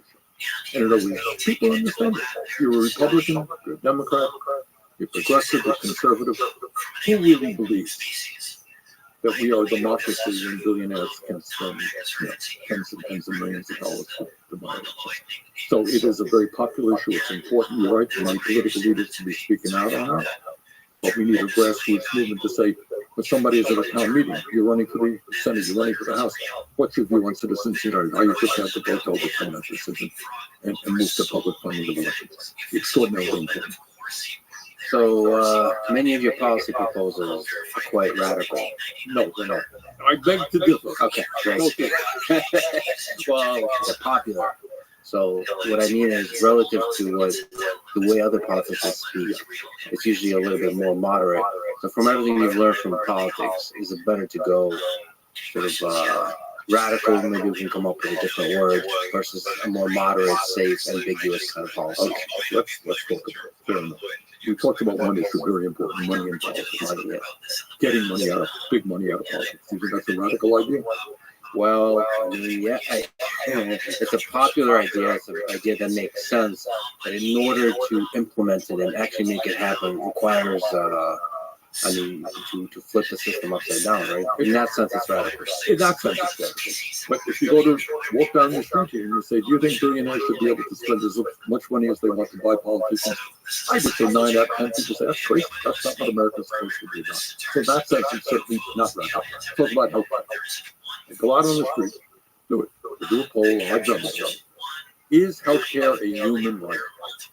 Should every American be able to go to a doctor when they need, regardless of their income? You know what people say? I would say about 85, 90% of people say, of course. The idea that healthcare is a human right available to all exists in every major country on earth except the United States. So you're here with me in Burlington, Vermont, right? You got a car for 50 miles north to Canada. Walk to the Canadian, walk into Canada and ask people, when you go to a hospital, how much does it cost you? What kind of bill? And I say, what are you talking about? It doesn't cost us anything. It doesn't cost us a nickel. That's the case in virtually every country in Europe. So the idea that healthcare should be available to all, that there should be no out-of-pocket expense because it's a human right, is widespread around the world and very much agreed to in this country. Bottom line is that because of our corrupt political system, we have a healthcare system designed not to provide healthcare to all people, to make huge profits for the drug companies and the insurance companies, and that is what's happening. And we got to change that system. So I'm a strong advocate, and I've led the effort on Medicare for all. Okay, let's talk about Medicare for all. If you could snap your fingers today and implement the best possible healthcare system for the United States of America, what would that look like? Well, we have a pretty good system, not great, but a pretty good system in Medicare. So it's there for the elderly, and Lyndon Johnson passed that in the 1960s. He used that for it. It has been chopped away by the private insurance companies through Medicare Advantage. But if you strengthen Medicare and you do away with the kind of deductibles that seniors now have to pay, and do away with other stuff, you say basically, right now, you're a senior in America, go to any doctor you want. When you're in the hospital, Medicare will pay the entire bill. If you expand Medicare to cover dental, hearing, and vision, which it doesn't now cover, you do all of those things. And then the next thing you do is say, okay, to be eligible for Medicare now, you have to be 65. First year, we're going to lower it to 55. Then we'll lower it to 45. Then we'll lower it to 35. Then we'll have everybody in the system. So I think in a 4 or 5 year period, you can strengthen Medicare and have everybody in the system. And when you do that, this is not just me talking, number of studies that point to this out. You take the profit motive out of it from the insurance companies and the drug companies, you can end up providing quality care to all people, no more than we're spending right now. Because right now, we are spending twice as much per person in healthcare as the people of any other nation. Incredibly wasteful system. So the way to pay for the system is to increase taxes. But you're saying if you cut that cost and increase the taxes, you're saying it's going to here's the step up. And I've gotten my share of 30-second answer attacking me on this. Bernie Sanders wants to raise your taxes on healthcare. Sure. In a progressive way. But right now, you have health insurance? Yes. Okay. Somebody's paying for your health insurance. It depends. If you are working, most people get their health insurance through their jobs. Okay. So if you're working for a large company, your employer is paying your health insurance. And by the way, that comes out of your wages. Healthcare costs in America are very high, and your employer will tell you honestly, look, I can't give you more than a 3% wage increase because I got a 10% increase in your healthcare costs. You want that? Or if you're a union negotiating, you know what they'll say? Hey, you want decent wages? We're going to have to cut back on that. That's what every union has to deal with, every negotiating session. So we're paying for it through employers, out of pocket. We pay for it through Medicare, Medicaid, Veterans Administration, etc. What I am proposing is really not radical. It's what exists in Canada and other countries. It is publicly funded, like the police departments and like libraries are, like public education. This is publicly funded in a progressive way.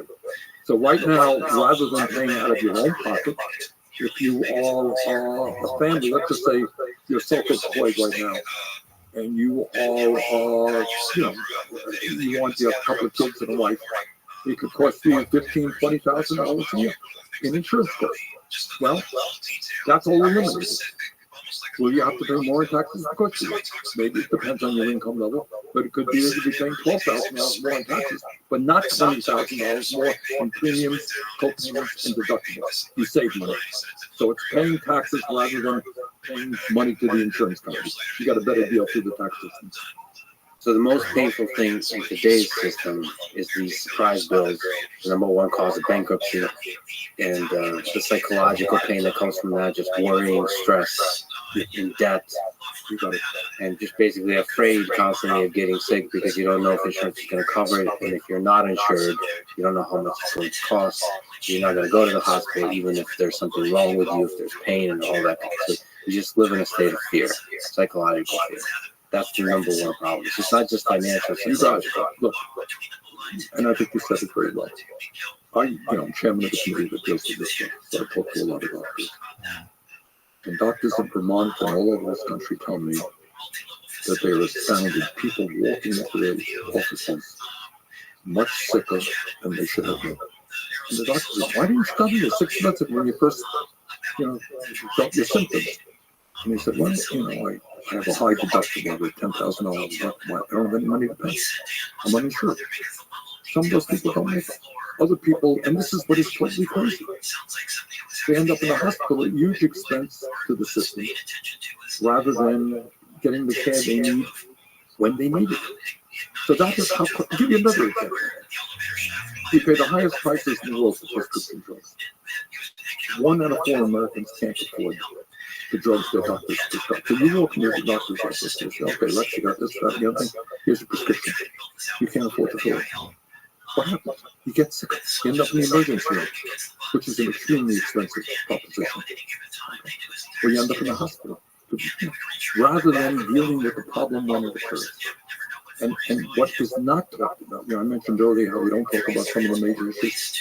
The estimate is that 60,000 people in America die every single year unnecessarily because they can't get to a doctor when they need because of financial reasons. And I want to get even crazier. 1 out of 4 people who get cancer treatment in this country either go bankrupt or deplete their financial resources. So your point is right. If somebody diagnoses you with cancer, you're scared to death, you're worried about how you're going to live, you're going to die, what's going to happen. And then on top of that, you got to worry about whether your family goes bankrupt. How insane and cruel is that? So to me, I think healthcare is what unites us all. Everybody has family that gets sick. We'll get born, we all die, we all want care. And we all have got to come together to create a system that works for all of us, not just the drug companies or the insurance companies. There's just so many stories, not even the horrific stories. It's countless horrific stories, but just basic stories of cost. Like my friend, Dr. Peter Attia has the story where he happens to be wealthy, so he can afford it, but he had to take his son to the emergency room, and the son was dehydrated, and the bill was $6,000. He just did a basic test and gave him an IV, his basic thing, and he has really good insurance, and the insurance covered $4,000 of it, so he had to, at the end, pay $2,000 for a basic emergency room visit. And there's a lot of families for whom that one visit for such a simple thing would be just financially devastating. And you know what? People know that. And you know what they say? So, I don't feel well today. Yeah. Something's wrong. I ain't going to go to that emergency room. Because I don't want a $6,000 bill. What happens if you have insurance? They pay 2/3 of it, right? Yes. So what happens if we didn't have? What happens if we didn't have money? You'd be hounded by book collectors for the rest of the time. So it is a disgusting system. It is an inhumane system. But the insurance companies and drug companies are very powerful. They make a lot of campaign contributions, have a lot of lobbyists, and we all work hard. But I think the American people want fundamental changes. So that's another good example of a really popular idea that is not implemented because of the money in the drugs. That's wonderful. And I'll tell you that, not only is it not implemented because of money, it's not even discussed. Right? So I'm saying here, no one deceives me. We are spending twice as much per person on healthcare, right? And yet 85 million Americans are uninsured or underinsured, and our life expectancy is lower than virtually every other major country. Do you think that might be an issue that we would discuss? Again, if a single politician discusses it, they get punished for it. So there needs to be a mass movement, and probably, from my perspective, it has to come from the very top. It has to come from the president. And the president has to be a populist president where they don't care about the parties with the rich people. They just speak out because they know it's a popular message and they know it's the right thing. Speaking of that, you had a historic campaign run for president in 2016. And in the eyes of many people, mine included, you were screwed over by the DNC, as especially the WikiLeaks emails show. What's your, just looking back, feelings about that? Are you angry? Are you upset? Yeah, of course I'm angry, and of course I'm upset. But, when you take on, in this case, the Democratic establishment, who control that party forever, moneyed interest in the Democratic Party. You know, you're taking on corporate America, and you're taking on the corporate media. And when you're calling for a political revolution that creates a government that works for and not just for few, the opposition is going to be extraordinary. But what I am extremely proud of from that campaign in 2020 as well is that we took on the anointed candidate of the establishment, and we showed, despite the fact the entire establishment, I had in the Senate, I had one supporter. There were 50 Democrats, I had one supporter. I had no governor supporting me, maybe a few people in the House. But we took on the whole political establishment, and we did, got millions of votes, and the ideas that we brought forth were ideas that they have to eventually deal with in one way or another. If you look at the American Rescue Plan, which I'm proud that helped write during the midst of COVID, a lot of the ideas that we fought for were implemented in that bill, and I want to make them obviously permanent. You almost won, and a lot of people thought that you would win against Donald Trump. I think we would have. I think Trump is a very, I think he's a little bit crazy between you and me, but he is a smart politician. And he's appealing to a lot of the anger that working class people feel. And you know what? Working class people should feel anger, but they should make sure that their anger is directed in the right direction and not against people who are even worse off than they are, which is what demagogues like Trump always do. So, I think we had, as I went around the country, then, we have a lot of support from working class people who understand that there is something wrong. And this is an incredible fact that no one talks about. I'm going to ask you a question. Are you ready for this, Lex? Okay, here we go. Over the last 50 years, there's been a massive increase in worker productivity as a result of technology, right? Everyone agrees with it. And I don't know exactly what it is. But the worker today is producing a lot more than the worker 50 years ago doing something similar. Is the worker today, in real inflation accounted for dollars, making more money than that worker 50 years ago? Well, there's a lot of close arguments there, but your point is well taken. It's either the same or a little bit higher or a little bit lower, depending on the statistics. It has not increased significantly, and the wealth inequality has increased significantly. That is, so you would think that if a worker is producing a lot more, that worker would be better off, would be working lesser hours, etc. That hasn't been the case. And what has happened in that 50 years is, according to the Rand Corporation, there has been a 50 trillion redistribution of wealth from the bottom 90% to the top 1%. You got CEOs today making 300 times more than their workers. You got 3 people on top owning more wealth than the bottom half of American society. So that's why people are angry. And they're worried that their kids may have a lower standard of living than they in the wealthiest country in the history of the world. So there's a lot of anger out there, and I think we tap some of that anger in a constructive way. Essentially saying, you know what? We don't need so few to have so much in wealth and power. Let's distribute it more fairly in America. I got to get back to 2016 because it's such a historic moment. So there's a lot of fans of yours that wanted you to keep fighting because you forgave in the end the establishment and joined them in support. And your fans wanted you to keep fighting for a takeover, for a progressive takeover of the Democratic Party. If you just look back and had to do it all over again, what would you do different? Well, by the way, in terms of the takeover of the Democratic Party, we did try. We ran, Keith Ellis knows. Keith is now the Attorney General of the state of Minnesota. He's done a great job. He's one of the outstanding attorney generals in the country. And Keith was then a member of Congress. And we ran Keith to become the head of the DNC, the establishment, for the President of the United States on down and crazy. And we did it by a few votes, not a whole lot. So it's look, you're faced, that's the exact same position that many of us are in right today. So people say, well, why did you support Hillary Clinton? Yeah, what's the alternative? Donald Trump. I think Donald Trump is an extremely dangerous person trying to undermine American democracy. So I can't support him. Hillary Clinton, obviously, his views are very, very different than mine. But that in that moment, that's where politics becomes really tricky, and it ain't easy. And sometimes you have to do things that you're not really all that excited about.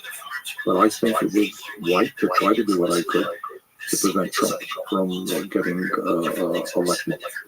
And in 2020, I did the same with Biden. We had more success with Biden than we had with him. Well, there's this interesting story about a long time coming meeting between you and Obama in 2018, I believe. So R.A. Rabenhouse, who was a former deputy campaign manager, wrote a great book, I would say, about you, called The Fighting Soul on the Road with Bernie Sanders. And he tells many great stories, but one of them is your meeting with Obama. And he says that Obama told you, Bernie, I wish I could do a good Obama impression. Bernie, you're an Old Testament prophet, a moral voice for our party, giving us guidance. Here's the thing, though. Prophets don't get to be king. Kings have to make choices, prophets don't. Are you willing to make those choices? Basically, Obama's making the case that you have to sort of moderate your approach in order to win. So, was Obama right? Look, and again, that's why politics is very, very fascinating. Sometimes you can run and lose and you really win. If your goal is not just individual power, but transforming society. One of my heroes, you mentioned Dr. Martin Luther King Jr., who is one of my heroes. Another one of my heroes is Eugene Victor Debs. Does that ring a bell? Yeah, yes. Okay. For many reasons, yes. All right. Debs, many listeners may not know who Debs was. Debs was a union organizer in the early 1900s, helped form the American Railway Union, ran for president, I think, 5 times. Ran the last time while he was in a jail cell because of his opposition to World War I and got a million votes doing that. Debs lost badly in every race that he ran in. In 1932, Franklin Delano Roosevelt ran for president, and much of what Roosevelt ended up doing was at least some of what Debs had talked about. Debs helped lay the groundwork for ideas. So sometimes you can lose and win if you're into transforming society. What my view is, where I disagree with Obama, is I think you have got to raise consciousness among ordinary people. And when people know what's going on and are prepared in an organized way to fight for change, they can make incredible changes. And we've seen that in recent years. Today we take for granted, we have a woman running for president of the United States.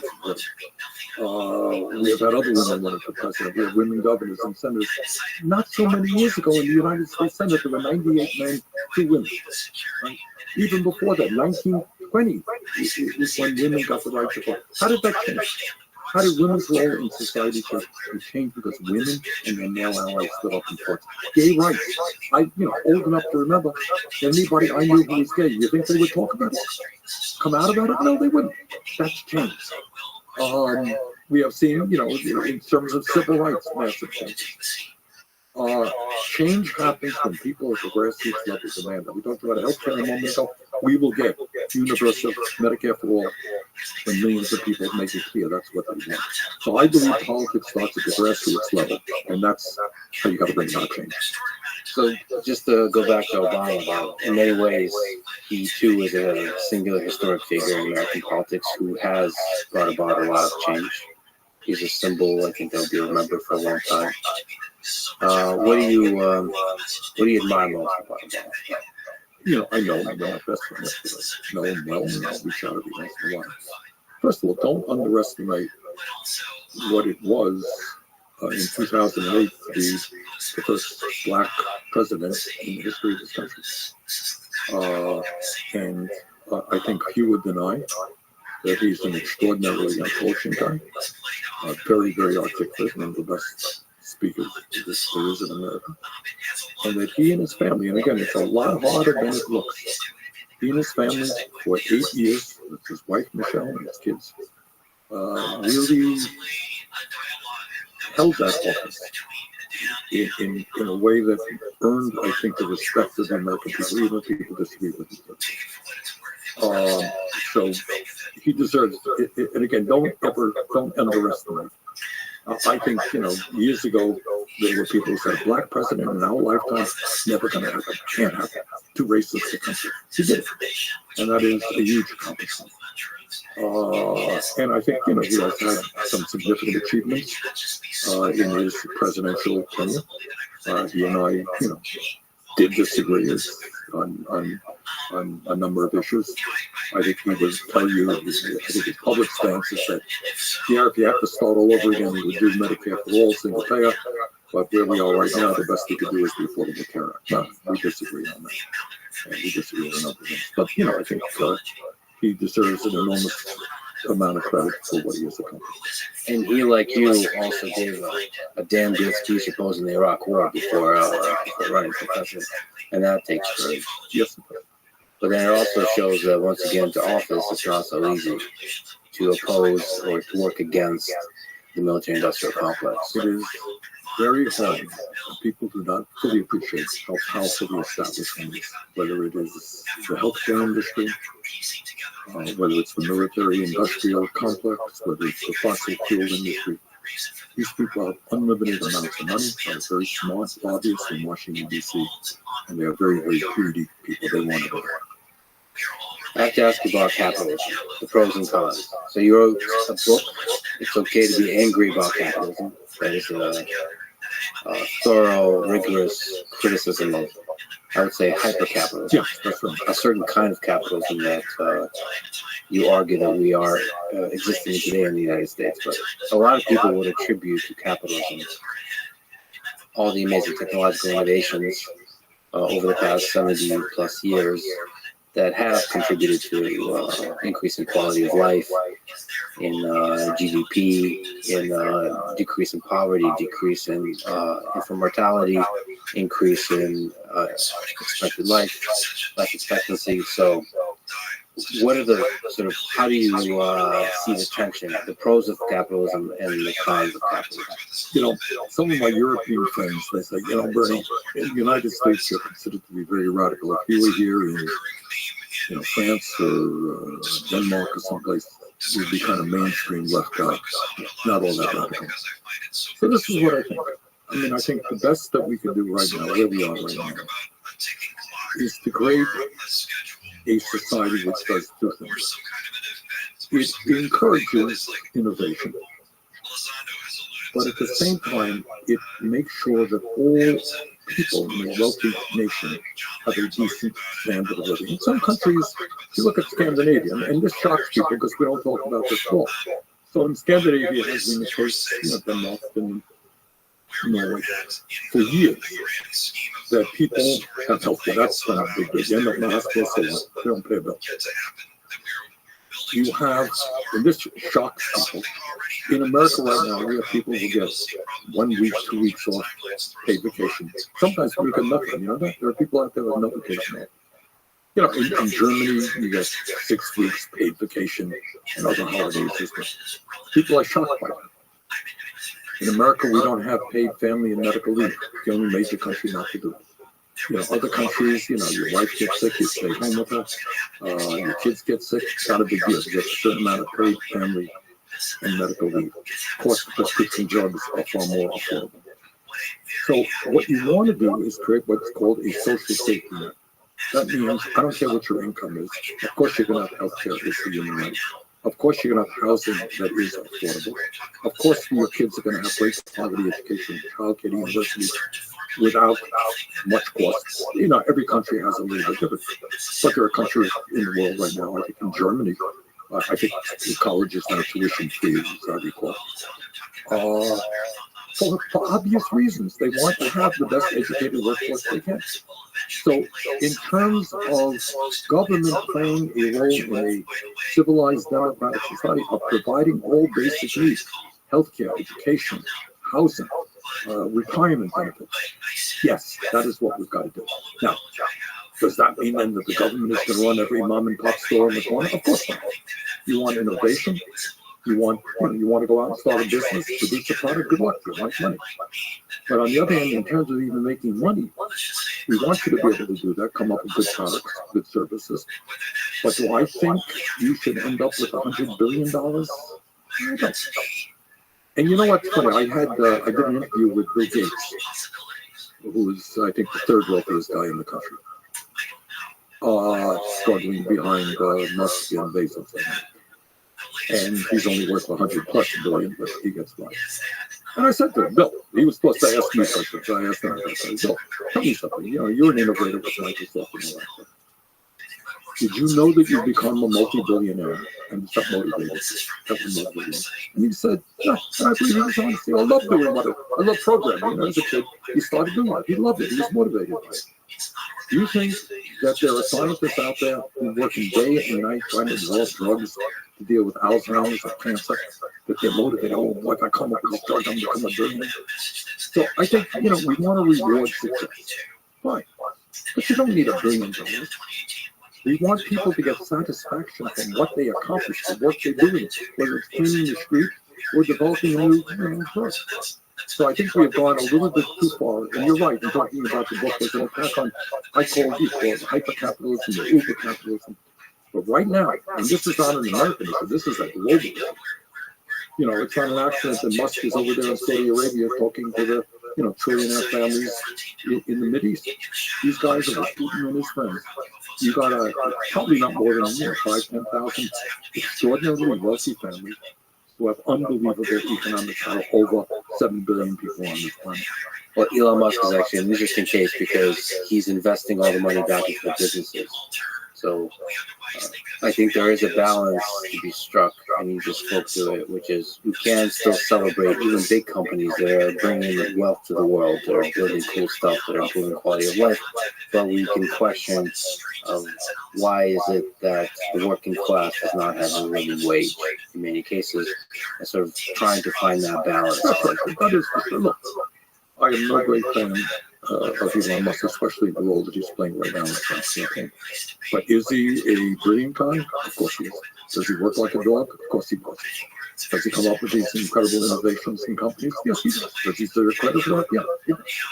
But, you know, even in terms of encouraging innovation, I would hope that we are focusing on the important issues. I would love to see great innovators figure out how we build the affordable housing that we need, come up with the great drugs that we need to solve many of the terrible illnesses that plague people. Climate change, for God's sakes. Right? Do we need innovation? We're making some progress in this country. Should we do more? What kind of technologies out there can really cut back on carbon emissions? So, you know, I hope we focus on some of the most important issues that impact humanity. But, you know, reward innovators, I don't have a problem with that, but I do have a problem when 3 people end up owning more wealth than the bottom half of American society. Maybe you can briefly speak to something you tweeted recently about Donald Trump going to McDonald's and the minimum wage, I believe it's $7.50. Can you just speak to that tweet? Look, nothing new. Trump didn't invent it. It's called the photo op thing. I've done 1 or 2 in my lifetime. So you go to a place, it puts on an apron. Good old Donald Trump, just another McDonald's worker. Anyhow, he was sublime. It was photo op. Kamala Harris was in North Carolina handing out food to people who were victims of the hurricane. Fine, that's what politicians do. But some reporter asked him, they said, Mr. Trump, are you for raising the minimum wage? And that was a fair question because he got, I don't know how many, but many, many thousands of McDonald's workers and millions of other American workers right now are trying to get by on $9, $10, $11 an hour. Federal minimum wage is $7.25. You have people working in McDonald's right now for sure. They're working at $12, $13 an hour. So the reporter said, what do you think about raising the federal minimum wage? And he's, these are great workers, I love McDonald's, and so forth. He didn't answer the question.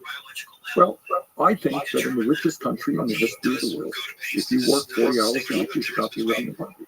That means we should have a federal minimum wage, not absurdly $7.25 an hour, but in my view, $17 an hour. Will that solve all these economic problems for working class people? No. It'll help.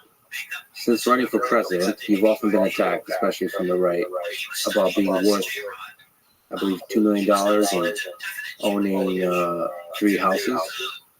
So from my perspective, the answer to that is most of your wealth has been earned from writing books and selling those books. And you are one of the most famous politicians in the world, and so your wealth in the context in comparison to other people of that fame level and other politicians is actually quite modest. So what's your response usually to those attacks? Do I own 3 residences? Yes, I do. I live here in Burlington, Vermont. We live in a middle-class neighborhood. Nice house. Guess what? I'm a United States Senator, and I own a home in Washington, D.C., as do most senators. You know, you live there year after year. When I first went to, actually, when I was in Congress for 16 years, I rented all the time. But I got elected. Okay, got a 6-year term. You know what? Let's buy a house. So we bought a house, and guess what? Like many thousands of people in the state of Vermont, I have a summer camp. It's a nice one on Lake Champlain. That's it. Now, how did I get the money? I wrote 2 best-selling books, including this book on capitalism, which was New York Times bestseller for a while, and also another book was a youth book. That's I make I don't know $175,000 a year, and that's more or less how I became the billionaire that I am. I should also mention that sometimes the word mansion is used, and I think your residences are quite modest. Sure, my houses and they're not, they're middle-class houses. So when you started in politics, I read you were worth $1,100. Not much.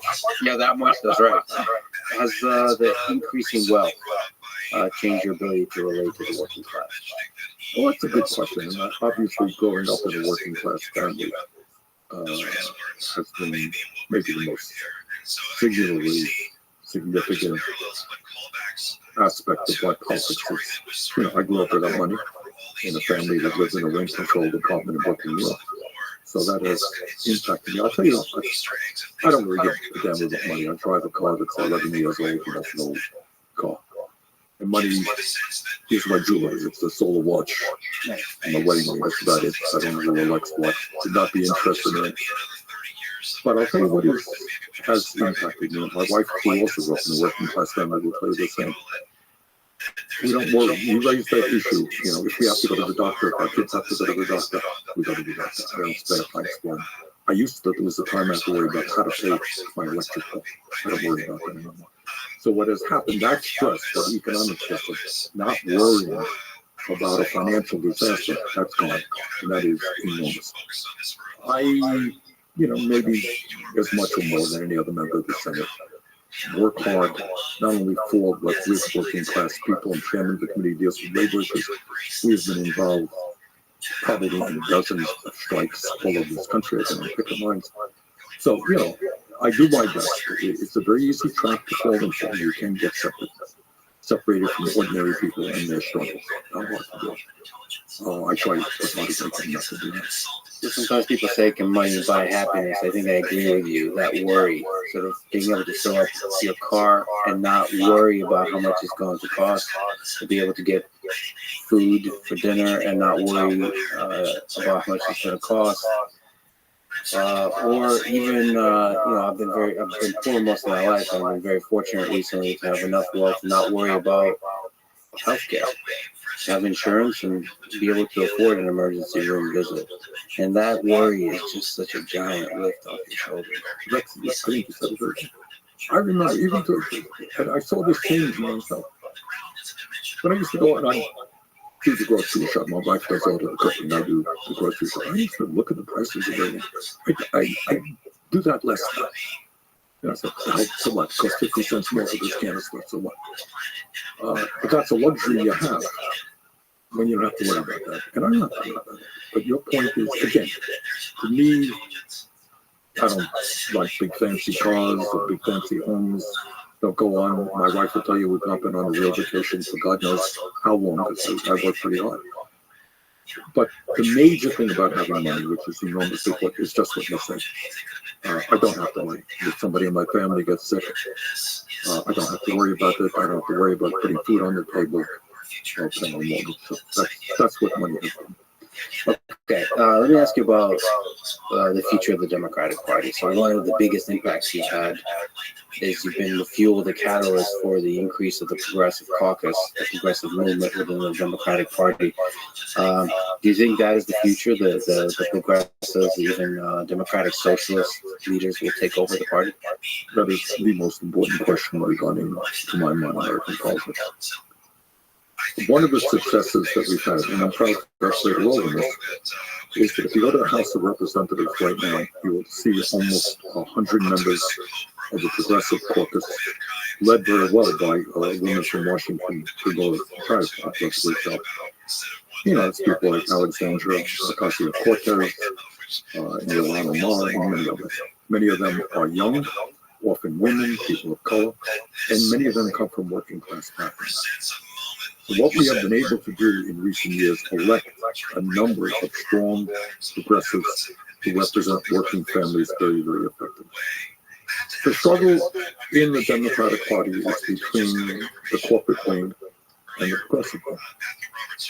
And, you know, the corporate wing takes a whole lot of money, sees its salvation in getting a whole lot of money from wealthy individuals and, you know, large corporations, and is not very vigorous, in my view, in representing the needs of working class people. If they were, we would have health care for all. We would have a minimum wage that was a living wage. We would not have a housing crisis. We would not have a tax system in which billionaires pay an effective tax rate that is lower than a truck driver earns. So I think one of the reasons that Trump has had political success is he's not so much his ideas. Most working class people don't think we should give tax breaks to billionaires or worry about the size of, you know, Arnold Palmer's genitalia. But they are angry. People are angry. And the Democrats have not responded effectively to their anger. So the struggle that we are waging right now is the future of the Democratic Party. Will it be a party of the working class and represent working class issues, whether you're black or white or Latino or Asian or whatever you may be? Or will it be a corporately dominated party? That's the struggle we're in right now. Did you consider running in 2024? From my perspective, I would have loved it if you ran. I think you would have a great chance of winning not just the primary, but the presidential. I gave it about 5 minutes. And the reason was, we have a slogan, the progressive movement, it's not about me, it's about us. And, you know, to have taken on Biden, who, in my view, on domestic issues, has been quite strong, would have really split the Democratic Party and laid the groundwork for an easy Trump victory. And that I did not want to see. So sometimes in life, and I know that a lot of younger people still don't agree with me, but you got to make choices which are painful. So I strongly supported Biden because I like his domestic record. He's done some good things against a lot of opposition. And I'm supporting Kamala right now. But I'm doing my best to see that a dangerous guy like Donald Trump is not the president. And the hope for you is that there will be future candidates that are populist and progressive. Yeah. Let me ask you about AOC. She's become one of the most influential voices for the progressive cause in the United States. You two had a great conversation on your podcast, and in general, you work together. So what's to you is most impressive about her? I really like that one, she is a young woman who comes from a working class background. She helped her mother clean houses. She was a bartender in the Bronx, New York. And I'm very proud that my campaign for president inspired her to run. And she ran on a progressive working class program. And she took on one of the more powerful guys, a guy named Joe Crowley, who was pretty high up in the Democratic Party. And she knocked on doors. She had no money.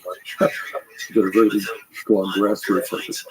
And I appreciate that. So that's number one. I like what she stands for. She's incredibly smart. And she has that certain charisma that, maybe you're born with it, maybe developed it. I like. A couple of years ago, she came up here to Vermont for the time. She and her partner Riley came up. And And we were out in the street, and people saw her, and they said, "Oh, Congresswoman," and she just smiled, and she had an approach to people which is beautiful. And it wasn't funny; it was real. But to be a politician, you got to know how to, you could be a great intellectual, but you can't relate to people. She relates well to people, and so I think both from a personality perspective, from an intellect perspective, from an ideological perspective, she helped create the Green New Deal concept. We need to create jobs as we transform our energy system away from fossil fuel, strong advocate for Medicare for all, workers' rights. So I'm a big fan of that. What do you think is the most powerful, enduring impact you've had on American politics? Looking back, you've been in it for quite a bit. Well, I don't want to give you a singular answer. He's mayor of the city. I'm proud of what we accomplished here. Proud of my accomplishments as a U.S. senator. When COVID was devastating this country, we had a massive economic downturn. I came to the budget committee and helped write the American Rescue Plan, which put a lot of money into people's pockets. We cut childhood poverty by 40% by providing a child tax credit. We kept hospitals going, we kept colleges going, kept people from getting evicted, helped get public health out, kept people getting the vaccines. I'm proud of that. But at the end of the day, I think what I have shown is that the ideas, gets back to the early part of this conversation, the ideas that I am talking about are ideas that are widely supported.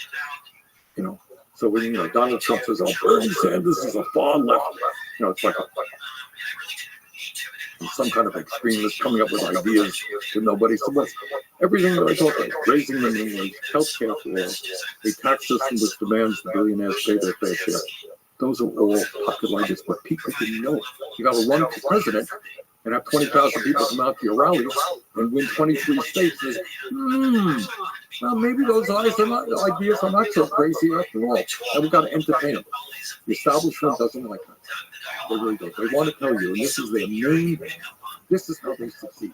What they say, Lex, is the world is the way it is. It always will be this way. We got the wealth, we got the power, and don't think of anything else. This is the way it is. You have no power. Give up.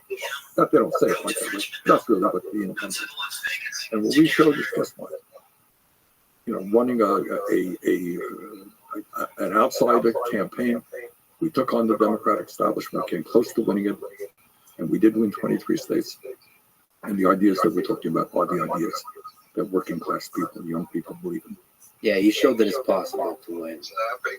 And that's an idea that will resonate for decades. And out of that came dozens of candidates now in the House of Representatives, people on city council, people on state legislature who did win. So we mentioned about the worry of getting sick, the worry of life that many people in the working class are suffering from. But there's also the worry that we all experience of the finiteness of life. Do you ponder your own mortality? Are you afraid of it? When you're 83, it does come across. All right. Yeah, of course. Are you afraid of it? No, I'm not afraid of it. What I am afraid of, I think, is infirmity. I have been, knock on wood, this is wood, I think, reasonably healthy with an exception. I had a heart attack 5 years ago. And what blew me away was that my body failed me for the very first time in my life. That was stunning to me. That, suddenly I was in a hospital bed. I have a great deal of compassion for people as we speak who are in nursing homes, having a hard time walking, maybe your mental agility is slipping a little bit. That's tough. That's what worries me. We are all going to die, and that's that. So I'm not afraid of that, but that aspect of getting older, and that does concern me.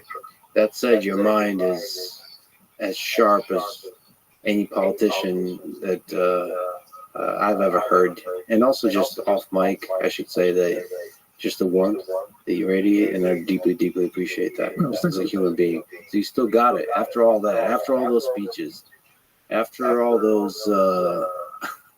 houses, after all of it, there's still the humility and just the sharpness, the wit is all there. So Bernie, like I said, I wish you would have ran this year, but I also wish that there's future candidates. And there will be ones. I absolutely do it. I think Yes, about my legacy, the idea that they're all wonderful, really, really wonderful people who are now got involved in the political process and are fighting for justice. That's a great legacy.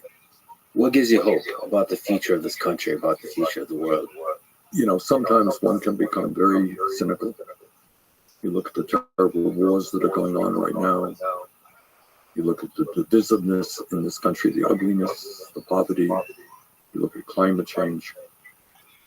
You get depressed from all of that. But I am lucky in the sense that I've had the opportunity. People often ask, what inspires you? How do you keep going? And I remember, actually, it was in California where it really crystallized. I was at a rally in the agricultural area of California. We did a rally at the sunset. Thousands of people were out. And you looked around the crowd. There were young people, black and white, and Latino, Asian American, huge cross-section of older people. They all wanted to make America a very much better country. It really moved me. I mean, I see that time and time I've just been on the campaign trail. And you see great people, really beautiful people who not interested in becoming billionaires. They want to improve life for other people in this country. So, I am grateful that it sounds like a platitude. It's what every politician says, oh, blah, blah, blah, blah. But when you go out around the country, you go to Native American reservations and you go to factories and you see so many wonderful people. I have been able to see things that many others have not in every state in the country. And that inspires me. I share their optimism. I share your optimism. Bernie, I've been a fan for a long time. It's a great honor to speak to you today. Thank you so much. Well, thank you very much for what you're doing. Let me just say a word about you're doing. Okay, let's go. The compliments here. I think there is a growing dissatisfaction with corporate media. And not because it's fake news that the reporters lie all the time. That's nonsense. They don't. But I think people want to hear folks really talk about in a calm manner about some of the very important issues which are not discussed in corporate media. And I think that's what you and some others are doing. So I thank you very much. It's a very important service to the country. And thank you from a mayor perspective for creating a wonderful town. And I look forward to looking at the fall leaves, walking around. I didn't quite create the leaves. Yeah. I did create some other things. Okay. Thank you so much, Bernie. Thank you. Thanks for listening to this conversation with Bernie Sanders. To support this podcast, please check out our sponsors in the description.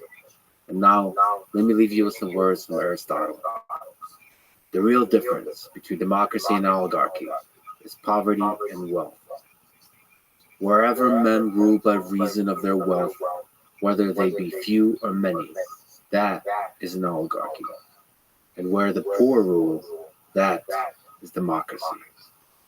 Thank you for listening, and hope to see you next time.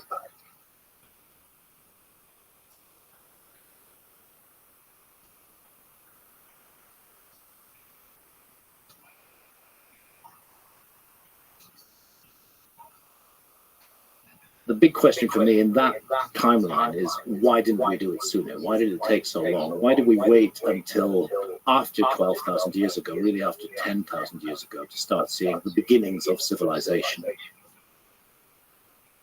The following is a conversation with Graham Hancock, a journalist and author who for over 30 years has explored the controversial possibility that there existed a lost civilization during the last ice age, and that it was destroyed in a global cataclysm some 12,000 years ago. He is the presenter of the Netflix documentary series Ancient Apocalypse, the second season of which has just been released, and it's focused on the distant past of the Americas, a topic I recently discussed with the archaeologist Ed Barhart. Let me say that Ed represents the kind of archaeologist, scholar, I love talking to on the podcast. Extremely knowledgeable, humble, open-minded, and respectful in disagreement. I'll do many more podcasts on history, including ancient history. Our distant past is full of mysteries, and I find it truly exciting to explore those mysteries with people both on the inside and the outside of the mainstream in the various disciplines involved. This is a Lex Friedman podcast. To support it, please check out our sponsors in the description. And now, dear friends, Here's Graham Hancock. Let's start with a big foundational idea that you have about human history, that there was an advanced Ice Age civilization that came before and perhaps seeded what people now call the six cradles of civilization: Mesopotamia, Egypt, India, China, Andes, and Mesoamerica. So let's talk about this idea that you have. You at the highest possible level describe it. It would be better to describe it as a foundational sense of puzzlement and incompleteness in the story that we are taught about our past, which envisages more or less, there have been a few ups and downs, but more or less straightforward evolutionary progress. We start out as hunter-foragers, then we become agriculturalists. The hunter-forager phase could go back hundreds of thousands of years. I mean, this is where it's also important to mention that anatomically modern humans are not the only humans. We had Neanderthals from, I don't know, 400,000 years ago to about 40,000 years ago. They were certainly human because anatomically modern humans interbred with them, and we carry Neanderthal genes. There were the Denisovans, maybe 300,000 to perhaps even as recently as 30,000 years ago. And again, interbreeding took place. They're obviously a human species. So, you know, we've got this background of humans who didn't look quite like us. And then we have anatomically modern humans. And I think the earliest anatomically modern human skeletal remains are from Jebel Irhoud in Morocco and date to about 310,000 years ago. So the question is, what were our ancestors doing after that? And I think we can include the Neanderthals and the Denisovans in that general picture. And why did it take so long? This is one of the puzzles, one of the questions that bother me. Why did it take so long when we have creatures who are physically identical to us? We cannot actually weigh and measure their brains, but from the work that's been done on the crania, it looks like they have the same brains that we do, with the same wiring. So if we've been around for 300,000 plus years at least, and if ultimately in our future was the process to create civilization or civilizations, why didn't it happen sooner? Why did it take so long? Why was it such a long time? Even the story of anatomically modern humans has kept on changing. I remember a time when it was said that there hadn't been anatomically modern humans before 50,000 years ago. And then it became 196,000 years ago with the findings in Ethiopia, and then 310,000 years ago. There's a lot of missing pieces in the puzzle there. But the big question for me in that timeline is, why didn't we do it sooner? Why did it take so long? Why did we wait until after 12,000 years ago, really after 10,000 years ago, to start seeing the beginnings, what are selected as the beginnings of civilization in places like Turkey, for example? And then there's a relatively slow process of adopting agriculture, and by 6,000 years ago, we see ancient Sumer emerging as a civilization. And we're then in the pre-dynastic period in ancient Egypt as well, 6,000 years ago, beginning to see definite signs of what will become the dynastic civilization of Egypt about 5,000 years ago. And interestingly, round about the same time, you have the Indus Valley civilization popping up out of nowhere. And by the way, the Indus Valley civilization was a lost civilization until the 1920s, when railway workers accidentally stumbled across some ruins. I've been to Harappa and Mohenjo-daro, and these are extraordinarily beautifully centrally planned cities. Clearly they're the work of an already sophisticated civilization. One of the things that strikes me about the Indus Valley civilization is that we find a steatite seal of an individual seated in a recognizable yoga posture. And that seal is 5,000 years old. And the yoga posture is Mula Bandhasana, which involves a real contortion of the ankles and twisting the feet back It's an advanced yoga posture. So there it is 5,000 years ago. And that then raises the question, well, how long did yoga take to get to that place when it was already so advanced 5,000 years ago? What's the background to this? China, the Yellow River civilization. Again, it's around about the same period, 5,000 to 6,000 years ago, you get these first signs of something happening. So it's very odd that all around the world, we have this sudden upsurge of civilization about 6,000 years ago, preceded by what seems like a natural evolutionary process that would lead to a civilization, and yet certain ideas being carried down and manifested and expressed in many of these different civilizations. I just find that whole idea very puzzling and very disturbing, especially when I look at this radical break that takes place in not just the human story, but the story of all life on Earth, which was the last great cataclysm that the Earth went through, which was the Younger Dryas event. It was an extinction level event. That's when all the great megafauna of the Ice Age went extinct. It's after that, it's after that event that we start seeing this, what are taken to be the beginnings of the first gradual steps towards civilization. We come out of the Upper Paleolithic, as it's defined, the old end of the Old Stone Age, and into the Neolithic. And that's when the wheels are supposedly set in motion to start civilization rolling. But what happened before that, and why did that suddenly happen then? And I can't help feeling, and I've felt this for a very long while, that there are major missing pieces in our story. It's often said that I'm claiming to have proved that there was an advanced lost civilization in the Ice Age, and I am not claiming to have proved that. That is a hypothesis that I am putting forward to answer some of the questions that I have about prehistory, and I think it's worthwhile to inquire into those possibilities, because the Younger Dryas event was a massive global cataclysm, whatever caused it, and it's strange that just after it we start seeing these first signs. So the current understanding in mainstream archaeology is that after the Younger Dryas is when the civilizations popped up in different places of the globe with a lot of similarities, but they popped up independently. Yeah, independently and by coincidence. And by coincidence, those big civilizations that we all remember as the first civilizations, Sumer, Egypt, the Indus Valley Civilization, China, they all pop up at pretty much the same time. That is the mainstream view. And they don't just pop up; they kind of build up gradually. First, there's some settlements. Oh, definitely, yes. And then there's different dynamics of how they build up, and the role of agriculture in that is also not obvious, but it's just there's first a kind of settlement, a stabilization of where the people are living, then they start using agriculture, then they start getting urban centers and that kind of stuff. It seems like an entirely reasonable argument. Everything about that makes sense. There is no doubt that you're seeing evolutionary progress, social evolution taking place in those thousands of years before Sumer emerges. But what's happening now, really, I spent much of the 90s and the late 1980s investigating this issue of a lost civilization. I wrote a series of books about it.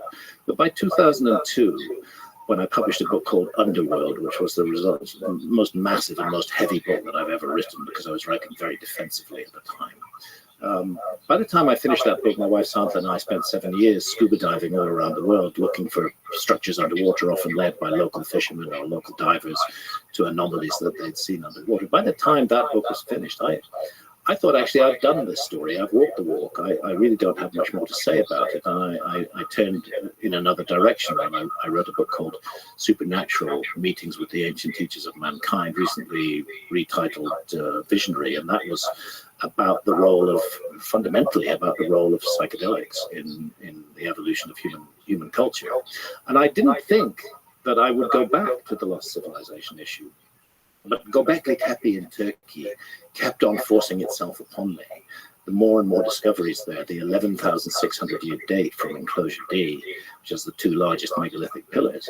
And I reached a point where I realized I have to get back in. I have to get back in the water, and I have to investigate this again. And Göbekli Tepe was a game changer, but I think it's a game changer for everything, because Göbekli Tepe, the extraordinary nature of it. We're looking at a major megalithic site, which is at least 5,500 years older than, say, Gigantia in Malta, which was previously considered to be the oldest megalithic site in the world. And this led, of course, to a huge amount of interest and attention, both from the Turkish government, who see the tourism potential of having the world's oldest megalithic site, and from archaeologists. And this in turn has led to exploration and excavation throughout the region. And what they're finding throughout that whole region around Göbekli Tepe, and going down into Syria and further down into the Jordan Valley as far as Jericho, and even across a bit of the Mediterranean into Cyprus, is what Turkish archaeologists are now calling the past Tepeler civilization. They're calling it a civilization, the Stone Hills civilization, with very definite identifying characteristics: semi-subterranean circular structures, the use of T-shaped megalithic pillars, sometimes not anywhere near as big as those at Göbekli Tepe. It's clear that Göbekli Tepe now was not the beginning of this process. It was actually, in a way, the end of this process. It was the summation of everything that Stone Hills civilization had achieved. But what is becoming clear is that this is a period before the foundation of Göbekli Tepe. As far as we know, that date of 11,600 years ago is the oldest date for Göbekli Tepe. But of course, there's a lot of Göbekli Tepe still underground, so we can't say for sure. Can you hear me? That's why I asked. Oh.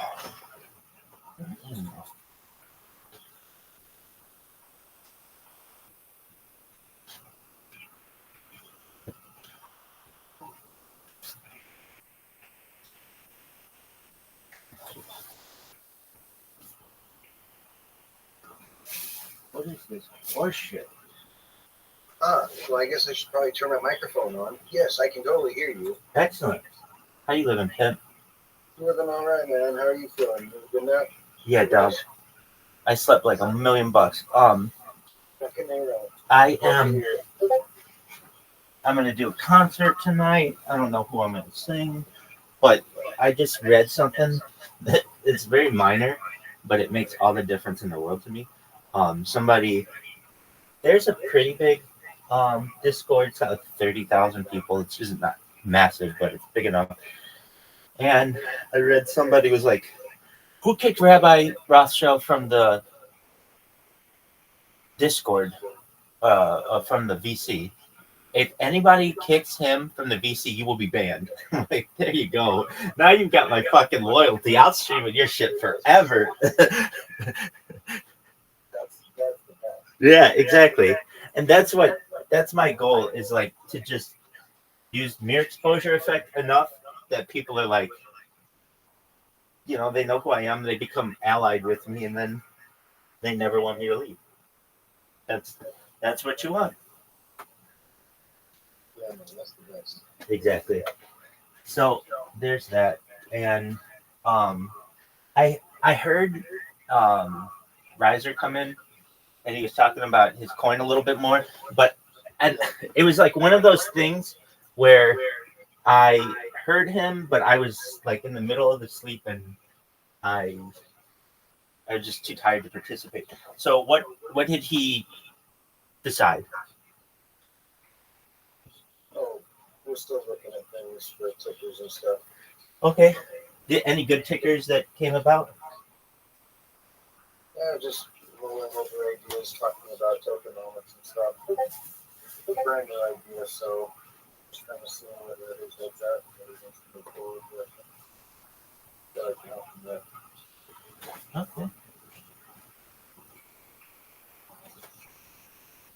Oh, there it is. I don't want to try to like take it over and then it's like momentum, you know? Right.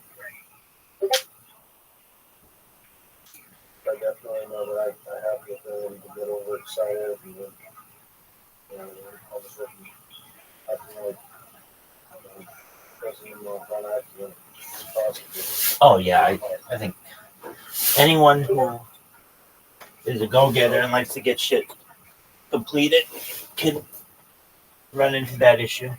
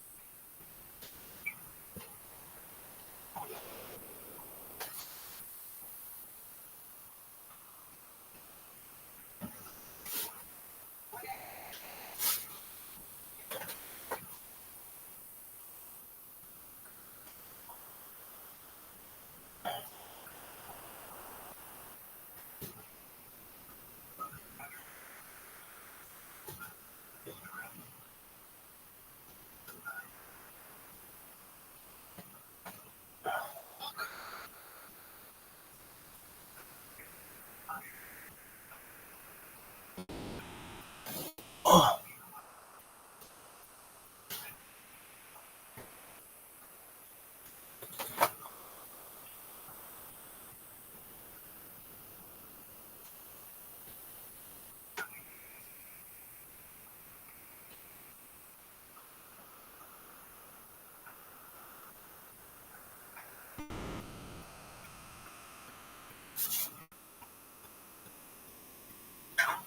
No, like so if you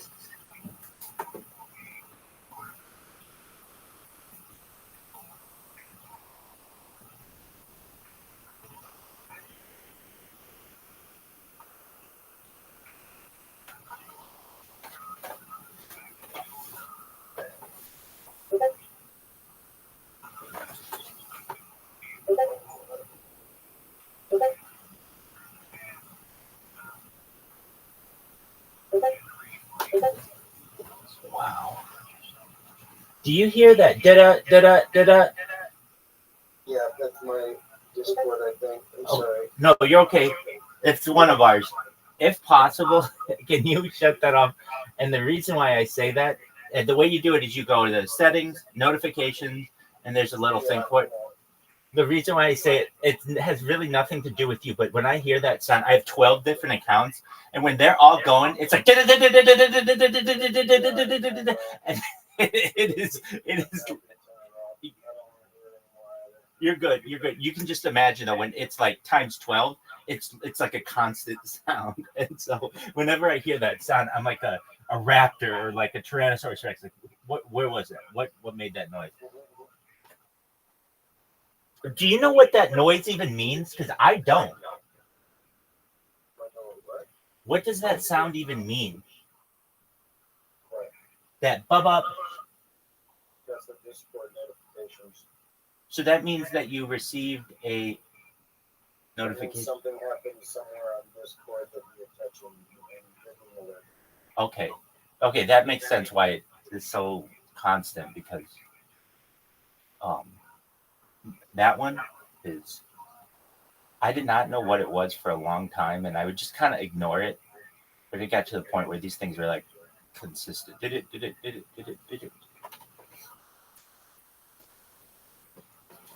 All right.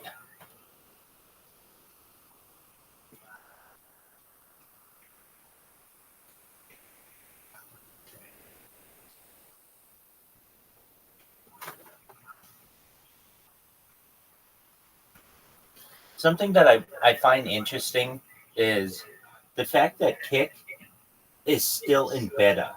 Like, years after it was launched.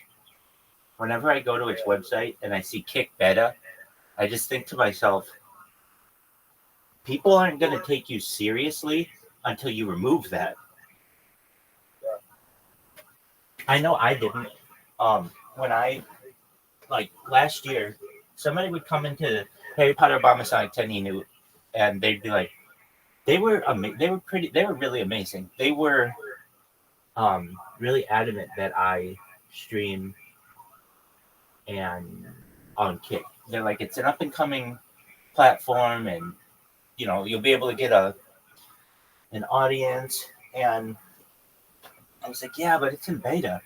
And they're like, yeah, but it'll come about. And that was like more than a year ago, and that was just my first reaction. Now I basically dominate that website, and even I'm still like, come on, guys. It's just, when you look at it, and you're like, if I see it's beta, it's like, oh, they're not going to pay me correctly, or they don't know what, like, maybe it's not even going to work. So just something that I find interesting. And I was reading on the subreddit, when are they going to remove that?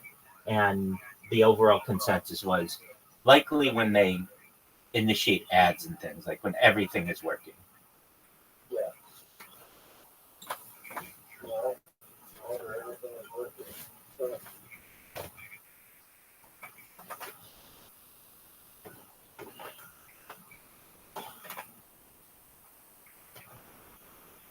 I think they kind of use it as an excuse, though, that they can say, well, but we're still in beta, so there's not too much we can do. It's like, all right, that's your excuse. Cool.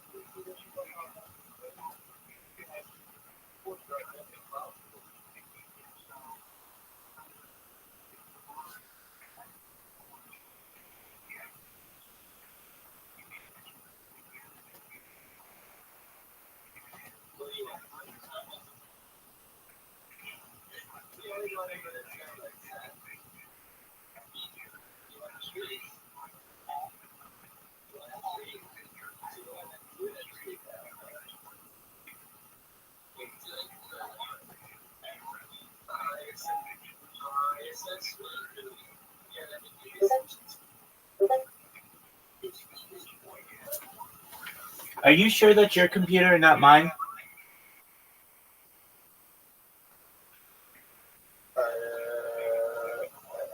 no, I didn't even notice just now.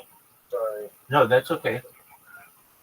Next time, because it very well could be mine. I'm not sure, and if it is, I'm just trying to find the culprit. Yeah. I'll let you know if I hear it again. And like I said, it very well could be mine.